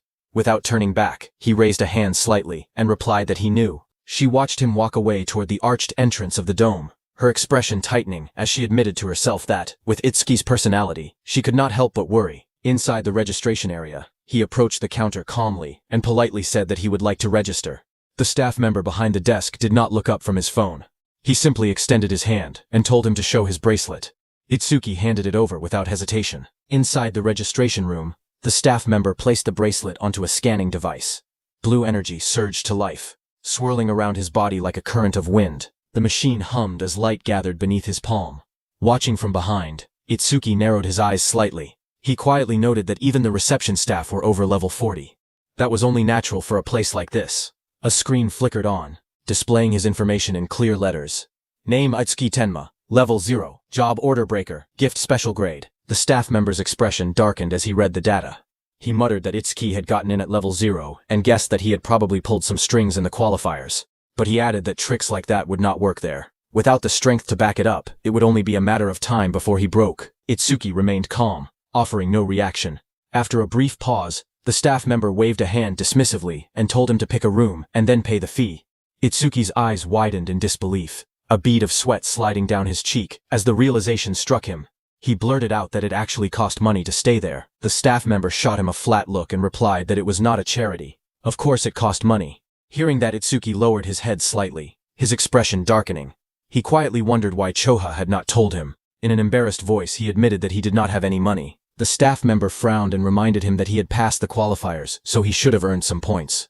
Itsuki blinked in confusion and asked what points were. The staff member raised a finger and began explaining that all resources there were based on the points earned during the qualifiers. For example, if someone earned 1,000 points in the qualifiers, they would have 1,000 points the moment they entered. He continued that participants could also earn more points by completing missions. There, points functioned as currency. They were used for food, daily necessities, and even for paying for a room. Itsuki nodded slightly and admitted that he understood now. So the points really were that important. Resting his fingers against his chin, he thought it through. He had earned quite a bit during the qualifiers. It should be enough. The staff member, growing impatient, slammed his stamp onto the desk and barked at him to hurry up and choose a room because he was still waiting. Itsuki lifted his gaze calmly and asked how much the most expensive room cost. The staff member was surprised to hear that. He then told Itsuki that a normal room of 35 square meters cost 100 points per month. A luxury room of 75 square meters required 500 points per month, and a villa of 200 square meters demanded 2,000 points per month. Itsuki considered it carefully. If it were just him, a normal room would have been fine, but he also had Deathhound with him. There was no way the large beast would fit inside a small space. After a brief pause, he made his decision without hesitation. He stated that he would take the villa. The staff member's eyes widened in disbelief. He stammered, asking what Itsuki had just said. Still staring at him, he warned that although Itsuki might have a lot of points right now, he should not waste them. Points would be needed for every little thing in that place. Itsuki remained calm and stated that he had already decided, then asked the staff member to hurry up and process it. Clicking his tongue, the staff member began typing reluctantly. He snorted and muttered that Itsuki was ignorant and should not come crying when he regretted it. After a moment, he took out a metallic wrist device and handed it over, telling him to take it. He then added that once he entered the camp, everyone's status would become private. He would no longer be able to see other people's names or their gift levels. Itsuki accepted the device and replied with a brief acknowledgement. As he walked away toward the camp entrance, the staff member watched his back and muttered to himself that Itsuki had really chosen the villa. He wondered just how many points Itsuki had earned during the qualifiers. The staff member clicked the mouse casually, expecting nothing unusual. A second later, his eyes nearly popped out of their sockets. Sweat rolled down his face as he stared at the screen in disbelief. He muttered to himself, wondering if this was some kind of bug. His gaze trembled as he focused on the number of points displayed. The screen clearly showed points, 106,600. His voice cracked as he shouted that it was over 100,000. He could hardly believe it. He slumped back in his chair, dazed. In a low voice, He admitted that he himself had only managed to earn 1,600 points. Watching Itsuki walk away toward the camp, he could only sigh bitterly. Kids these days were truly terrifying. On the other hand, Itsuki, who was going inside, suddenly came to a halt. A cold realization struck him. Sweat slid down his face as he ran a hand through his hair. He had forgotten to ask where the villa was. Letting out a quiet sigh, he decided it could not be helped. He would just head back to the reception and ask again. But as he turned to leave, he noticed two figures nearby. Their eyes glowed faintly red as they watched him in silence. He paused, looking at them with his green eyes. He asked if they needed something. The two men immediately broke into wide smiles. They introduced themselves as awakeners from the southern continent, saying they had just arrived the day before. From the looks of it, they said, he seemed to be lost. With exaggerated friendliness, they offered to guide him and asked where he was headed. He calmly told them that he was trying to get to the villa, and asked if they knew where it was. The large armored man stiffened slightly and said the villa was over there, pointing vaguely into the distance. The blonde man quickly chimed in, agreeing and repeating that it was over there. But when they understood that Itsuki had asked for a villa, both of their expressions froze. Their eyes widened in shock. Watching their sudden reaction, he looked at them quietly and asked if something was wrong. The blonde man immediately waved his hands and forced a laugh, telling him to wait a second because they were just trying to remember exactly where it was. The two of them then stepped aside and began whispering to each other in panic. From a short distance away, Itsuki observed them calmly, wondering why they needed to whisper just to remember a direction. A faint suspicion crossed his mind. Were they up to something? At that moment, a woman with long silver hair and sharp cat ears appeared nearby. A small black cat sat comfortably on her shoulder. She was the North Sector qualifier, 5th place, Shion Akagami, where Itsuki had also qualified from. Xiao Han tilted her head slightly, letting out a soft sound of curiosity. Looking toward the two men, she remarked that those guys were scamming newbies out of their points again, using guiding as an excuse. The black cat on her shoulder let out a small neigh, as if agreeing with her. Shion watched from a distance with a faint, amused smile. She casually wondered which idiot was foolish enough to fall for that obvious scam. Then her eyes shifted toward Itsuki standing calmly before the two swindlers. Her expression changed instantly. Her purple eyes narrowed sharply in recognition, as realization struck her like lightning. She immediately recognized that it was the monster who had scored over 100,000 points in the qualifiers. Meanwhile, the two scammers were still hunched over in panic, whispering to each other without realizing who they were dealing with. Shion slowly brought a finger to her lips, her smile deepening with intrigue. She murmured to herself that this was going to be interesting. The two scammers huddled together, whispering nervously. The armored man muttered that if Itsuki was staying in a villa, then maybe he was the preliminaries' first-place winner from some continent. The blonde man quickly shook his head, and replied that even a first-place winner would not waste 2,000 points on lodging. After a brief pause, he smirked, and suggested that Itsuki was probably just a rich, spoiled brat, who did not understand how valuable points were. The big man asked what he meant. With narrowed eyes and greedy grins, the blonde man concluded that greenhouse-raised rich boys were always weaklings, perfect prey. They decided they would take all the points he had. Meanwhile, Itsuki stood calmly behind them. Seeing them hesitate, he said that if they could not remember the way, then he would just find it himself. The two men immediately broke into wide smiles again. The blonde man laughed and claimed he suddenly remembered. He insisted that he would take him there. In the distance, the academy grounds stretched out beneath the setting sun. Large, futuristic dome-shaped buildings surrounded by walkways and groups of awakeners moving about. Some students stood at a distance, watching the scene unfold under the fading light of sunset. One of them recognized the pair leading Itsuki and asked if those were the South Continent outcasts, Fumiya Futaki and Ichitora Sano. The other nodded slightly and remarked that it looked like the kid in the middle had fallen straight into their trap. With a dismissive tone, he added that the boy already looked weak, and now he would probably lose all his points. He even muttered that it was a pity. But Itsuki continued walking calmly between the two swindlers, his hands in his pockets, and his expression remained steady and unreadable. Nearby, a red-haired fighter carrying a massive spear-like weapon over his shoulder passed by, but then he turned and looked back in Itsuki's direction. He wondered aloud if that was not the same boy who had asked strange questions before the preliminaries. Then, with mild disdain, he commented that, of all people, the boy had ended up getting caught by those two. After a brief pause, the red-haired man decided it was none of his concern. He reminded himself that he had only one goal to surpass Itsuki Tenma, the North Continent Preliminaries' first-place winner. This boy was Gaku Oe, the North Continent Preliminaries' third-place finisher, who competed with Itsuki. Meanwhile, the trio arrived before a large modern building.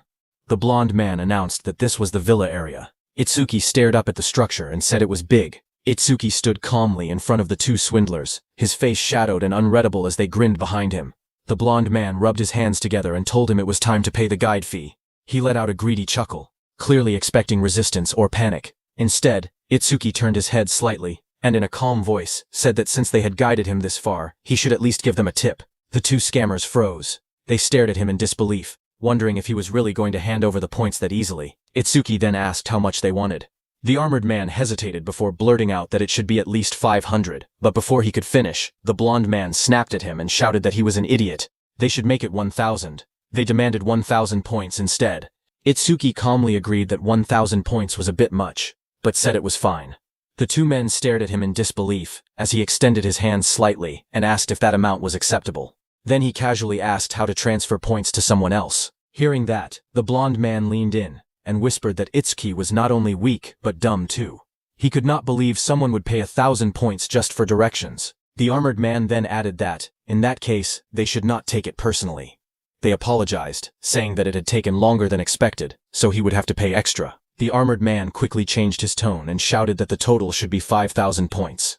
Their expressions twisted into something far more sinister as they demanded that, if it was not enough, Itsuki should hand over everything he had. Just as they said that, the atmosphere shifted instantly. Itsuki lowered his head slightly and muttered that he understood. When he lifted his face again, his eyes glowed red in the shadows.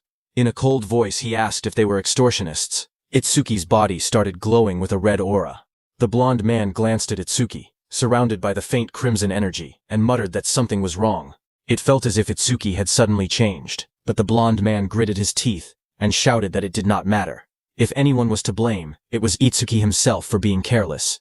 He demanded that the points be handed over immediately, threatening that he would regret it otherwise. As they said that, the air grew heavier. Itsuki walked toward them and said coldly that he was seriously pissed off right now. No matter what happened next, they were not allowed to complain. The blonde man sneered and boasted that he ranked 6th in the South Continent preliminaries. There was no way he would lose to trash like him. Purple lightning crackled violently around his body as he roared that he would turn him to ash with his lightning punch. A notification flashed as he activated his ability. B-rank skill, Lightning Punch. He lunged forward, his fist blazing with electric power, and drove it straight into Itsuki's body. But Itsuki didn't dodge, and just as he hit him, a notification appeared saying that Itsuki had absorbed the B-rank lightning element skill, Thunder Roar Wave. His agility increased by 10%. Absorption count, 2 out of 5. Then another system window flashed, showing that Itsuki's agility had risen to 475, increased by 25% from Thunder Roar Wave. The blonde man stared in disbelief, sweat running down his face. He muttered that Itsuki had not even moved. In the next instant, Itsuki simply slapped him, and his body was sent flying backward. He crashed hard onto the ground, his vision spinning from the impact. The armored man's eyes widened. Even while focusing his sight, he admitted that he could not keep up with Itsuki's movements at all. He was simply too fast. Gritting his teeth, the armored man decided that against a speed-type opponent, he would end it in one blow. A surge of power flooded into his arm. A notification appeared as he activated his Z-rank skill, Body Enhancement, Right Arm. His right arm swelled grotesquely, muscles bulging and veins protruding as immense strength gathered into a single punch. He swung it down with terrifying force, the air tearing apart from the pressure, but Itsuki raised his own fist and met the massive strike head-on. He blocked the armored man's attack easily. Seeing that the armored man used the ability to alter his own body, Itsuki realized that this armored man possessed the same power as him. He was an order breaker. The armored man threw his head back and roared. Veins bulged across his body as power surged through him. He declared that both arms were enhanced, and demanded to see if his opponent could handle this. In the next instant, countless massive fists rained down like a storm. From every direction, his enlarged arms smashed forward, filling the battlefield with crushing blows. But Itsuki matched his attacks and blocked all of his punches with a continuous barrage of his own. Yet all of this was very easy for Itsuki, and he thought that the armored man was too slow. Before the armored man could react, Itsuki shot forward. The ground cracked beneath his step as he dashed straight toward his opponent. A thunderous impact followed. The armored man screamed as his massive arm twisted unnaturally under the force. His confidence shattered in an instant. Staring down at his trembling arms, he muttered in disbelief that it was impossible. His enhanced arms possessed nearly 300 attack and defense. He looked at Itsuki standing before him and demanded to know what he was. Itsuki looked down at him and calmly stated that even after enhancing himself, his stats did not come close to his own. The armored man was hurled backward, crashing violently against the ground. He struggled to lift his head as Itsuki walked toward him without haste. Trembling, the armored man stammered that Itsuki was not a trainee. He demanded to know who he was and from which continent he came. Purple energy began to swirl around the young man's arm, crackling like a living storm. His red eyes glowed through the darkness as he declared his name. He was Itsukui Tenma of the North Continent. A system notification flashed before him. A notice from the broken critical crystal announced that the next attack would be a critical hit with 100% probability. Itsuki's fist drove forward, wrapped in violent purple energy. The armored man's eyes widened in terror as the punch descended. But right before hitting him, Itsuki stopped. As the armored man saw that Itsuki had stopped right in front of him, he became terrified. Itsuki looked at his clenched fist and thought that if a critical punch landed directly, his opponent's head would definitely be blown off. He admitted to himself that the outcome would have been almost irreversible. Lifting his gaze slightly, he coldly told the man to get lost. Terrified, the two turned and fled down the street. One of them screamed to run, shouting that he was a monster. From a distance, Shi Hong, with her animal-like ears, watched the scene unfold. She remarked that the opponents had ranked 5th and 6th in the South Continent, and she had expected Itsuki to struggle at least a little. Instead, it had ended in an overwhelming victory. With a faint smile, she admitted that Itsuki truly was a terrifying man. Just then, a loud announcement suddenly echoed through the plaza. All participants were ordered to gather at the Apex Plaza immediately. Another message followed, declaring that the Apex Camp entrance test would begin shortly. Shion stretched lazily, as her small black cat let out a soft meow. She told Michan that it was time to get to work. Nearby, Itsuki glanced up at the speaker. He recalled that according to Choha, 50% of participants were eliminated at this stage of the entrance test. As he began walking forward, his resolve hardened. He decided that he would have to give it everything he had. A vast crowd gathered beneath the open sky, warriors from every corner of the world standing shoulder to shoulder. Looking at them, Itsuki quietly observed that these were the elites from each continent. They all looked impressive. Walking calmly through the middle of them, he kept his head slightly lowered, his hands in his pockets, his expression unreadable. But suddenly, a hand tapped his shoulder. In the next instant, his body reacted on instinct. His eyes flashed red as he spun with explosive speed, launching a punch without hesitation. But the one behind him was Saya. With bright green eyes, she stared at him in surprise as his fist stopped just inches from her face. Seeing her, Itsuki blinked, startled. He muttered her name in confusion. Saya tilted her head slightly and remarked that it was quite a greeting all of a sudden. Beside her was Rikuru, who stretched lazily while watching the scene with amusement. With a teasing tone, he told Itsuki that he had gotten bold, throwing a punch at Saya-chan. Saya looked at him with a slightly troubled expression as he withdrew his hand. Itsuki apologized quietly, explaining that he had thought she was an enemy. Saya let out a sigh and remarked that he was still as paranoid as ever. Rikuru crossed his arms and asked where Iberia was, pointing out that the two of them were always together like glue. At the mention of Iberia's name, Itsuki's expression darkened. A painful memory flashed across his mind, of Iberia covered in dirt and blood, tears streaming down his face. Saya noticed the change in his expression and grew uneasy. She wondered if he had been injured in the last attack. Lifting his head slightly, Itsuki answered that Iberia had stayed home. Seeing his gloomy face, Rikuru placed a hand on his shoulder and told him not to look so down. If it was only an injury, he would recover with rest. Then, with a more serious tone, he told Itsuki to listen carefully. Ever since that attack had started, Saya had been spacing out during training because she had been worried about him. Hearing that, Saya became very embarrassed and smacked Rikuru hard on the head. Rikuru clutched his head while she stood there with an annoyed expression. Ignoring the commotion, Itsuki lowered his head and spoke in a calm but heavy voice. He admitted that the last attack had made him realize just how weak he truly was. He declared that he would get stronger there, no matter what it took, using everything he had. Hearing that, Rikuru stared at him in disbelief, repeating his words in shock. Saya also looked at him, surprised that he would call himself weak. Before either of them could say more, a powerful voice boomed across the area, ordering everyone to be silent. At the top of the wide stage, an instructor stood alone, radiating authority as waves of pressure spread outward. The crowd below immediately fell quiet. The instructor announced that before life at Apex Camp began, there was something everyone needed to hear. Holding a megaphone, he explained that inside that place, all information except a person's name would remain private. In other words, no matter what glory anyone had achieved in the past, it meant nothing. Standing among the crowd, Itsuki, Saya and Rikuru listened in silence as the instructor declared that everyone would start over from zero. Rikuru blinked in confusion, repeating to himself that all information except names would be private. Determined to confirm it, he said he would show his status screen so they could check for themselves. A glowing blue panel appeared before them. His name showed Rikuru, but level was private, gift was private, skills were private, and status was private. After reading it, Itsuki admitted that everything truly was private. Then, above the massive stage, a brilliant blue portal flared to life. energy swirling within its circular frame. Through the megaphone, the instructor announced that the entrance test would now begin. He then ordered everyone to enter the venue one by one, in proper order. The crowd began to move forward beneath the shining portal, while an instructor stood at the top with his megaphone raised as he watched Itsuki's group in silence. As they stepped through the entrance, Rikuru looked around in awe and exclaimed that it was huge inside, far bigger than the preliminaries venue. The vast interior stretched endlessly above them, its towering structure dwarfing everyone who entered. Ahead, Itsuki walked quietly down a long corridor. But suddenly, a voice called out from behind him, asking if he was the one who had insulted people from the South Continent. Itsuki paused and turned slightly in confusion. Standing before him was Kagen Imamichi, first place in the South Continent preliminaries, and behind him were the guys who had tried to extort points from Itsuki, but were beaten instead. One of those men angrily pointed at Itsuki and declared that he was the one. He claimed they had guided him to his house, and when they asked for payment, he suddenly attacked them. Not only that, he added that Itsuki had mocked the awakened from the South Continent as nothing more than a worthless mob. Kagen's expression hardened as he looked directly at Itsuki and calmly asked if he cared to explain. Saya immediately stepped forward and firmly declared that Itsuki was not that kind of rotten person. She insisted that it had to be a misunderstanding.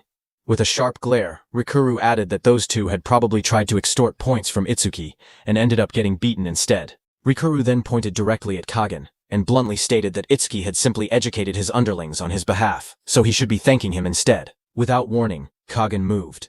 In a flash, his figure blurred forward as a powerful aura burst around him like cascading light.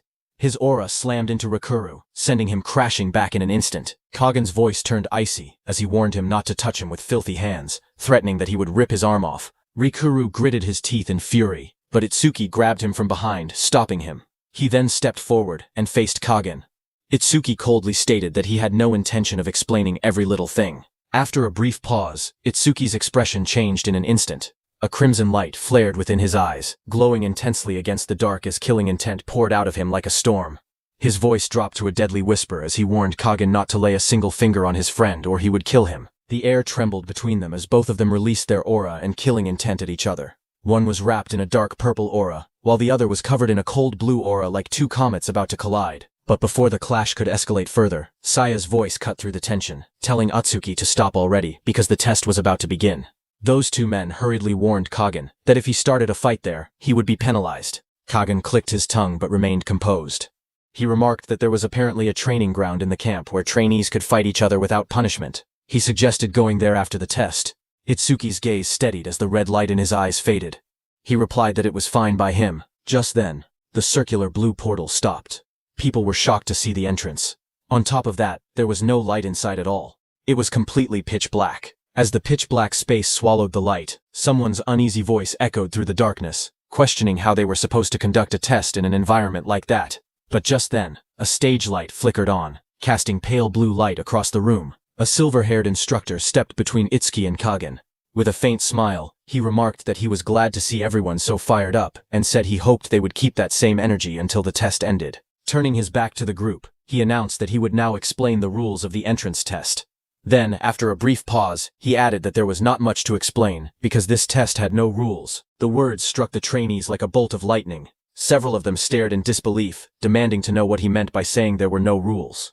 Others panicked, saying it was their first time seeing a test like that. Unbothered by their reactions, the instructor told them that from that point on, they would enter the 4 rooms behind him and take 4 different tests. The order of the rooms was entirely up to them. He further explained that there were no restrictions on equipment, items, or skills.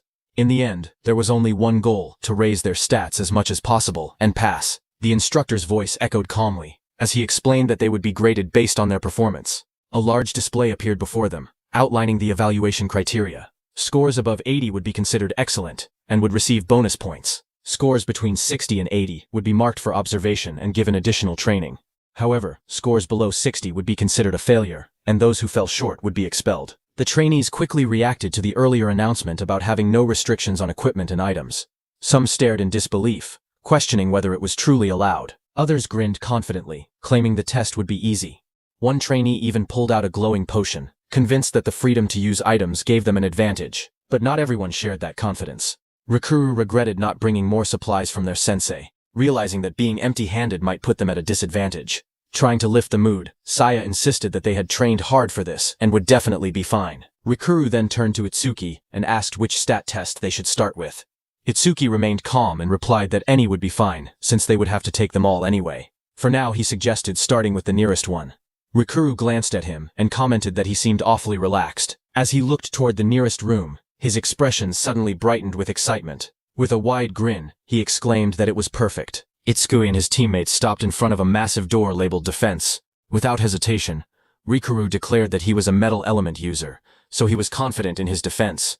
The three of them stepped inside the vast empty chamber. The room was wide and long, with reinforced walls and a single figure standing at the far end. Rikuru pointed ahead and asked if that was the examiner. As they drew closer, a powerful aura radiated from the man waiting inside. Saya muttered that he looked strong. The man introduced himself calmly, welcoming them, and stating that he was the examiner for the defense test. A display identified him as a level 40 earth element user. Golden energy flickered around his body as he raised his hands and explained that from that moment on, he would attack them with 5 kinds of rocks, with difficulty levels ranging from 1 to 5. Chunks of stone began to rise into the air around him. He finished his instructions by saying that their job was simple. They had to block them. The examiner's voice echoed across the training hall as he ordered the trainees whose names were called to step forward.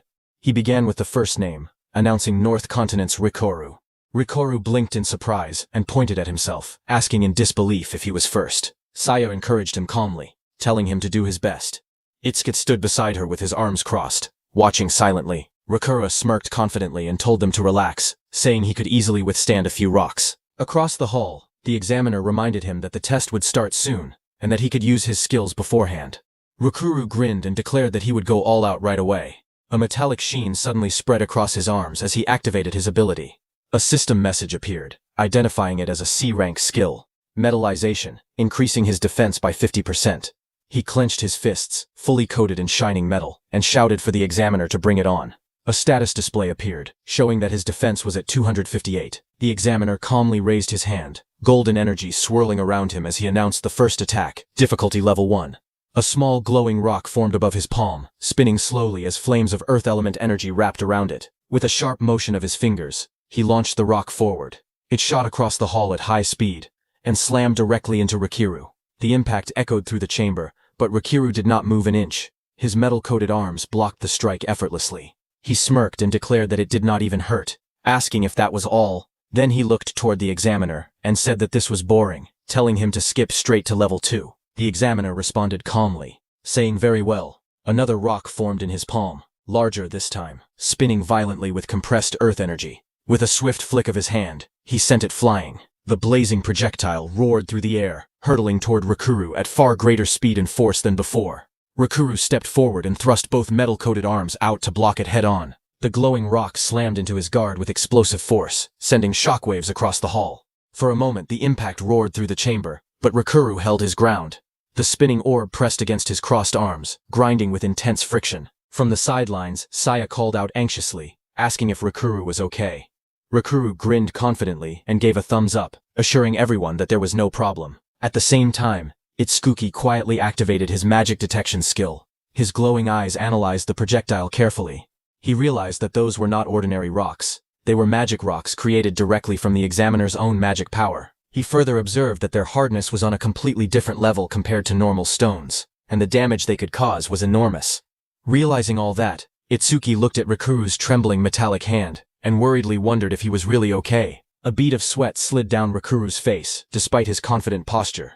Inside, he admitted that the rocks were stronger than he had expected. Even with his arms strengthened by metallization, they were starting to go numb from the impact. The examiner looked at him calmly, and asked whether he would continue the challenge. Rikuru did not hesitate. He declared that of course he would continue, and boldly requested the next round to be set at difficulty level 3. As he braced himself, he tried to reassure himself that it was only one level higher and that he would be fine. In response, the examiner raised his hand once more. A much larger golden magic rock began to spin violently above his palm, radiating powerful energy. Facing the enlarged projectile, Rikuru clenched his fists and stepped forward. He shouted that he would not get scared just because it had grown a little bigger. The massive golden magic rock shot forward like a blazing meteor. In the next instant, it slammed into Rikuru with a deafening explosion. The impact burst outward in a violent shockwave, shattering fragments of magic stone in every direction as dust and sparks filled the air. Rikuru was thrown backward brutally. His body crashed into the ground, blood spraying from his mouth as the force overwhelmed even his metallized arms. The reinforced sheen on his limbs flickered, unable to fully withstand the power of the enlarged projectile. From the sidelines, Saya gasped in horror, covering her mouth as she watched him fall. Even Itsuki's expression sharpened slightly at the sight. Rikuru lay in a cloud of dust and debris, his body scraped and battered. For a moment he did not move. Saya and Itsuki rushed forward through the settling smoke, calling out his name anxiously and asking if he was all right. As the dust slowly cleared, Rikuru weakly raised a trembling hand. In a strained voice, he assured them that he was okay.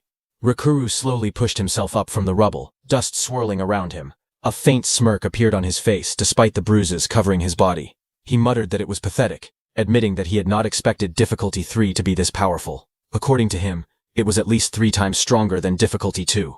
The bald examiner looked down at him calmly and stated that taking a direct hit from difficulty 3 without passing out was impressive. He added that Rikuru would probably get a good score. Moments later, the examiner announced the next participant. North Continent's Itsuki Tenma, but Itsuki first crouched down and helped Rikuru to his feet, supporting his arm over his shoulder as they moved aside. While leaning on him, Rikuru quietly warned that every time the difficulty increased by 1 level, the rocks became several times stronger. He told him not to push himself too hard. Itsuki responded calmly that he knew. Then the examiner turned his back slightly and asked which difficulty Itsukui would start with. Itsukui stood quietly, his green eyes calm as he analyzed the situation. He calculated that even after metallization, Rikuru's defense should still be under 300. But thanks to the black water wall, his own defense had already reached 627. Seeing him not reply, the examiner narrowed his eyes slightly and assumed that Itsuki had grown frightened after watching Rikuru's struggle. He remarked that he could not blame him. Then he stated that if Itsuki did not choose a difficulty, they would begin from level 1. Without hesitation, Itsuki calmly replied with a single number, 5. The examiner froze for a moment, disbelief flashing across his face. He asked what Itsuki had just said. Itsuki raised his hand steadily and declared that he wanted to challenge difficulty 5.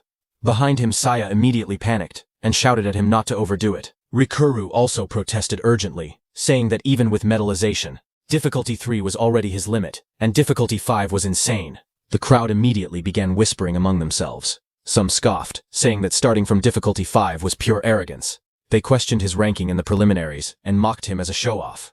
One of them recalled that the North Continent's first place was also the national first place, and thought his name had been Itsuki. They wondered if this calm-looking man could truly be that same person.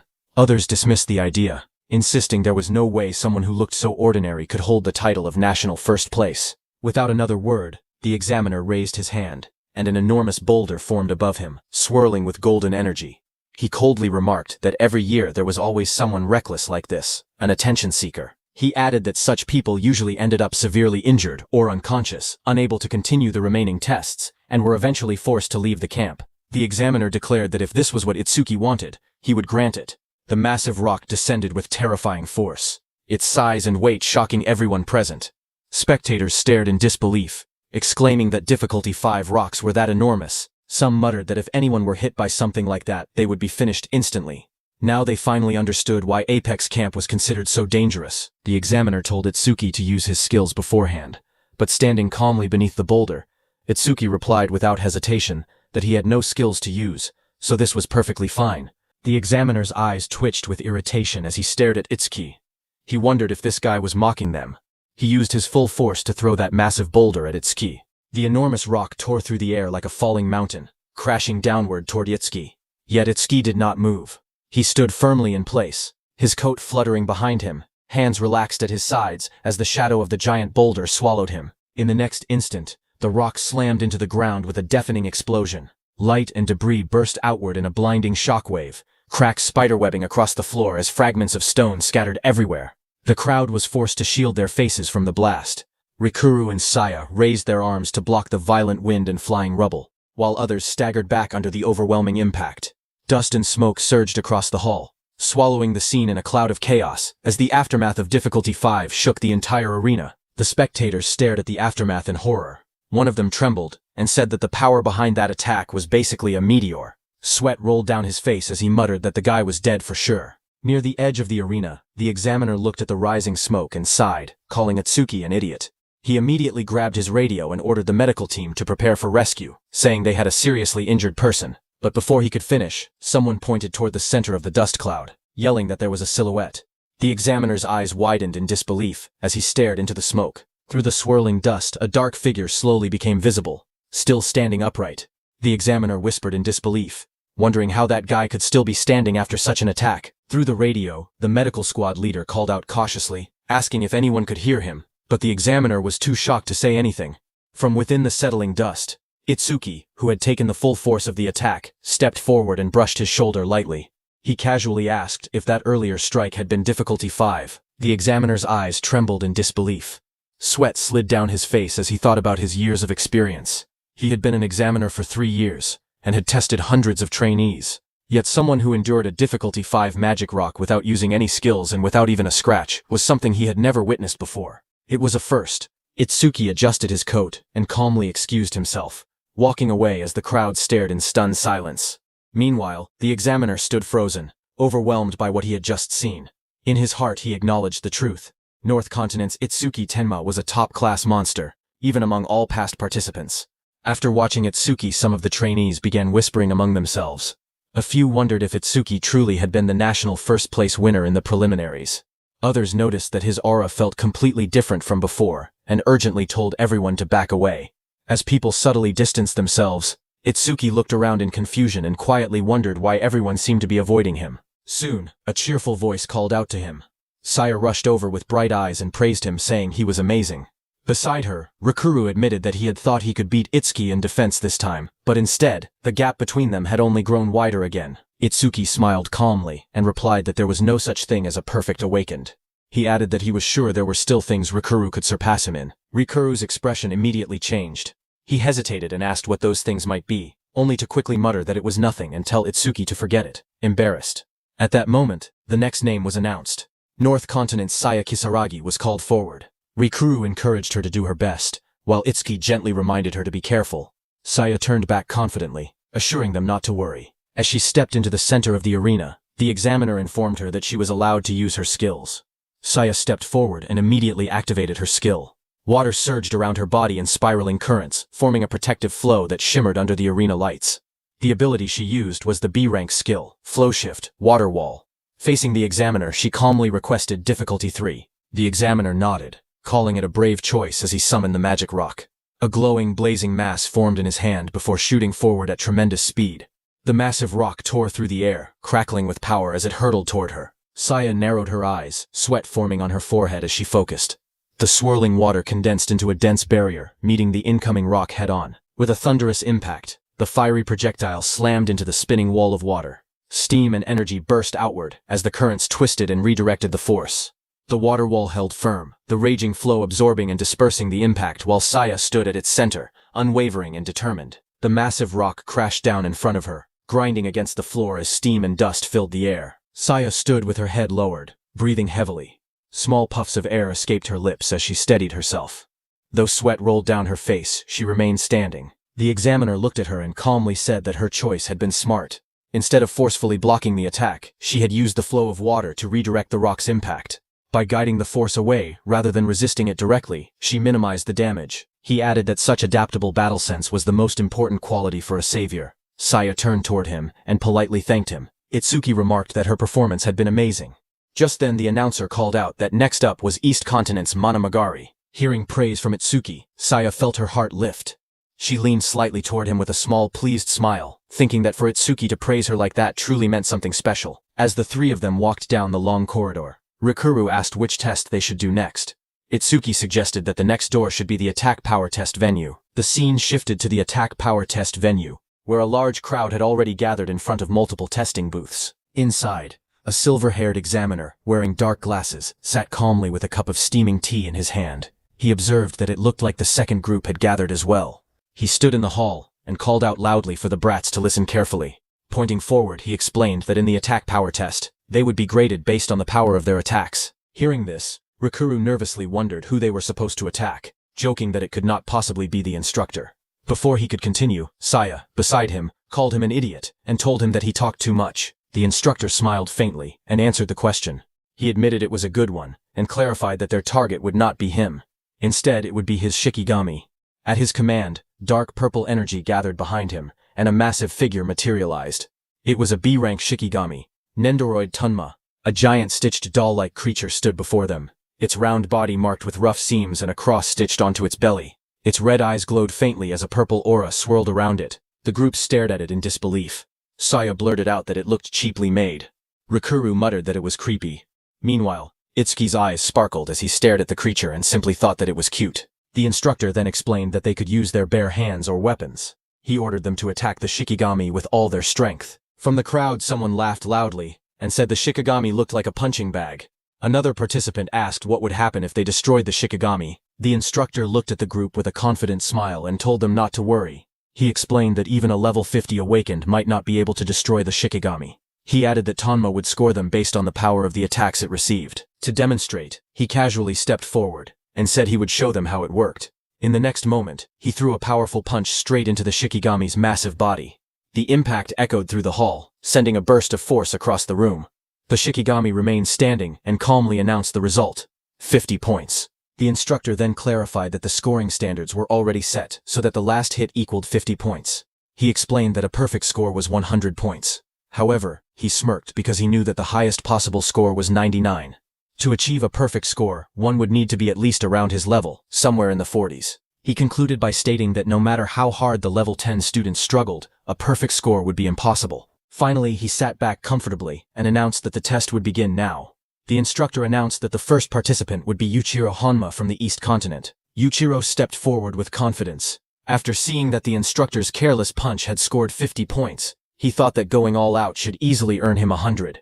Rikuru nearby muttered that the Shikigami looked weak. However, Itsuki warned them not to be fooled by appearances. He pointed out that the examiner was over level 40, and even his casual punch carried power far beyond theirs. The instructor calmly sipped his drink and reminded Yuichiro that once he was ready, he should just attack Tonma and not make him repeat himself.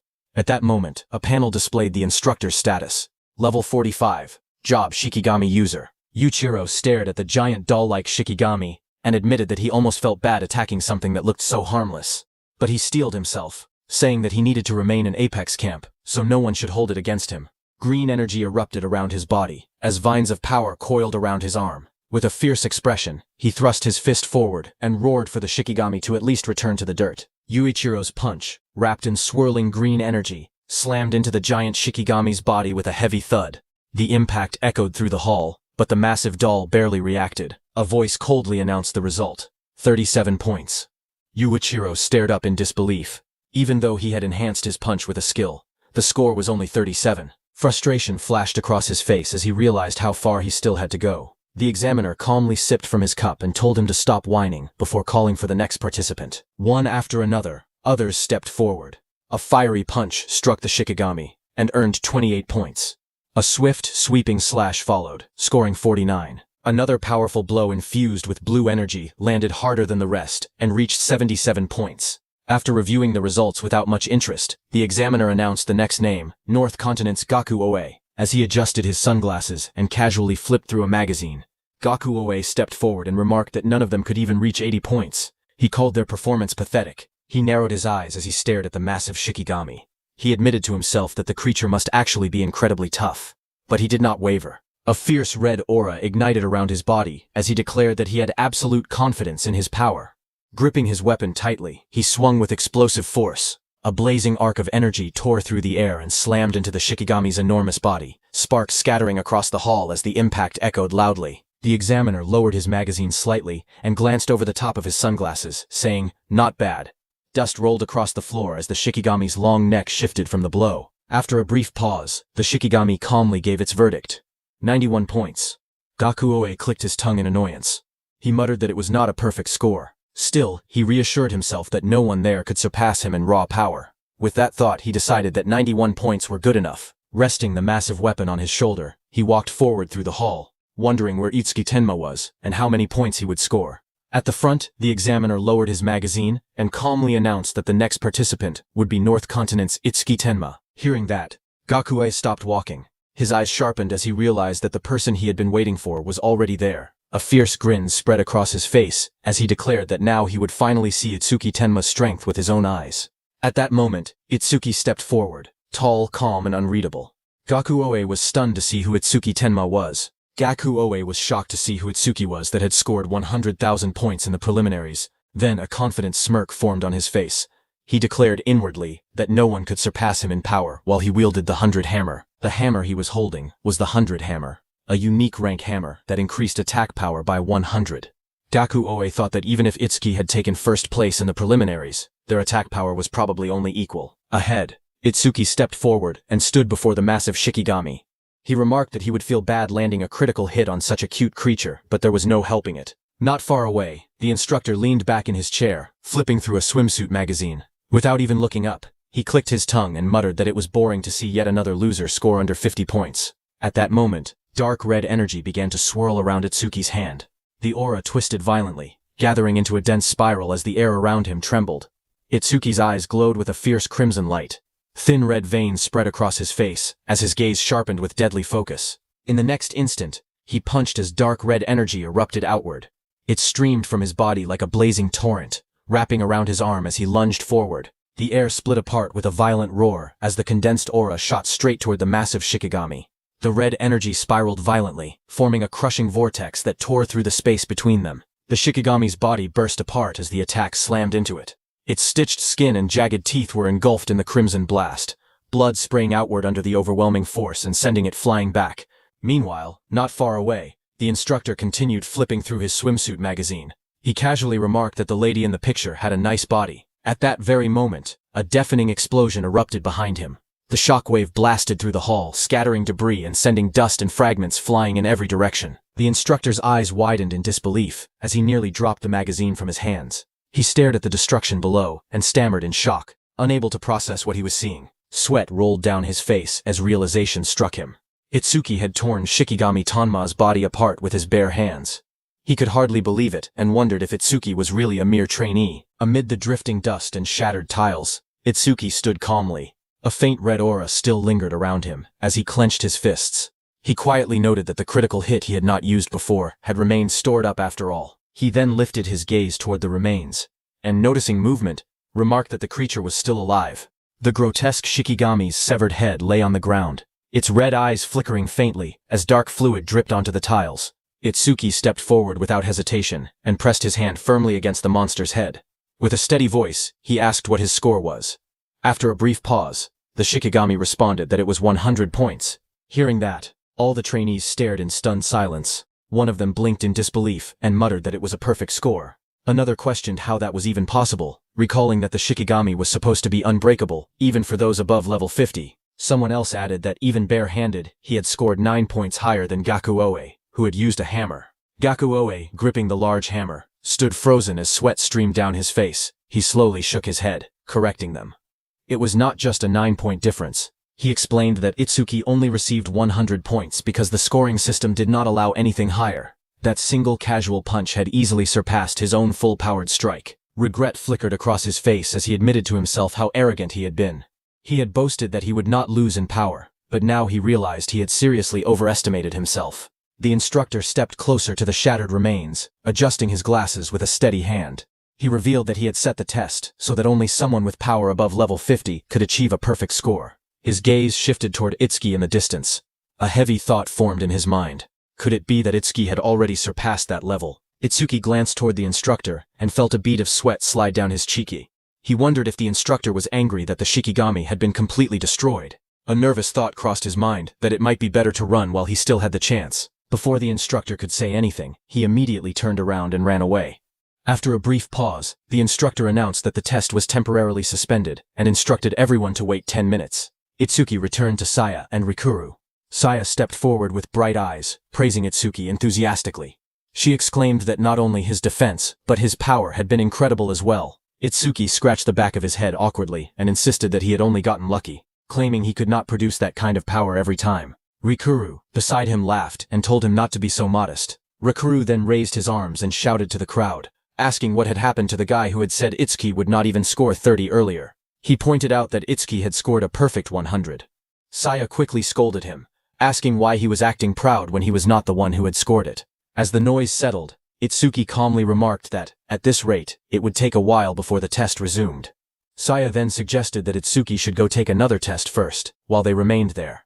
Itsuki gave a faint smile and agreed that they should meet at the plaza after finishing everything. Itsuki passed by Gaku-oe, who was looking at him with a stunned expression, but Itsuki did not even recognize him. He checked and saw that the next test was the magic power test. Soon, Itsuki arrived at the large door with the sign Magic Power written on it. Inside the magic power test venue, a wide circular platform stood at the center, surrounded by a dense crowd of examinees watching from all sides. A tall, red-haired instructor stepped forward confidently. She was level 42, and her job was crafter. After scanning the area, she announced that since everyone had gathered, she would now explain the contents of the test. Among the crowd, several young men stared at her with flushed faces and heart-filled eyes. One of them muttered that the instructor was unbelievably beautiful and that he wanted to date her. Another added dreamily that if he got a good score, maybe she would ask him out to dinner. Akagami Shion was also there. Looking at the boy's behavior, she crossed her arms and muttered that this was exactly how boys were. Her gaze suddenly sharpened as she noticed Itsuki in the crowd and was surprised that he had come too. From her perspective, Itsuki stood among the others, also looking toward the instructor. Seeing him stare in that direction, she thought to herself that he was looking at the instructor as well, and concluded that men really were all the same. The black cat beside her let out a soft meow in agreement. Meanwhile, Itsuki was observing the stage calmly. He noted that the object covered by a red cloth must be the test equipment. The red-haired instructor stepped forward and explained that the tool used to measure magic power had been made by her personally. With a swift motion, she pulled away the red cloth, revealing a glowing sphere mounted on a metallic base. A display identified it clearly. Rare gear, magic storage crystal. The red-haired instructor placed her hand lightly on the glowing crystal and explained that the measurement method was very simple. She told them to place their hand on the crystal ball and pour their magic into it. As the crystal absorbed magic, blue energy swirled inside it like a small storm. She added that the more magic power a person had, the higher their score would be. One of the trainees raised his hand and asked what would happen to the other tests if they poured all their magic into the crystal. With a faint smile, the instructor reassured him not to worry. She explained that the crystal ball could completely absorb their magic and return it as well. The student, flustered and blushing under her gaze, nodded awkwardly and said that he understood. Seeing that there were no further questions, the instructor announced that they would begin the test. She added that there was no set order, so anyone who wished to go first could step forward. That same young man eagerly raised his hand and shouted that he would go first. Watching him step forward so quickly, the red-haired instructor chuckled softly and remarked that proactive men were popular with girls. She leaned closer and told him that he could begin whenever he was ready. The student felt his heart race under her gaze. In his mind, he swore that he could not afford to embarrass himself in front of such a beautiful woman. Even if he had to empty all his magic power, he was determined to get a good score. He placed both hands firmly on the crystal ball and focused. With a surge of determination, he urged his magic to explode outward. Green energy flared violently around him as he poured everything he had into the crystal, but moments later, his confidence faltered. He stared in disbelief and muttered that there was no way. Even after pouring in all his magic power, the crystal was not even half full. Seeing his reaction, the instructor calmly told him to calm down, mentioning that she had forgotten to explain something. Her eyes glowed faintly red as she looked down at him. She revealed that this magic storage crystal had once absorbed the full magic power of an awakened individual in the level 40 range. She was clearly playing with the trainees. The other students stared at the crystal in shock. Someone asked if it was really true that even a level 40 awakened could not completely fill that crystal. Another muttered that if that was the case, then people in their level 10 range would not even be able to get it halfway full. The female instructor calmly told the young man to hold still, saying she would return his mana now. Blue energy flowed from the crystal back into him as she controlled it with ease. Leaning closer, she quietly told him that, just between the two of them, she could tell what kind of person someone was by the mana they poured into the crystal. She then remarked that he was surprisingly pure-hearted. The comment left him stunned and blushing, completely flustered under her gaze. Straightening up, she smiled and asked who wanted to go next, telling them to raise their hands. In the crowd, some students hesitated. One muttered that maybe he should just redo the defense test instead.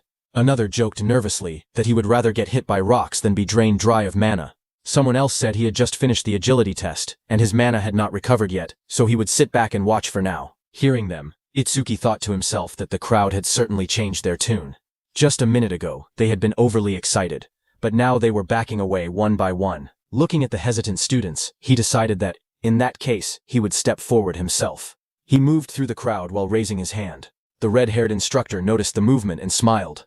She announced that it looked like they had challenger number 2, and told him to come on up. Hearing that, Itsuki blinked in surprise. He had only just begun raising his hand, yet he had already been called out. But before he could fully process it, another figure stepped forward from the side. A tall girl with teal hair and a calm expression raised her hand confidently.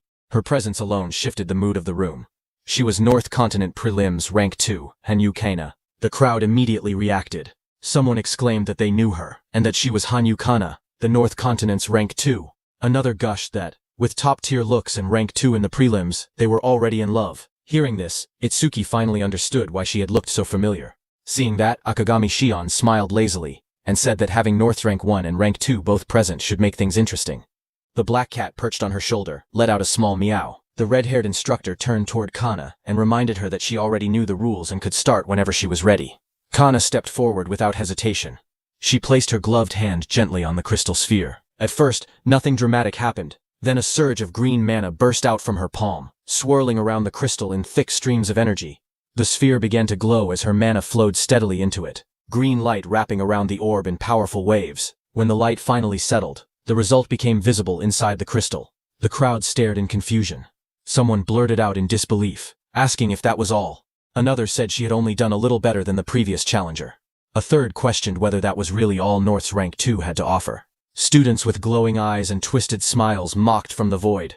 They laughed that if they had entered the competition, they might have taken Rank 1 instead. Another voice sneered that, at this rate, they should have joined the North Continent preliminaries themselves. A final taunt told her that if she was finished, she should step aside and let those from the south show how it was really done. Kana stood silently before the crystal pedestal, her hand still resting on it. Green mana flickered faintly around her. Then she slowly raised her hand to the hilt of the sword on her back. With a sharp metallic sound, the blade slid free from its sheath.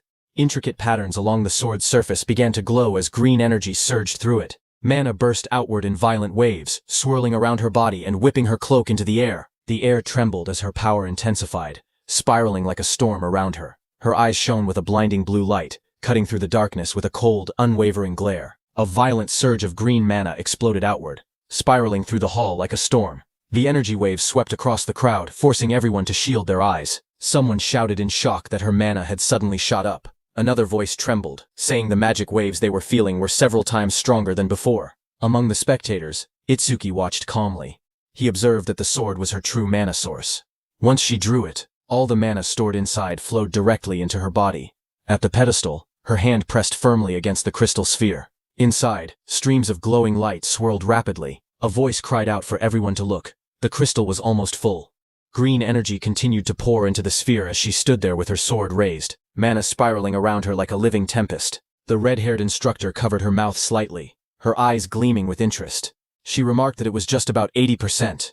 With a score like that, she would have ranked number 1 for the past 5 years with ease. Kana finally steadied himself as all his mana was inside the crystal. The result showed that it had reached 80% of its total capacity. The red-haired instructor smiled brightly and said she was happy to meet a girl who was both strong and adorable like him. Kana glanced at her with a blank expression and calmly corrected her, saying that he was a guy. Hearing that, the crowd behind them froze in shock. Several voices cried out in disbelief, demanding their fluttering hearts back. Others insisted that his name and face were completely girl-coded. Even Itsuki admitted he had seriously thought Kana was a girl the entire time, since his voice and appearance did not match at all. The instructor blinked in surprise and muttered that the boys must be crushed. After a brief pause, the instructor told Kana that she would now send his mana back, asking if he was ready. Kana answered yes. Moments later, the instructor let out a tired sigh and said that sending back that much mana at once was far more exhausting than it looked. The red-haired instructor lifted her hand with a bright smile and asked who would go next, telling everyone to raise their hands. From the crowd, Itsuki raised his hand and asked to be chosen, politely asking her to let him go next. The instructor looked at him and smiled with interest, calling him handsome as well. Then she told him to start by introducing himself. He stepped forward calmly and introduced himself as Tenma Itsuki from the North Continent. Whispers immediately spread through the crowd. Someone muttered that it was the North again. Others recognized the name and questioned whether he was North's prelims rank 1. A few doubted him, saying he did not look stronger than Kana at all. While passing by, Kana turned his sharp gaze toward Itsuki and told him to show what he had. More voices chimed in from the side, claiming he did not look like someone with a magic-focused job and suggesting that mana might be his weak point. Another person pointed out that he did not even carry a weapon and insisted there was no way he could beat Kana. The atmosphere grew tense as all eyes focused on Itsuki, waiting for him to begin. As Tenma stepped forward, the instructor joked that she would put 50 points on it, betting that Itsuki's mana would top out at 300.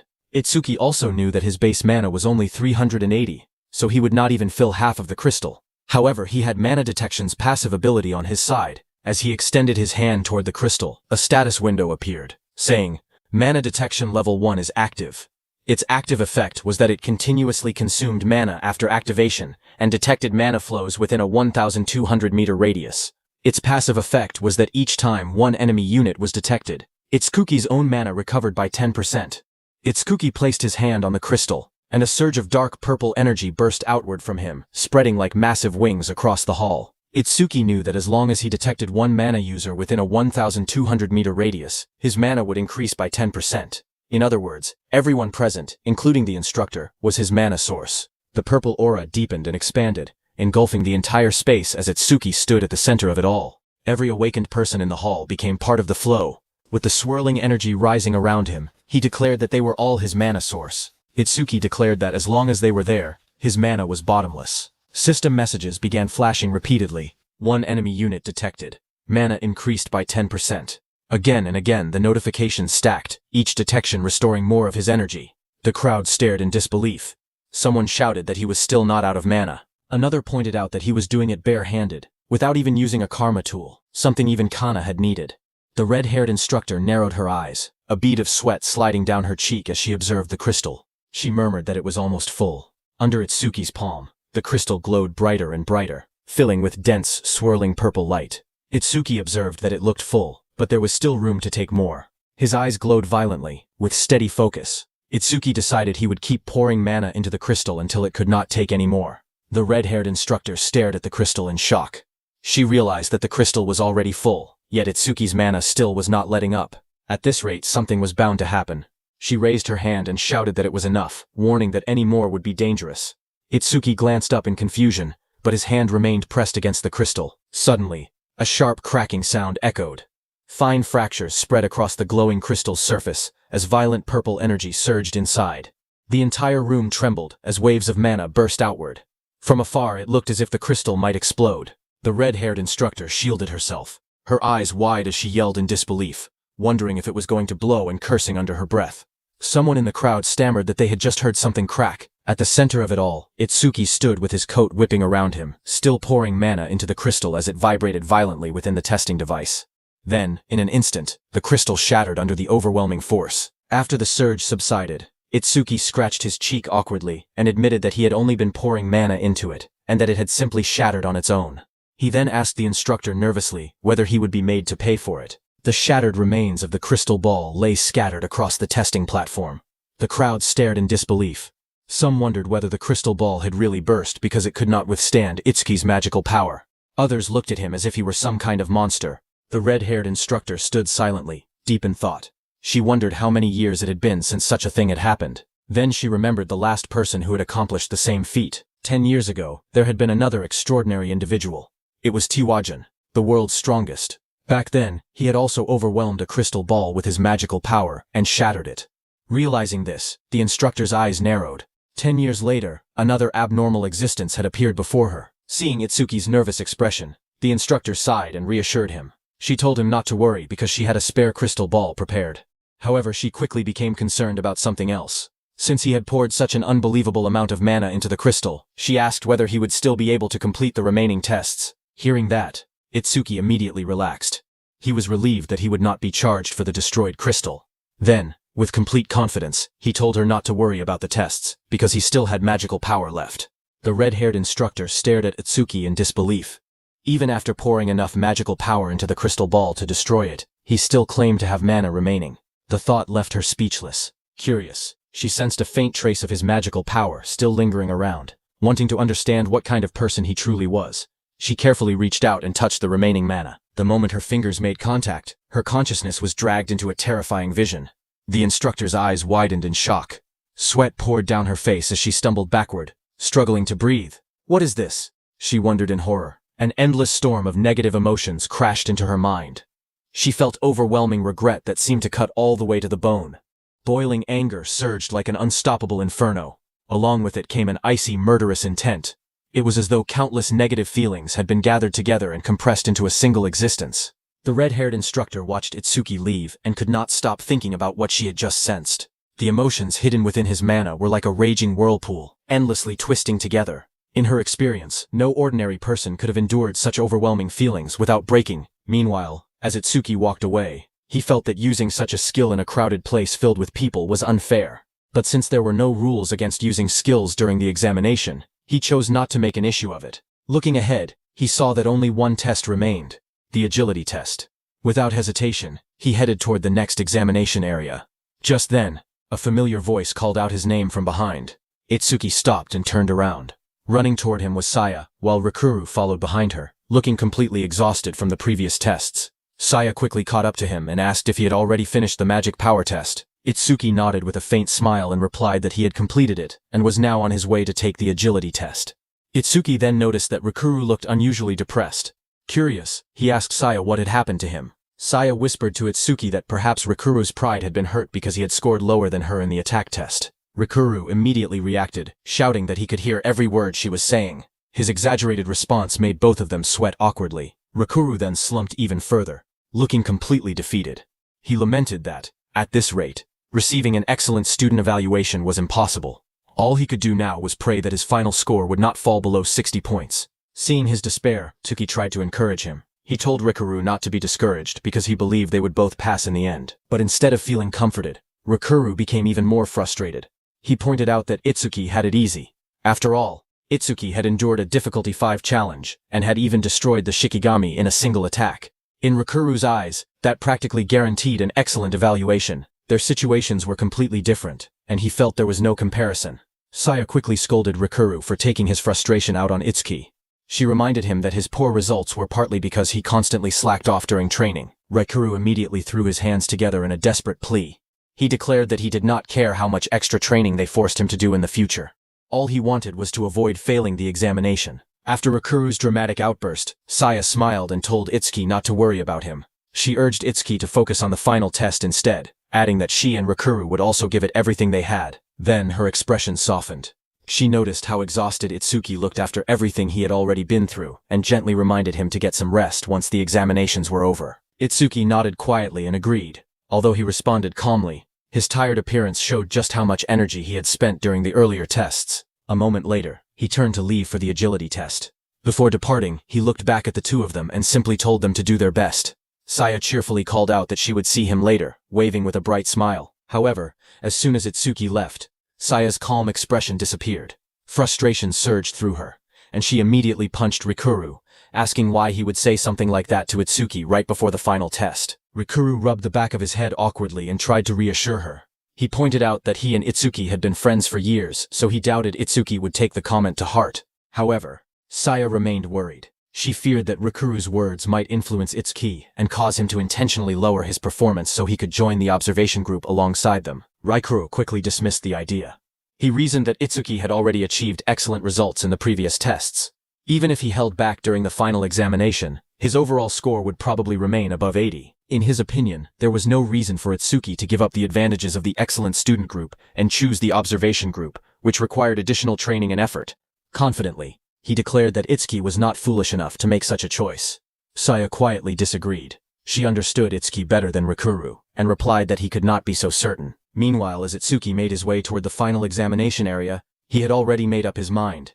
He decided that he would intentionally keep his final score below 80. He did not care about the bonus points that came with an excellent evaluation. Looking at the more than 100,000 points still remaining in his account, he concluded that those rewards were insignificant compared to what he truly wanted. For Itsuki, the most important thing was staying with his friends.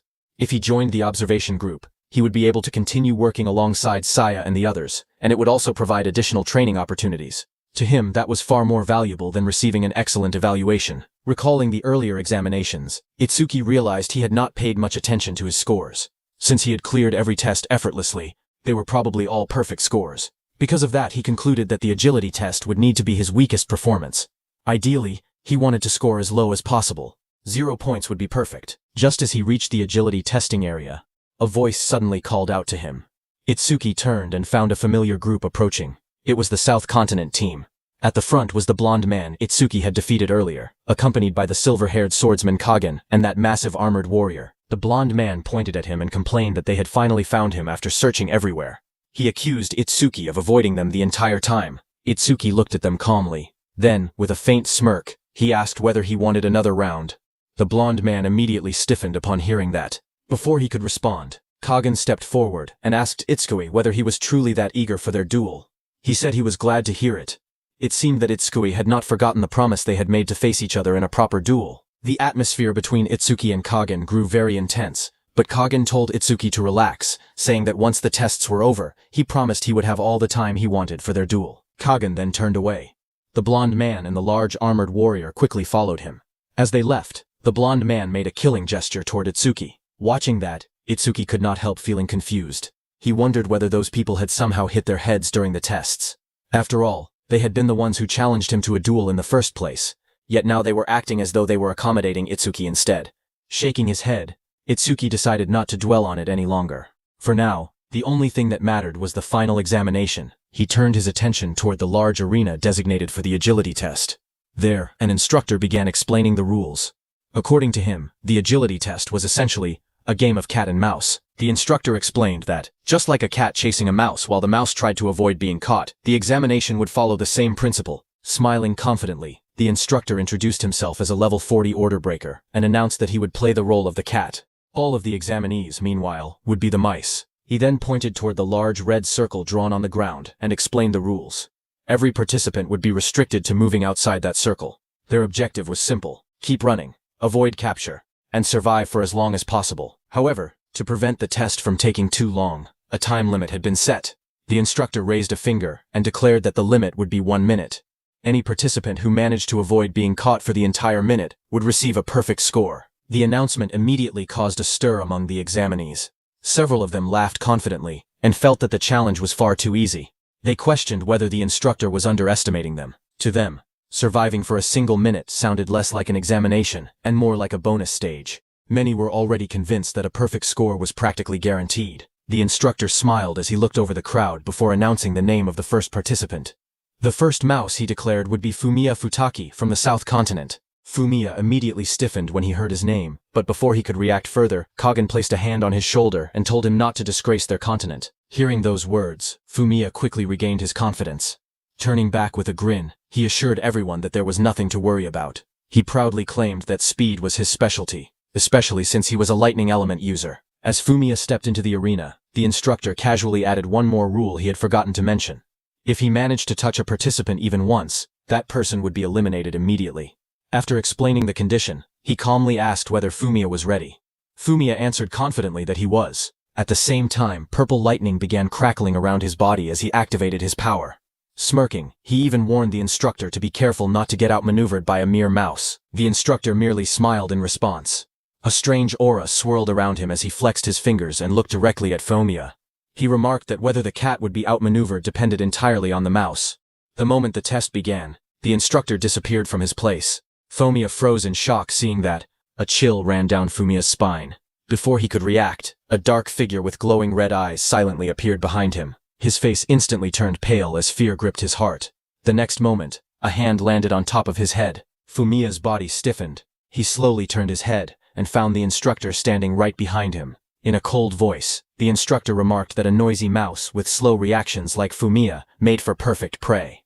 Fumiya hit the ground hard, his face pressed against the floor. His eyes trembled in shock, unable to comprehend what had just happened. Standing over him, the instructor, with a faint smile, stated that it had taken only 0.47 seconds.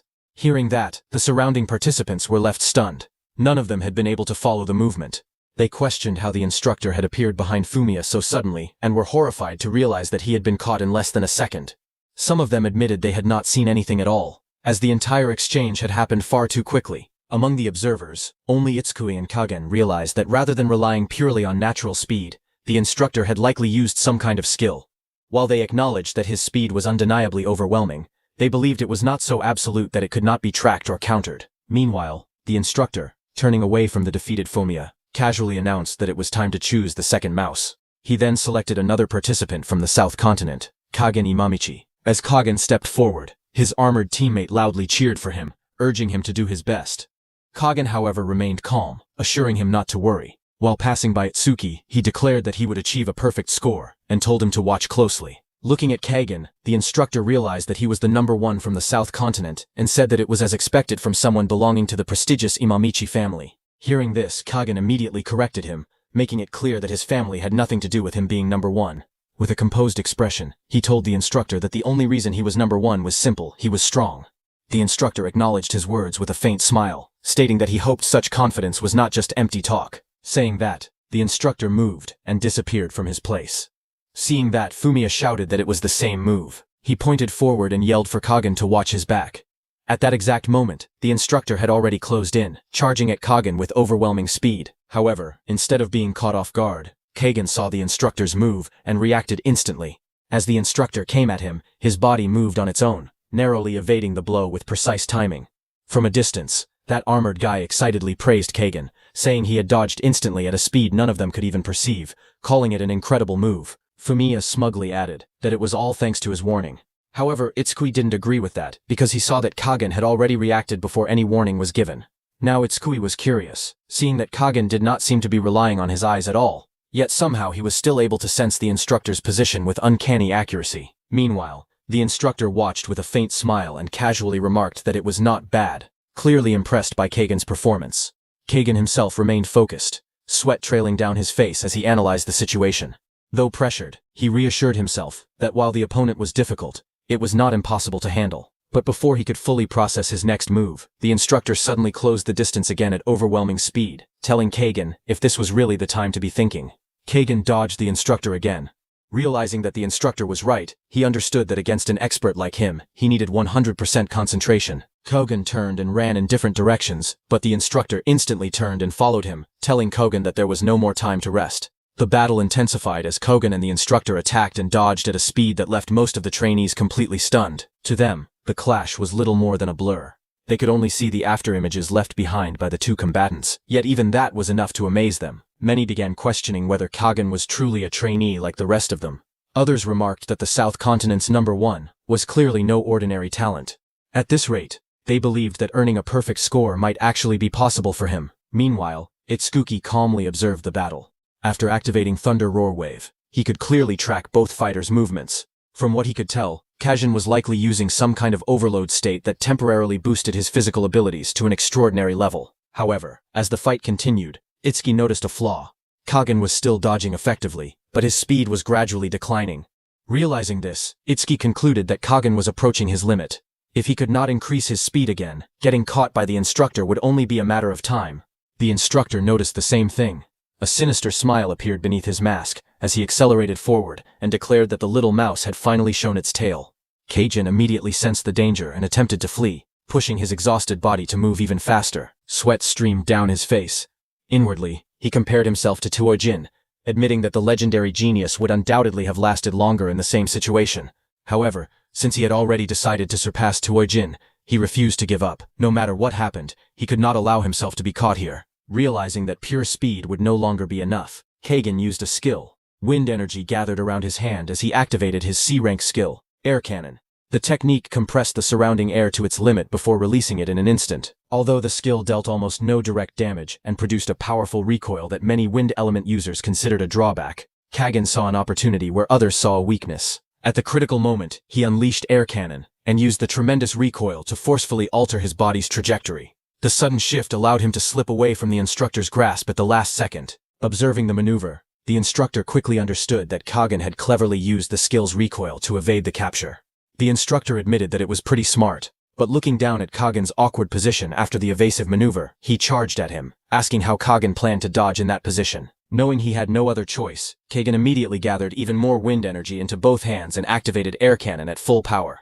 A massive burst of compressed wind erupted from his hands, blasting toward the instructor and sending him flying away. The instructor was stunned, seeing that Kagen had restricted his movement while creating distance to buy time and recover stamina.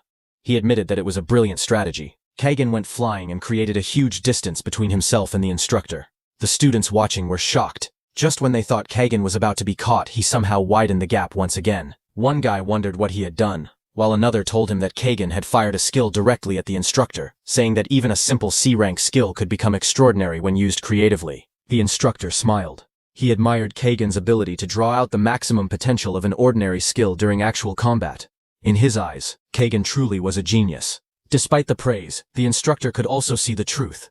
Kagen was breathing heavily, and the repeated use of air cannon had drained nearly all of his stamina. The instructor walked toward Kagen with a smile. A cat's projection appeared behind him as he looked at Kagen and told him that the game was over. Looking at Kagen, Itsukui admitted that the instructor was right. Kagen had almost no stamina left. If he could somehow gain just a few more seconds to recover, he might be able to continue a little longer. Unfortunately, that opportunity no longer existed. He had already been driven into a corner with nowhere left to retreat. Even so, Itsuki believed Imamichi still possessed one final escape route. The answer was simple: the air itself. At that exact moment, the instructor charged at Kagen at full speed. But before the instructor could touch him, Kagen launched himself into the air. Using the recoil and airflow generated by his abilities, he slipped through an unexpected angle and narrowly evaded the instructor's advance. Kagen revealed another one of his abilities, a C-rank skill called Skywalk. Using the wind element, he compressed and solidified the air beneath his feet, turning it into invisible footholds. With that, he began running through the sky itself. The spectators were left speechless. Some stared upward in disbelief, wondering if he was actually flying. Others quickly pointed out that he had not left the circle, meaning he technically wasn't breaking any rules. Fumiya proudly said that wind element users were among the rarest and highest potential elemental jobs, and Kagen was a once-in-10,000 genius awakened. He was completely different from ordinary element users. Watching Kagen, Itsuki realized that by solidifying the air beneath his feet and using it as stepping stones, he was able to move through the sky and evade the instructor's pursuit. Itsuki admitted that such a feat required an extraordinary understanding of his abilities, and Kagen's mastery and practical application of skills were truly exceptional. Judging from everything the instructor had shown so far, Itsuki thought that the instructor did not appear capable of flying or remaining airborne for extended periods.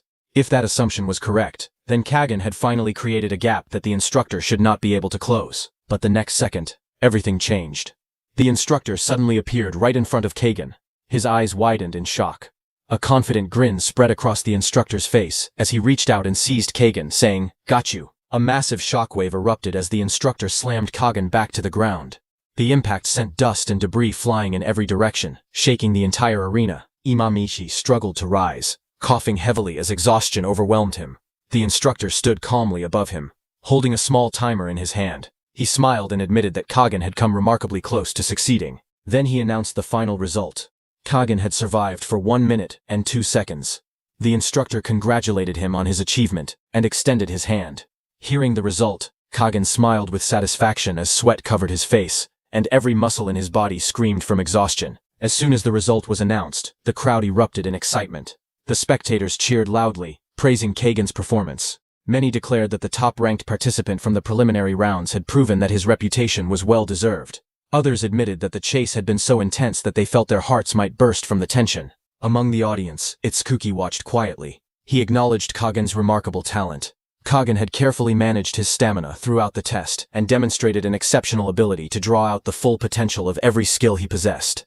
Seeing such mastery made Itsuki genuinely look forward to facing him in a future duel. Meanwhile, Kagen's teammates celebrated enthusiastically. The armored guy proudly proclaimed that Kagen was the pride of the southern continent.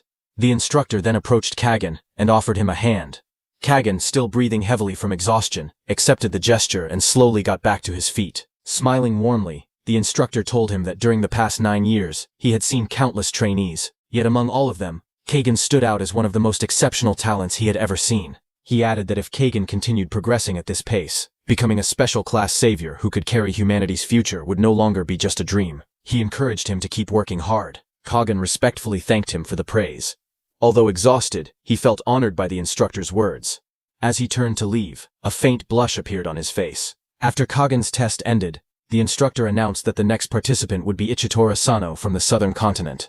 It was the large armored guy from Kagen's team. Feeling inspired by Kagen's performance, Sano confidently declared that he had already figured out most of the instructor's movement patterns. He believed that watching Kagen had shown everyone the key to surviving longer against the instructor. Hearing this, Kagen simply wished him good luck. Kagen then approached Itsuki. Looking directly at him, Kagen stated that he would decide whether Itsuki was worth his attention after watching his performance in the next test.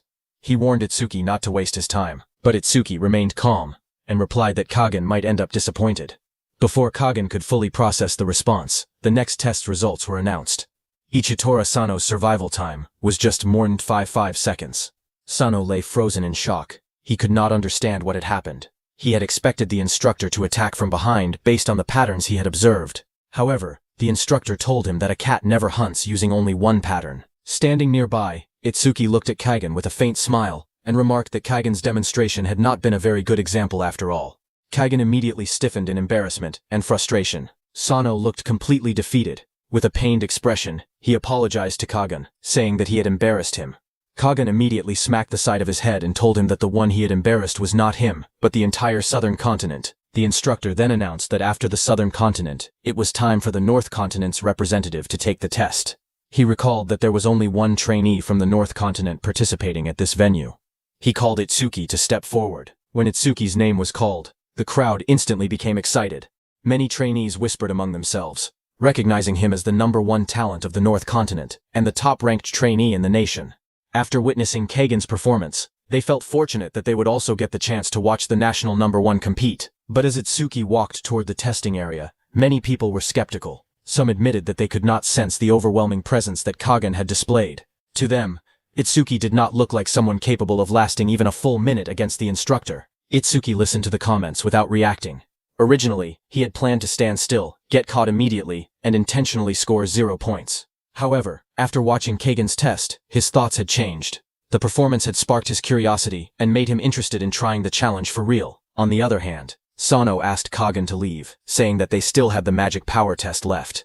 Fumiya complained that if he had not wasted so much time during the attack power test, he would have already finished everything by now. He wondered who had been strong enough to destroy the Shikigami during the previous examination. Growing tired of the complaints, Kagen told them to shut up and watch Itsuki's test.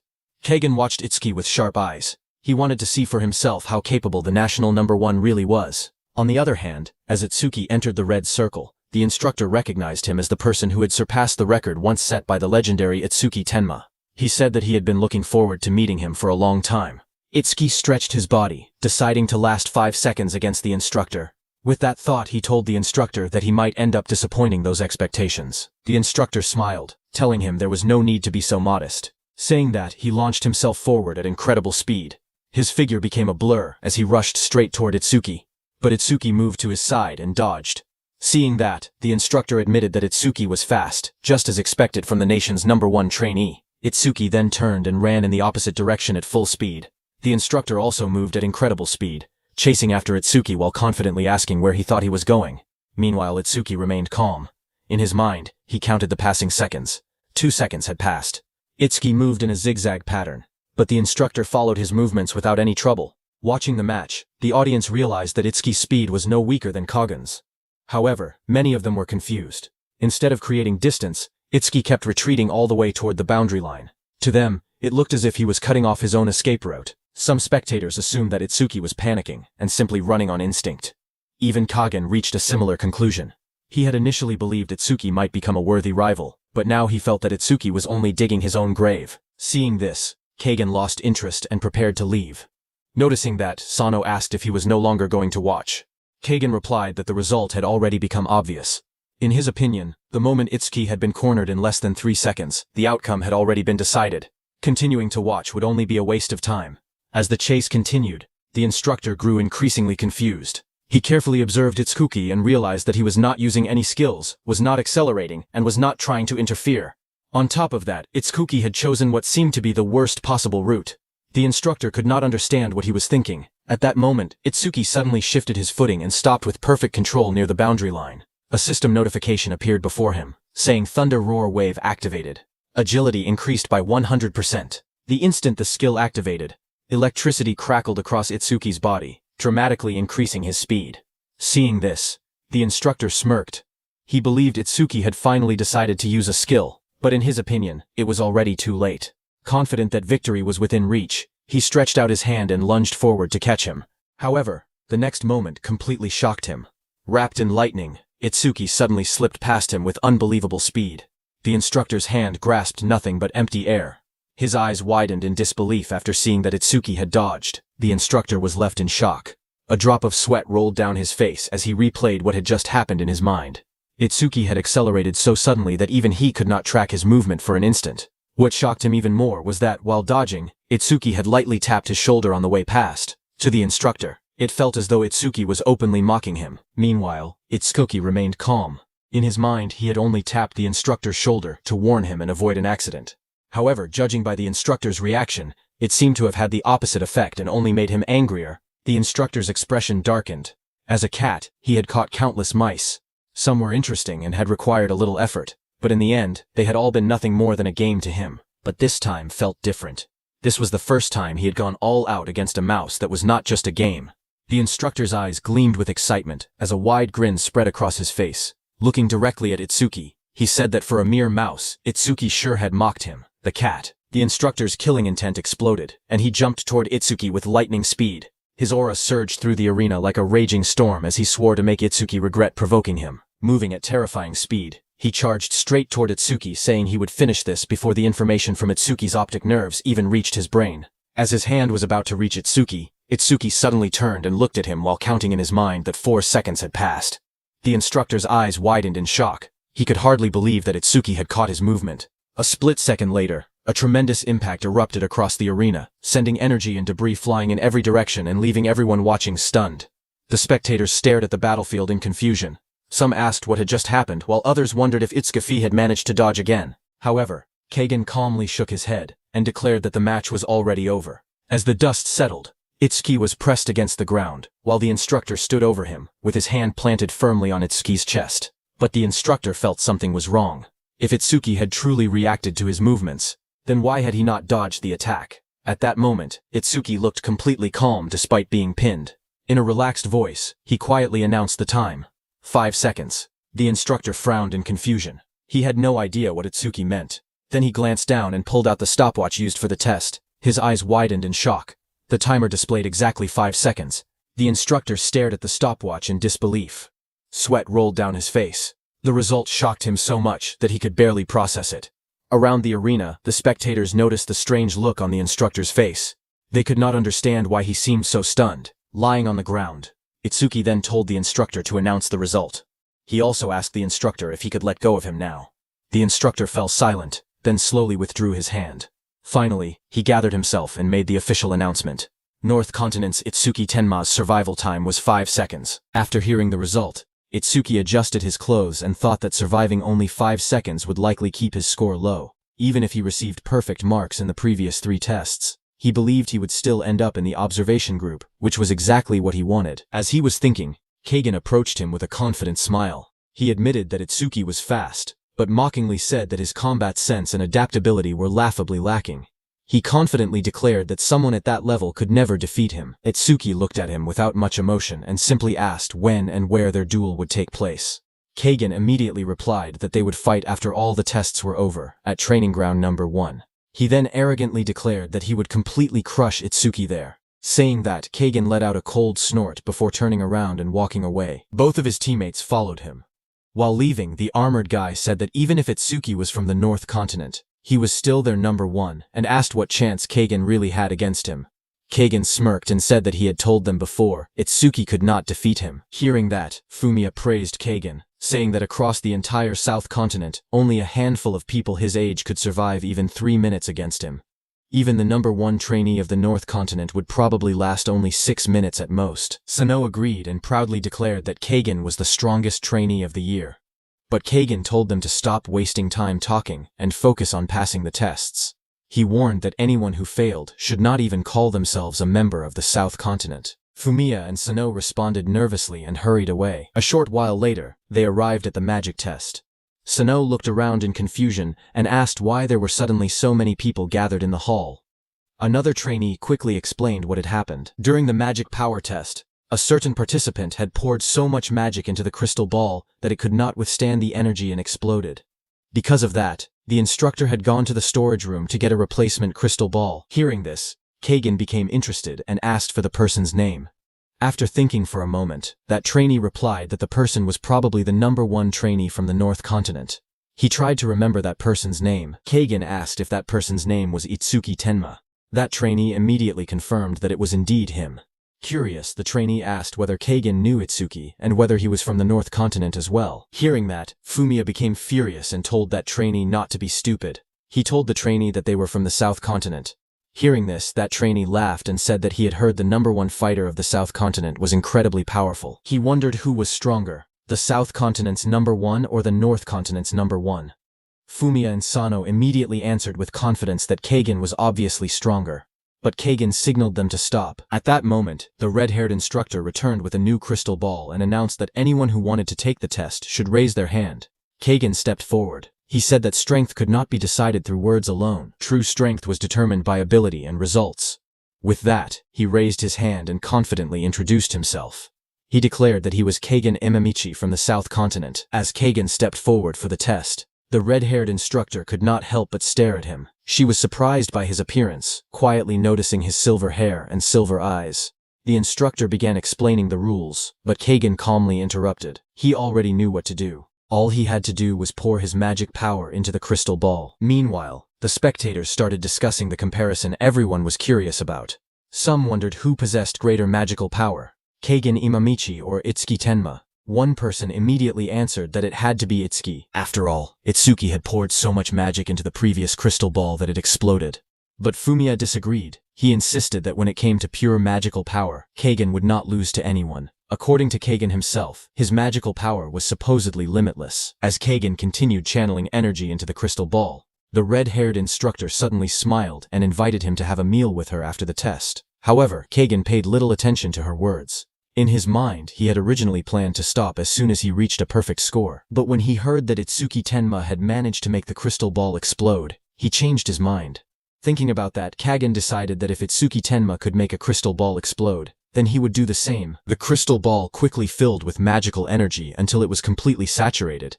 Seeing this, the red-haired instructor smiled in admiration. She praised him for filling the entire crystal ball, and jokingly told him not to worry because she would return all the magic afterward. However, Kagan had no intention of stopping. The purple aura surrounding him grew even stronger. The overwhelming energy caused the instructor's expression to change. At first, she tried to stop him, warning that he had already done enough. But as she felt the frightening amount of magic still pouring into the crystal ball, she wondered if Kagan was about to do the same thing Itsuki had done. The next moment, a blinding burst of purple light exploded from the crystal ball. The tremendous amount of magical energy shattered it completely, sending shockwaves throughout the testing area. The crowd erupted into excitement. The spectators stared in disbelief and shouted that Kagan had blown up the crystal ball as well. Some called him a monster, unable to believe anyone possessed such terrifying magical power. Fumiya proudly declared that he always knew Kagan could accomplish it. After Kagan shattered the crystal ball, he calmly told the instructor that there was no need to return the magic power because he still had plenty of magic power left. Hearing this, the instructor could only stare at the destroyed crystal ball in disbelief and sadness. Sano could hardly believe that Kagan had destroyed a crystal ball capable of absorbing the magical power of a level 40 awakened. To him, such a feat was incredible. Fumiya immediately declared that first place in the test was already guaranteed to belong to Kagan. However, Kagan did not care about the ranking at all. In his eyes, earning first place in a low-level test like this was meaningless. There was only one thing that interested him now. Meanwhile, Rikuru was shocked to see that Itsuki had survived only 5 seconds in the agility test. Itsuki explained that the instructor's movement speed had been absurdly fast. He added that speed was not his specialty anyway. But Saya did not believe him and looked at him with suspicion. Itsuki noticed Saya's sharp stare and nervously wondered if she had realized that he had intentionally held back during the previous test. But then Rikuru proudly celebrated his result. Laughing loudly, he boasted that he had managed to last 8 whole seconds. He even joked that he had never expected there to be a test where he could outperform Itsuki. After all the entrance tests were completed, an announcement echoed through the examination hall. The participants were informed that the scores were being calculated, and that each person's results would be sent directly to their record bracelet within 1 minute. Hearing that, Seiya thought it was convenient that the results could be viewed directly on the bracelet.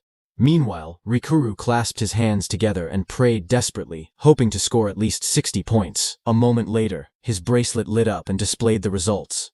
Rikuru quickly checked his score and saw that he had earned 61 points. His breakdown was 11 points in attack, 15 in agility, 18 in magic power, and 17 in defense.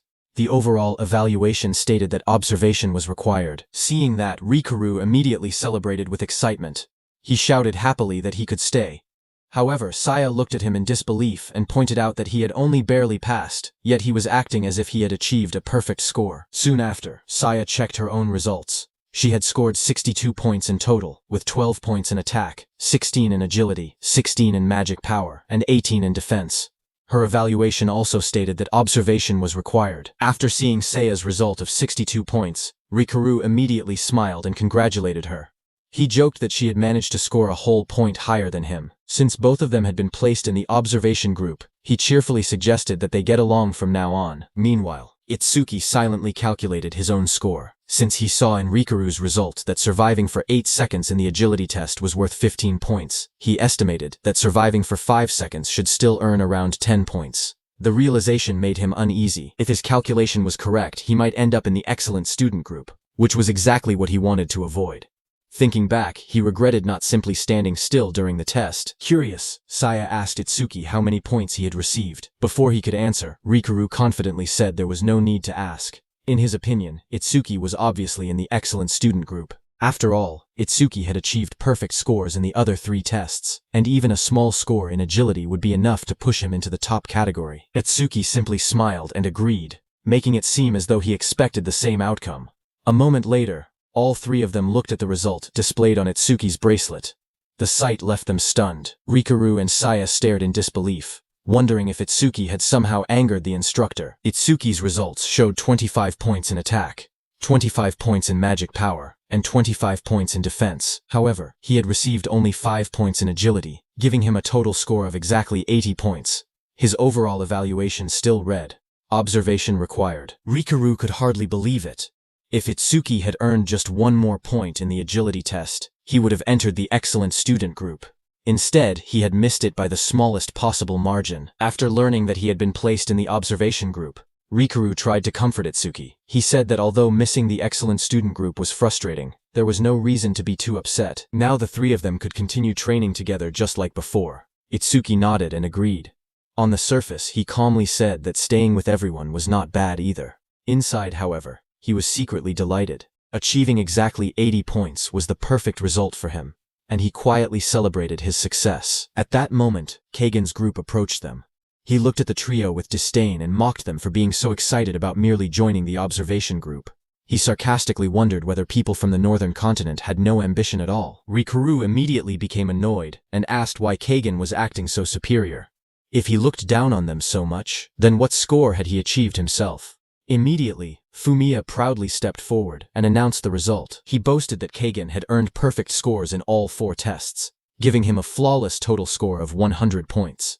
He wanted to continue bragging, but Kagan quickly stopped him. He said he had not come there to show off. Kagan then turned his attention to Itsuki and reminded him about the promise they had made earlier. Itsuki smiled and replied that there was no way he could forget. After all, Kagan had promised to teach him a lesson, and he was looking forward to it. As the 2 stared at each other, an instructor watched the scene with interest and remarked that this was exactly how young people should be. Hearing that voice, Itsuki and Kagan's group turned around to see who it was. It was a group of instructors that had suddenly approached them. Their arrival immediately caught everyone's attention. One of the instructors looked at Itsuki and Kagan and asked if he had heard correctly that they were planning to have a duel. Kagan calmly asked whether such a thing was not allowed. The instructor smiled and replied that it was actually the opposite. He welcomed it. However, he pointed out that a duel without spectators would be rather boring. A mischievous grin spread across the instructor's face as he looked around the arena. Then he loudly announced that, as an instructor, he was officially inviting everyone to come and watch. In a loud voice, he declared that at 8 o'clock that evening, a duel would take place at training ground number 1. The match would be between Itsuki Tenma, the strongest trainee from the North Continent, and Kagen Imamichi, the strongest trainee from the South Continent. He encouraged everyone not to miss the event. The news immediately caused a huge stir among the students. Excitement spread everywhere as people talked about the upcoming battle. Many could hardly believe they would get to witness a clash between the number 1 trainees of the 2 continents right after the entrance tests had ended. Some students eagerly discussed who would win, while others even started making bets on the outcome. Everyone was looking forward to seeing which of the 2 prodigies would come out on top. On one side stood Kagan, on the other stood Itsuki. Now this was a duel between the strongest. Seeing all that, Kagan told Itsuki that he had never intended to make such a big scene out of their duel. He said that if Itsuki wanted to blame someone, he should blame the overly curious instructor who had turned it into a public event. Itsuki smiled confidently and admitted that he was actually looking forward to the duel. Seeing that both sides had agreed, the instructor cheerfully ended the discussion. He announced that everyone would get all the spectating they wanted that evening, and told the students to disperse. As the crowd walked away, they excitedly talked about the upcoming match. Some headed to the cafeteria because they had not eaten all day, while others planned to take a nap so they would have enough energy to grab a good viewing spot. Everyone eagerly counted down the hours until 8 o'clock. As the students began leaving, the instructor stopped Itsuki and asked if he had a minute to talk. Itsuki agreed. Sano then invited Kagen to join them for something to eat, but Kagen declined, saying they should go ahead because he wanted to take a short break. On the other hand, the instructor told Itsuki that he was the only person who truly understood how incredible Itsuki's performance in the agility test had been. Itsuki modestly replied that the instructor was giving him too much credit because he had only managed to last 5 seconds during the test. The instructor smiled and explained that, under normal circumstances, surviving 5 seconds in the agility test would have earned a much higher score. He then asked Itsuki if he knew why he had deliberately given him only 5 points. Itsuki replied that he had no idea, but he was perfectly satisfied with the score he had received. Hearing this, the instructor turned and said that although he did not know Itsuki's exact reason, he had realized that Itsuki was hiding his true strength. That was why he had intentionally lowered his score, calling it his own way of helping him. Hearing that, Itsuki asked the instructor that if he already knew he was hiding his abilities, why he had made such a huge announcement about the duel with Kagen, and placed him in the spotlight. The instructor smiled and admitted that it was simply a small punishment for the careless attitude Itsuki had shown during the test. He warned Itsuki that if he truly wanted to keep his real strength hidden, he should be more careful and avoid fighting at his full power. Hearing that, Itsuki smiled confidently and asked whether the instructor really believed Kagen was capable of forcing him to fight seriously. The instructor only shrugged and replied that no one could know for sure. However, he warned Itsuki not to underestimate Kagen, reminding him that Kagen possessed a special class gift. With nothing more to say, the instructor ended the conversation. He told Itsuki that they had shared enough secrets for one day and advised him to return and get some rest. Before leaving, he wished Itsuki good luck, and the two went their separate ways. As Itsuki walked away, he thought about what the instructor had said. He realized that Kagen also possessed a special class gift, just like his own gift, Nirvana. He remembered his teacher once telling him that special class gifts had the power to change the very laws of the world. Itsuki recalled the abilities of his own gift. Nirvana permanently stayed at a fixed level, and every time he learned a new skill, all of his stats increased, every negative effect was removed, and all of his injuries were completely healed. Thinking about the upcoming battle, he realized that a duel between two users of special class gifts would be far more dangerous than an ordinary fight. He never expected to run into another special class gift user this soon. Thinking about his Z-rank skill, Overmimus, which could analyze an enemy's attacks and learn the perfect counter skill, he felt curious. The ability had not activated for a long time, and Itsuki wondered if fighting Kagen would finally allow him to grow even stronger. Just then, Rukiru called out to him, asking why he had been staring into space. Saya asked him if he was okay, and whether that instructor had said anything to him. Itsuki smiled and replied that it was nothing serious. The instructor had only given him a few words of advice about the duel. Since the long day had exhausted him, Itsuki suggested that they take a break at his place. Hearing that, Rikuru immediately asked if he had managed to get one of the luxury rooms with a living room large enough for all three of them. With a faint smile, Itsuki answered that his room was not that small. Hearing that, Rikuru stared at him in complete shock, unable to believe what he had just heard. When the three of them arrived at Itsuki's villa, Rikuru froze in disbelief. Staring at the luxurious building in front of him, he shouted in shock, asking if Itsuki had actually rented an entire villa. The moment they stepped inside, Rikuru became even more excited. He ran around the villa, amazed by everything he saw. He admired the soft sofa, the high-quality carpet, the spotless walls, and the sparkling clean windows. Looking around in amazement, he exclaimed that the place was huge and unbelievably luxurious. As they explored further, Rikuru discovered a fully equipped kitchen with high-end cooking appliances. Opening the refrigerator, he was surprised to find it stocked with fresh vegetables, meat, and plenty of rice. Saya looked around the spacious villa and commented that it was much larger than she had expected. Itsuki smiled and told them that this villa would serve as their base from now on. He invited them to come by whenever they wanted. After settling down, the conversation returned to the upcoming duel. Rikuru asked if Itsuki was really going to fight Kagen. He warned that Kagen looked extremely dangerous and suggested calling the duel off. Saya agreed, saying the fight was unnecessary and that getting injured would only interfere with Itsuki's future training. But Itsuki shook his head and explained that his gift and skills only grew stronger by fighting opponents who were powerful enough. He believed Kagen might be exactly the kind of opponent he needed. If he wanted to become stronger, he had to accept the challenge. Hearing that, Rikuru sighed and jokingly called Itsuki a battle maniac. Itsuki simply smiled and changed the subject. Saying he was hungry, he asked Rikuru to cook something for everyone.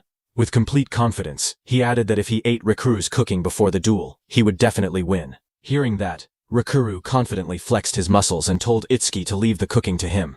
As he left, Itsuki noticed Saya's worried expression. He asked her to trust him, saying he would definitely win.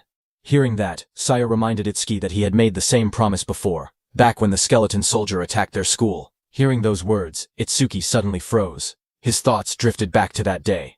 He remembered confidently telling Saya to trust him. Itsuki said that although he had defeated the skeleton soldier, Saya had disappeared afterward. With tears in her eyes, Saya told Itsuki that he had broken his promise.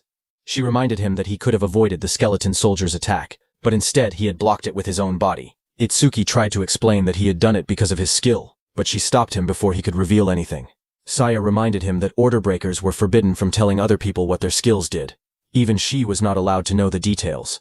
Itsuki could only remain silent, knowing she was right. Saya said that it was true that after Itsuki was injured, he summoned a giant blue lotus. His wounds healed, and he defeated the skeleton soldier. She believed he had taken the attack because he was sure he could heal himself. Even so, she angrily told him there were safer ways to win. She said it made her furious that he had put himself in danger on purpose. Itsuki apologized and asked her not to be so mad. She then told him that when a girl was truly angry, she would not simply say she was angry. She called him an idiot for not understanding girls. Itsuki innocently asked if that meant she was not angry. Saya scolded him again, saying he had always tried too hard ever since they were children. She reminded him that he was not alone because he had her and Rikuru with him. She told him to take better care of his own life. Just then, Rikuru arrived with the food. He smiled and joked that it looked like Saya was lecturing Itsuki again. Saya quickly denied it and said she was not giving him a lecture. After calming everyone down, Rikuru placed the food on the table and invited them to eat, saying there was plenty for everyone. He reminded them that no one could fight well on an empty stomach. Later that evening, at 7:55 p.m., everyone gathered at Apex Camp, training ground number 1, for the long-awaited duel. The trainees excitedly began placing bets using their points. Some confidently bet 10 points on Itsuki Tenma, while others believed Kagen Imamichi had the clear advantage because he had achieved a perfect score, whereas Itsuki had only scored 80 points. Even though a few admitted that Itsuki might have a hidden trump card, they still wagered all their points on Kagen's victory. Not only the trainees, but Kana, Gaku Oe and Shion with her black cat had also come to watch the match. That agility instructor smiled and remarked that trainee duels had happened many times before, but this was the first time the entire training camp had gathered to watch a single fight. The red-haired instructor admitted that even she was curious about the outcome. The instructor with glasses wondered why a simple fight between two trainees had attracted so much attention. Once everyone had gathered around the arena, the agility instructor announced that it was time to explain the rules of the duel. Another instructor beside him called for everyone's attention and ordered the noisy crowd to be quiet. After the arena fell silent, he instructed both duelists, Itsuki Tenma and Kagen Imamichi, to step into the ring. As the two fighters walked into the arena, their supporters erupted in cheers. Rikuru and Saya shouted for Itsuki to give his all and defeat Kagen. Sano and Fumiya encouraged Kagen, telling him to show the trainee from the northern continent what he was capable of. The instructor then explained the first rule of the duel. A fighter would lose if they were knocked unconscious, became unable to continue fighting, or were forced out of the ring. Meeting any one of these conditions would result in immediate defeat. Next, he announced the second rule regarding equipment. Both duelists were allowed to use any gear or artifact they possessed during the fight. The instructor then announced the third and final rule of the duel. Since both fighters had agreed to the match, they alone would be responsible for the outcome. Any injuries, or even death, that occurred during the duel would be entirely their own responsibility. The whole crowd was stunned after hearing the rule. Many trainees could not believe that a simple duel could end in death. They wondered who would ever agree to such a dangerous condition. The instructor, who had looked at Shuki with killing intent at the training camp entrance, then declared that if both participants confirmed they had no objections, the duel would begin immediately. Kagen smirked and asked if the mention of death had frightened Itsuki. Itsuki told him to stop talking so much. He then mocked Kagen, asking if everyone from the southern continent was as talkative as he was. Without showing any fear, Itsuki confidently stated that he had no objections. The instructor immediately declared the start of the duel. The moment the duel began, Kagen decided to finish the battle as quickly as possible. He activated his C-rank skill, Vacuum, and rushed toward Itsuki at high speed, preparing to overwhelm him with his very first attack. Kagen's skill absorbed all the air within a certain area, creating a powerful airflow that pulled everything nearby toward him. Despite the strong force dragging him forward, Itsuki remained completely calm. His expression did not change at all as he watched Kagen prepare his next move. Not wanting to waste any time, Kagen gathered all the compressed air into his hands and unleashed his air cannon at full power. He fired a massive blast of compressed air straight at Itsuki. The powerful attack exploded on impact, shaking the entire arena. A huge cloud of dust and debris covered the battlefield, making it impossible for anyone to see what had happened to Itsuki.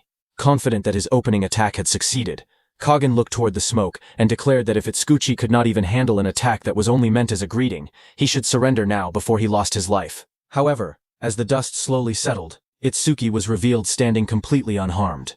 He smiled calmly and warned Kagen not to get overconfident just because his surprise attack had worked once before. Seeing Itsuki standing there without a scratch, Kagen's confident expression instantly disappeared as he realized the duel between the two strongest contenders had only just begun.